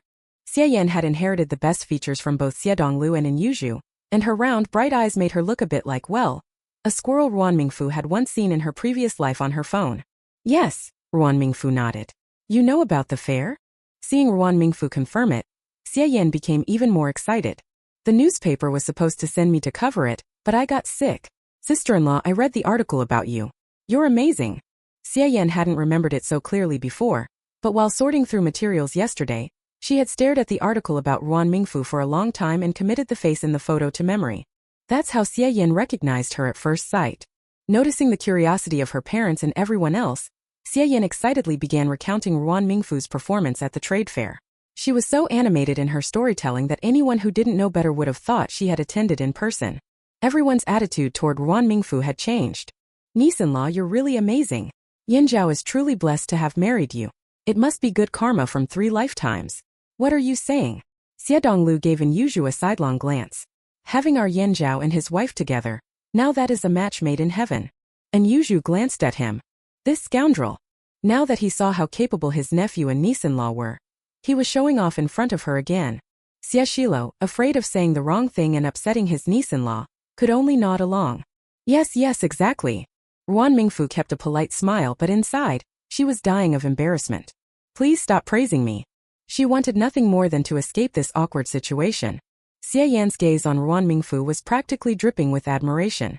Sister-in-law, you're truly amazing. What she hadn't mentioned was that Ruan Mingfu was actually her idol. After reading that article about her, Xie Yan had decided she wanted to become a woman as capable and radiant as Ruan Mingfu. What are you all talking about? A tall figure blocked the doorway, and the room seemed to darken as Xie Yanzhao entered. His large frame like a mountain blocked out much of the light. At this moment, Ruan Mingfu couldn't even be bothered to find him annoying. Her eyes lit up as if she'd just seen her savior. And Yuzhu, trying to ease the tension between herself and her nephew, smiled and teased him. Of course, we were talking about you too, she said, staring at Xie Yanzhao's figure, though inwardly startled, saying how the two of you are a perfect match. Hearing this, Xie Yanzhao's face softened, and even a small smile appeared, dissipating some of his normally cold aura. Yanzhao, you didn't bring her over earlier because you were afraid your new wife might be shy, right? Seeing his reaction, and Yuzhu seized the opportunity and piled on the flattery. Your second aunt just loves to joke. Xie Donglu chuckled, his face full of smiles. Yanzhao, your third uncle and I have discussed everything. We'll handle our older brother's matters. You're still young. Follow us and learn more along the way. That wasn't the original plan, but Xie Donglu had changed his mind. Why not curry favor with such a capable nephew? There wasn't much affection between them anyway. If they continued to compete, Xie Yanzhao would only grow stronger, and Xie Donglu wouldn't gain anything. Xie Donglu was cunning. Whoever benefited him the most was who he'd support. Second brother is right. Xie Shilo, looking at his nephew for the first time in over a decade, was filled with emotion. We won't make a big event out of it. Just a small gathering for the morning should be enough. Given the circumstances, only because of Commander Xie's high rank could they even hold a modest farewell ceremony. Anyone else would have just been buried with no fanfare. We'll do as you say, uncles. Xie Donglu nodded in satisfaction. You aren't planning to keep that house, are you? He would have loved to move in, but he knew he didn't have the status for it. With Xie Yanzhao's rank, he could probably apply to keep the house if he wanted. But why should he? We'll follow the protocol. Xie Yanzhao had no attachment to the house, even though it held both his happiest and hardest memories. Xie Shilo had no interest in the house either. Then we'll handle it your way. As for the furniture inside, if you or Uncle Shilo need anything, feel free to take it. Ruan Mingfu, who now had 2 courtyard houses, didn't need any of it. Besides, that house had been Commander Xie's love nest with the nanny. Just thinking about it felt unlucky. She didn't want anything from it and was happy to offer it up as a gesture of goodwill. That would be great. Second aunt's eyes lit up, eager to clear the place out right then and there. And Yuzhu glanced at her with disdain. After all these years, her sister-in-law still lacked any sense of decorum. Fixing her hair, she turned to Ruan Mingfu with a smile. Niece-in-law, I know this is your first time here. I'll leave Xiao Yan with you. She's grown up here and knows the area well. If you need anything, she can run errands for you. Xie Yan. Really, Mom? But being able to spend more time with Ruan Mingfu up close, she didn't care if it meant running errands or even sleeping on the floor. No. Ruan Mingfu wanted to refuse, but Yuzhu's enthusiasm was overwhelming. You should keep her. She's tough and capable, and staying by your side might help her learn some of your talents. Right now she's too reckless. Xie Yanzhao nodded. Then let's have Xie Ming from third uncle's side stay too. One from each family, fair and square. Although Anyuju was a bit displeased, she quickly hid it. Keep your eyes open around your sister-in-law. Yet another scolding. Xie Yan pulled a face. Got it.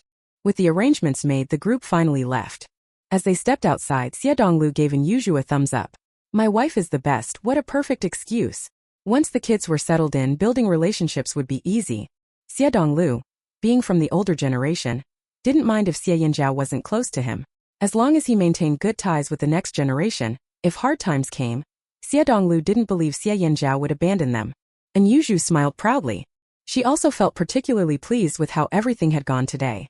Though in hindsight, if only she'd known earlier that Xie Yanzhao would rise to such success, she would have taken him under her wing from a young age. Now all she could hope for was that Xie Yan and Xie Ming would live up to expectations. Oh. That day, Ruan Mingfu and Xie Yanzhao stayed at home without going out. By nightfall, Ruan Mingfu asked Guanzhou to arrange a room for the two of them to sleep in. After all, they weren't planning to stay here for more than a few days. Ruan Mingfu lay on a chair, gazing absent-mindedly at the dark lake under the night sky. Just as she was lost in thought, a thick blanket was wrapped snugly around her. What are you thinking about? A voice asked.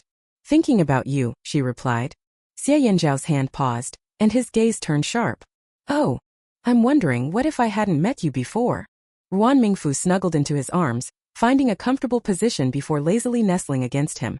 This man had a great physique. Lying next to him was like being beside a furnace. Sometimes, if the blanket was too thick, she'd even wake up feeling hot. Maybe in a few days when the temperature drops, it'll be just right. Hearing this, Xie Yanzhao tightened his grip on her. Let's not talk about that, Ruan Mingfu said, sitting up. Since we've come all the way to the capital, I have so many things to buy. Plus, my sister-in-law asked me to deliver something to her sister, and I haven't done that yet. She started counting on her fingers, listing things. Take your time, Xie Yanzhao grabbed her small hand. We have 2 people running errands for us here. Let them handle it. Are you serious? Ruan Mingfu widened her eyes in surprise, looking at him curiously. She had assumed he wanted to cut all ties with the Xie family. Did she misunderstand him? At first, that was my plan. Xie Yanzhao wrapped his arms around her, explaining. But my uncle had a talk with me. Aside from Commander Xie's own efforts, the Xie family had largely been supported by the Bai family. Even Xie Donglu, the deputy director of the education department, owed his position to them. Xie Shilo had been cared for by Qingzhu as a child and even had a falling out with Commander Xie over her. He was a natural ally. Now that the problematic individuals were gone, it made sense to mend relationships rather than fight alone. It would also show everyone that his distance from Commander Xie was due to the latter's lack of decency, not his own. Ruan Mingfu nodded. Whatever decision you make, I'll support you. Really? Xie Yanzhao's voice deepened as his eyes darkened. When have I ever lied to you? Ruan Mingfu patted his face, smiling with curved eyes. I'm curious though. You're so fierce, how do all these people end up liking you? It made sense for Gu Yilin to fancy him, maybe she had a unique taste. But Finny the princess? That was puzzling. Could it be that this man had some hidden qualities she didn't know about? I'll show you right now. With a strong movement, Xie Yanzhao lifted her along with the blanket and carried her toward the bedroom. As Ruan Mingfu lay on the soft bed, her mind was still foggy. Wait a minute. Weren't they just chatting? How did things turn into this? She was about to make a run for it, but Xie Yanzhao's towering figure pressed down on her, hugging her tightly. Then, he tucked them both under the blanket and said, Sleep. Ruan Mingfu. So that's it? She wasn't sure whether to feel disappointed or relieved. Staring at the ceiling, she slowly drifted off to sleep. Chapter 86.3. Chapter 86.3. The next morning, she woke up to a white misty scene outside. Ruan Mingfu ran out excitedly. Is it snowing? It's frost, Xie Yanzhao corrected. The frost had settled so thickly that it resembled a thin layer of snow. Ruan Mingfu reached out to touch it, but it quickly melted into water, leaving her fingertips cold. Only then did she realize that what had been a beautiful frost flower was now just a wet patch on the leaves. You're not dressed warmly enough again. Xie Yanzhao draped a coat over her shoulders. Ah, Ruan Mingfu sighed in disappointment. I thought it was snow. It'll snow in a few days, he reassured her. With frost this thick, snow was inevitable. Ruan Mingfu obediently put on the coat. The black fabric made her skin look even fairer, almost like jade. She had made this coat herself, and though it was black, the details were intricate. She slipped her cold hands into Xie Yanzhao's. He, indulgent as ever, held her hands tightly until they warmed up. Oh, looks like we arrived at the wrong time. At the sound of this voice, Xie Yinzhao's forehead veins instinctively twitched. Turning around, he saw the face he disliked most, Andre. You again? Xie Yinzhao asked coldly. I come and go as I please. What's it to you? Andre shot back, looking straight at Xie Yinzhao with a challenging expression. Don't think I don't know. This estate is part of Miss Ruan's dowry, you shameless pretty boy. His words were full of provocation as he glared at Xie Yinzhao. Fists clenched, Xie Yinzhao wanted nothing more than to punch Andre's smug face. Ruan Mingfu sighed inwardly. An immature man provoking Xie Yinzhao constantly. No matter how calm her husband was, there would be a breaking point. Seeing that the two were about to fight, Ruan Mingfu quickly intervened. Baron Andre, is there something you need? He clutched his chest dramatically, his gaze sorrowful as he looked at Ruan Mingfu. Miss Ruan, you wound me deeply. After knowing each other for so long, you still won't call me by my first name. Xie Yinzhao immediately pulled Ruan Mingfu closer. Then die of heartbreak, he muttered. At this point he could hardly contain his desire to strangle this guy. If it weren't for the fact that Andre was a foreign guest, he would have beaten him several times already. Ruan Mingfu. Seeing that the two were about to quarrel again, she quickly pulled Xie Yinzhao's arm. Andre. Ruan Mingfu swallowed the word baron despite his sorrowful gaze. What brings you here this time? This time felt a bit unusual, as even his shadow, Finny, wasn't with him. There's an exchange event in the capital, and I'd like to invite you to be my translator, Andre said, dropping the playful demeanor and becoming serious. Mr. Andre, my husband and I are quite busy, so I'm afraid I can't take on your translation duties, Ruan Mingfu declined.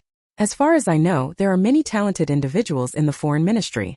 If you ask, they'll be happy to help. Andre dramatically clutched his chest. Miss Ruan, how could you reject me? You're breaking my heart. Xie Yinzhao stepped forward. If Baron Andre doesn't mind, I'm willing to help. You. Andre dropped the act, his disdain evident. He acted as if Xie Yinzhao was invisible, his gaze lingering on Ruan Mingfu with a tender look. Miss Ruan, I hope you'll seriously consider my proposal and give me your answer tomorrow, Andre said before hastily leaving to avoid being chased off by Xie Yinzhao. Ruan Mingfu felt a sense of disbelief. You can't go. Xie Yinzhao firmly held Ruan Mingfu's hand, insisting on his stance. Okay, I won't go, Ruan Mingfu replied with an exasperated expression. Princess Xie has spoken. What else can she say? After dinner, the two of them, along with Xie Ming and Xie Yan, headed to the courtyard. Upon entering, they found Xie Donglu and Xie Shiluo's family already busy with preparations. Seeing Xie Yinzhao felt like seeing a long-lost son to them. Yinzhao, why are you back so soon? Who are you? Before Xie Yinzhao could respond, a voice interrupted. Are you the young master? Aunt Zhang looked at Xie Yinzhao, her eyes turning red. Wow, you've grown so big. Comrade Xiao. Bai should be relieved. The comrade Bai here certainly cannot be Bai Qianzhu. The one Aunt Zhang is referring to is Xie Yinzhao's biological mother. You're Aunt Zhang. Yes, that's me, Aunt Zhang replied. Her gray hair and wrinkled face reflected a lifetime of care. I feel relieved to see you grow up like this. Aunt Zhang was a distant relative of Commander Xie, and had been invited to care for Xie Yinzhao since he was born. Years ago, when Aunt Zhang's son had an accident and injured his leg, she had to return to care for him. As a result, Bai Qingzhu specifically chose Bai Qianzhu to replace her. But who could have known she picked a cunning wolf? During the year Xie Yinzhao spent under Bai Qianzhu's care, it was Aunt Zhang who helped him. In the end, she informed Grandpa Bai, or else Xie Yinzhao wouldn't be where he was today. This must be your wife? Aunt Zhang said tearfully, looking at Ruan Mingfu. She's lovely. Xie Yinzhao was at a loss for words. Aunt Zhang, please don't cry. I'll listen to you and stop crying. Aunt Zhang wiped away her tears, looking at him with pride. Seeing you like this makes me feel at ease, she said, turning to the couple. You two should live well together and avoid quarrels. Young lady, if he ever upsets you, just tell Aunt Zhang. I'll definitely help you teach him a lesson. Ruan Mingfu lowered her head slightly. He hasn't bullied me. That's good, Aunt Zhang said, patting Ruan Mingfu's hand. Seeing you both happy like this would make Qingzhu feel content as well. Mentioning Bai Qingzhu brought a somber mood over everyone. Aunt Zhang, where do you plan to go? Well, with Commander Xie gone, the house would be taken back. Where could Aunt Zhang go besides returning to the countryside? Why don't you come stay with me? Ruan Mingfu suggested. It's tough for Guanzhou to manage alone. It would be nice for you to have each other for company, and help me keep an eye on the house. Knowing how much Aunt Zhang meant to the dogman, Ruan Mingfu realized it was a kind favor she could do. Is that really okay? To Aunt Zhang, Xie Yinzhao might feel closer than her own children. Let's settle this, Ruan Mingfu said, seeing their hesitation. However, we'll be in Wancheng for a while, so we might not be back quickly. That won't do. I'm just an old woman, I can't keep bothering you both. Aunt Zhang waved her hands repeatedly. Aunt Zhang, just stay, Xie Yanzhao said, a hint of nostalgia in his eyes. I want to eat the pea cake you make. Upon hearing this, Aunt Zhang's tears began to flow again. Looking at the scar on his face, Aunt Zhang's emotions were even more stirred. Okay, I'll make it right away. She wiped her face, turned, and headed to the kitchen without Ruan Mingfu being able to stop her. Aunt Zhang is just like that, Xie Yanzhao said, watching her retreating figure as if recalling his joyful childhood. Let her be busy. Ruan Mingfu nodded. As time passed, more guests arrived. Ruan Mingfu stood beside Xie Yanzhao, feeling like her face would freeze from smiling. Several people cast curious glances her way. Ruan Mingfu chose to ignore them. Yanzhao, you've grown up. A middle-aged couple stood in front of Xie Yanzhao, their attitude kind and their gaze warm, as if looking at their own child. Then they turned to Ruan Mingfu, eyes filled with admiration. This must be your wife? That kid Suju told me about her in his letter, and I didn't believe it. I can't believe it's true. So that was it, they were Suju's parents. Sure enough, Xie Yanzhao greeted them. Uncle, Aunt. Yanzhao, you should come over more often. I won't disturb you today since you're busy. Xie Yanzhao nodded. Slow down. After some time as the crowd thinned, Xie Yin suddenly barged in, glaring at Ruan Mingfu. Why didn't you inform me about such a big event? Am I not part of the Xie family? Xie Donglu and Xie Shilo, along with all the other Xie family members present, exchanged glances thinking, do you really not know your own standing in the family? Ruan Mingfu remained silent, exasperated by the unreasonable confrontation. Do you need another slap to remind you of your place? She retorted, causing Xie Yin to shrink back slightly. However, her resentment only deepened as she glared back. It was always like this, Xie Yin muttered, possibly still feeling the effects of Commander Xie's kick. She looked pale and worn out, contrasting with her usual fiery self. Running over had left her breathless, and after just a few words, she appeared even more exhausted. Xie Yin, we haven't settled our scores with you yet, and you dare show your face here? Xie Donglu's temper flared. The mere sight of her brought back memories of her despicable mother, leaving him in no mood to be polite. Second, uncle. When Commander Xie was still alive, she had always looked down on them. Now her tone was almost pleading. Don't call me that, Xie Donglu shot back. Xing Area, I am not your uncle. Hearing the name Xing Area sparked humiliation in Xie Yin's eyes. She wanted to retaliate but had to suppress her anger given the current situation. Uncle, I'm now called Xie Yin. My father acknowledged me as his daughter. Whoever acknowledges you, go ask them for help. Xie Yin frowned. Commander Xie was gone, so who could she turn to? I don't care. I'm still part of the Xie family, and I deserve my share of what belongs to my father. Her true intentions were laid bare. Ruan Mingfu, sitting nearby and eating the sweet pea dessert made by Aunt Zhang, couldn't help but reflect on Aunt Zhang's exceptional cooking skills, which kept her in the Xie household. However, with everything going on, she couldn't bring Aunt Zhang back to Wanxing right now. A flicker of concern crossed Ruan Mingfu's beautiful eyes. You shameless woman. Even the usually good-natured Xie Shilo was furious at Xie Yin. Don't even mention it, third brother, said Anyuju, casting a disdainful glance at Xie Yin, who was sitting on the ground looking pitiful.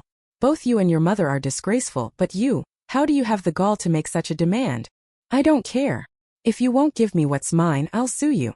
Bai Qianzhu's sentence had already been handed down, and she was lucky that she was not executed. Unfortunately, she would spend the rest of her life in prison. Xie Yin shivered at the thought of how haggard Bai Qianzhu had become when she last saw her. Following Bai Qianzhu's instructions, she hurried over with a bankbook containing her secret savings. Go ahead and sue. I'm just waiting for you to do it. If Xie Yin were a man, Xie Donglu would have already slapped her across the face. Your mother killed your dad. How can you, a murderer's daughter, come here to fight for their property?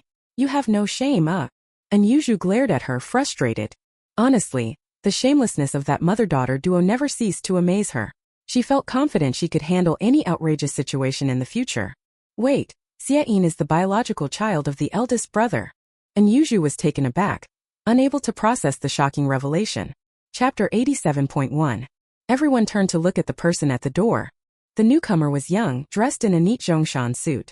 She had her hair neatly styled and was accompanied by another middle-aged man. What nonsense are you talking about? Xie Donglu frowned so deeply he could squash a fly. He looked at Xie Xiaogu with dissatisfaction on his face. Second brother, I'm telling the truth. And Yuju. Xie Yin, however, got up from the ground and called out sweetly. Aunt. Are you okay? Xie Xiaogu gently stroked Xie Yin's head, still blaming Commander Xie. Big brother is really something.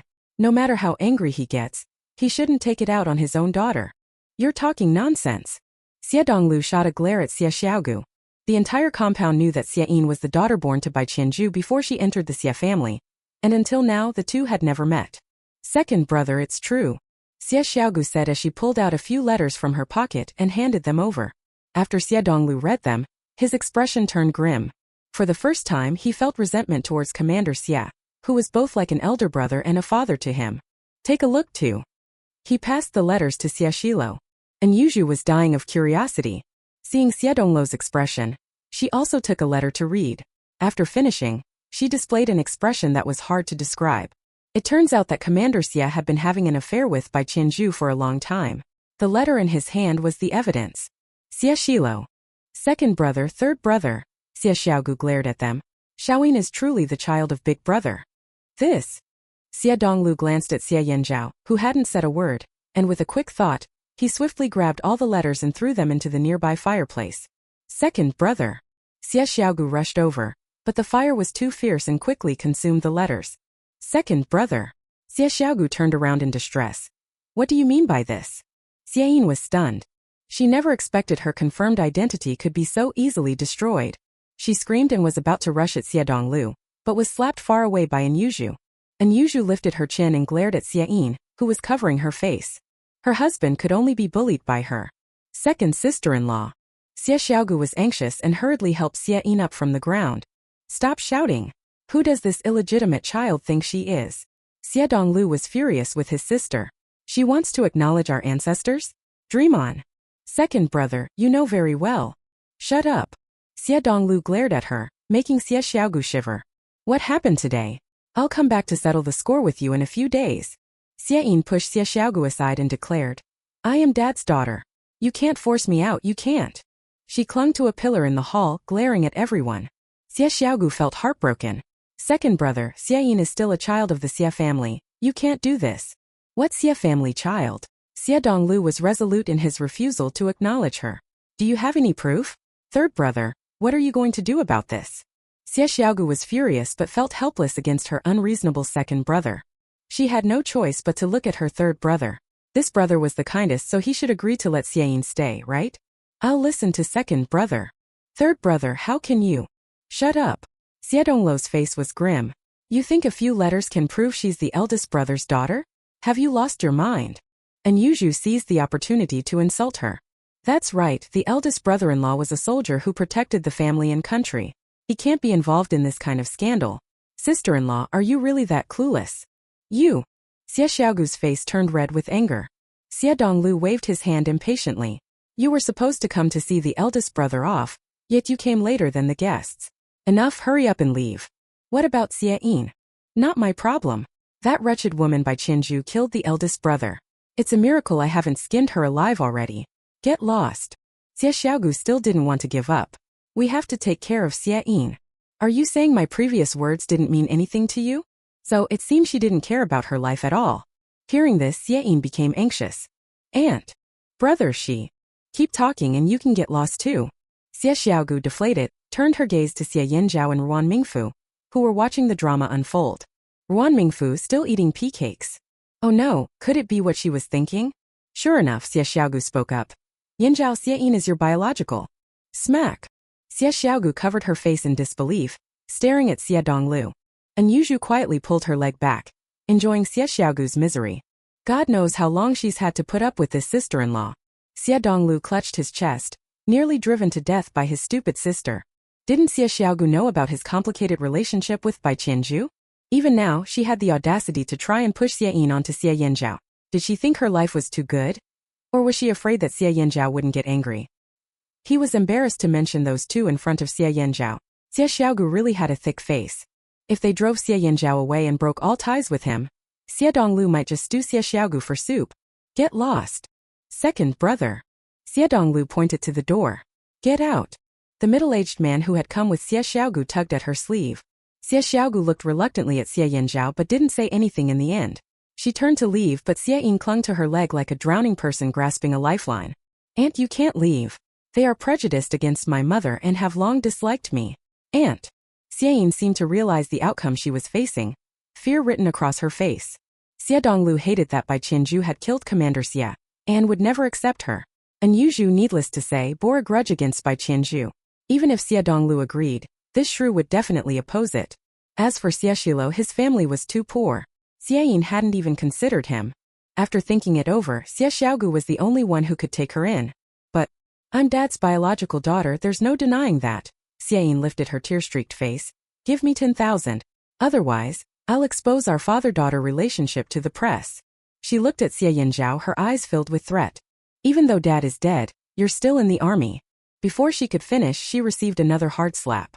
Xie Donglu glared at her, infuriated to the point of laughing. You're just like your wretched mother. The strength of the man's hand left a red mark on Xie Yin's face. Blood trickled from the corner of her mouth, and her teeth felt loose. Second brother. Xie Xiaogu protected Xie Yin in her arms, her eyes filled with concern. Have you thought this through? Delusional. Ruan Mingfu stepped forward, sneering at her. Don't even think about getting a dime. If you want to report us, go ahead. I'm curious how you plan to win. Commander Xie died completely, with even his remains burned to ashes. Even if there were letters proving Xie Yin's identity, who could guarantee they were real? And even if they were real, how could anyone be sure that this child was indeed Xie Yin? You. Seeing Ruan Mingfu made Xie Yin's old grievances resurface. She wanted to rush forward and scratch her face, but having just recovered from a serious illness, she couldn't even get up. You're Xie Yinzhao's wife, how can you say such things? Xie Xiaogu said, her brows tightly knitted. Yinzhao, can't you control your wife? This is not a place for her to speak. What she said is exactly what I think, Xie Yinzhao replied calmly as he approached, looking directly at her. Under his oppressive gaze, Xie Xiaogu lowered her head. Enough. Just get out. Xie Donglu waved his hand dismissively, like shooing away flies. Before you leave, take this garbage with you. Oh, and tomorrow I'll send people from the army to collect the house. Don't even think about staying here. Xie Yin was speechless. Even though she knew this would be the outcome, hearing it in person was still unbearable. Compared to Xie Yinzhao, her feelings for this place were much stronger. No, how can they take the house? Xie Yin tried to argue, but Xie Xiaogu, intimidated by Xie Donglu's threatening glare, dragged her away. As they walked away, Xie Donglu snorted coldly. What a nuisance. When he saw Ruan Mingfu, his face broke into a smile again. My dear niece-in-law, you weren't scared, were you? Your aunt has been spoiled by my brother since she was young and does things without thinking. Don't take her seriously. Uncle, I didn't mind. After leaving the courtyard, Xie Xiaogu supported Xie Yin as they walked down the road. She looked at her with deep concern, and her resentment toward her two brothers grew even stronger. Your second and third uncles are truly heartless. It's a shame you called them uncles before. Don't worry, from now on you can live with me. I will definitely take care of you. Xie Yin lifted her red eyes. Thank you, Aunt. Seeing her like this made Xie Xiaogu feel even more pain. She took out a handkerchief from her pocket and wiped away Xie Yin's tears. Don't worry, your aunt will protect you. Humph. A cold snort came from the side as the middle-aged man shot a disapproving look at Xie Xiaogu. I disagree. What? Xie Xiaogu's voice became sharp and piercing as she looked at him in disbelief. Zhang Chong, what do you mean by that? Zhang Chong glanced at Xie Yin. I mean, I don't agree with her living in our house. Having been married to Xie Xiaogu for over a decade, he was well aware of the Xie family's troubles. He had no respect for this mother and daughter pair. And after seeing Xie Yin's behavior earlier, he feared she might negatively influence his own child. No way. This foolish woman didn't realize she should cultivate a good relationship with her promising nephew after Commander Xie's death. Today's incident had completely offended him. Zhang Chong wasn't disappointed. He simply didn't have a good relationship with Xie Yinzhao as a mere uncle. Moreover, Xie Xiaogu had always been close to Bai Qianzhu. It was a difficult situation. Now that Commander Xie was gone, he didn't need to give Xie Xiaogu any face. If you bring her back, you can both leave. Zhang Chong declared firmly before turning to leave. Xie Xiaogu, who had lived a smooth life for most of her years, never expected her husband would treat her this way.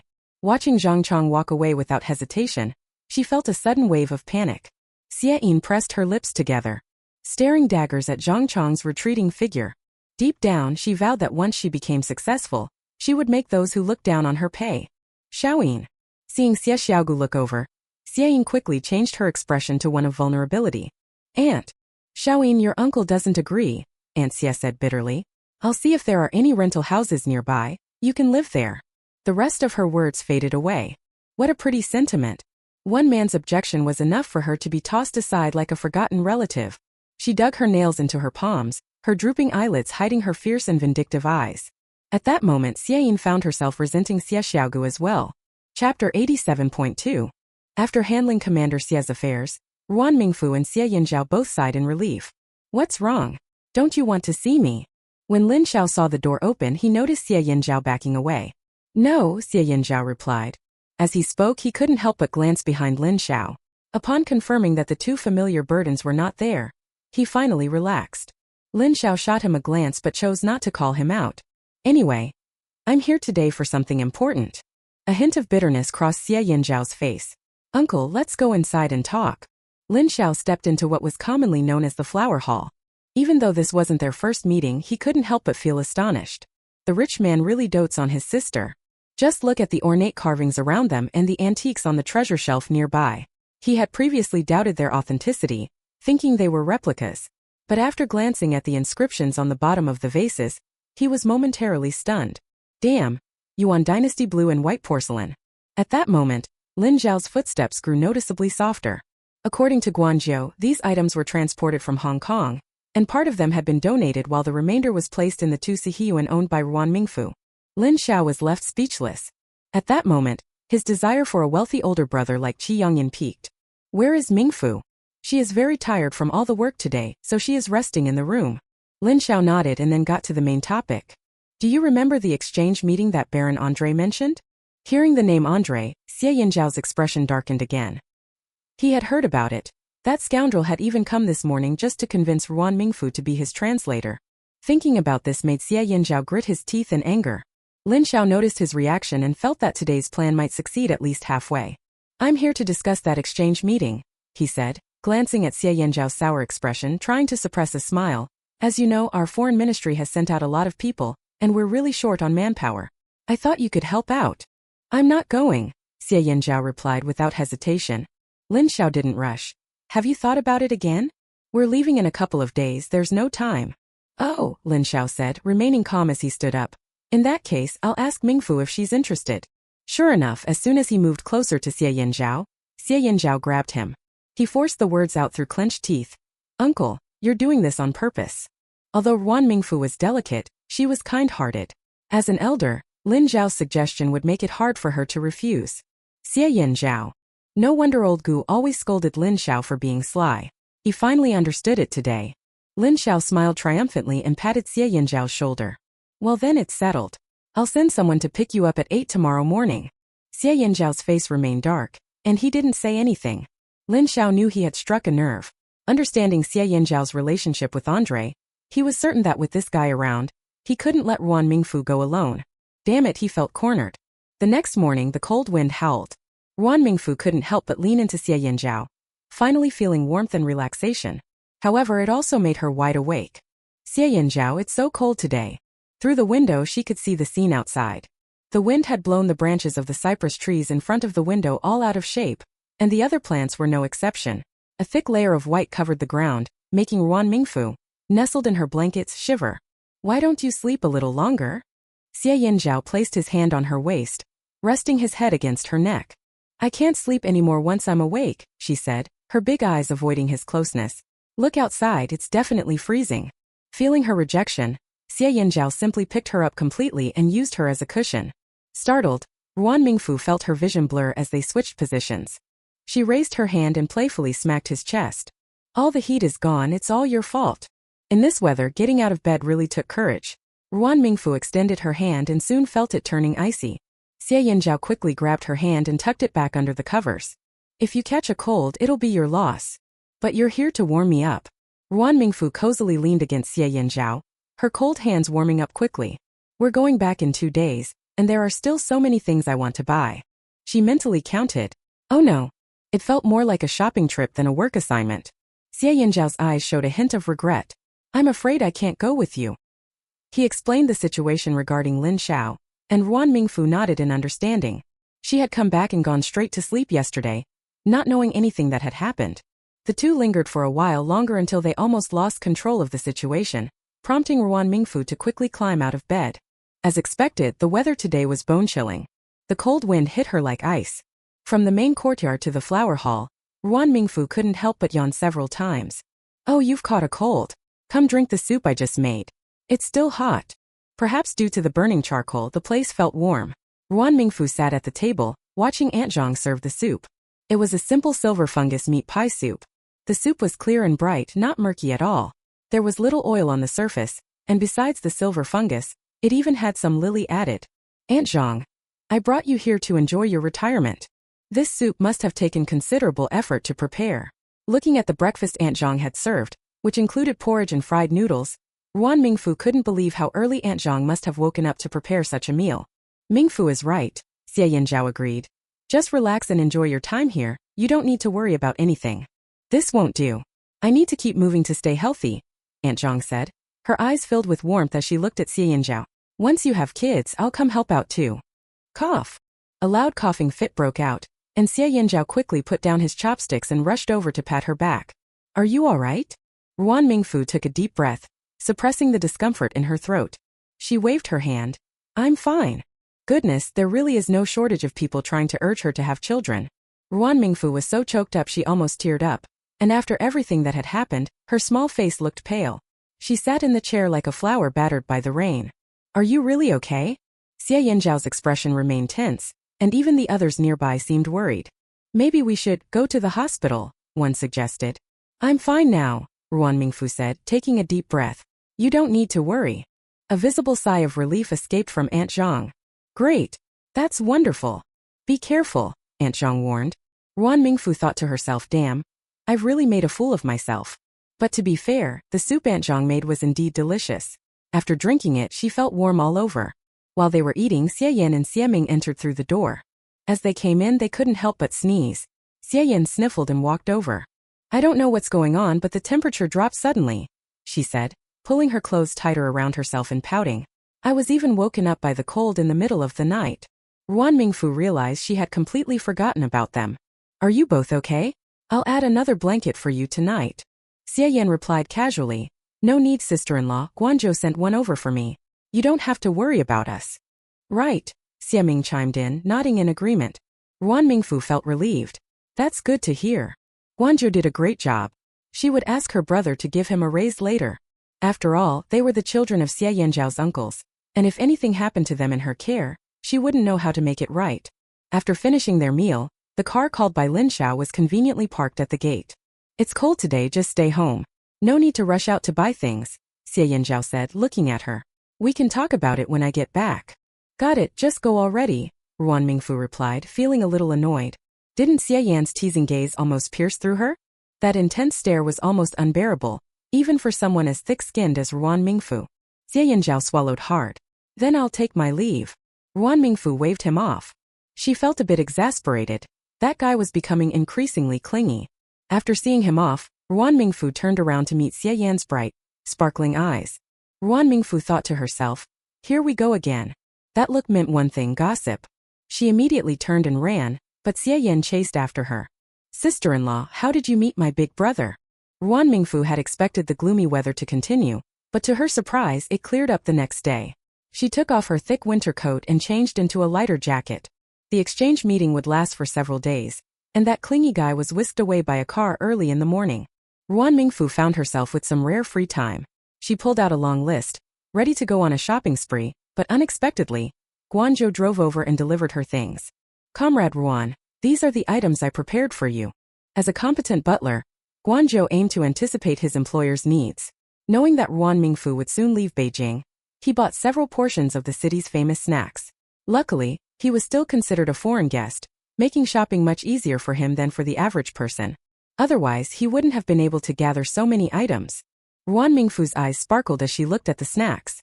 Finally, she had something to send to her parents and show off to Gu Yilin. But thinking about Gu Yilin made Ruan Mingfu frown. Knowing that she had told Bai Qingnian her address, Gu Yilin even wrote a letter to scold her. Ruan Mingfu was not convinced.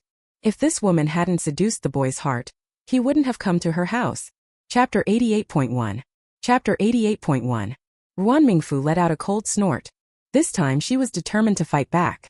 Guanzhou brought everything inside. Comrade Ruan, please check if there's anything missing. How could there be? Ruan Mingfu looked at the items, which were so abundant that even she couldn't have gathered this much on her own. As she rummaged through, she was surprised to find several roasted ducks among them. This is a specialty of the capital, Guanzhou explained. In this weather they can be kept like this, but they won't taste as good as when they're freshly cooked. Wow, so many roasted ducks. Xie Yan peeked over curiously. She couldn't figure out how Guanzhou managed to bring them in, as the ducks were still steaming. But if you heat them up they won't lose much flavor, he added. Ruan Mingfu nodded. You're very thoughtful. Seeing her expression, Guanzhou knew that his effort had been worth it. Xie Yan, Xie Ming, bring these inside. Leave 4. 2 for us to eat, and you can take the other 2 back for second uncle and third uncle to try. Ruan Mingfu felt no guilt in giving orders to the 2 of them. Okay. They quickly responded, moving the items inside with great efficiency. Ruan Mingfu glanced at the sky. Guanzhou, I need to go out for a bit. I'll make arrangements for you. This time Ruan Mingfu didn't take Xie Yan and Xie Ming with her. Since Guanzhou had bought so many things, she didn't need to visit the supply and marketing cooperative again. As for the fabric, she suddenly remembered that Hu Waning's sister worked at the textile factory. Recalling the items Hu Waning had asked her to bring over, it was a perfect opportunity to make this trip. Guanzhou personally drove, accompanied by a young man he had brought along to help. Since the textile factory was not far from here, they quickly arrived at the gate. Without needing any instructions from Ruan Mingfu, the young man got out and negotiated with the gatekeeper. Ruan Mingfu. She had to admit, it felt nice to be taken care of, almost like she was living in a previous life. After a brief discussion, the gatekeeper soon went inside. Before long, a woman who resembled Hu Waning approached them. Ruan Mingfu noticed her gaze and stepped out of the car. Are you my sister-in-law's second sister? She should have introduced me to you, she said, sizing up second sister Hu. I'm Ruan Mingfu. Second sister Hu immediately dropped her suspicious expression. Oh, I know. She mentioned you, she replied, her eyes lighting up with a gleaming admiration when she saw Ruan Mingfu. As she glanced at the small car behind her and at Guanzhou standing beside her, a hint of curiosity crept into her expression. I had to return to the capital for some matters these past few days, and my sister-in-law asked me to bring you something. As soon as she finished speaking, Guanzhou politely handed over the items. Sister Hu took a quick look inside, finding a large jar of pickled vegetables and a letter. She grabbed the letter and began to read. The letter didn't contain much, and she finished it quickly. Thank you so much for bringing this to me, Sister Hu said, her warmth returning. I've been craving this. My sister-in-law takes care of me in the family compound. It's the least I could do, Ruan Mingfu replied. Sister Hu's gaze shifted to Ruan Mingfu's clothes. Remembering what Hu Waning had mentioned in the letter, her smile grew wider. She has her own things and I have mine, Sister Hu said enthusiastically. We recently got a few new machines at our factory, and the fabric they produce is exquisite. Comrade Ruan, would you like to come with me to pick some out? Sure. Ruan Mingfu had come with that very purpose in mind. Even if Sister Hu hadn't suggested it, she would have brought it up. There was no need for hesitation. She and Hu Waning had bought from Sister Hu many times, so they were quite familiar with each other. Moreover, factory employees had internal quotas, and any surplus could always be sold to others. Sister Hu led Ruan Mingfu to the warehouse and pointed at a pile of white lace. This fabric was woven with the new machines. It's smoother and more even than regular lace, giving it a high-end look. It's not ideal for clothing, but it makes great dust covers for wardrobes. These new machines had been transferred from the first factory. Life had become increasingly difficult for their factory. The old orders had shrunk by 30%, barely maintaining its operations. The factory manager had spent 3 days crying to the Ministry of Commerce to secure this production line. Ruan Mingfu touched the fabric. It was stiff with a slightly plastic feel. The patterns were attractive, and the colors were diverse. After a quick glance, she set it aside. Comrade Ruan, there's still plenty over here, Sister Hu said, recognizing her expression. These are freshly produced. Ruan Mingfu skimmed through the items, but her attention was caught by a roll of black fabric. She felt it. The fabric was lightweight and smooth, resembling the waterproof material used for down jackets. Normally, she might not have thought much of it, but it was winter now. While it wasn't down, cotton stuffing would work well. It was definitely better than the outer layer she was currently wearing. I want this one. Ruan Mingfu quickly calculated the cost in her mind, looking at the limited quantity of fabric. With a flick of her hand, she declared, I'll take all of it. Comrade Ruan, are you sure you don't want to think it over?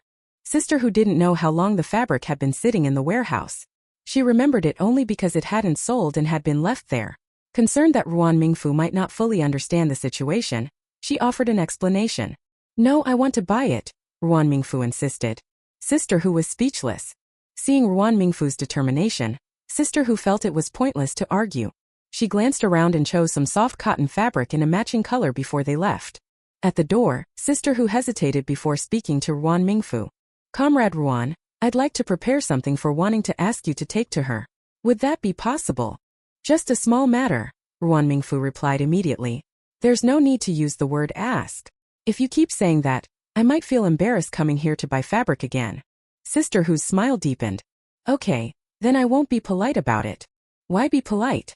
My sister-in-law has helped me so much in the family compound, and I haven't had the chance to thank her, Ruan Mingfu said, providing her address. I'm temporarily staying at XX Street, XX number. Just deliver it before 8 tomorrow morning. Got it. Sister Hu nodded and watched as the car slowly drove away. Once it was out of sight, her expression changed, and she hurried into the factory office. Inside, the staff's eyes lit up with curiosity as Sister Hu entered. Hey Sister Hu, tell us about it, one person said, pulling Sister Hu closer. Was that person just now your relative? The others eagerly perked up, straining to hear. Sister Hu pondered for a moment before replying. Yes, she's my relative. The fabric quotas at the textile factory were only supposed to be for family or relatives, and while that rule had been broken long ago, Sister Hu wasn't foolish enough to reveal everything. Wow, you have such impressive relatives who even drive a car. Yeah. And there were 2 people with her, one clearing the way and one carrying things. They looked more distinguished than any capitalist daughter I've seen. Are you talking nonsense? Sister Hu shot a glare at the speaker. Surely 2 men aren't doing nothing while a woman does all the work, she said, casting a sidelong glance at the person who spoke, teasing her friend who had just grabbed her. Does your old Han just watch you work? He wouldn't dare. Let's see if I don't give him a good scolding. Everyone in the office laughed. Sister Hu sighed in relief. I can't chat anymore, I need to find the factory manager about something. Go on, he just got back. But he's not in a good mood. Seeing Sister Hu hurry away, her friend swallowed the last words. The factory director of the textile factory was not very old. He was named Huang and was around 30 to 40 years old. He had a square face that looked upright and serious.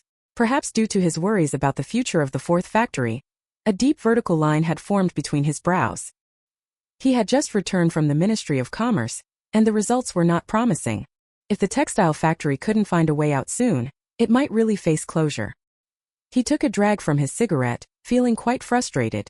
At that moment, Sister Hu pushed the door open.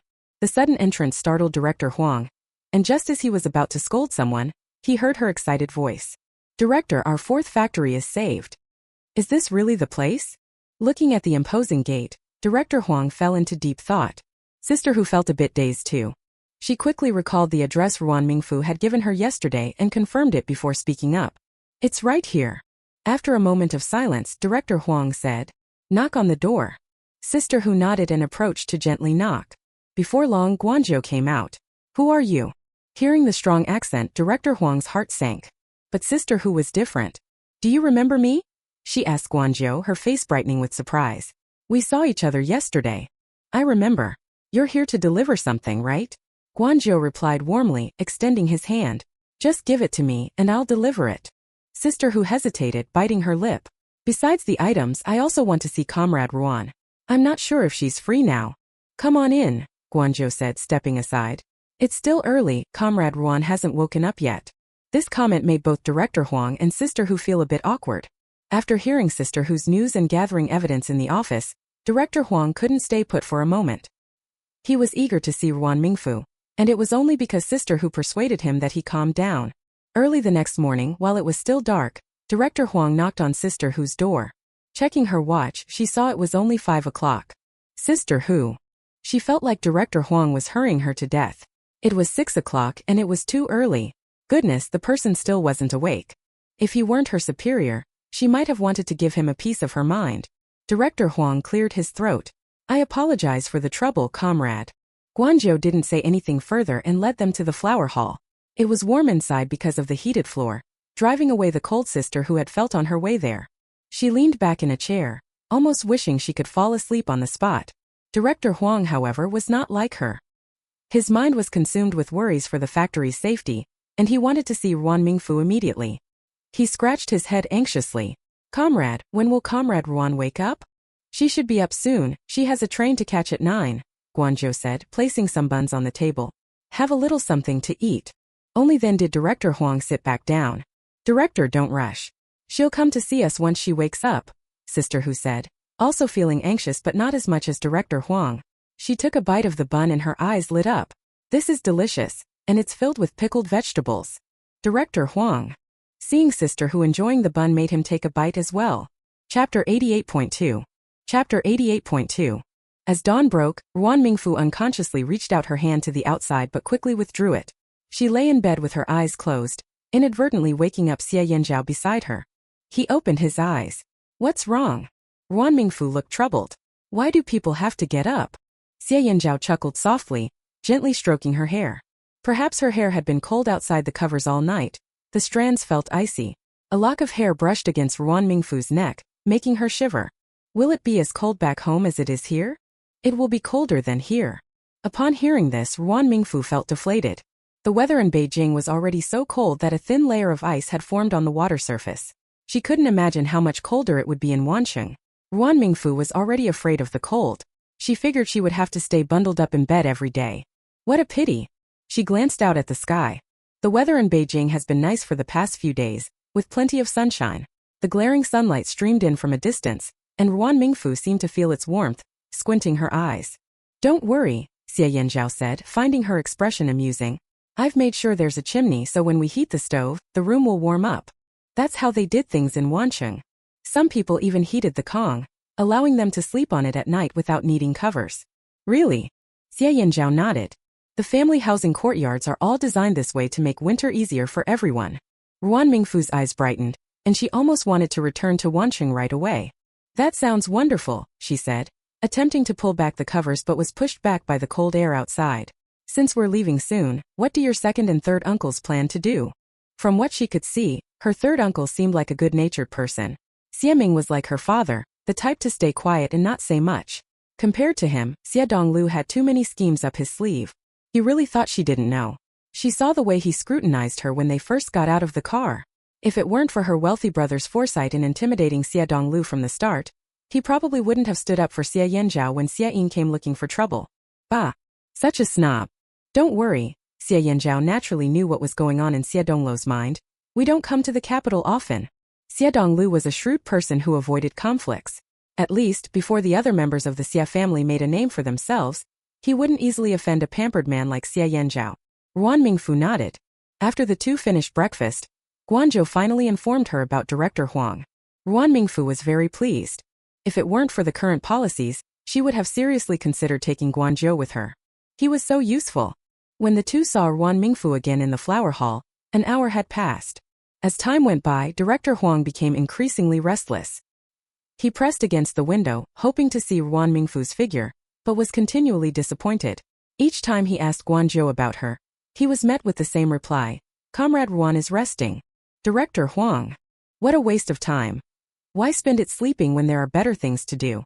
Sister Hu, usually calm and composed, was now anxious because of Director Huang. If they hadn't caught a glimpse of Ruan Mingfu's figure, they might have rushed in to find her. When Ruan Mingfu entered, she saw Director Huang sitting upright. I'm late. Sorry to keep you waiting. It's not late at all, Sister Hu replied a bit awkwardly. We arrived early, so don't worry about it, Comrade Ruan. Ruan Mingfu smiled, her beautiful face lighting up. Sister Hu, did you bring the things for my sister-in-law? I did, Sister Hu quickly replied, taking out the items. This is the sauce my mother specially prepared for you. Thank you for taking the trouble. No need to be polite. As Director Huang listened to their back and forth, he grew increasingly anxious. He desperately gestured to Sister Hu, but she seemed oblivious. Just when he couldn't hold back any longer, Sister Hu finally spoke up. Comrade Ruan, I noticed your outfit is quite unique. Did you make it yourself? Director Huang nervously tightened his grip on the armrest. Yes, but it's not very well made. Ruan Mingfu was modest in her words, but she felt a sense of pride inside.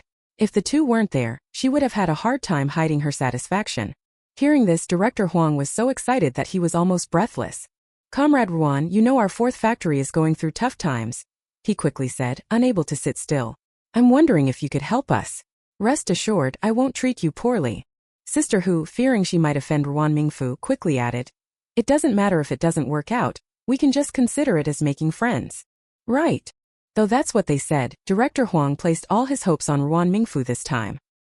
He looked at her expectantly, holding his breath. Really? Ruan Mingfu's eyes lit up. Since she had arrived here, her family of 4 had all found meaningful things to do, while she had just been idling away. Ruan Mingfu felt it was time for her to take action.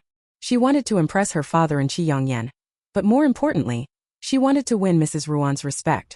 Recalling how Mrs. Ruan had looked down on her before, Ruan Mingfu felt a surge of determination to make this happen. Do you really believe I have that ability? You're close with Sister Hu, so you must know the current situation at the 4th factory, Director Huang said, looking dejected. The leaders at the Ministry of Commerce have already decided to shut down the 4th factory by the end of the year. I don't mind so much, but there are so many workers here. Sister Hu gasped. Director, why didn't you say something about such an important matter? Once she said it, she realized. The decision from above must have been made after careful consideration. If Director Huang couldn't change anything, they were even more powerless. If the news got out, it would only cause panic. But Ruan Mingfu understood now. This was like treating a dead horse as if it were alive. At worst, it would end up like what the Ministry of Commerce planned. Comrade Ruan, I can tell from the clothes you're wearing that you know how to design. Director Huang rubbed his hands awkwardly. So, can you help me design a few sets of clothes? Seeing Ruan Mingfu hesitate, Director Huang pressed on. We'll base it on market feedback, he said, gritting his teeth. For one winter outfit, I'll give you 50. If the feedback is good, I'll raise the price. Sister Hu opened her mouth in surprise. 50 for one outfit? That's too high. Ruan Mingfu. Thinking of the diverse designs in the future, she realized she could easily sketch 50 designs for Director Huang right now. Seeing that Ruan Mingfu was still silent, Director Huang doubled down. Considering your situation, you won't need to come in regularly. Just send the sketches through the mail, and we'll keep in touch by phone. I'm willing to give you an additional 50 as a fixed salary for this. With such generous terms on the table, why not make it even better? Sister Hu sat to the side. Her heart was no longer racing. This was such a great deal. Should she also learn how to make clothes? Ruan Mingfu. If she didn't agree now, it would seem like she didn't appreciate the opportunity. A guaranteed 50 every month, plus extra for designing clothes? If she worked diligently, wouldn't that be more than Xie Yanzhao's allowance? Clearing her throat, she slowly nodded under Director Huang's hopeful gaze. The money didn't matter. What she enjoyed was the feeling of being valued. Wonderful. The happiest among the 3 was definitely Director Huang. Comrade Ruan, what do you think? He said eagerly, rubbing his hands. Could you give us 3 outfits first? We need them for production. And I think this one you're wearing is quite nice. Ruan Mingfu tugged at her clothes, feeling a bit shy. This was a cotton jacket she had made under Hu Waning's guidance, and aside from the design, it was lacking in every other way. If Director Huang took it, thinking of how the experienced workers at the factory would critique the craftsmanship, made her uneasy. Ruan Mingfu quickly shook her head.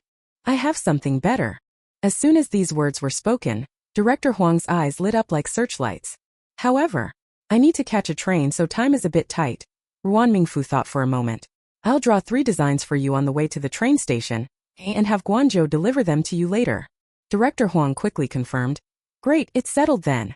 Once they have the designs, they can find someone to rush the work. If they hurry, they can have the garments ready in half a month. Fortunately, Director Huang had already prepared for the transition, and had stored many contacts for clothing parts. As soon as the designs arrive, he'll start calling them one by one.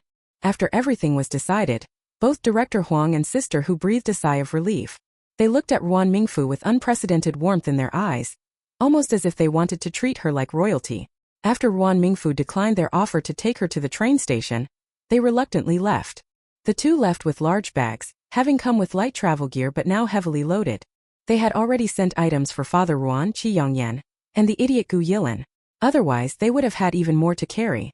Guanzhou loaded their things onto the train. Don't worry, Comrade Ruan, I'll take good care of Aunt Zhang. Thank you so much. Aunt Zhang was also reluctant to see them go and made a lot of pea cake for them the night before their departure, filling up 7 or 8 boxes. Not only her, but the brothers Xie Donglu and Xie Shilo also came to see them off.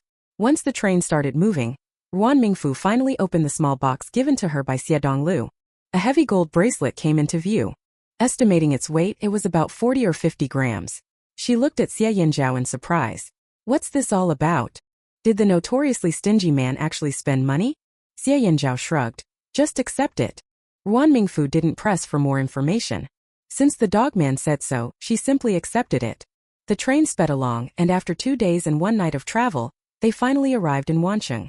As soon as Xie Yanzhao helped Ruan Mingfu off the train, they spotted Suju waving enthusiastically at them. He quickly ran over to take the items from their hands. Wow, old Xie, I've missed you like crazy. Xie Yanzhao turned his head in disdain. Alright, let's go quickly. After 2 days and 1 night, even the toughest person could use a break. When Ruan Mingfu got off the train, the cold air hit her face, making her feel much more awake. Otherwise, she might have fallen asleep while still awake. Once they reached the family compound, Ruan Mingfu finally felt a sense of stability. Wait a minute, what's all that noise up ahead? Chapter 89.1. Chapter 89.1. As the three of them got closer, they realized what was happening. The commotion was caused by Captain Xiao's family. Wang Manman, once elegant and poised, was now sitting in the yard, wiping her tears. Standing beside her was old lady Wang, angrily pointing at Captain Xiao, who had his back turned to them. My daughter has been married to you for so many years. Even if she hasn't contributed much, she has suffered for you. Now you want to divorce her? You're pushing her to her death. The other old lady didn't tolerate her and pushed Captain Xiao into the house forcefully. I haven't even started on you. She glared at old lady Wang. I've known for a long time that you were trouble. I opposed this match from the beginning, but that foolish boy of mine was bewitched and insisted on marrying your daughter. Hearing this, old lady Wang looked somewhat guilty. If Wang Manman were a virtuous wife, I wouldn't say anything, she retorted, angrily counting on her fingers. She doesn't honor her in-laws, can't maintain good relations with the neighbors, and she even brought a stubborn old woman like you to mess things up.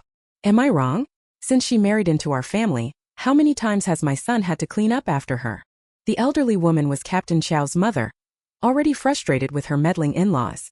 Now, hearing that Wang Manman was causing a scene over divorce and had kicked her son out, she was furious. In this cold weather, this was a matter of life and death.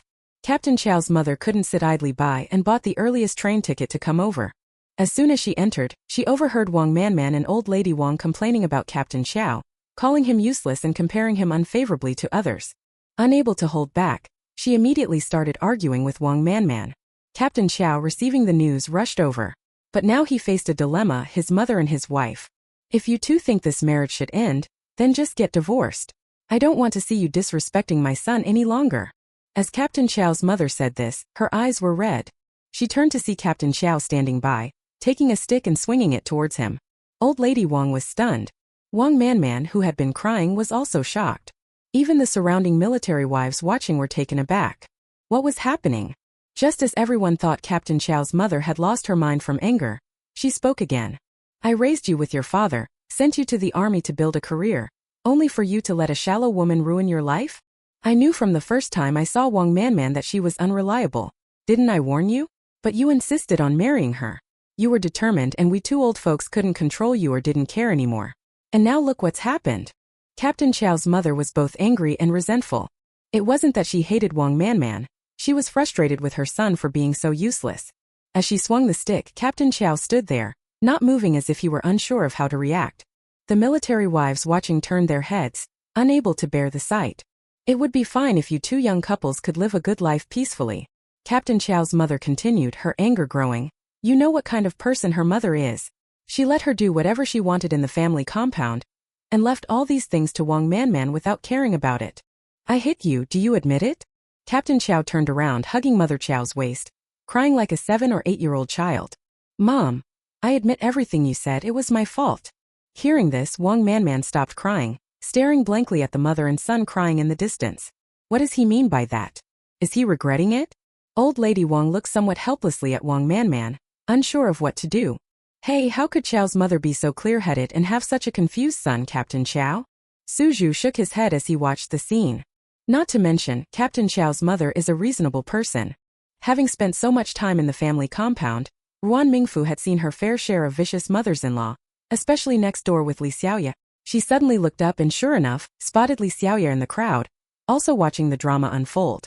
She looked at old Madame Qiao, who was embracing her son while crying, with a hint of envy in her eyes. Ruan Mingfu. She thought about it. Li Xiaoya didn't have a biological mother. If Mother Gu were like Mother Qiao, the two of them could probably get along like a real mother and daughter. While she was lost in thought, Li Xiaoya also noticed her. With a surprised expression, she walked over. Sister-in-law, you're back? Just got off the train, haven't had time to tidy up. No need to rush, Li Xiaoya smiled. When I left, I saw sister-in-law who at your house making the fire pit. I was still wondering if she knew you were coming back. Ruan Mingfu felt a bit surprised. But then she thought that since Suju had come to pick them up, it was normal for Hu wanting to know as well. The commotion drew Wang Manman's attention. She wiped her tears and rushed over angrily, but as she approached Ruan Mingfu, she was blocked by Xie Yanzhao. Seeing me like this, are you satisfied?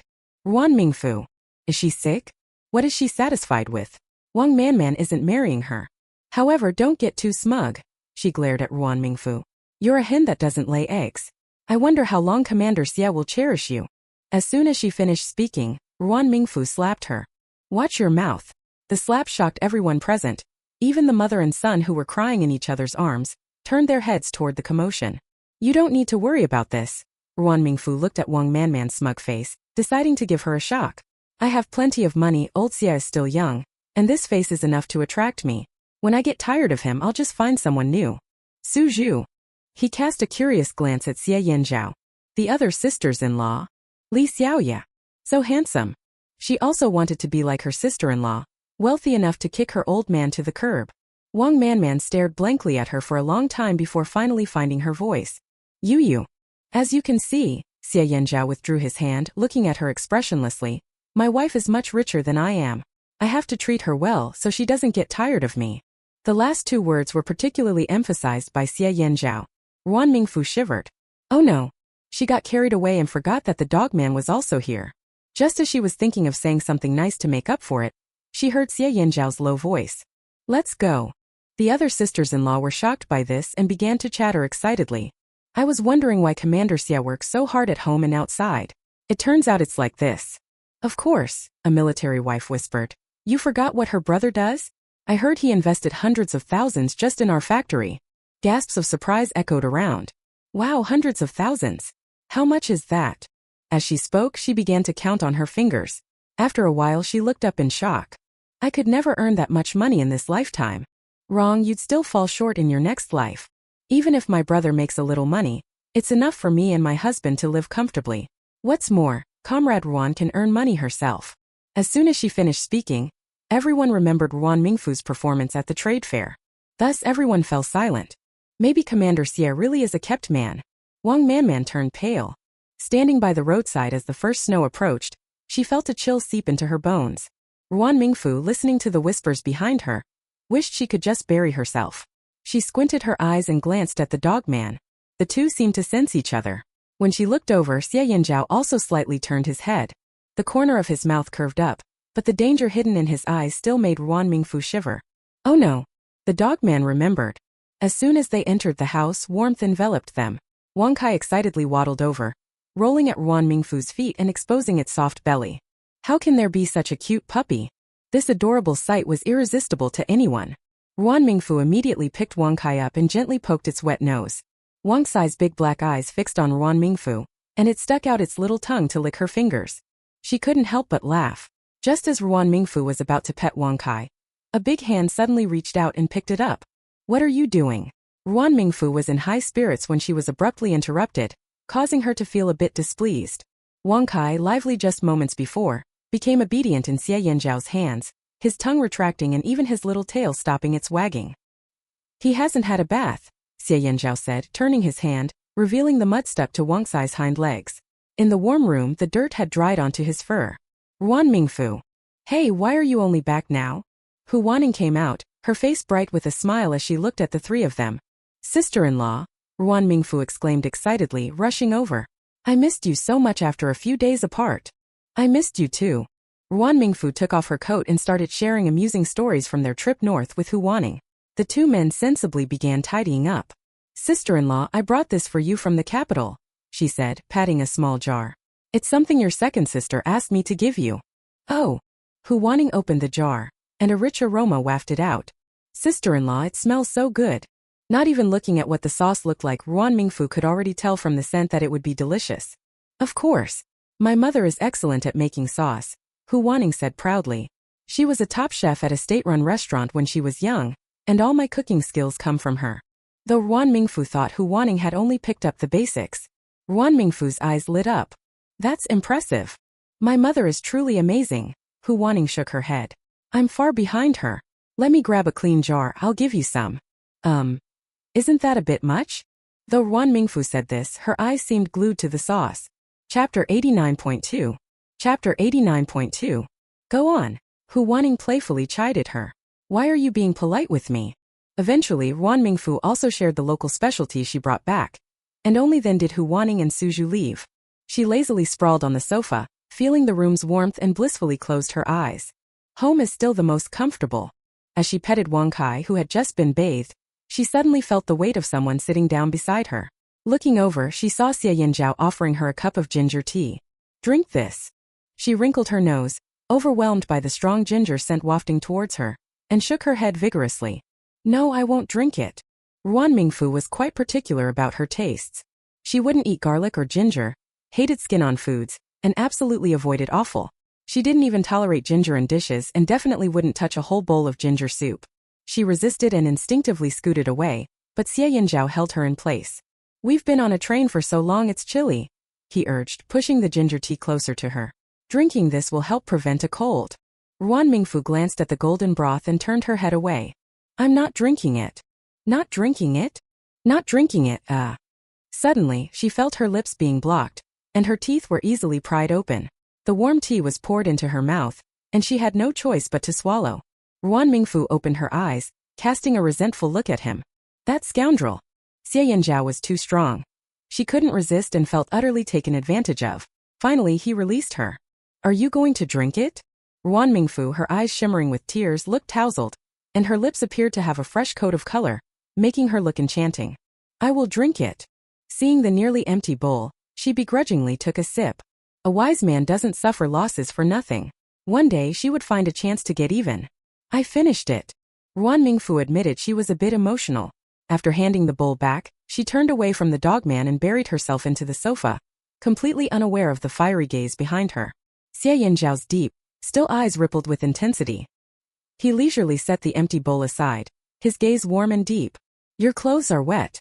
His low, magnetic voice echoed in her ears, making Ruan Mingfu inexplicably blush. She remembered. It was because that scoundrel's actions were too abrupt, causing some ginger soup to spill from the corner of her lips. Ruan Mingfu touched the small damp spot on her chest, and was about to head to her room to change when she was suddenly pinned by the scoundrel behind her. Having already taken off her thick cotton coat, she wore only a thin sweater underneath. Through the lightweight fabric, Ruan Mingfu could feel how he grasped her waist, and the warmth radiating from his palm. Her heart raced and she instinctively turned, bumping into his firm nose. So the scoundrel was leaning in closer to her. Ruan Mingfu felt a tingle at the back of her neck. She wanted to escape but found all her retreat routes blocked. She could only slightly turn her body, trying to push him away, but he held her firmly. Ruan Mingfu. As time passed, her lips became even more alluring. Xie Yanzhao's gaze fell precisely on them, darkening with intensity. He even, in a moment of nervousness, stupidly licked his own lips, making his eyes appear even more dangerous. Seeing that the scoundrel showed no signs of letting her go, Ruan Mingfu had to bravely speak up. I'm going to change my clothes. As she tried to get up, he pulled her back into his embrace, his hand gently caressing her delicate, beautiful face. My clothes are wet too. Should we change together? Ruan Mingfu glanced over. The man was wearing black, so any stains were hard to see. There was only a coin-sized spot on his chest, darker than the rest of his shirt. Ruan Mingfu. You scoundrel. Before she could scold him further, he sealed her lips with his own. This time it wasn't the playful banter from before. He kissed her fiercely, as if he wanted to consume her whole. Gradually, she felt her lips growing numb, and it became harder to breathe. Ruan Mingfu struggled, leaning back instinctively, but he held her tight, wrapping his arms firmly around her waist, leaving her no chance to escape. Just when she thought she might suffocate, Xie Yanzhao finally released her. At that moment, Ruan Mingfu was completely drained of energy. She leaned against his solid chest, listening to the rapid beating of his heart. Her hands fell limply to her sides, unable to grasp his shirt, her beautiful peach blossom eyes clouded, and her swollen lips parted as she gasped for breath. Xie Yanzhao gently stroked her silky long hair and asked in a deep, enticing voice. Kick me out and find someone new, huh? Ruan Mingfu. She knew this scoundrel was petty. It was just a casual joke, yet he held on to it for so long. Xie Yanzhao tightened his grip around her waist. Tell me. Ruan Mingfu wanted to cry but felt utterly exhausted. With her current state she could barely catch her breath, let alone explain. Not talking. Xie Yinzhao squinted, his hand slipping under her clothing, moving upward. Are you going to talk or not? Ruan Mingfu shuddered at his touch. He had her most vulnerable spot in his grasp, her face flushed with shame and an overwhelming feeling of helplessness. Embarrassed and angry, she bit him.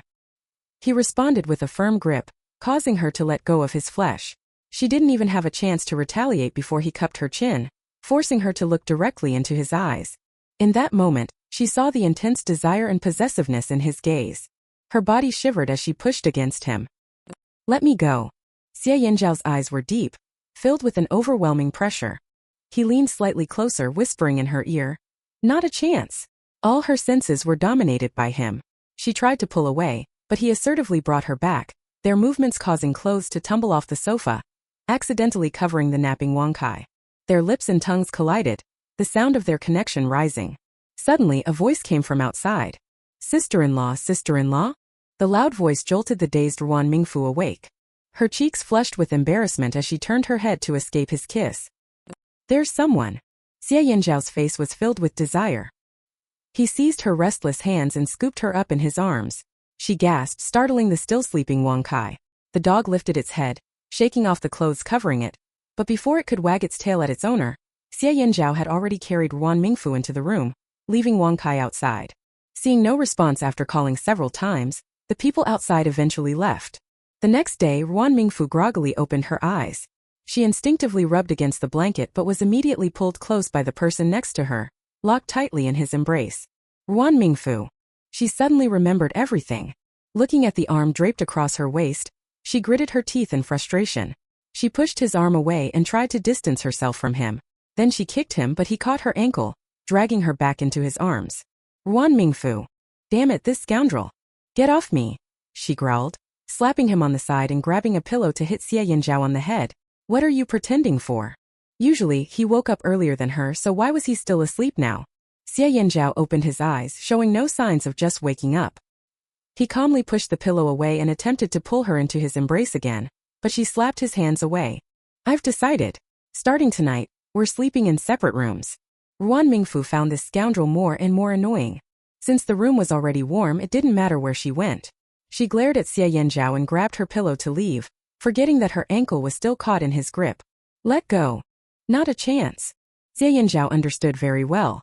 If he let go, Ruan Mingfu would definitely run away. Only a fool would release her. Ruan Mingfu. You jerk. Is he spoiled or something?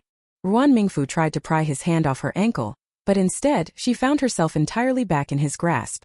Xie Yinzhao held her tightly again, a smug smile on his face. Ruan Mingfu. You scoundrel. She didn't know why, but this man was becoming more and more shameless in front of her. Yet he still put on a serious facade in front of others. How ridiculous. Yes, I am a scoundrel. Xie Yinzhao readily accepted the nickname. Ruan Mingfu. Let go. Get off me. Just thinking about yesterday made her feel infuriated. Luckily, that person had only called from outside and hadn't come in. Otherwise, she would have been utterly humiliated. Plus, once inside, Xie Yinzhao's outrageous actions only fueled her anger. No matter what you say, we have to sleep in separate rooms tonight. Xie Yinzhao frowned. No room for negotiation? None at all. She was determined to set some boundaries with this annoying man. Xie Yinzhao sighed, but he didn't seem bothered. All right then. Having prepared for a lengthy argument with the man, Ruan Mingfu was taken aback. What? Damn it. Did she lose her appeal to him? Ruan Mingfu pushed yesterday's anger aside and couldn't help but start to ponder. There was a mirror by the side of the bed, and she couldn't resist taking a look. After a long night, she still looked radiant, even more beautiful than yesterday. It was as if she was a bewitching spirit thriving on the energy of the night. Ruan Mingfu. Help! Why did she suddenly have such a thought? Turning her head, she glanced at the man beside her. But there he was, full of energy and vitality, looking far more spirited than she did. She wasn't a bewitching spirit. Suddenly, she felt a wave of relief. Ruan Mingfu was about to speak when her peripheral vision caught a glimpse of something outside. Her face lit up with excitement. Look, it's snowing. In contrast to her excitement, Xie Yinzhao appeared indifferent. This should be the first snow of the year, he said, leaning over to look out the window. It's a bit late this year compared to previous ones. Ruan Mingfu was already captivated by the snow outside, and hardly heard what Xie Yinzhao said. Excitedly, she got dressed and dashed outside with Wang Kai.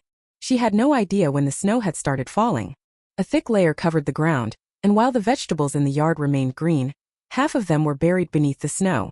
Snow continued to fall from above, and Ruan Mingfu couldn't resist stretching out her hand to catch a flake. But the snowflake lingered in her palm for just a moment before quickly melting into water. A chilly wind swept by, causing Ruan Mingfu to sneeze. It's cold outside, and being out for too long isn't good for your health. A thick military coat was draped over her, wrapping her snugly. Wang Kai was joyfully rolling in the snow, running around like he was even more excited than Ruan Mingfu. As she enjoyed the snowy scene in the yard, she noticed some activity in the neighboring yard, where people were moving things in and out. Degree.ring operator *** ring operator. Degree. Chapter 90.1. Ruan Mingfu stood in the courtyard, curiously glancing around. She noticed people moving furniture outside while old lady Wang stood to the side, several pieces of luggage at her feet, looking mournful. Eventually, Wang Manman walked out of the house. Old lady Wang went over, gently grasping her icy hand. Man. Wang Manman didn't say a word, but her gaze lingered on Ruan Mingfu for several seconds when she saw her. Sister-in-law. A voice suddenly called from outside. Ruan Mingfu turned to see Li Xiaoya standing a short distance away, holding a child with Captain Gu beside her. Come in quickly, Ruan Mingfu urged them. It's so cold outside. Why did you bring the baby? The warmth of the indoors enveloped her, making her nose itch, and she couldn't help but sneeze. Ruan Mingfu wrapped her long military coat tighter around herself, feeling an uneasy premonition.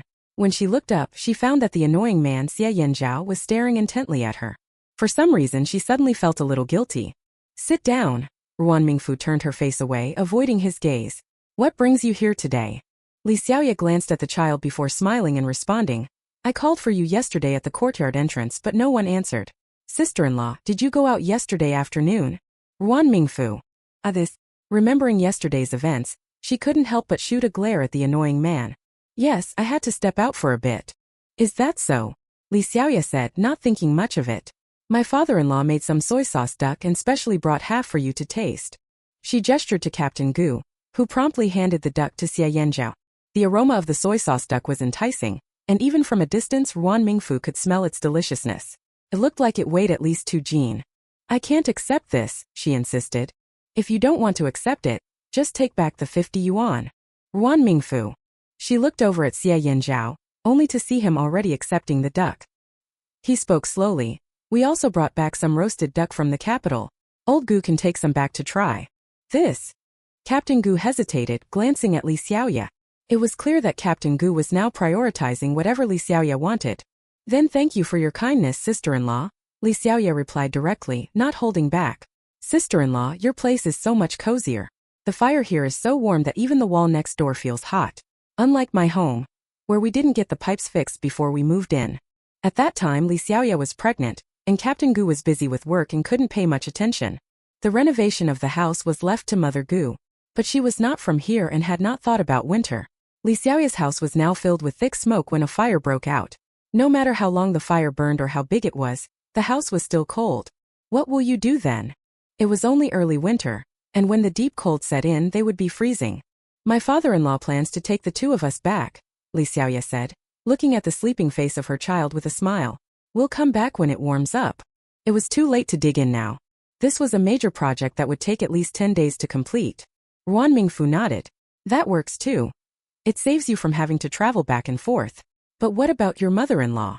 While the 2 women chatted quietly, Captain Gu and Xia Yanzhao were engaged in their own conversation nearby, neither interrupting the other. When Ruan Mingfu spoke, she didn't have to worry about anything. It's fine, she doesn't dare to do anything to me now. Mother Gu was most afraid of her husband divorcing her. Because of this, she was willing to do anything to make sure Gu she was taken care of, hoping to dissuade Father Gu from having that terrifying thought and keep her from causing trouble for the 2 of them. Now I can relax, Ruan Mingfu sighed in relief. You've really weathered the storm. I can see Captain Gu listens to you. A smile appeared on Li Xiaoya's face. Just watch his performance. By the way, sister-in-law, did you know that Wang Manman and Captain Xiao are divorced? They had been fighting in the morning, and by afternoon, they were officially divorced. As the first couple to divorce in the family compound, they had provided plenty of gossip for the bored sisters-in-law these past few days. Really? Ruan Mingfu was taken aback. Thinking about what had happened yesterday and what she had seen this morning, it didn't seem so surprising after all. Yeah, they really did. Although Li Xiaoya didn't like Wang Manman, she still felt a sense of regret talking about it. I heard Captain Xiao gave all his money to Wang Manman, she said, her face full of gossip. Old Lady Wang tried to convince him to stay, but Captain Xiao's mother shot that down right away. Old Lady Wang must really dislike that mother-daughter duo. While I feel sorry for Captain Xiao, I can't help but pity Wang Manman in her current state. Ruan Mingfu remained silent. She had no good feelings towards Wang Manman. Dealing with her was like encountering a rabid dog. Sometimes just passing by her door could lead to a nasty bite. Let's not talk about her, Ruan Mingfu said as she handed Li Xiaoya some pea pudding made by Aunt Zhang. This is a specialty I brought back from that side. Do you want to give it a try? Li Xiaoya looked at it, took a piece of the pudding and after tasting it her eyes lit up. Sister-in-law, it's delicious. This was made by a master chef. Ruan Mingfu opened the box and handed it to Xie Yanzhao. If you like it, take a couple of boxes home. Aunt Zhang had made a lot, and she had also brought some for Hu Wanning yesterday. Then I won't be polite. Gushi seemed to be attracted by the sweet aroma of the pea pudding in Li Xiaoya's arms. She opened her big, round eyes and curiously looked at the treat in her mother's hands. She reached out, but her little arms were too short to grab it. Gushi's lips pouted, and her eyes turned red all of a sudden. Is she hungry? Ruan Mingfu leaned over, looking at Gushi curiously as she asked Li Xiaoya. I don't think so. I just fed her before coming over, Li Xiaoya replied, gently tapping Gushi's nose. Is it because you see Mama eating, and now you want some too?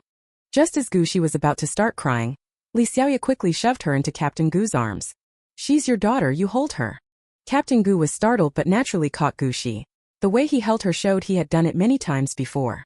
Once in her father's arms, Gushi stopped crying. She reached out her little hand to touch Captain Gu's face, giggling happily.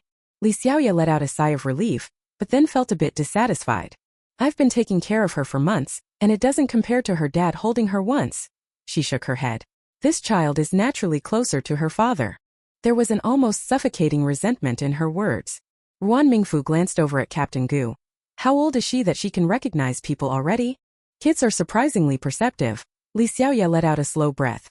Once you have your baby sister-in-law, you'll understand. Ruan Mingfu. How did the conversation turn to having babies? Meanwhile, Captain Gu gazed at Gushi in his arms, and his heart melted. He held her gently, afraid that he might hurt her by accident. Gushi with her dark, shiny eyes stared at Captain Gu intently. Captain Gu felt an overwhelming love that had nowhere to go. As he held the baby, he proudly looked over at Xie Yanzhao. Commander Xie, this is my daughter. He was beaming with pride, almost like a parent showing off their child on social media decades later. Perhaps it was because Gushi was nestled in Captain Gu's arms. Her gaze was now fixed curiously on Xie Yanzhao. She tilted her head, her eyes full of wonder. Xie Yanzhao paused. Commander Xie, would you like to hold her? Captain Gu's expression of pride resembled those of family members who flaunted their kids on social media 50 or 60 years later. Xie Yanzhao's eyes landed on Gushi. Her big round eyes looked like dark grapes, and her soft baby fat made her appear delicate and tender. He felt a twinge of interest, and while he moved his hand, he hesitated for fear of hurting her. But as he locked eyes with the little girl, the words of refusal that rose to his lips were swallowed back down. Sure. Captain Gu. He was just being polite. Why did you agree? However, seeing that Xie Yanzhao had already extended his hands, and they were on his territory, refusing didn't seem right either. So, Captain Gu reluctantly passed Gushi over.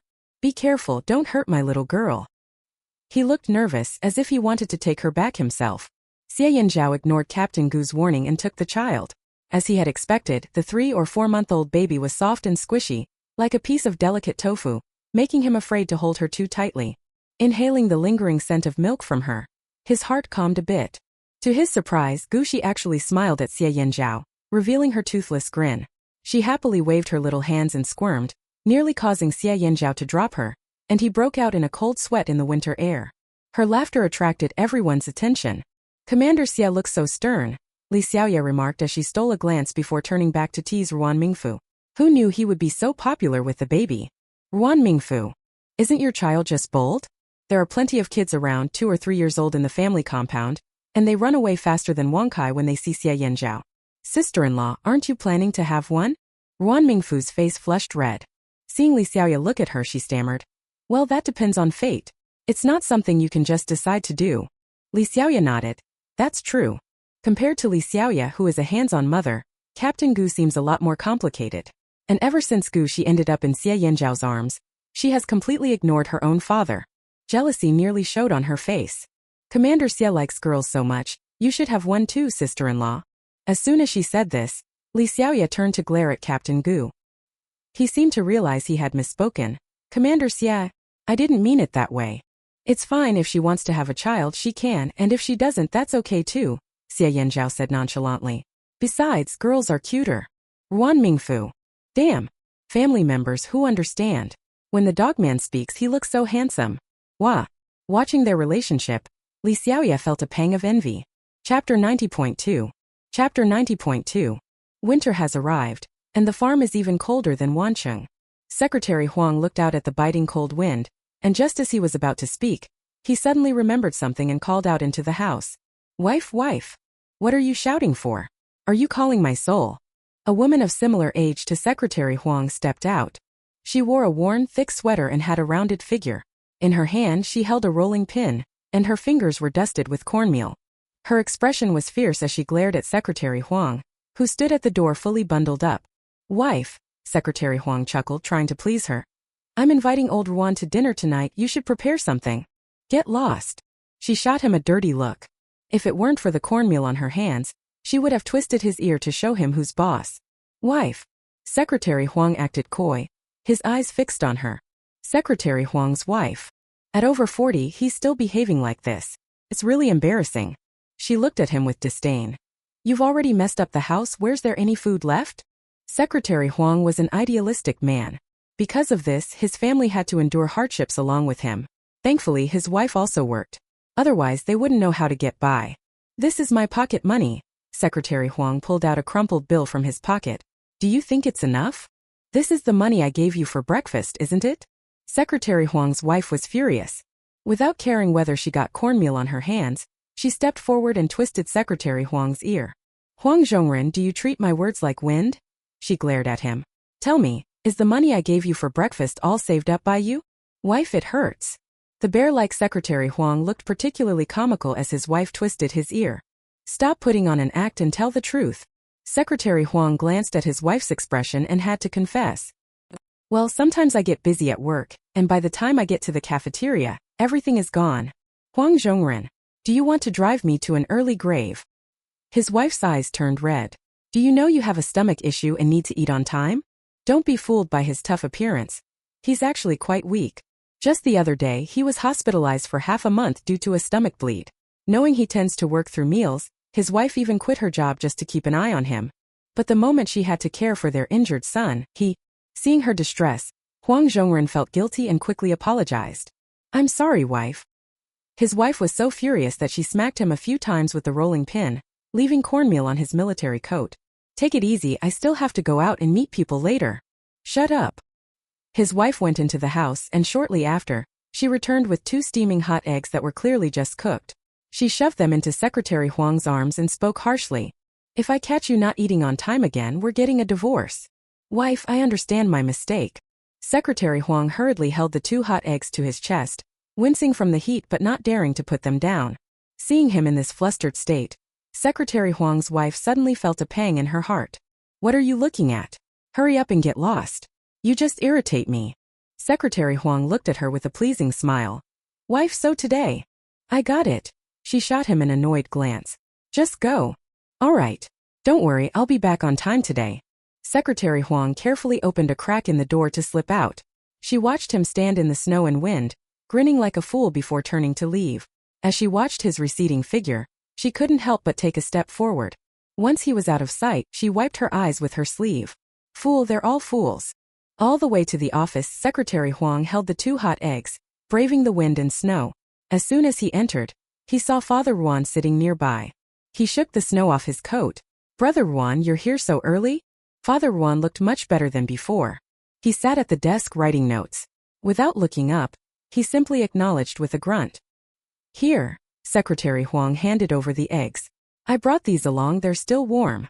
The conditions on the farm are definitely not as good as those in the Ruan Mingfu family compound. Here they don't have heated pits, and enduring the harsh winter relies solely on willpower and a strong sense of righteousness. In simple terms, it's all about toughing it out. This year has been better. To combat the cold, Father Ruan had people build up the manhwa traditional heated bed and make some renovations to the houses. At the very least, fewer people would die this year. Eggs for me. Father Ruan pulled out a lunchbox from beside him. Are you trying to mooch off my wife's soup today? Secretary Huang sat down beside him, appearing unconcerned about the accusation. If that's how you see it, then I can't help it. Father Ruan. That statement felt a bit strange to him. Let's split them quickly. I brought them all the way here, and they're still warm. Hearing this made Secretary Huang's mouth water. He had tasted the soup made by Mrs. Ruan before, and the flavor, he still couldn't forget it. Secretary Huang eagerly rubbed his hands together, gazing at the soup. Brother Ruan, I won't hold back then. Father Ruan. It sounded like he was the one being polite here. As soon as the lunchbox opened, the whole room was filled with an inviting aroma. Secretary Huang leaned forward, his face showing his anticipation. Sister-in-law's cooking skills have really improved, he said, taking the soup from Father Ruan and gulping it down. By the way, I submitted that report you wrote, and the leaders are very interested. Secretary Huang had seen that report. Damn, it was absolutely brilliant. If they actually implemented the plans outlined, this place would surely be transformed in less than 20 years. The leaders want to meet you. So soon. As soon as the words left his mouth, Father Ruan felt they were unnecessary. If that report didn't carry enough weight, it wouldn't have attracted such attention from the higher-ups. Of course, the development here will be quick. Secretary Huang finished his soup, feeling warm in his stomach. Come to my place today and we'll have a good chat. Sure. Father Ruan readily agreed. Secretary Huang wiped his mouth and hesitated before speaking again. Brother Ruan, there's something I'm not sure if I should say. Then don't. Secretary Huang. Why wasn't he following the script? He was just doing a favor for someone. It wouldn't be good to stay silent. Brother Ruan, what's going on with your niece? Father Ruan paused, frowning at him. No, I don't mean anything by it, Secretary Huang quickly explained, gathering his courage. It's just that someone has taken an interest in your niece and wants me to help with the introduction. After saying this, he even felt a bit embarrassed. Who? That person you know too, Secretary Huang smiled amicably. He's my nephew. He's a fine young man with a good job. What do you think? We could even become relatives. Father Ruan narrowed his eyes. He did have some impression of Secretary Huang's nephew. As Secretary Huang said, he was indeed a decent fellow, but Father Ruan shook his head. No way. Why not? Director Huang was surprised. My nephew is such a good catch, and his parents are open-minded. They would never meddle in the couple's affairs, he said, putting an arm around Father Ruan's shoulder and squinting at him. Old Ruan, I never expected you to have such high standards. Father Ruan. What do you know? The better the conditions, the less likely it would work out. I'm not saying it's a done deal, Father Ruan replied. My wife needs to see him first. Besides, marriage is about mutual attraction. Secretary Huang nodded. That makes sense. I'll go back and have my nephew get to know your niece. Father Ruan. Wow, Secretary Huang was really overstepping. Was that really what he meant? But looking at Secretary Huang's enthusiastic face, Father Ruan found it hard to refuse. Oh well, let them figure it out. Oh. After the first snowfall, it seemed to have opened the floodgates, leading to continuous heavy snow over the following days. Ruan Mingfu, on the other hand, had gone from excitement to feeling numb. It was simply unfortunate that she had caught a cold. Sitting on the couch holding a hot water bottle, and wrapped in a thick blanket, she watched the heavy snow outside and sneezed. Let's see if you'll still want to go out and play in the snow now that you have a cold. Hu Wanning laughed loudly from beside her. Ruan Mingfu. How annoying. She adjusted her blanket. Sister-in-law, what brings you here today? Due to her cold, Ruan Mingfu's voice had changed a bit. Oh, it's just that your old Xia, afraid you might be sick and alone, sent me over to keep you company. Ruan Mingfu. You wouldn't believe it, you're the most envied sister-in-law in the entire compound right now, Hu Wanning said playfully, looking at her. All the other sisters-in-law are talking about you. Ruan Mingfu's face turned red. That dog of a man's words had spread around, and the sisters-in-law were all gossiping. They all said they were blind for not seeing that Xie Yinzhao was such a good man. Regret? Don't even mention it. The atmosphere in the compound had changed, with half of them envious and the other half sour. Where's the truth in that? Even though Ruan Mingfu denied it, she felt incredibly proud inside. Looks like that dog man has good taste. Just as she was feeling pleased, her nose tingled again, and she sneezed once more. She sniffed and felt utterly disheartened. I think you're really not doing well, Hu Wanning said, frowning at her. Have you seen a doctor? Ruan Mingfu shook her head. It's just a sneeze. I'm not coughing and I don't have a fever, so I don't want to bother anyone. The dogman had suggested she go to the hospital, but looking out at the snowbur, it was so cold. Stepping on the snow felt like freezing her toes off. That's not acceptable, Hu Wanning said, reaching out to feel Ruan Mingfu's forehead. You need to get dressed and come with me. How long had she even been there? Ruan Mingfu sneezed several times without stopping. She sniffled and, seeing Hu Wanning's determined expression, finally agreed. To be honest, sneezing was quite annoying. The two of them trudged through the snow, battling the wind. As they made their way to the military hospital, Ruan Mingfu touched her forehead and said, Sister-in-law, why do I feel like my head is a bit warm? Hu Wanning felt her forehead too. Before she could say anything, the doctor came over, looking serious as he addressed them. Who is Ruan Mingfu? Chapter 91. The doctor glanced at her and asked again, Are you Ruan Mingfu? Ruan Mingfu stepped forward, replying, I am. The doctor studied her for several seconds before looking back at the chart.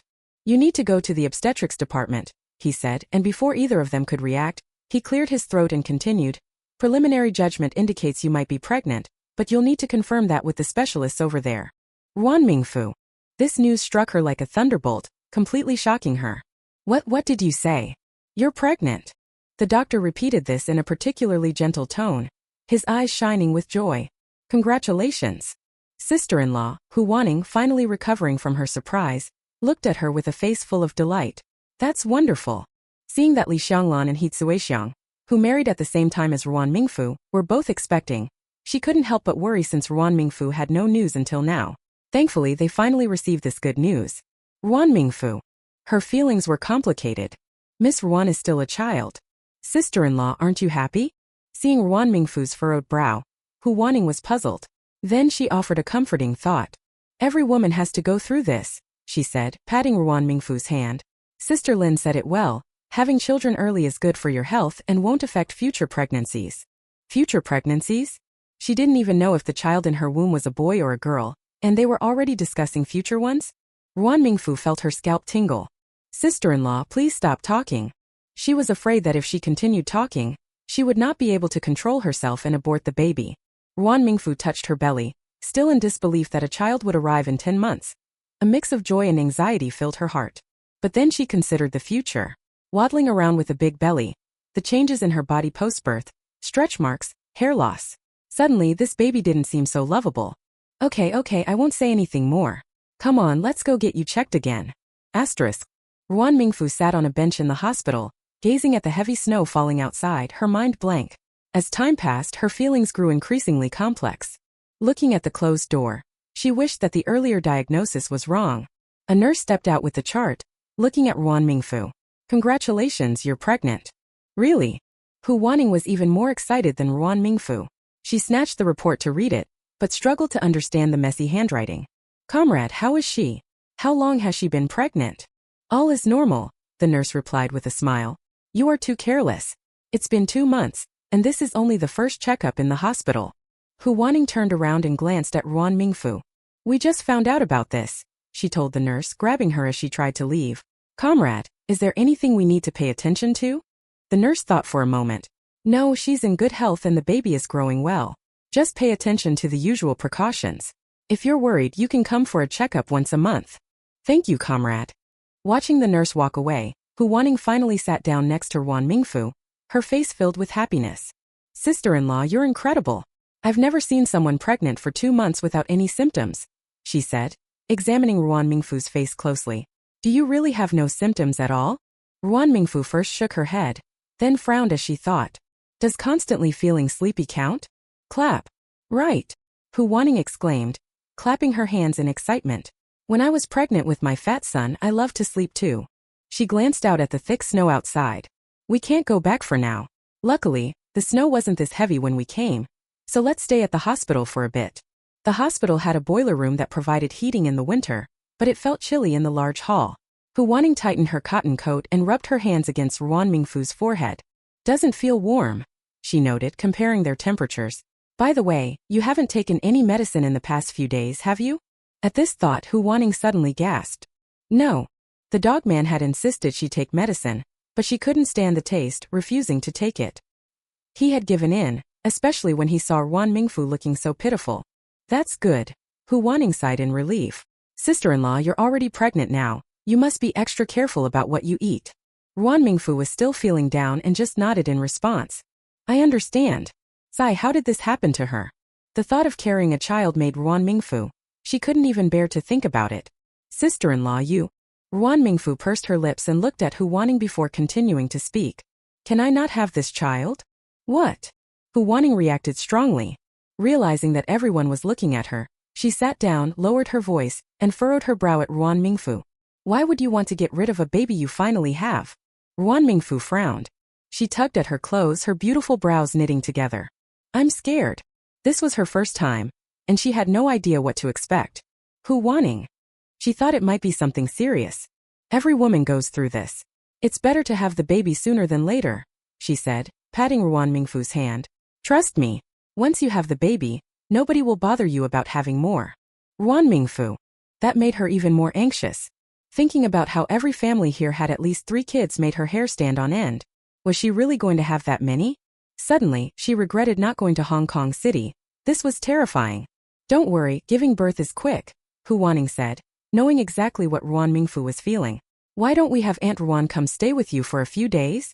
That made sense, considering their parents were both away. Ruan Mingfu was young, so how could she not be scared in such a situation? When she had her son, she was upset for a long time. And it was only when her mom stayed with her for a few days that she felt better. If Ruan Mingfu had an elder to guide her, she wouldn't have to feel so down. Ruan Mingfu shook her head. No need. We don't know what's going on at the farm yet. Besides, Father Ruan had lingering health issues, and Mrs. Ruan was busy helping him, so she might not have the time to take care of her. That won't do. You can't be without an elder looking after you, Hu Wanning insisted, counting on her fingers. It seemed like there were no good options other than Mrs. Ruan. She could look after Ruan Mingfu, but since they didn't live together, it would still be inconvenient. Sister-in-law, you really can't do this, Hu Wanning said with a worried look. Listen to me, wait until old Xia comes back and talk to him properly.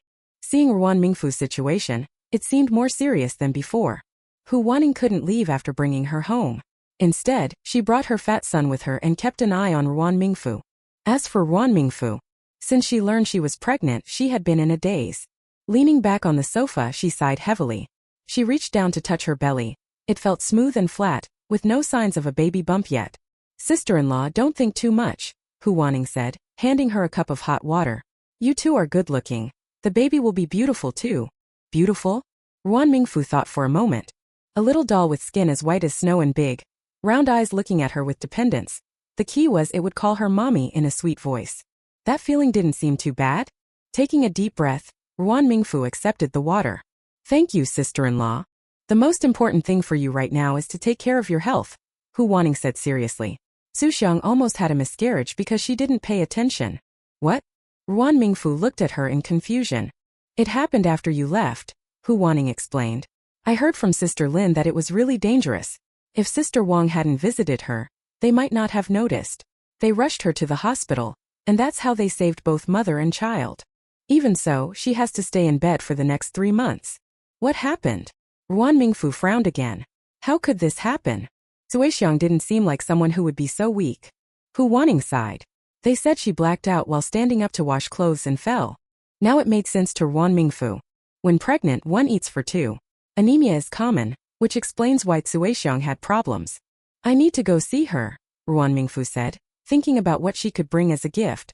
She also shot a glare at Hu Wanning. Sister-in-law, you should have told me. Hu Wanning glared back at her. You can't go anywhere. Don't forget, you're pregnant too. What if something happened on the icy roads? I'll go for you. Thank you, sister-in-law. Ruan Mingfu leaned against Hu Wanning's shoulder. You're the best. Hu Wanning felt pleased with her affection. You're quite the charmer, she said, her eyes turning into crescent moons. Suixiang is in the hospital, and I plan to go with Sister Lin and Sister Wang tomorrow.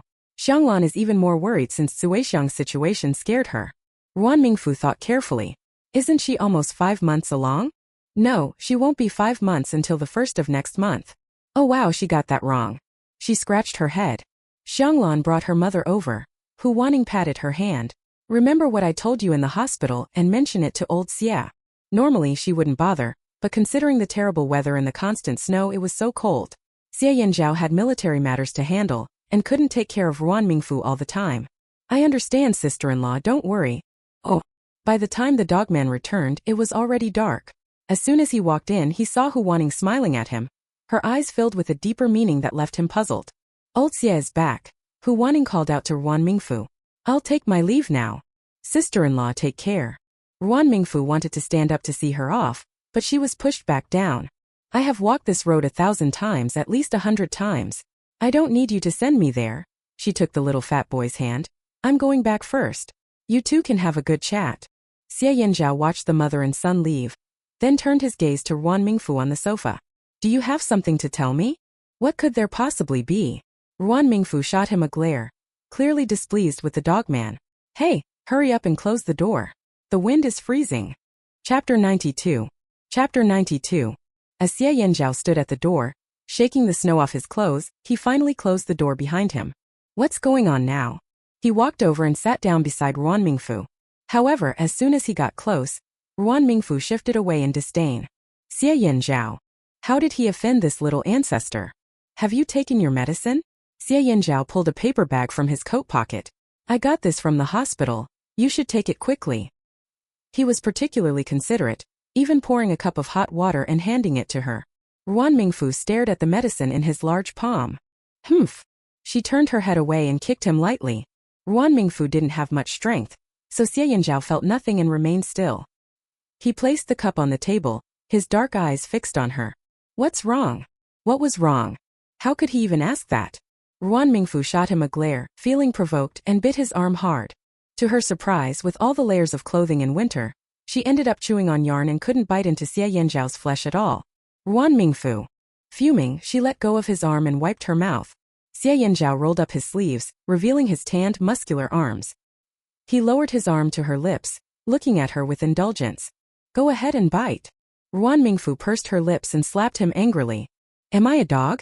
Why would you let me bite you? Such a disgusting man. Xie Yanzhao. This little ancestor is becoming more and more difficult to serve. Then tell me, why are you angry? Xie Yanzhao was always patient with Ruan Mingfu.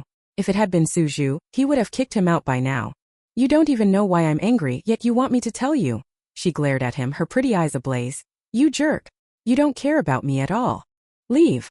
Damn it, she couldn't live like this anymore. Suddenly, Xie Yanzhao's face became unpleasant to look at. She stood up and turned to leave, but as she reached him, he grabbed her hand. With a single pull, Ruan Mingfu found herself sitting on his lap, unable to control herself.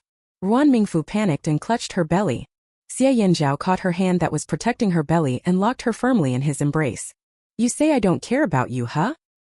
He pressed her hand against his chest. Do you want me to show you? Ruan Mingfu. So sexy. Is that dog man wearing Pinru's clothes in China?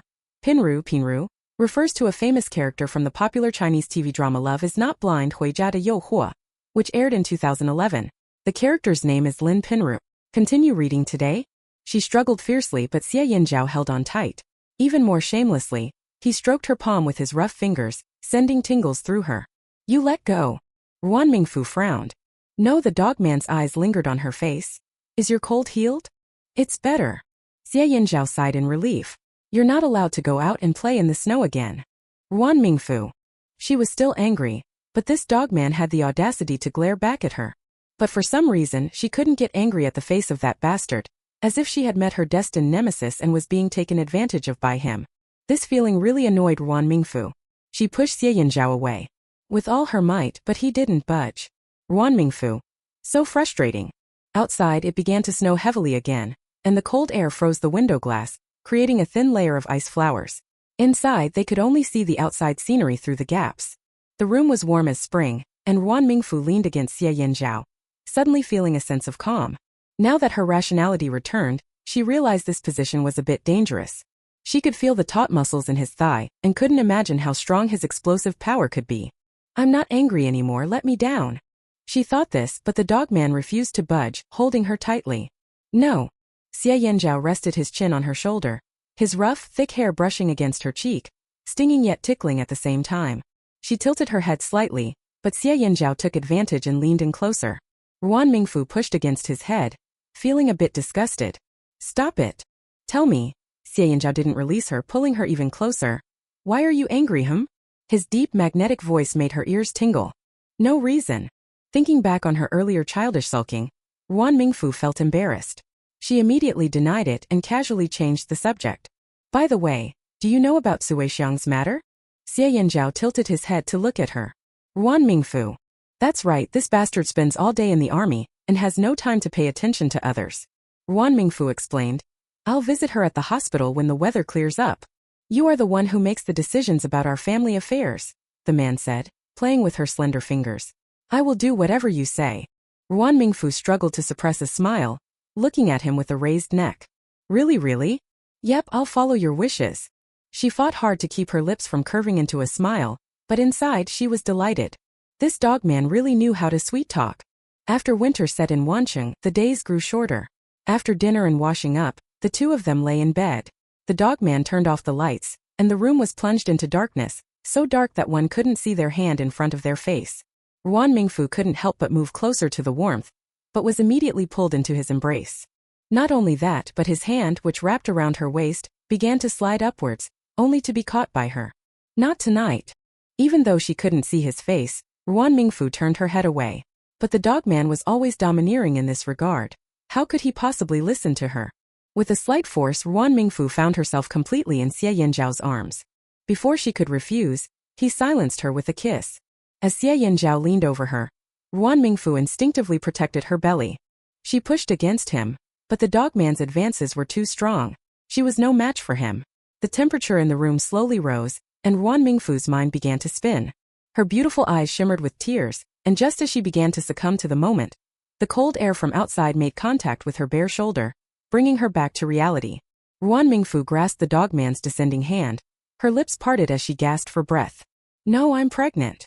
As soon as the words fell, the whole room fell silent. She waited for a long time without receiving a response. If it weren't for her grip on the dogman's large hand, Ruan Mingfu would have thought he had vanished. Her initial excitement turned into unease, and her mind raced with thoughts. Could it be that the dogman didn't want this child? Ruan Mingfu sadly rubbed her belly. Although she had thought about aborting it when she was in the hospital, but if that bastard didn't want the child, she would divorce him. She and her future child would have to fend for themselves, but with Mrs. Ruan and Father Ruan around, it should be manageable, right? Ruan Mingfu couldn't help but imagine a future where they struggled to get by, her eyes turning red with tears. Before she could lament her fate further, a sudden bright light interrupted her thoughts, causing her to reflexively close her eyes. Once her eyes adjusted, she opened them to see the dogman standing at the edge of the bed, his expression unreadable as he gazed at her intently. Ruan Mingfu. It was quite scary. She couldn't help but shrink into the quilt, looking at him warily with her beautiful eyes. The dogman wouldn't hit her, would he? What did you just say? I'm pregnant. She clutched the blanket tightly, unable to swallow her apprehension as she looked at the dogman's current expression. Before she could even feel anxious, she found herself back in his embrace, his large hand pressing against her abdomen. Ruan Mingfu instinctively tried to move away, but the dogman stopped her. Don't move. Xie Yanzhao extended his hand, feeling the life within her, his heart swelling with emotion. His eyes misted, and his trembling hand was a testament to his feelings. He was deeply aware of her existence when Ruan Mingfu broke the moment. What's the point of touching it now? It's only been 2 months and it's not even a bean sprout. Xie Yanzhao. His carefully prepared emotions were shattered, leaving him momentarily speechless. However, ever-perceptive Xie Yanzhao caught the key phrase. 2 months. Yeah, Ruan Mingfu nodded. Sister-in-law took me to the hospital today, and the doctor told me. Xie Yanzhao. When I returned, did my sister-in-law ask you to talk to me about this? Yeah. Ruan Mingfu. Why are you shouting? Ruan Mingfu felt invincible, so she wasn't scared at all. If it had been before, she might have overthought things, but now, don't think she didn't notice the redness in the dogman's eyes just now. TSK, it was hard to imagine a man over 6 feet tall crying. She found it somewhat amusing. Xie Yanzhao. Why didn't you tell me earlier? It was rare for him to show such a sense of grievance. Ruan Mingfu felt a bit guilty. She bit her lip. I didn't know how to tell you. Xie Yanzhao. I'm the child's father. You should have told me immediately.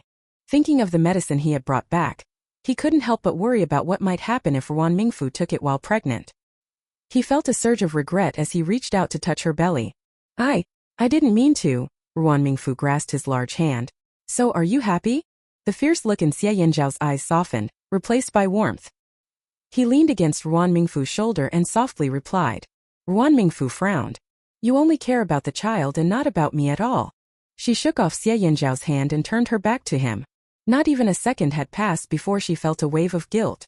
She didn't know why, but ever since she found out she was pregnant, she couldn't help but throw little fits. Sometimes she couldn't even control herself like this time. How could that be?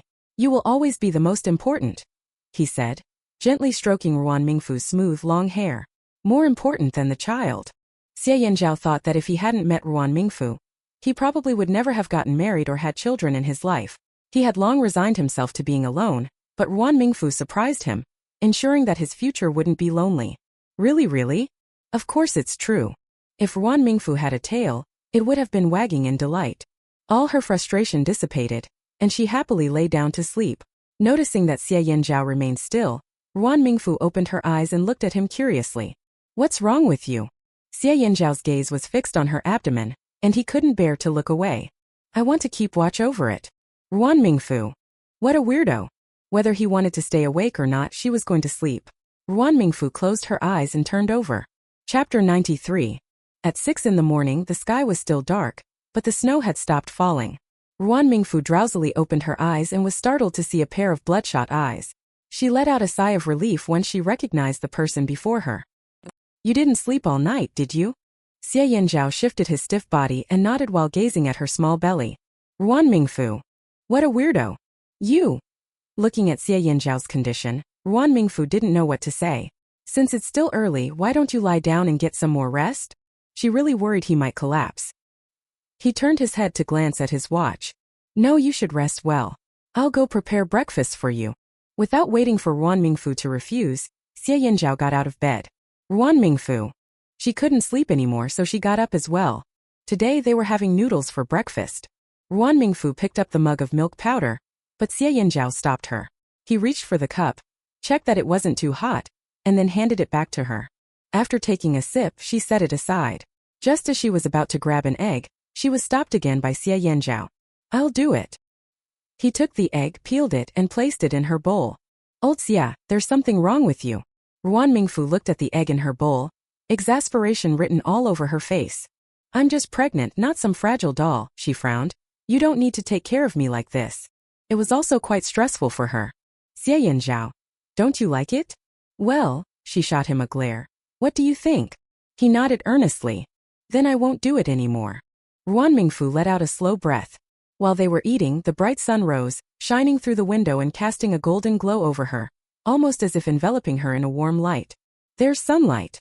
After several days of heavy snow, her mood had been quite gloomy. The snow in the yard should melt now, right? Xie Yanzhao handed her the milk powder. No, and it's supposed to snow heavily again tomorrow. More snow. After a few days here, Ruan Mingfu had gone from being curious to feeling frustrated. The bright sunlight reflected off the snow, casting an even stronger light, lifting Ruan Mingfu's spirits. Sitting at the table, she watched Xie Yanzhao clean up all the dishes and recalled what Hu Wanning had said yesterday. Xie Yanzhao paused, thought for a moment and nodded. I understand now. Ruan Mingfu.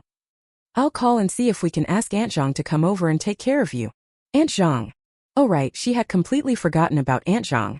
Ruan Mingfu's eyes lit up. Right. I'll just say Aunt Zhang is our relative. There was no way around it, since Mrs. Ruan was looking after Father Ruan, and there was no need to mention Xie Yanzhao's side. She could only hope for Aunt Zhang's help. Xie Yanzhao nodded gently. By the way, when you call, also inform old Ruan. Ruan Mingfu felt a bit smug. If I don't notify him in time, he might get mad at me. Oh, and my brother. Forget about him. Thinking about it, it had been more than half a month since Qi Yongyan left, and she had no idea how he was doing. But it wasn't easy for her to contact him here. Ruan Mingfu wasn't worried.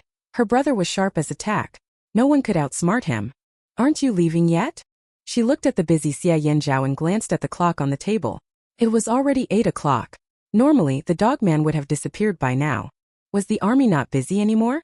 There's hot water in here. Pour it out to cool it down before drinking. Xie Yanzhao brought over a thermos, unsure where to put it. After a moment of thought, he said, It's a bit hot, never mind. I'll pour some into your cup to cool. He would be back by noon, and the house would be warm, so it shouldn't cool off too quickly. Still, he felt a bit uneasy. Don't drink it if it gets cold. I've put away all the needles and thread, and I've locked the storage room. He brought several books from somewhere. When you're bored, read a book. You can also soak up some sun here. It's cold outside and... Ruan Mingfu. She was an adult, not 3 years old. Seeing that Xie Yinzhao was about to continue his nagging, Ruan Mingfu pushed him out the door. I can take care of myself, so hurry up and leave, she said, shoving his coat into his arms and closing the door before he could say anything. It's embarrassing for a regiment commander to be late. Ruan Mingfu leaned against the door and slowly sighed in relief. Becoming so motherly. It was a headache when that dogman didn't talk, but it was even worse when he did. Xie Yinzhao looked at the closed door in front of him and shook his head with a smile. After standing there for a moment, he put on his coat and stepped across the courtyard. To prevent Ruan Mingfu from slipping, he deliberately cleared the snow inside. After making 2 phone calls, he headed towards the unit.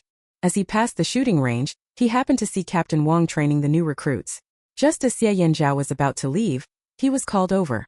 Commander. Captain Wang hurried over, lowering his voice.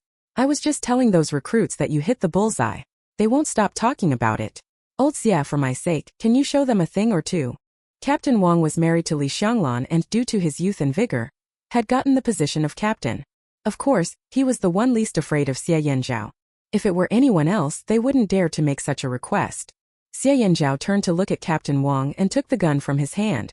Captain Wang's eyes lit up. Old Xia, what a good friend. He boasted to the recruits with pride.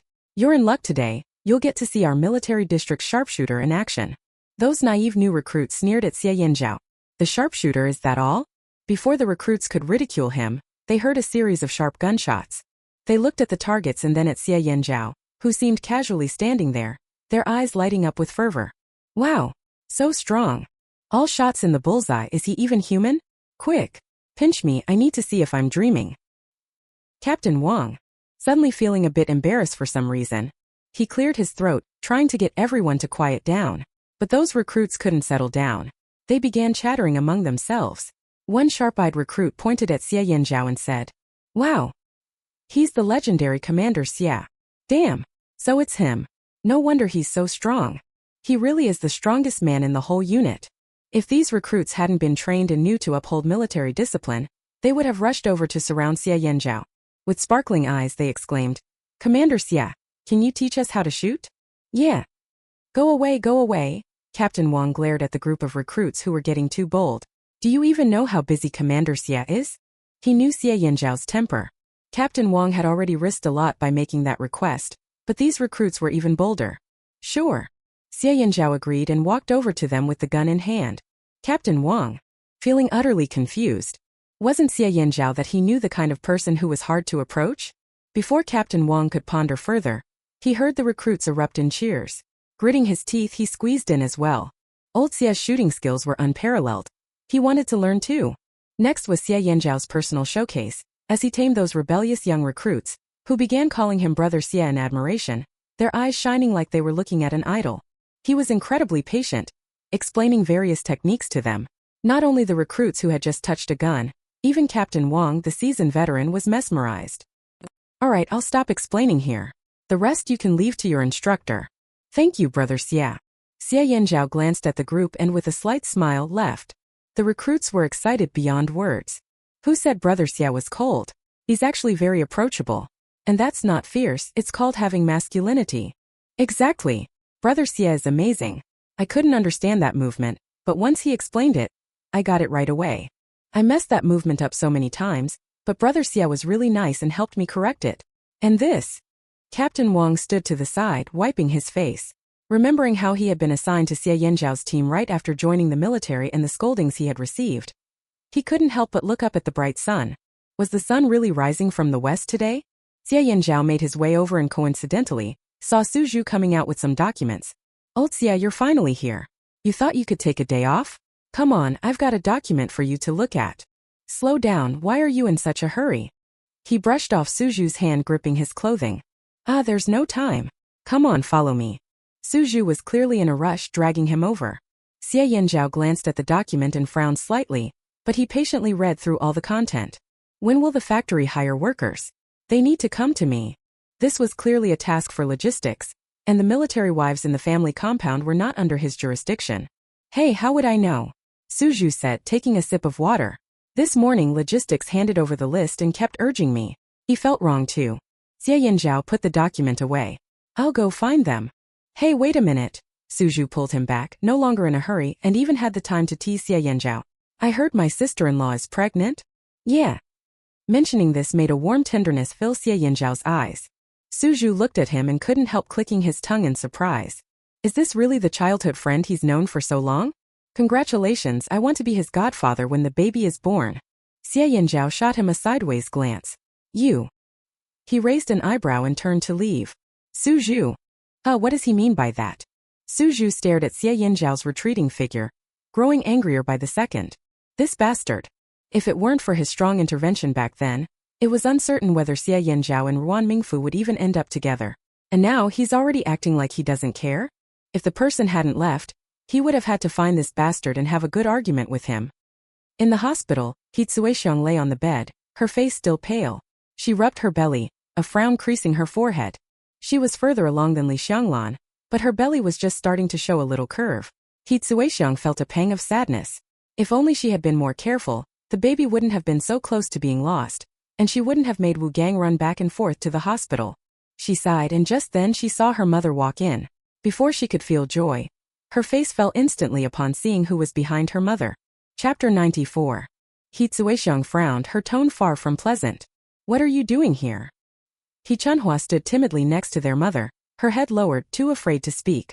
How can you speak like that? Mother, he walked over and shot Hitsuexiang a glare. Chunhua was really worried when she heard about you. Why can't you say something nice? Hitsuexiang felt a twinge of guilt. Mom, that's not what I meant. Your sister knows she was wrong, Mother, he said. Noticing Hitsuexiang's change in expression, she gestured to Chunhua. She came here to apologize to you. Sister. Chunhua quickly admitted her mistake. I thought it through and realized I was wrong. Mother, he understood Chunhua's feelings. For the past 6 months she had been trying to find a suitable match for her. But after seeing life in the military family compound and interacting with military officers, Chunhua could no longer look at the village boys who just worked the fields. Every time she tried to find someone, it ended in failure. Mother and father, he were exhausted by the situation, and their patience with their daughter was wearing thin. Chunhua sensed her parents' frustration.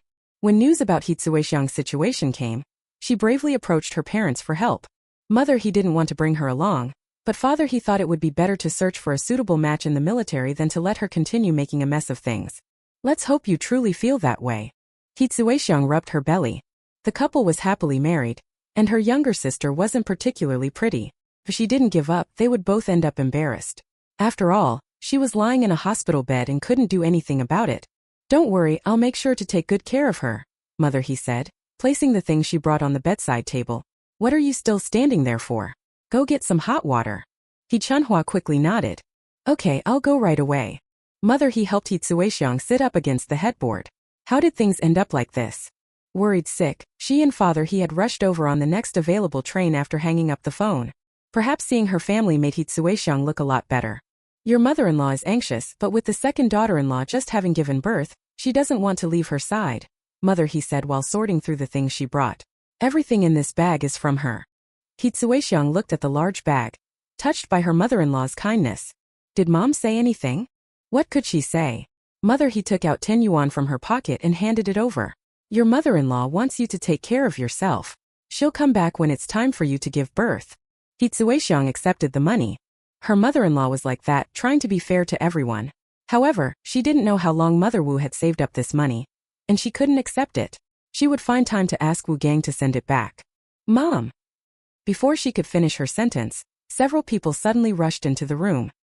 Hitsuexiang was surprised to see them. What are you all doing here? The weather is nice today, so we came to see you, Sister Lin said, looking at Mother He. So this is your mother? Sister Lin was the oldest among them, not much younger than Mother He. It wouldn't be appropriate to call her aunt, so they referred to her as sister. And you are? Mom, let me introduce you, Hitsuexiang said, looking more energetic. This is Sister Lin and Sister Wang. If I have any questions I can ask them.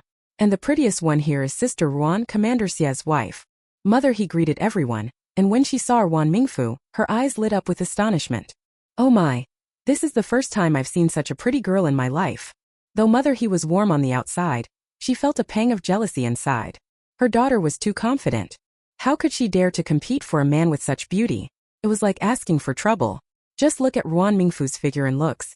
Anyone with eyes would know how to choose. Mother He immediately felt that Hitsuexiang had done a good job in stopping her.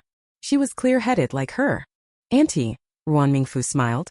You're making me blush with all that praise. Mother He smiled back. It's not flattery, I'm just speaking the truth, she said, glancing at the others. Don't you all agree? Yes, there is no one more beautiful than my sister-in-law in the family compound. It was Hu Wanning who spoke. Tuexiang, how are you? Don't worry, Hitsuexiang said, her face a bit pale but her spirits high. The doctor said I can be discharged the day after tomorrow. As long as I rest well, everything will be fine. Sister Lin breathed a sigh of relief. That's good to hear. You really scared us. Li Xianglan nodded vigorously beside her. She was 5 months pregnant, though wearing a military coat made it less noticeable. However, her face had noticeably rounded out since the news broke. Mom, bring over a chair, Hitsuexiang instructed, unable to move. Xianglan is pregnant and shouldn't stand for too long.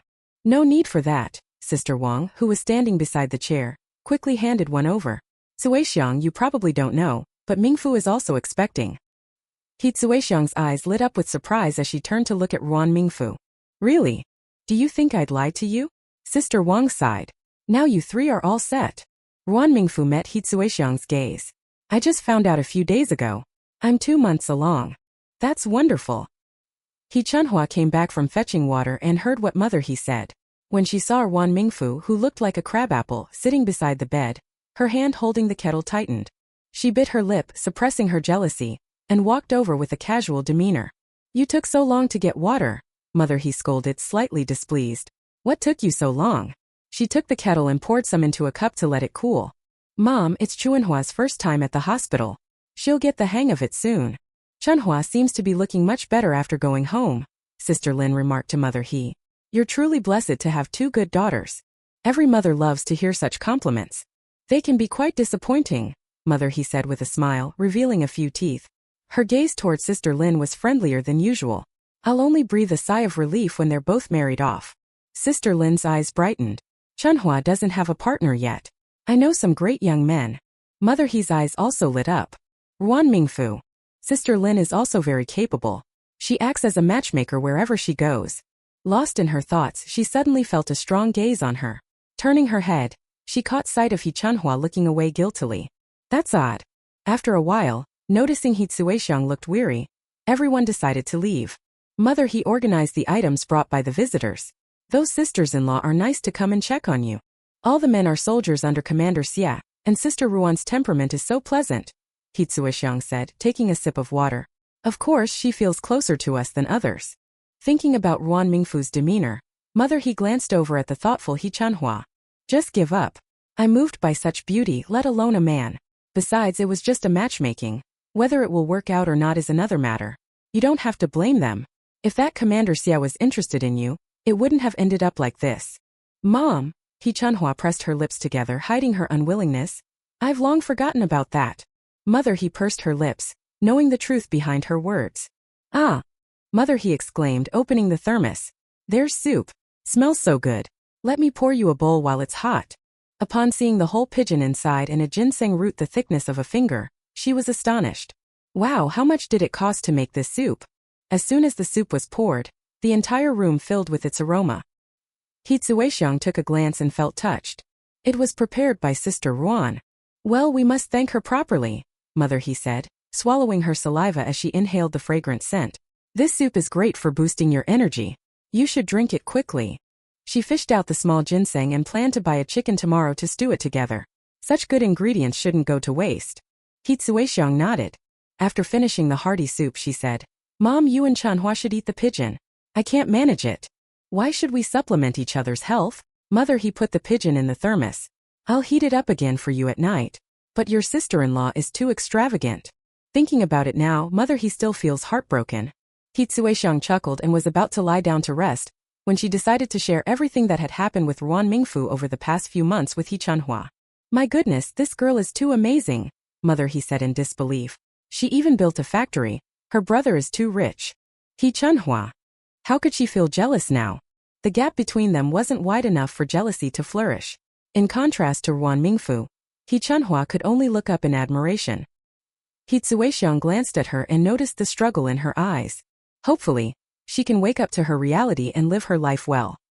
Ever since Aunt Zhang arrived, Ruan Mingfu's days have been nothing short of blissful. She never pried into the relationship between Xie Yanzhao and Ruan Mingfu, not even asking a single question. Besides, Aunt Zhang was a great cook, nourishing her to a glossy finish, and even the family dog had gained a bit of weight. When she learned Ruan Mingfu was pregnant, Aunt Zhang was overjoyed. This morning Ruan Mingfu, whose pregnancy was beginning to show, experienced some morning sickness. She quickly pulled out radishes from the garden, cut them into thin strips, salted them to draw out the moisture, and then marinated them with spices. The tangy, spicy, and crunchy flavor was irresistible to Ruan Mingfu, who, wanting curious, tried a bite and found herself hooked as well. Aunt Zhang's cooking is amazing. It's nearly as good as my mom's. Of course. Even if she wasn't directly complimenting Ruan Mingfu, it didn't stop her from feeling on top of the world. I saw Yazhao brought a duck today. We'll have ginger duck for dinner tonight. This dish is perfect for this weather, Aunt Zhang said. Hu Waning's eyes lit up. Aunt Zhang, can you make ginger duck? I grew up in Fujian with my parents, Aunt Zhang replied. Though she was older, she looks similar to Mother He. Everyone there knows how to make it, and I learned from an old woman. That's great. Can you teach me? For Hu Waning, nothing was more important than good food. Just as Aunt Zhang was about to agree, a young man walked in, his eyes brightening when he saw Ruan Mingfu. Sister-in-law, Bai Qingyan said, shaking the snow off his clothes. I saw your letter in the mailroom, so I brought it over for you. Ruan Mingfu took the letter suspiciously and recognized the handwriting only when she looked at the signature. It was sent by second sister Hu. She felt the thick envelope and wondered what was inside. As she opened it and pulled out the contents, she was stunned to find a remittance slip for 1,000 yuan on top. So much money. Chapter 95.1. Chapter 95.1. Hu Waning was stunned. Not only her, even Aunt Zhang and Bai Qingyan beside her widened their eyes in shock. Ruan Mingfu didn't say anything.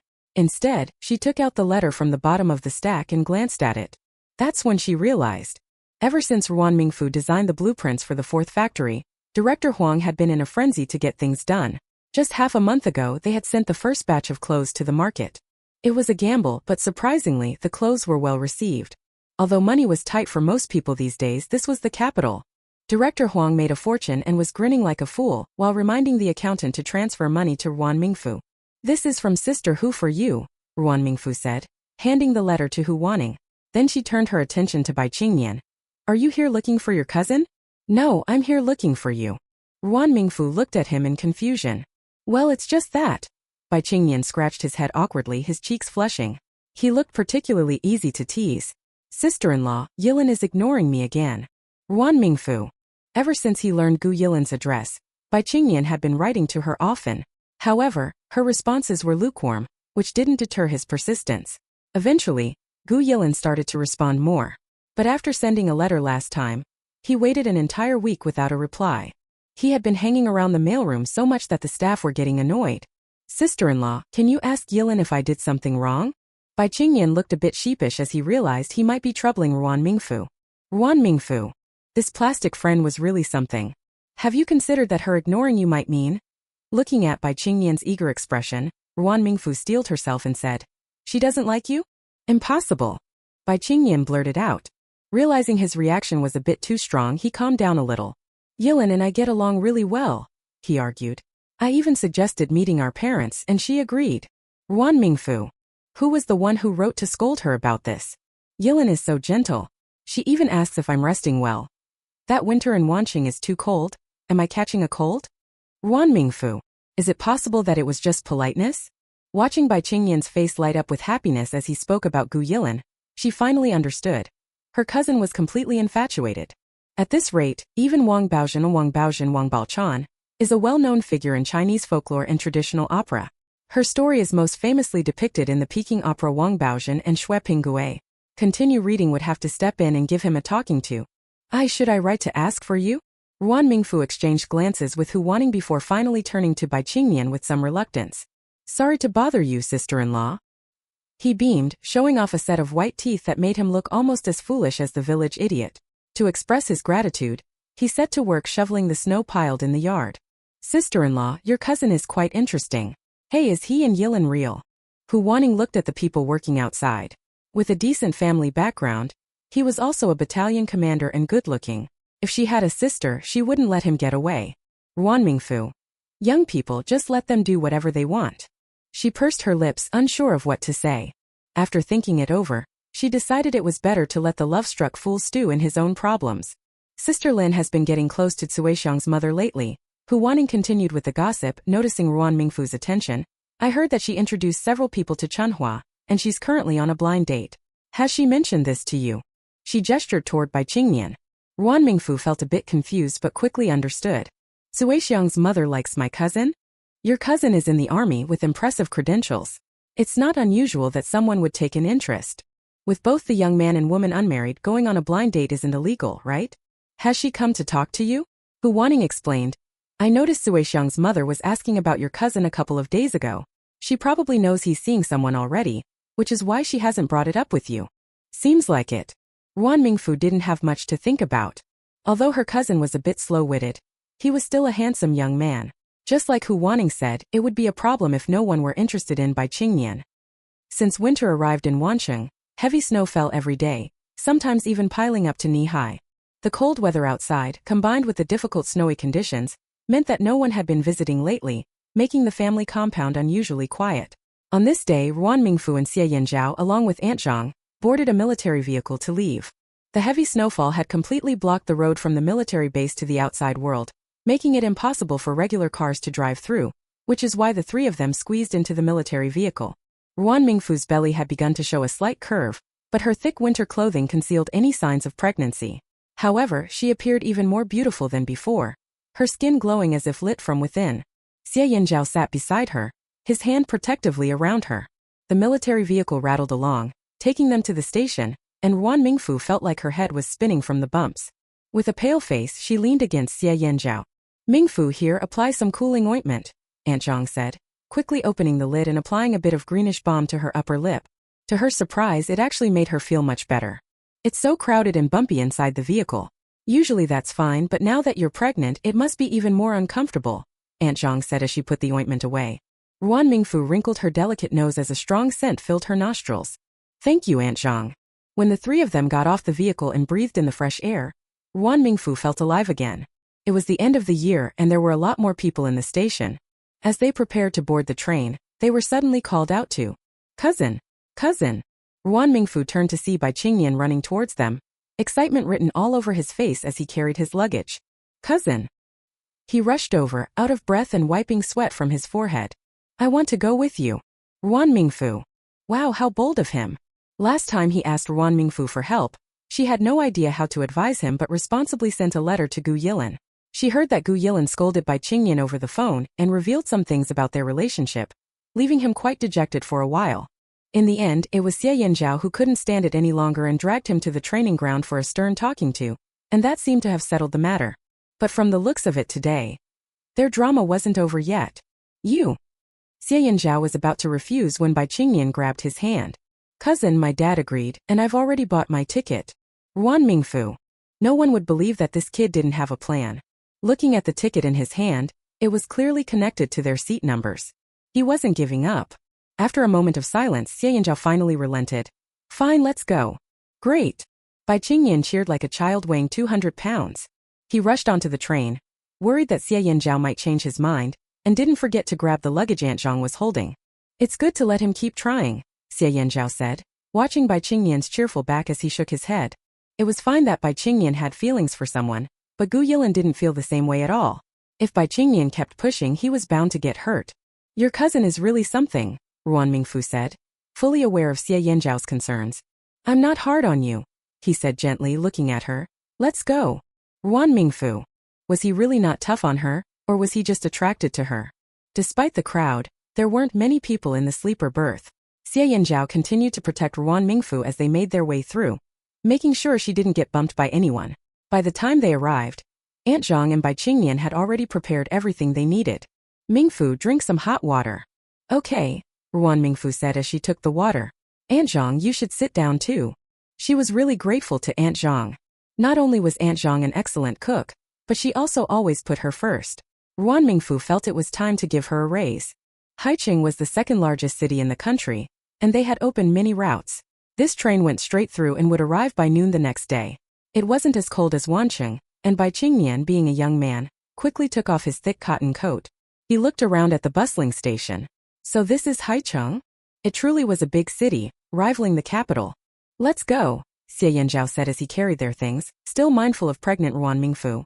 Once we get outside you can take your time looking around. Ruan Mingfu stayed close to his side. I wonder if Father Ruan and Mrs. Ruan have returned yet.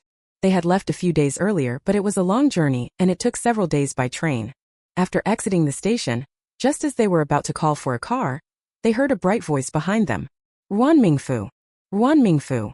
She didn't need to turn around to know who it was.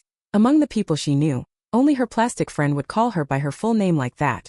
You finally came back, Gu Yilin said, her eyes sparkling with delight and a hint of pride. You didn't want to tell me, but I overheard when Auntie was talking to my mom on the phone. She was wearing a stylish wool coat with a scarf wrapped around her neck. Because it was cold, her breath turned to mist as she spoke. Yeah, you're the best. Gu Yilin beamed at the compliment, almost feeling like she could float. Just as she was about to say something to tease Ruan Mingfu, a voice came from behind interrupting her. Yilin. Bai Qingyan's eyes shone brightly. He was dressed casually, looking more like a college student than a soldier. Great, I finally get to see you. Bai Qingyan walked up to Gu Yilin looking a little aggrieved. I have a lot to say to you. No. Gu Yilin stepped back several paces and to everyone's astonishment, took off running. As she ran she shouted. I'm not Gu Yilin, you've got the wrong person. Ruan Mingfu. If Bai Qingyan could be deterred by just one comment, he wouldn't have chased her all the way here. He glanced at Gu Yilin's retreating figure and followed after her. Yilin, wait for me. Ruan Mingfu. What's going on here? A joyful circus for mentally challenged kids. Xie Yanzhao watched the two of them chase and evade each other, his expression equally perplexed. Let's go, he suggested. The two of them, sharing a silent understanding, didn't mention the embarrassing duo as they hurried to the Ruan residence.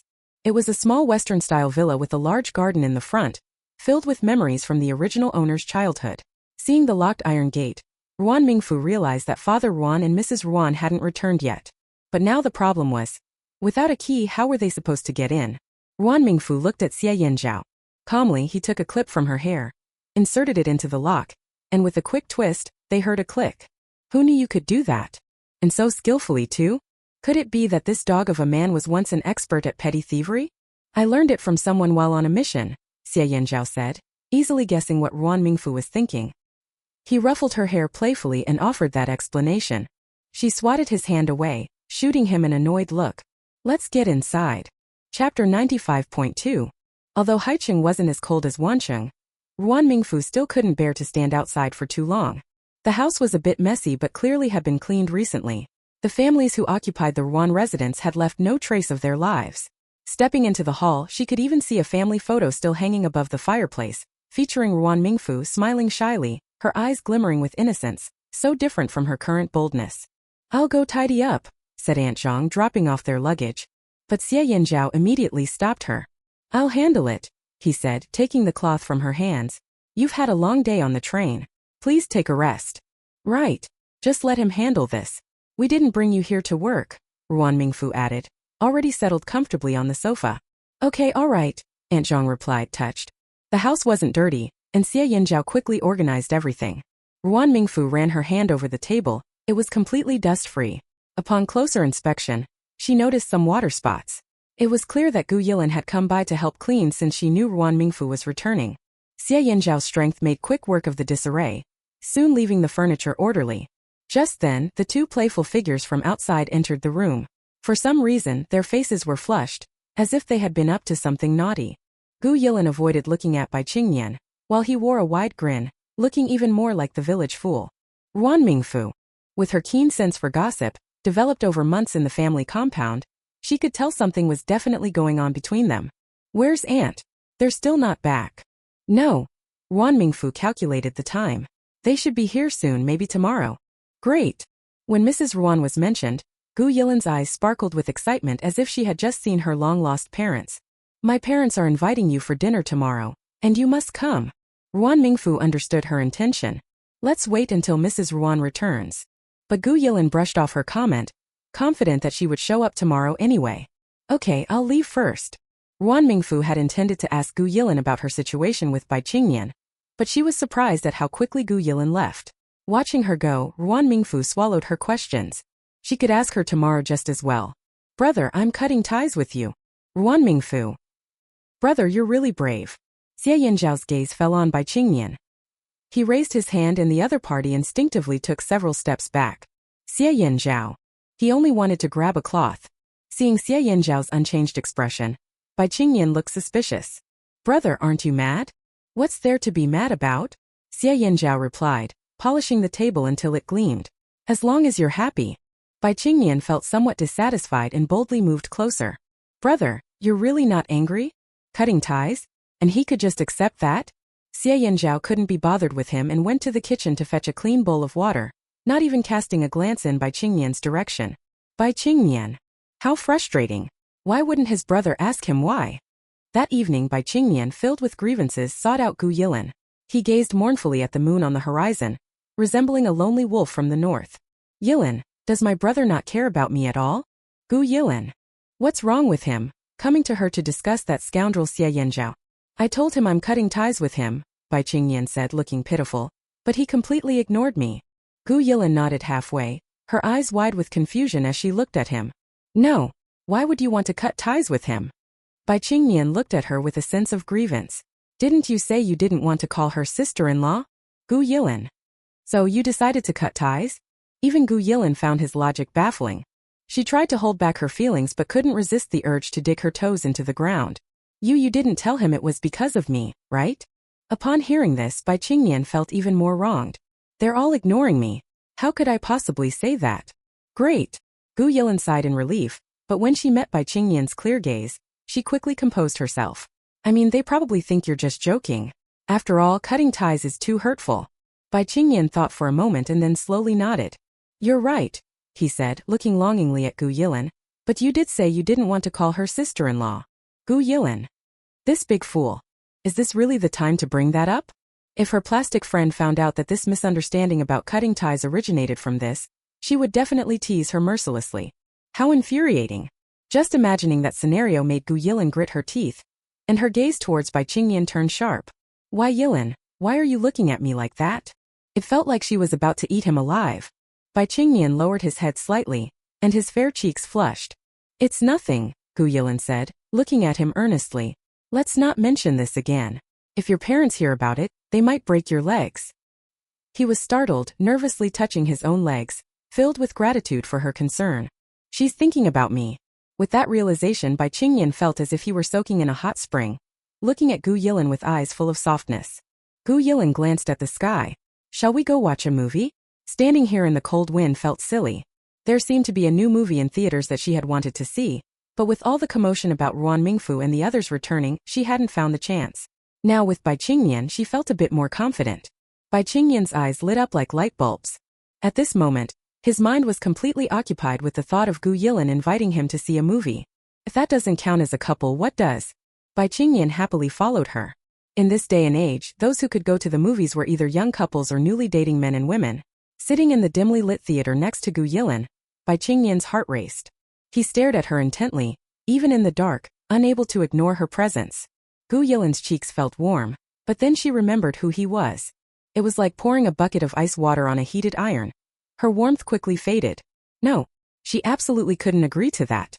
If her plastic friend found out she was dating Bai Qingnian, she would never let her live it down. Plus, just thinking about calling her sister-in-law during the holidays made her cringe. If she married Bai Qingnian, they would have to live in the family compound together. Just the thought made her feel overwhelmed. Gu Yilin was internally panicking, but her voice remained calm. While watching the movie, you're not allowed to look at me. Oh. Bai Qingnian agreed. But his gaze still remained fixed on Gu Yilin. Gu Yilin. Help. He is so clingy, she really likes him. But he was also her plastic friend's cousin. Ah, what a dilemma. After the movie, neither of them knew what it was about. Bai Qingnian had spent 2 hours staring at Gu Yilin, and she had gone from being shy at the start to feeling numb. He awkwardly looked at her. It's getting late, let me walk you home. As the cold wind began to rise, biting at them, Bai Qingnian suddenly had an epiphany and draped his coat over Gu Yilin's shoulders. The moment he took it off, the coat still carried warmth, and Gu Yilin felt warmth envelop her entire body. She turned slightly to look at him. With a stunning aunt like Bai Qingzhu, it was no surprise that Bai Qingnian was good-looking. He had a scholarly aura that was different from Xie Yinzhao, appearing more like a refined scholar from ancient times than a soldier.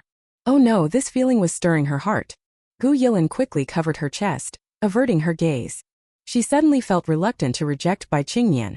After all, he was great in every way. According to her mother, it was a waste for him to be with her. But Gu Yilin was someone who cared deeply about her image. If her plastic friend really became her sister-in-law, just thinking about it made her feel dizzy. She would have to deal with endless teasing. Bai Qingyan walked Gu Yilin to a small alley near her home. And just as he was about to enter, she spoke up. I have something to tell you. They both stopped, and Bai Qingyan looked at her with anticipation. Gu Yilin suddenly felt a pang of reluctance. But, as she steeled herself, she was interrupted by a group of small thugs approaching from somewhere. Gu Yilin. Seeing the 4 or 5 small thugs walking toward them, Bai Qingyan instinctively moved to protect her. Hey pretty boy, the lead thug sized him up. Your grandfather is short on cash lately, hand over your valuables or else. He squinted his eyes, revealing a menacing expression. One of the thugs beside him chimed in. While our boss is still in a good mood, be honest. Otherwise we'll just take that girl behind you first and do whatever we want. The other gang members joined in, mocking. Yeah, be smart about this. Bai Qingyan fixed his gaze on the group of thugs. His eyes were full of love, and his mind suddenly changed, revealing the sharpness of a soldier. It was also at this time that Gu Yilin truly felt that the other party was a soldier. Before the thugs could issue any more threats, Bai Qingyan threw the first punch. After years of training in the army, he wasn't just sitting around. In a matter of moments he turned a group of unruly northern wolves into a bunch of confused huskies. Gu Yilin looked at Bai Qingyan. The fire in his eyes seemed enough to burn people to death. Chapter 96. Chapter 96. So handsome. If only he weren't Ruan Mingfu's cousin, Gu Yilin would definitely agree to be with him. The little punk lay on the ground, clutching his aching body and whining in pain. The leader looked at Gu Yilin with tearful eyes. Sister Lin, please get this guy to let go. Bai Qingyan had his hands twisted behind his back, and the little punk felt like his wrists were about to break. Upon hearing this, Bai Qingyan looked back at her. Do you know them? Let go, you little brat. Gu Yilin remained silent, but the little punk continued to act tough. You let them go. Bai Qingyan didn't quite understand the situation, but he complied. The little punk rubbed his shoulder, looking at Gu Yilin with a face full of grievance. Sister Lin, this guy doesn't play by the rules. I was just threatening him and he charged at me. I didn't even know who to hit. Shut up. Gu Yilin shot them a glare, her annoyance evident. Who told you to charge at him? Sister Lin, isn't this the usual practice? The little punk protested, a hint of grievance in his tone. Whenever we see you with another guy, we come over to scare him off. This had scared away many suitors that Mother Gu had arranged for her. But today, Gu Yilin felt speechless. If it weren't for Bai Qingyan standing nearby, she would have loved to knock some sense into these guys. So that's how it is. Bai Qingyan finally grasped the situation. Brother, I'm really sorry. Looking at the silly smile on his face, you can tell that he definitely doesn't take this matter to heart. Alright, we'll be leaving now, the little punk said as he leaned in close to Gu Yilin, whispering. This guy is so good at fighting, but he looks stupid. Sister Lin, what are you waiting for? Hurry and capture him. Gu Yilin was taken aback. Get lost. Her face tightened as she kicked the little punk. Ouch. Sister Lin, be gentle. As the little punk felt the sting and hurried away, Gu Yilin took a deep breath and turned to Bai Qingyan. He stood a short distance away, his expression unchanged. He hadn't overheard their conversation. Gu Yilin sighed in relief. She had invited Bai Qingyan out to clarify their relationship, but now the moment felt lost, and she wasn't sure how to start. When she looked into his clear eyes, she suddenly felt a pang of reluctance. Struggling internally, she bit her lip. Just drop me off here. I'll head back now. Today would have to suffice. There would be other opportunities to clarify things with him. Oh, Bai Qingyan scratched his head. Then hurry back. As Gu Yilin walked away, she glanced back slightly. This alley lacked streetlights, but the moonlight shone brightly. The cold silver glow illuminated the entire alley, and Bai Qingyan stood not far away, his dark shadow cast at his feet. She could feel his gaze on her. She froze for a moment before quickly leaving the alley. Just before entering her house, Gu Yilin turned back to take another look. She saw Bai Qingyan still standing there watching her go. Gu Yilin thought to herself, what a fool. She exhaled slowly and hurried into the house. Bai Qingyan waited until he saw Gu Yilin safely home before shifting his legs, which had grown cold in the chilly wind. Thinking about spending time with her today, a sweet smile spread across his face.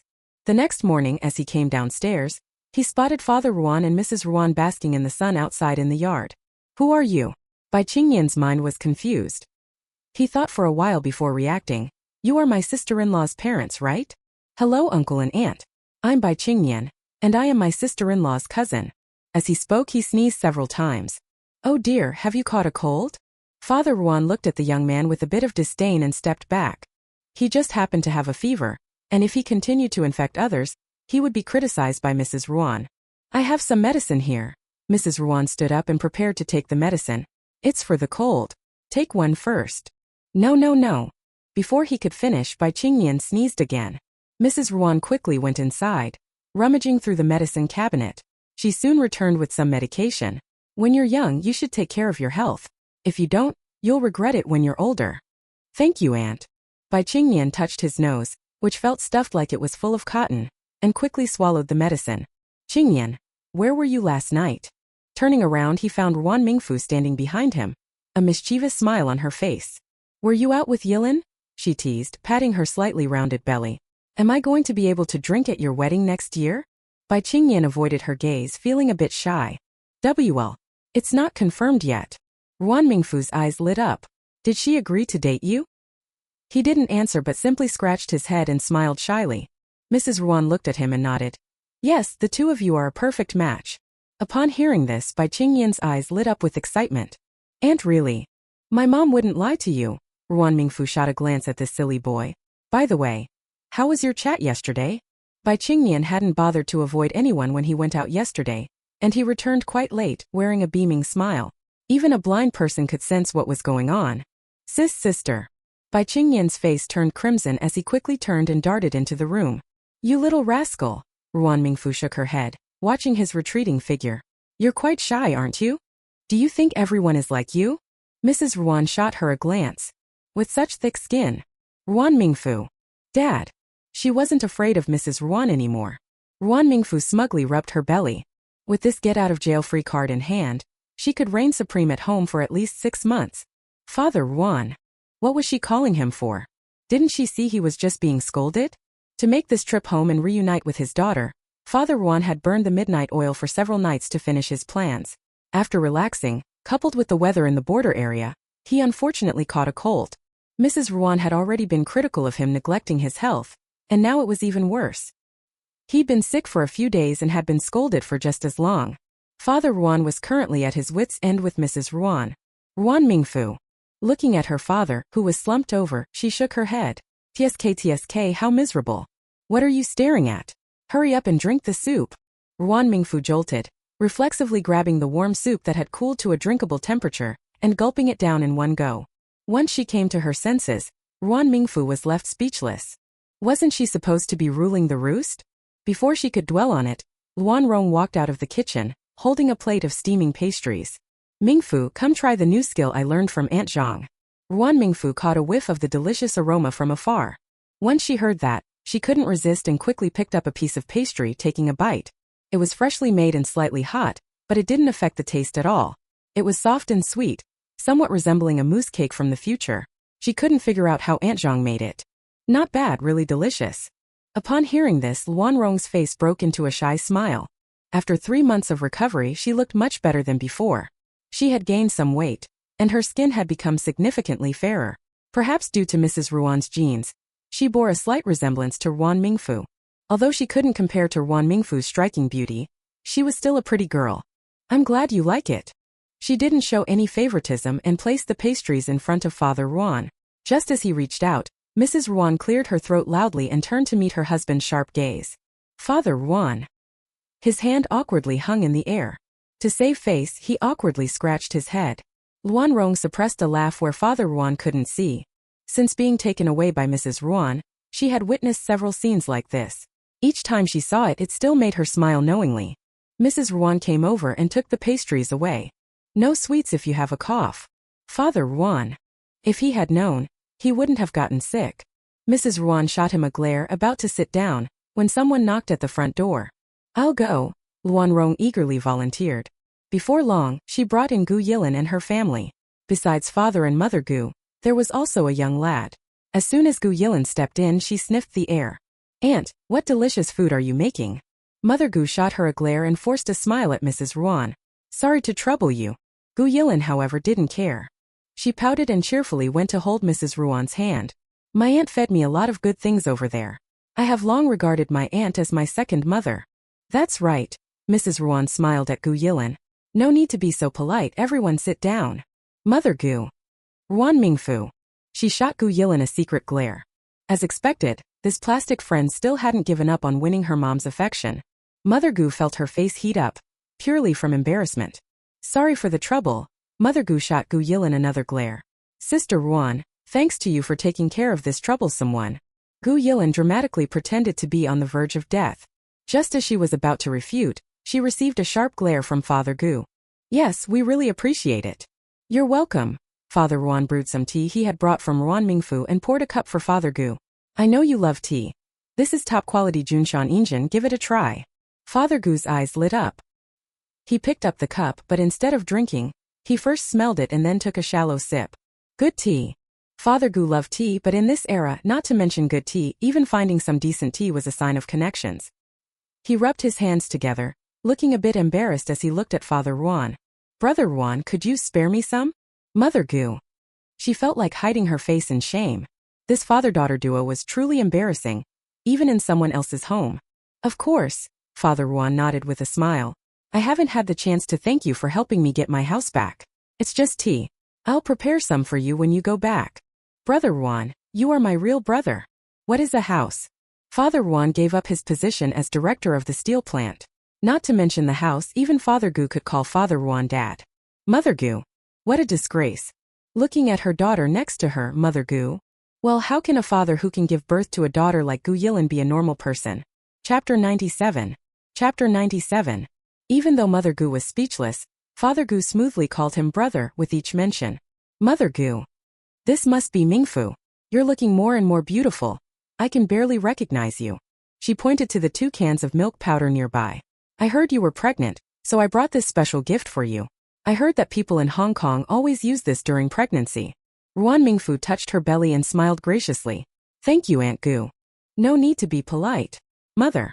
Gu said with a smile, peeking over to the side. Is this your husband? She pointed at Bai Qingyan, who had just come down the stairs and was staring at Gu Yilin with bright eyes, his brow furrowed tightly. Since he appeared, Mother Gu had been paying close attention to this young man. His eyes seemed glued to her daughter, while both Mrs. Ruan and Ruan Mingfu appeared oblivious. Mother Gu was at a loss for words. If it weren't for the fact that this was the Ruan family, she would have plucked Bai Qingyan's eyes out. Bai Qingyan flashed a big smile, showing his white teeth. Hello, Aunt. Mother Gu. What's there to smile about? What a frivolous guy. Poor Bai Qingyan had just met his future mother-in-law, and was already branded as frivolous. Oh, Ruan Mingfu noticed Mother Gu's misunderstanding and hurriedly explained. This is my husband's cousin. He's here to celebrate the new year. Bai Qingyan smiled foolishly. Aunt, you look so young. I thought you and Yilin were sisters. Mother Gu was taken aback at first, then overjoyed. Looking at Bai Qingyan now, he truly seemed to fit her liking in every way. What a charming young man. Ha ha ha. Mother Gu laughed heartily. And he looks so spirited. Encouraged by Mother Gu's praise, Bai Qingyan sat up straight. How many people are there in your family? I have an older brother. He's a researcher. Bai Qingyan scratched his head, looking a bit shy. My grandparents are still around, but my parents have special jobs, so we don't see them often. With each piece of information he shared, Mother Gu's eyes brightened. He came from a good family and had a decent job. The key point was that Yilin wouldn't have any in-law conflicts. This was a match that would be hard to find even with a lantern. Mother Gu looked at Bai Qingyan with eyes softened by affection. She wanted to ask more, but was interrupted by Gu Yilin. Mom! Shut up. Mother Gu shot her a glare and turned back to Bai Qingyan with a bright smile. My Yilin has been well taken care of by your cousins in the army. She has a bit of a bad temper, so she must have caused you some trouble, right? Ruan Mingfu, sitting next to her, raised an eyebrow at this obvious matchmaking attempt. Don't worry, Aunt. Yilin is great, Bai Qingyan said, a hint of pink appearing on his fair cheeks, looking particularly bashful. Gu Yilin covered her face, wishing she could find a hole to hide in. Remembering that Bai Qingyan was the cause of her embarrassment, she peeked through her fingers, shooting him a fierce glare. Contrary to her expectations, Mother Gu's smile only deepened, and her gaze became even more affectionate toward Bai Qingyan. Gu Yilin's younger brother was oblivious to all this. His attention was completely captured by the snacks made by Luan Rong. He chatted away, showering her with compliments and earning a generous portion of delicious food. After a while, Xie Yinzhao walked in from outside. This must be your son-in-law. Mother Gu thought that the moment he stepped in, the light in the living room seemed to dim significantly. Upon seeing his tall figure, she couldn't help but swallow hard. Goodness, this new son-in-law was quite intimidating. If Bai Qingnian were anything like his cousin, her heart might not be able to handle it. With that thought, she looked at Mrs. Ruan with a sense of reverence. Hello, Aunt Gu. Xie Yanzhao nodded slightly before sitting next to Ruan Mingfu. How are you feeling today? Ruan Mingfu didn't answer. When did you go pick up Mom and Dad? Why didn't you wake me? They arrived early this morning. I saw you were sleeping so peacefully, so I didn't wake you. Humph. Ruan Mingfu snorted unhappily. What's with all the fuss when you're pregnant? Mrs. Ruan shot her a glare. You'd better behave. If I find out you're bullying Yanzhao, just wait and see how I deal with you. Ruan Mingfu. Sometimes she really questioned if Mrs. Ruan was Xie Yanzhao's real mother. As time passed, the Gu family decided to stay for dinner. To prepare, Mrs. Ruan specially added several dishes. With Luan Rong and Aunt Zhang's help, it wasn't much trouble, and Mother Gu showed off her skills a bit. At the dinner table, she kept serving Bai Qingnian dishes. This is my specialty, you should try it. Qingnian, this soup is good. Qingnian. Gu Yilin wished she could bury herself in her bowl. You eat too, Aunt, Bai Qingnian said with his bright, clear eyes shining with enthusiasm. Ruan Mingfu. She quietly nudged Xie Yanzhao's arm, whispering low, do you think they'll get together? If they want to, they will, Xie Yanzhao said, not even giving them a glance. He ladled a bowl of old duck soup and placed it in front of her. This was brought over by Aunt Gu. Mom simmered it for a long time. You should try it. Ruan Mingfu was just about to bring it over when someone pinched the soft flesh on her back. Gu Yilin glared at her with a fierce expression, leaning in close. I heard that. Hey, do you think you two will work out? Ruan Mingfu was quite thick-skinned and didn't care about Gu Yilin's anger. I'm still waiting to drink your wedding wine. Gu Yilin. She clenched her neck and took a deep breath. If it weren't for the fact that her godson hadn't been born yet, she would have given this insufferable woman a piece of her mind. How infuriating. Gu Yilin ground her teeth and glancing up, met Bai Qingnian's sparkling eyes. Her heart skipped a beat, and she quickly looked away. Wait. Why was she feeling guilty? Gu Yilin widened her eyes and looked back at Bai Qingnian, only to find him chatting with her dad, his head slightly turned, not paying attention to her at all. Damn it. That made her feel even worse. But to be fair, Bai Qingnian was indeed good-looking, the complete opposite of Xie Yanzhao. As intimidating as the latter was, Bai Qingnian had a soft and cute vibe. With his fair skin, he seemed to glow among the other men. Especially when he wore a white shirt, he looked fresh and clean like a college student just starting out. It made one want to tease him, to crush him. Hiss. Gu Yilin awkwardly wiped the corner of her mouth. If she had lived 50 years in the future, she would have realized. This was the temptation of handsome men. The meal ended with Gu Yilin's face slightly pale. Father and Mother Gu didn't stay long. After resting for a while, they took their leave.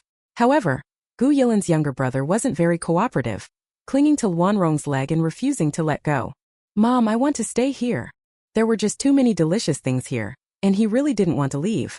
After having a meal at the Ruan household, Mother Gu became as shameless as Gu Yilin and her dad. Then we're leaving? Go. Brother Gu waved his hand impatiently, still gripping Luan Rong's clothing tightly. Don't come to pick me up. Mother Gu. You little rascal, I should never have had you. Then should I be Luan's sister's son? Brother Gu looked at Luan Rong with bright eyes. Mother Gu. Luan Rong. He was already a teenager. She would have to be married off at 7 or 8 years old to have a son his age. You little rascal, who do you think you're going to be a son to? Mother Gu yanked Brother Gu over, disregarding his struggles, and dragged him out of the Ruan household. Luan Rong was dumbfounded. She swallowed hard. Even though Brother Gu was still a child, he was around 13 or 14 and stood as tall as her chin. He must weigh at least 70 or 80 pounds. He was just dragged away like that. Luan Rong couldn't believe it. She rubbed her eyes. Once she saw Mother Gu successfully subduing and pulling Brother Gu away, she covered her heart and walked back in a daze. Oh my, that was too terrifying. She sat on the couch trying to calm her racing heart. Ruan Mingfu looked at her curiously. Cousin, what's wrong? And nothing. Today was a rare sunny day, so Mrs. Ruan mobilized everyone to tidy up the house. She even meticulously made a list of what was currently needed. The next morning, Mrs. Ruan was about to head to the supply and marketing cooperative with some cash when Ruan Mingfu stopped her. She smiled, looking at Mrs. Ruan with a pleasing expression. Mom, take me with you. Since returning to Haicheng, she hadn't had a chance to get some fresh air. Afraid Mrs. Ruan would refuse, Ruan Mingfu patted her belly. Mom, the doctor said I should get some exercise. I know you're feeling cooped up in the house, let's go. Mrs. Ruan assessed Ruan Mingfu from top to bottom. Take Yanjiao with you. Okay. Ruan Mingfu called for Luan Rong again. But Luan Rong was currently interested in Aunt Zhang's pastries and was learning from her, so she declined to go. With the new year approaching, more people were around. The supply and marketing cooperative became increasingly crowded. This wasn't like the future, where there were fewer celebrations. Even if they wanted to exercise, it wouldn't stop people from preparing for the new year. Looking at the sea of people in front of the cooperative, Ruan Mingfu, she had miscalculated. She thought it would be like the future. Mom, let me go instead, you take care of Mingfu.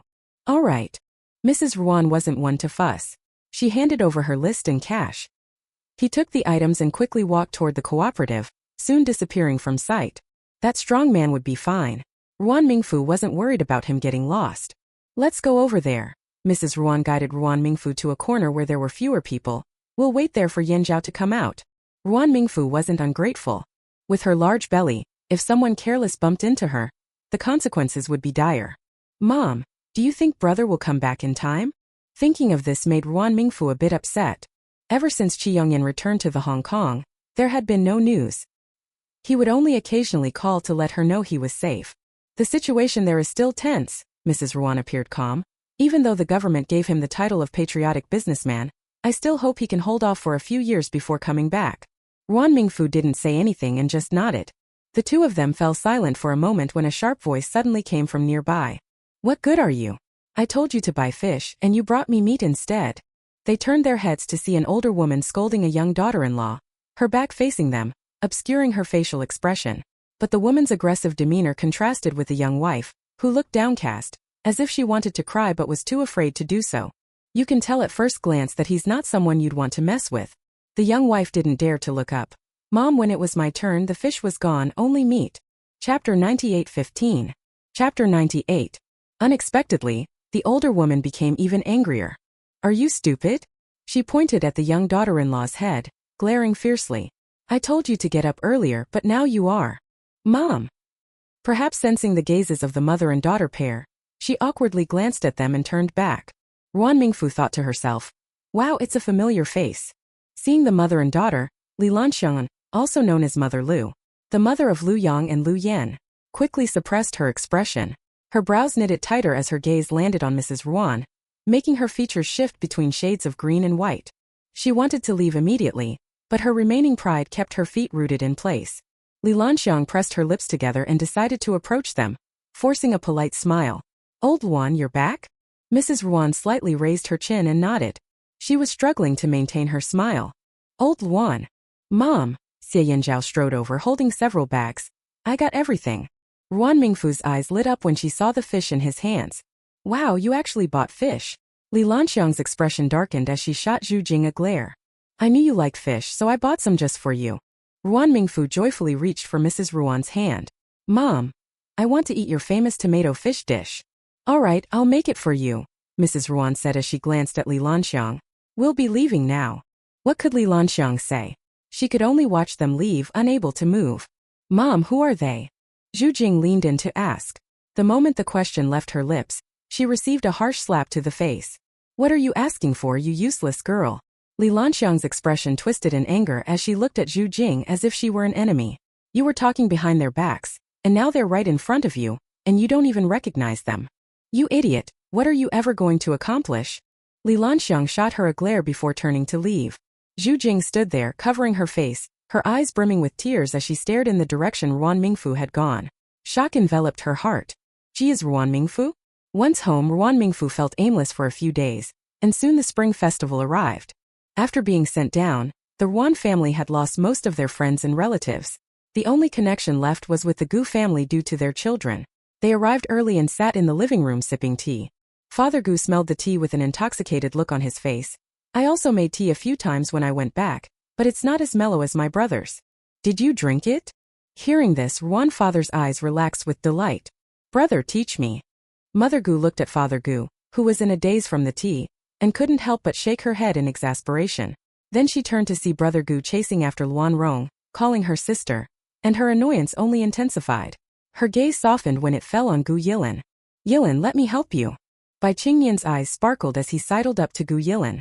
But his hands were clumsy, and the dumplings he made either looked odd or had filling leaking out.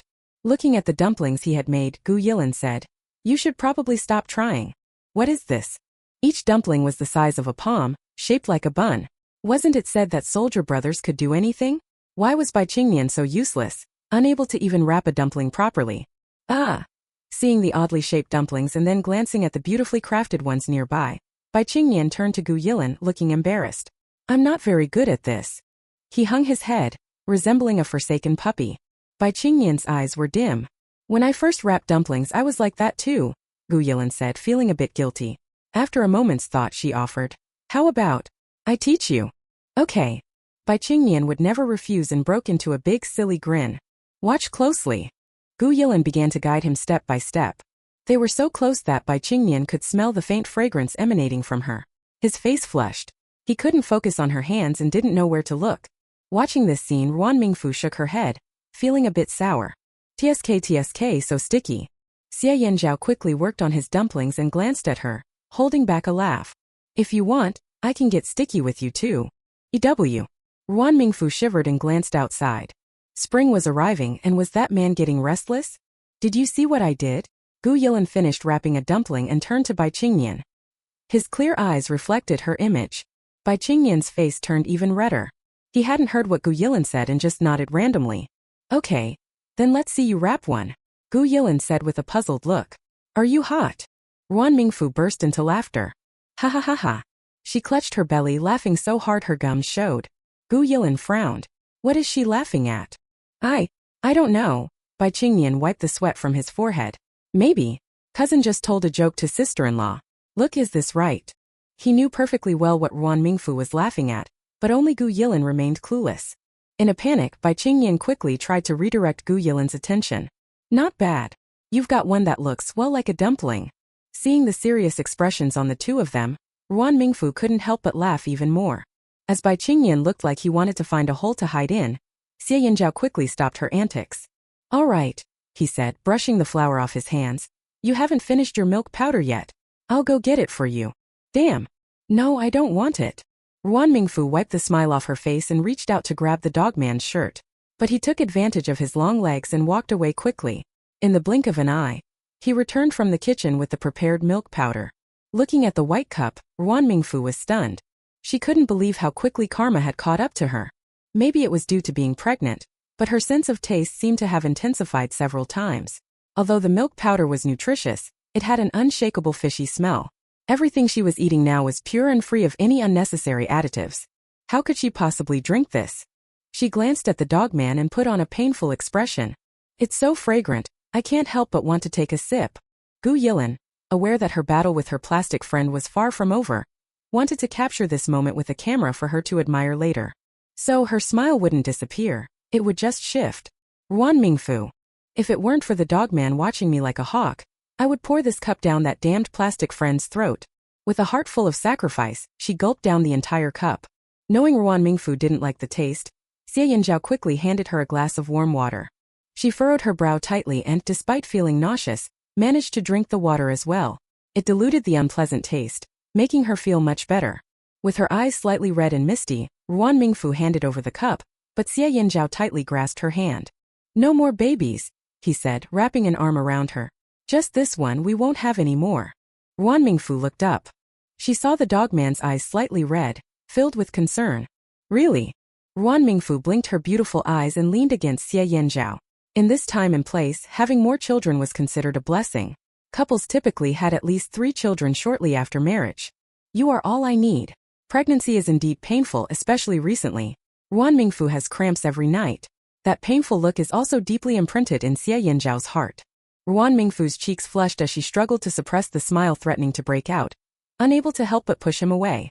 There were so many people around, why was he saying such mushy things? Gu Yilin shot a disdainful look at her plastic best friend. "Ugh, a love brain is a love brain.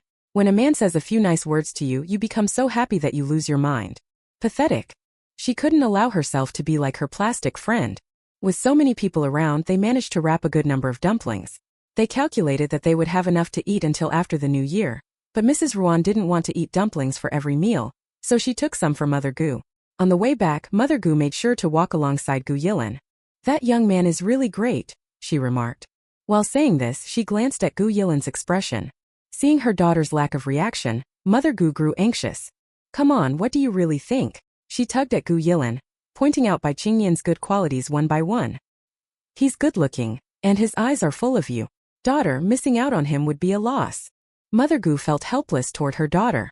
She had introduced her to many suitors before, but Gu Yilin never took a liking to any of them. It even drove her to the countryside out of frustration. Mother Gu was furious about it. "Daughter, as long as you can get Xiaobai, all the debts between us will be cleared." "Mom, what are you talking about?" Gu Yilin stomped her foot in annoyance, but her face, hidden beneath her scarf, was secretly flushing red. "I'm being serious." Mother Gu shot her a glare. "If you dare to miss out on such a good catch, starting from the 5th day of the new year, I'll drag 5 different men to set you up on blind dates until you become face-blind." Gu Yilin's face turned pale. "Mom, you really are my real mom." Grinding her teeth angrily, she hurried off ahead. Mother Gu stood there, her eyes brightening. There's hope. If her daughter truly wasn't interested in Bai Qingyan, she would have argued with her the moment she said that. But now, since she ran off, her son-in-law is coming. Before the spring festival was over, Xie Yinzhao received news about returning to his unit. Father Ruan, worried about matters at the border, packed his things and left right after the 5th day. Father Gu borrowed a vehicle from the factory to take them to the train station. When they got out of the car, he smiled and handed each of them a big bag. "This is filled with dried goods that my wife prepared. It's not much, but you can eat it on the way. Brother, if you start craving seafood, just give me a call, and I'll send it right over." "Thank you," Father Ruan said, patting Father Gu's shoulder. Father Gu remained silent. Although they worked at the same factory, their relationship wasn't as good as it seemed. Father Ruan was the factory director, busy with a million tasks, while Father Gu had only been a department head back then, with little interaction between them. He had just been promoted to deputy factory director when Father Ruan was sent down. Not long after he was promoted to deputy factory director, the word deputy was removed from his title. This was simply pie in the sky. Hearing the news of Father Ruan's rehabilitation, Father Gu had been feeling down for a few days. Once he heard Father Ruan's decision, it felt like he had suddenly become the favored child of fate. "What's wrong with helping Father Ruan? It's my duty." After they chatted for a while, the train pulled into the station. Father Ruan and Mrs. Ruan arrived later than Ruan Mingfu, so they sent the 3 of them on the train. "Remember what I told you," Mrs. Ruan reminded her. "If you feel any discomfort in your body, you must tell me immediately. Eat small meals frequently but don't eat too much." Listening to her mother's chatter, Ruan Mingfu quickly nodded. "Mom, I remember everything. You can relax." "All right." Mrs. Ruan casually glanced at her. "What was my second point?" Ruan Mingfu. With her mom saying so much, how could she remember the second point? The mother and daughter fell silent, and it was Aunt Zhang who couldn't bear to watch any longer. "Don't worry, big sister. I will take good care of Yinzhao's wife. You don't have to worry. With you here, I'm definitely at ease." Mrs. Ruan smiled and then shot Ruan Mingfu a stern look as she turned away. "Be sure to listen to Aunt Zhang." Ruan Mingfu. As the train gradually started moving, this time there was no bittersweet feeling like during their previous goodbye. She eagerly opened the package given by Uncle Gu and took out its contents. "What is this ham?"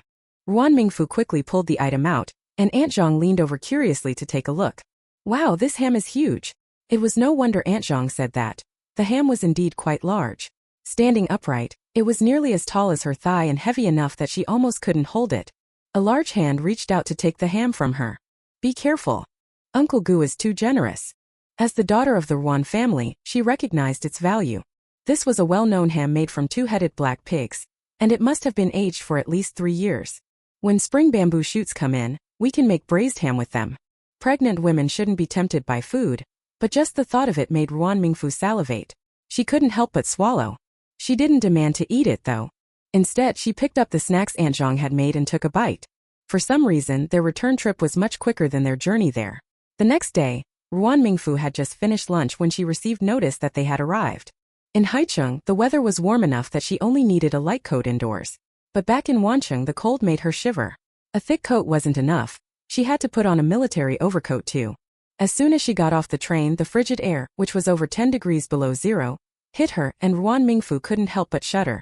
Aunt Zhang, carrying light luggage, also felt the chill. "Let's hurry back." They returned by military vehicle. Perhaps because there were fewer people on this trip, it was much more comfortable than their ride there. When they arrived at the family compound, Ruan Mingfu finally let out a sigh of relief. The cold made her nose turn red. She buried her face in her thick scarf, feeling a lot better. Worried about her catching a cold, Xie Yanzhao and Aunt Zhang ignored everything else and quickly got the stove going. As the area gradually warmed up, Ruan Mingfu sneezed several times. Before long, the man brought over a bowl of soup. The moment she caught a whiff, Ruan Mingfu turned her face away in distaste. I don't want to drink it. Then should I feed you? Xie Yanzhao's gaze fell on her. After becoming pregnant, Ruan Mingfu was still thin, but she had become a lot plumper. It felt so good to hold her in his arms, especially in some unspeakable places like a ripe peach. Xie Yanzhao almost lost control several times. Thinking about how he would feed her, Ruan Mingfu's cheeks flushed. Without caring about her pride, she picked up the bowl and gulped it down in one go. I'm done. She gritted her teeth, shoving the bowl into Xie Yanzhao's hands. When she looked up at him, she saw a hint of regret in his eyes.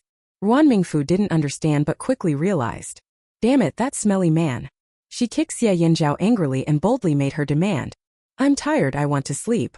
References. One also known as Mother Lu. The mother of Lu Yang and Lu Yan. Chapter 99.1 and D. Chapter 99.1. Xie Yanzhao held the bowl, and a look of regret lingered in his eyes. Okay. The dogman made the bed, and the room felt warmer. Ruan Mingfu let her hair down and comfortably lay on the bed. Just as she was about to enjoy the moment, she noticed the dogman lying down beside her. What are you doing here? Ruan Mingfu asked. Sleeping. Xie Yanzhao's dark gaze held a deep meaning as he looked at her. Sleeping? Ruan Mingfu couldn't help but feel suspicious. This dog had much more energy than she did. It wasn't unusual for him to go 3 days and nights without sleep while on a mission. And now he wanted to sleep? What was he thinking? Thinking about the ginger soup from earlier, a sense of revenge stirred within her. She kicked Xie Yanzhao. Go sleep next door. No. The dogman firmly grabbed her kicking foot and slowly said. Together. Ruan Mingfu. What a scoundrel. As if she didn't know what this dogman was plotting.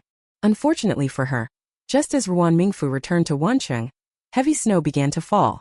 It piled up to her thighs, making it impossible to leave the house without clearing it first. The logistics team even dispatched a tractor to remove the accumulated snow from each household. Fortunately, the heavy snowfall didn't last long. It stopped on the 3rd day, bringing with it a rare burst of sunlight. Ruan Mingfu's house had large windows, and even without stepping outside, she could bask in the sun. She sat there enjoying the warmth of the sun that made the room feel like spring, relishing the cozy atmosphere. Woof! Wang Kai barked at Ruan Mingfu, his eyes fixed hungrily on the delicious snack in her hand. Months had passed, and he had grown from a cute puppy into a formidable-looking dog. Like Xie Yanzhao, Wang Kai seemed to have adopted some of his serious demeanor, sitting majestically. If this happened 50 years later, not to mention the other puppies, I'm afraid even some people would be stunned. Good boy. Ruan Mingfu quickly stuffed the snack into Wang Kai's mouth and gave his head a gentle stroke with her clean hand. Aunt Zhang, who saw everything. They really loved this little thing. Ruan Mingfu couldn't resist the eager gaze of Wang Kai, and just as she was about to feed him again, Hu Wanning walked in from outside. I knew you'd be here, she said, waving the bottle of spicy sauce in her hand. I know you love the sauce my mom makes, so I had her prepare extra. Ruan Mingfu's eyes lit up. Sister-in-law, you really understand me. Come sit down. Auntie's sauce is the best. Even if there's no other dish, I could eat a big bowl of rice just with this sauce. It really does smell amazing. Aunt Zhang took the sauce and even before getting close, she could smell the delightful aroma wafting toward her. Sister-in-law, when did you get back? Ruan Mingfu poured her a glass of water. It snowed heavily these past few days, so I didn't dare go out. I brought back a lot of things from Haicheng, so take some back with you to try. I won't be polite. Hu Wanning took a sip of water and sighed comfortably. I arrived an hour earlier than you, she suddenly lowered her voice, and a big event happened during this trip back to Beijing. Ruan Mingfu looked over, puzzled. Well, it's somewhat related to you, but not directly. After Xie Xiaogu took in Xie Yin, there was chaos at home every day, whether a big argument or a small squabble. No matter what Xie Xiaogu said, Zhang Chong stubbornly disagreed. During that time, she was exhausted from it all. Left with no choice, she sought help from her 2 older brothers, Xie Shilo and Xie Donglu. Xie Donglu was still figuring out how to please Xie Yanzhao, so there was no way he'd bring his enemy home. Plus, he didn't have a good relationship with Xie Yin. Xie Shilo was a good person. Seeing that Xie Yin had nowhere to go, he felt a pang of pity. But since his wife firmly disagreed and the younger family members were even less willing to share a room with Xie Yin, he gave up. With no other options, Xie Xiaogu had no choice but to keep supporting Xie Yin. However, somehow this situation got back to the other side. With her temper, Xie Yin couldn't take it, and under the cover of darkness, she snuck near Xie Xiaogu's house and set it on fire. She had even intended to set fire to Xie Donglu and his brother, but she was caught by the police halfway there. Fortunately, they discovered it in time, and there were no life-threatening risks. Hu Wanning said with a frown, "Xian is fundamentally rotten." This incident became quite the scandal, spreading like wildfire in the compound. Ruan Mingfu. So foolish and so vicious. Now Xie Xiaogu, the only person who was kind to her, was pushed to the opposite side of Xie Yin. She was now truly abandoned by everyone. Xie Yin shouldn't need to worry about her future anymore. Ruan Mingfu said lightly, meeting Hu Wanning's confused gaze. She'll just go to jail directly, which means she'll have a stable situation. Xie Yin was still weak, so she wouldn't have to worry about her illness going unnoticed. Hu Wanning. That's true. With Xie Yin's current frail state, surviving until her release would be a miracle. After chatting for a while about various topics, they saw a group of soldiers escorting several people past the courtyard.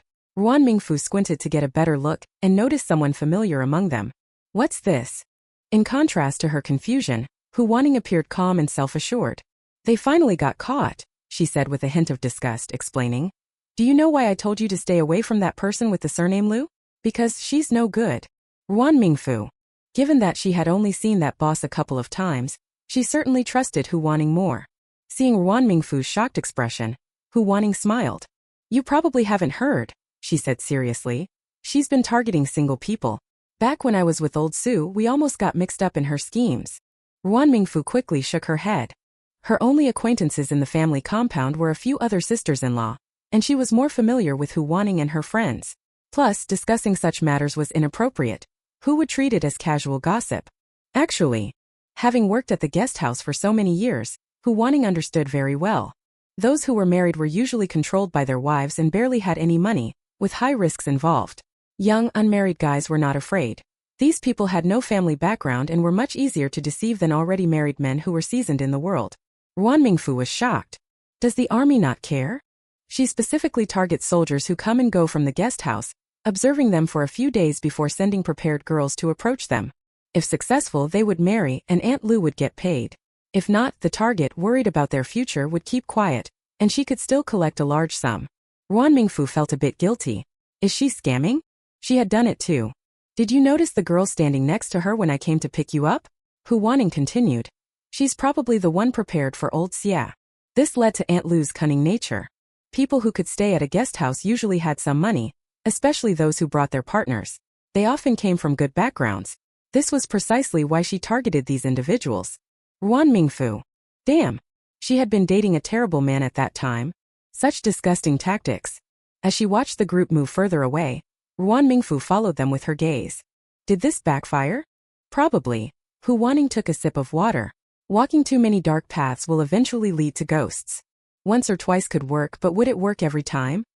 Winter in Wanqing was truly cold, and Ruan Mingfu was trapped indoors.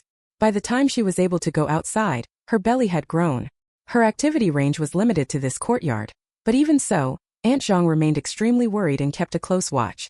Today there was rare good weather. Ruan Mingfu sat in the courtyard soaking up the sun, dressed only in a thin sweater. The winter in Wanqing is long, and spring arrives late as well. As she stepped onto the soft grass, she noticed the trees outside the courtyard had sprouted many new leaves. The vibrant green was refreshing, instantly lifting her spirits. Ruan Mingfu gently rubbed her belly when Sister Lin and the others walked in, beaming with joy. Looking at your expressions, it must be good news. You guessed it right. Hu Wanning quickly urged Ruan Mingfu to sit back down as she stood up. You should sit still. Just seeing you standing makes me nervous. She rubbed her own belly, not disagreeing.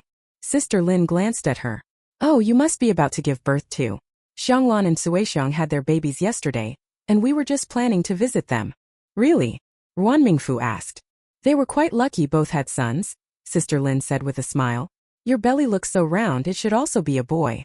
Ruan Mingfu paused for a moment. She didn't mind whether it was a boy or a girl. After all, it was her child. Knowing that the preference for sons over daughters was common in this era, Ruan Mingfu chose not to explain and simply smiled. That's great, she thought for a moment. You all go ahead to see them. I won't join you. My brother sent 2 boxes of high-quality donkey hide gelatin. Please take it to them for me. Donkey hide gelatin is a good thing, Sister Wang exclaimed, her eyes wide.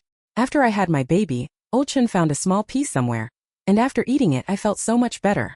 Ruan Mingfu remained silent. Ever since Qi Yongyan learned she was pregnant, he had been sending her items every month from Hong Kong. Along with the gelatin, there were also birds' nests and even a century-old wild ginseng. After chatting with Ruan Mingfu for a while, the women didn't stay long. They still needed to visit the two who had just given birth, so they took the gelatin and left. Once they were gone, Ruan Mingfu gazed at the empty courtyard with a frown. Time passed quickly, and it was already late spring. As Ruan Mingfu's belly grew bigger, the dogman became increasingly anxious. Even if she simply frowned, he would worry. Especially as the doctor's predicted delivery date approached. He was like a startled bird. How are you feeling today? For over a month he asked her this every day. Just as Ruan Mingfu was about to respond, she suddenly gasped. What's wrong? Are you in labor? Xie Yanzhao rushed over, his face filled with concern. She shot him an annoyed glance. After a moment she rubbed her belly. The baby just kicked me. While Ruan Mingfu experienced quite a bit of discomfort during the early months of pregnancy, she felt nothing during the later stages. She was becoming more beautiful. Her skin glowed white, making her resemble a piece of luminous jade. The other women in the family compound were envious. They had seen women become unattractive during pregnancy, but she was the only one who looked more beautiful. The sisters-in-law were thinking, it must be a girl. Ruan Mingfu ignored their jealous comments. Let them be jealous. The more they were, the happier she felt. In her household, Ruan Mingfu was the queen, and her word was law. The dogman naturally listened to her. Now he was even more obedient, leading to a joyful life together. Hearing her words, Xie Yanzhao visibly relaxed. He placed his large hand on her belly. After a while, there was still no movement from the baby. Not satisfied, Xie Yanzhao placed his other hand on her belly as well. This was the first time Ruan Mingfu saw such a childish side of him. Why isn't the baby moving? What was going on? Was this kid refusing to acknowledge his father? Maybe you scared it, Xie Yanzhao suggested. With his fierce demeanor, he couldn't change it. Just as he was feeling anxious, he suddenly felt movement in his palms. His eyes lit up as he pressed his face closer. Yet the child was quite mischievous. No matter how much Xie Yanzhao coaxed, it wouldn't move. It's still small. Ruan Mingfu pushed his hands away. Once it's out, you can take your time to bond with it. He stared eagerly at her belly, excitement shining in his eyes. What name should we give the child?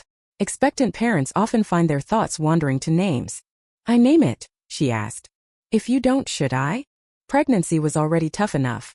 Asking Ruan Mingfu to think of such an important matter was unfair. Xie Yanzhao cleared his throat. Actually, I've thought of a few names. Words like Bo Qi and Heng all have good meanings. Which one do you think fits better? Chapter 99.20. Chapter 99.2. Ruan Mingfu silently repeated the names in her mind before kicking the dogman lightly. Though it wasn't hard, it still stunned him. What do you mean by that? As he wondered, Ruan Mingfu raised her eyebrows and continued. They are all names for boys. What's going on, Xie Yanzhao? Are you favoring sons over daughters?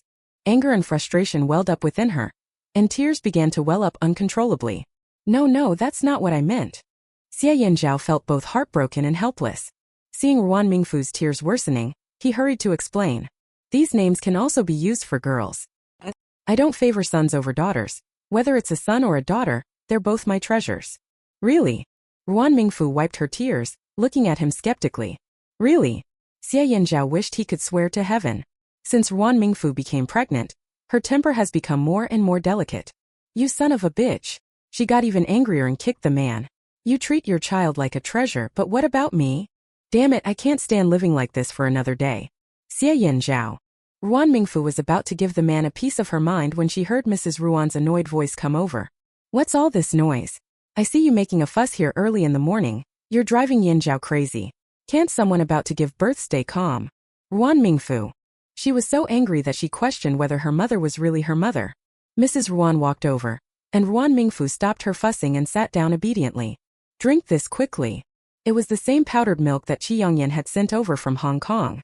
It had been processed to remove any fishy taste, but as Ruan Mingfu drank it, she felt it wasn't as rich as what she had had before. She drank it like water, and when Xie Yanzhao tried to take the cup from her, the milk fell straight onto the thick carpet. Seeing this, he noticed Ruan Mingfu clutching her belly, her face twisted in pain. Seeing the cold sweat on her forehead, Xie Yanzhao instantly felt a jolt of fear. Mingfu, what's wrong? Mrs. Ruan looked at the puddle on the floor and quickly understood what had happened. It's not good, the amniotic fluid has broken. Hurry, take her to the hospital. Ah. Oh. Xie Yanzhao didn't act like the decisive commander he was in the army. He was sweating profusely from panic. Only after hearing Mrs. Ruan's voice did he realize what he needed to do. By the time he drove the car over, Mrs. Ruan was already supporting Ruan Mingfu by the side of the yard, while Aunt Zhang and Luan Rong stood by with large bags in hand. The group quickly got into the car and arrived at the hospital shortly. Ruan Mingfu felt as if her insides were being torn apart. Her face was pale, and her red lips were covered in bite marks.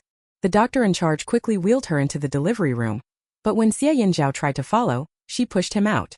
Family members need to wait outside. The door slammed shut, and Xie Yanzhao felt as if his heart was being fried in oil. He turned to Mrs. Ruan. Mom, Mingfu will be all right, won't she? Mrs. Ruan was panting, and though she was worried, it was Luan Rong who replied. She's been going to the hospital for checkups every month and following the doctor's advice. She'll definitely have a smooth delivery. These words seemed to put everyone at ease, and their anxiety slowly dissipated. However, as time passed, their unease multiplied several times over. Xie Yanzhao became even more anxious, pressing his ear against the delivery room door to listen for any sounds from inside. But it was silent. He couldn't hear anything at all. He paced back and forth. No one interrupted him. Everyone else was just as restless. Only by catching the occasional hurried nurse could they get any updates on Ruan Mingfu. If I had known, I should have gone in with her. Mrs. Ruan looked at the darkening sky, her anxiety growing. Even someone as composed as she was couldn't help but worry. Xie Yanzhao was even worse. His eyes were slightly red, and he looked like he might cry at any moment. He couldn't bear to think about what might happen if Ruan Mingfu encountered any problems. Xie Yanzhao could only empty his mind, trying to suppress such thoughts, but they kept creeping back in. Don't worry, my cousin will be fine. Luan Rong's voice trembled. It's okay if it takes a while. I've heard of people taking several days to give birth. Right, Aunt Zhang? Right. Aunt Zhang was just as worried but couldn't say anything negative. She frowned, leaning back in her chair, not even noticing her legs were going numb. In the midst of everyone's tense and anxious mood, a beam of morning light broke through. The door that had been closed all night was opened. After waiting all night, the people who had become statues rushed over. Xie Yanzhao's eyes were bloodshot, and his legs had long lost feeling. When he saw Ruan Mingfu being wheeled out, he rushed over but stumbled slightly. He didn't care about that. His gaze was fixed on her. Ruan Mingfu had her eyes closed, lying peacefully on the bed. Her complexion was pale, and her petal-like lips seemed dehydrated and were peeling, but the deep bite marks on her lips were still visible. Congratulations, mother and baby are safe. Mrs. Ruan let out a sigh of relief, nearly collapsing backward, but Luan Rong quickly supported her. Great, that's wonderful. Xie Yanzhao grasped Ruan Mingfu's hand and pressed it against his face, finally noticing the wrinkled, red-skinned baby beside her. This was his child? His eyes became warm, and he couldn't help but reach out to compare his hand to hers. The newborn was still smaller than his hand. His throat moved slightly, and his gaze softened with reverence as he touched the baby's face. Baby, I'm your dad. 4 years later, since the college entrance exams were reinstated, Ruan Mingfu had tried taking them and surprisingly succeeded. This also caused a wave of envy among the wives in the family compound. Now that she had passed, she couldn't skip attending school. So Ruan Mingfu decided to experience student life again. Everything was fine, except she had to live apart from her husband. She felt it was quite nice this way. The couple often spent time together, and the spark was fading. Isn't there a saying that absence makes the heart grow fonder? In her 3rd year after finishing her last exam, Ruan Mingfu packed her things to head home. The World Expo was going to be held in the capital, and her husband, along with her father and Mrs. Ruan, would be coming over.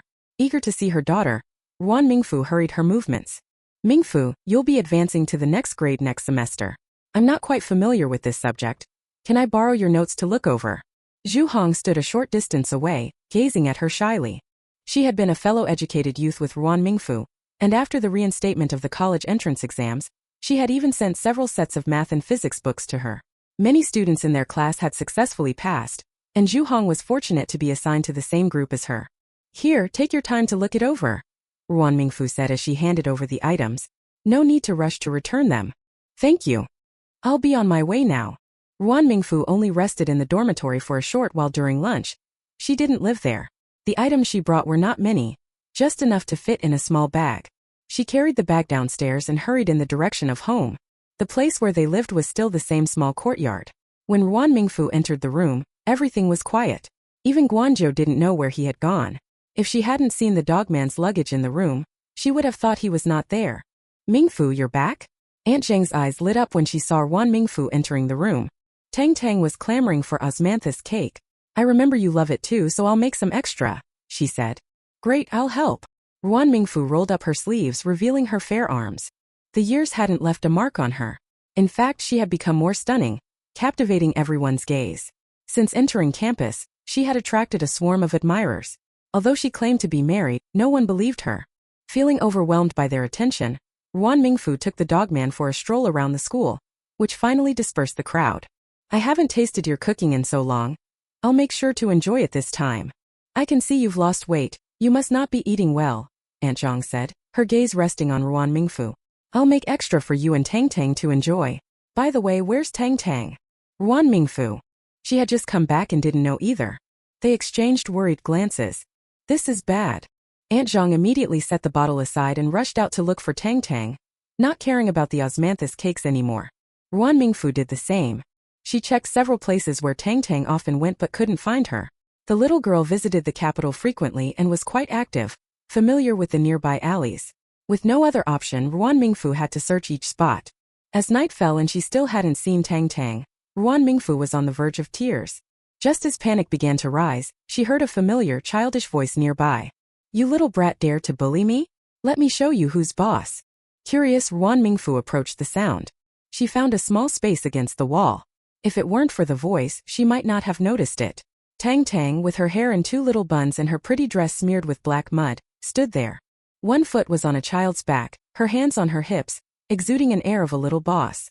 Surrounding her were 4 or 5 kids of similar age, all looking up at her with admiration. Ruan Mingfu. She was momentarily speechless. How could this muddy little girl be her daughter? Just as Tang Tang was giving orders, she reached down and grabbed the ear of a child lying on the ground. Xiaowei, what are you doing? Hearing her mother's voice, Xiaowei shrank her neck. Mom, let me explain, she stammered. Ruan Mingfu smiled coldly. Go on. It's all his fault, Xiaowei said, pointing at the child on the ground, who was getting angrier. I was playing with my toy, and this person came over and kicked it away. So I got into a fight with him. With each of Xiaowei's words, Ruan Mingfu felt her vision darkening. The child on the ground finally stood up after being freed from Xiaowei's grasp and covering his face said, That toy is dangerous. I was just worried you'd get hurt. Xiaowei, oh no. Seeing her mother's stern face, she touched the spot where she had been hit earlier, putting on a mask of pain similar to Ruan Mingfu's. Ruan Mingfu politely apologized to the injured child. Auntie, it's okay. I was just trying to help, he replied shyly, clearly not holding a grudge against Xiaowei for hitting him. Even though I had good intentions, it's normal for her to misunderstand. What a well-behaved child. Ruan Mingfu glanced at her daughter, quickly looking away in distress. After sending the boy off, she dragged Xiaowei back home. Perhaps realizing she was in trouble, Xiaowei was unusually obedient. As soon as they entered the courtyard, Ruan Mingfu pulled out a bamboo stick she had prepared. Seeing the look on her face, Xiaowei hurriedly hid behind Aunt Zhang, who had just returned. Don't run. If I don't give you a spanking today, you won't know how many eyes the king of horses has. Grandma Zhang, save me. My mom wants to kill me. Seeing Xiaowei's panic, Aunt Zhang finally relaxed. When she saw Ruan Mingfu getting ready to hit the child, she quickly stepped in to intervene. Mingfu, can't we talk it out? She's still so young, what if you hurt her? I have to teach her a lesson today. After Ruan Mingfu explained what had happened, Aunt Zhang was left speechless. She slightly moved aside, which was like a thunderclap to Xiaowei. She tried to run but was grabbed by Ruan Mingfu. With 2 swift strikes, she received a couple of whacks on her backside. Xiaowei cried out in pain. Where did you learn to talk back like that? 2 more strikes followed. And playing with that dangerous toy.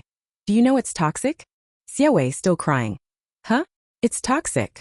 She pulled out a toy from her pocket and held it up in front of Ruan Mingfu. Where's the poison? Ruan Mingfu. Looking at the toy covered in warts, they locked eyes. Ah. Ruan Mingfu is most afraid of this kind of thing. She quickly stepped back, but accidentally stepped on the uneven bluestone slab and couldn't help falling backwards. Fortunately, a big hand suddenly stretched out from behind her waist and hugged her in time. A deep, magnetic voice came from beside her. What's wrong? Ask your daughter. Ruan Mingfu had a pale face, looking pitiful. Xie Yinzhao's gaze fell on Xiaowei. Looking at his daughter, who resembled a muddy doll, he noticed she was holding the hind leg of a toad. Her eyes, mirroring Ruan Mingfu's, looked at him innocently. Xie Yin Zhao. On this day, little Xie Wei, not yet 5 years old, finally understood what it meant to receive overwhelming love from her parents. With a runny nose and teary eyes, she ran to her grandparents to complain about the wrongs done to her, only to be met with her grandmother's sternness, which resulted in another spanking. Feeling extremely wronged, she clutched her stomach and sought comfort from Aunt Gu. However, upon hearing her story, Aunt Gu laughed so hard she clutched her own stomach in pain. Uncle Bai even kindly rubbed Aunt Gu's laughing belly, completely ignoring her plight. Once again, Xie Wei's young heart was crushed. How infuriating! This ugly world was no longer worth her attachment. She decided to run away from home. However, before she could leave the courtyard, Xie Wei wrinkled her little nose, catching the sweet and fragrant scent of osmanthus in the air, which made her mouth water. Xie Wei patted her belly. First she would eat her fill, then she would run away from home. Degree. Ring operator **** ring operator. Degree.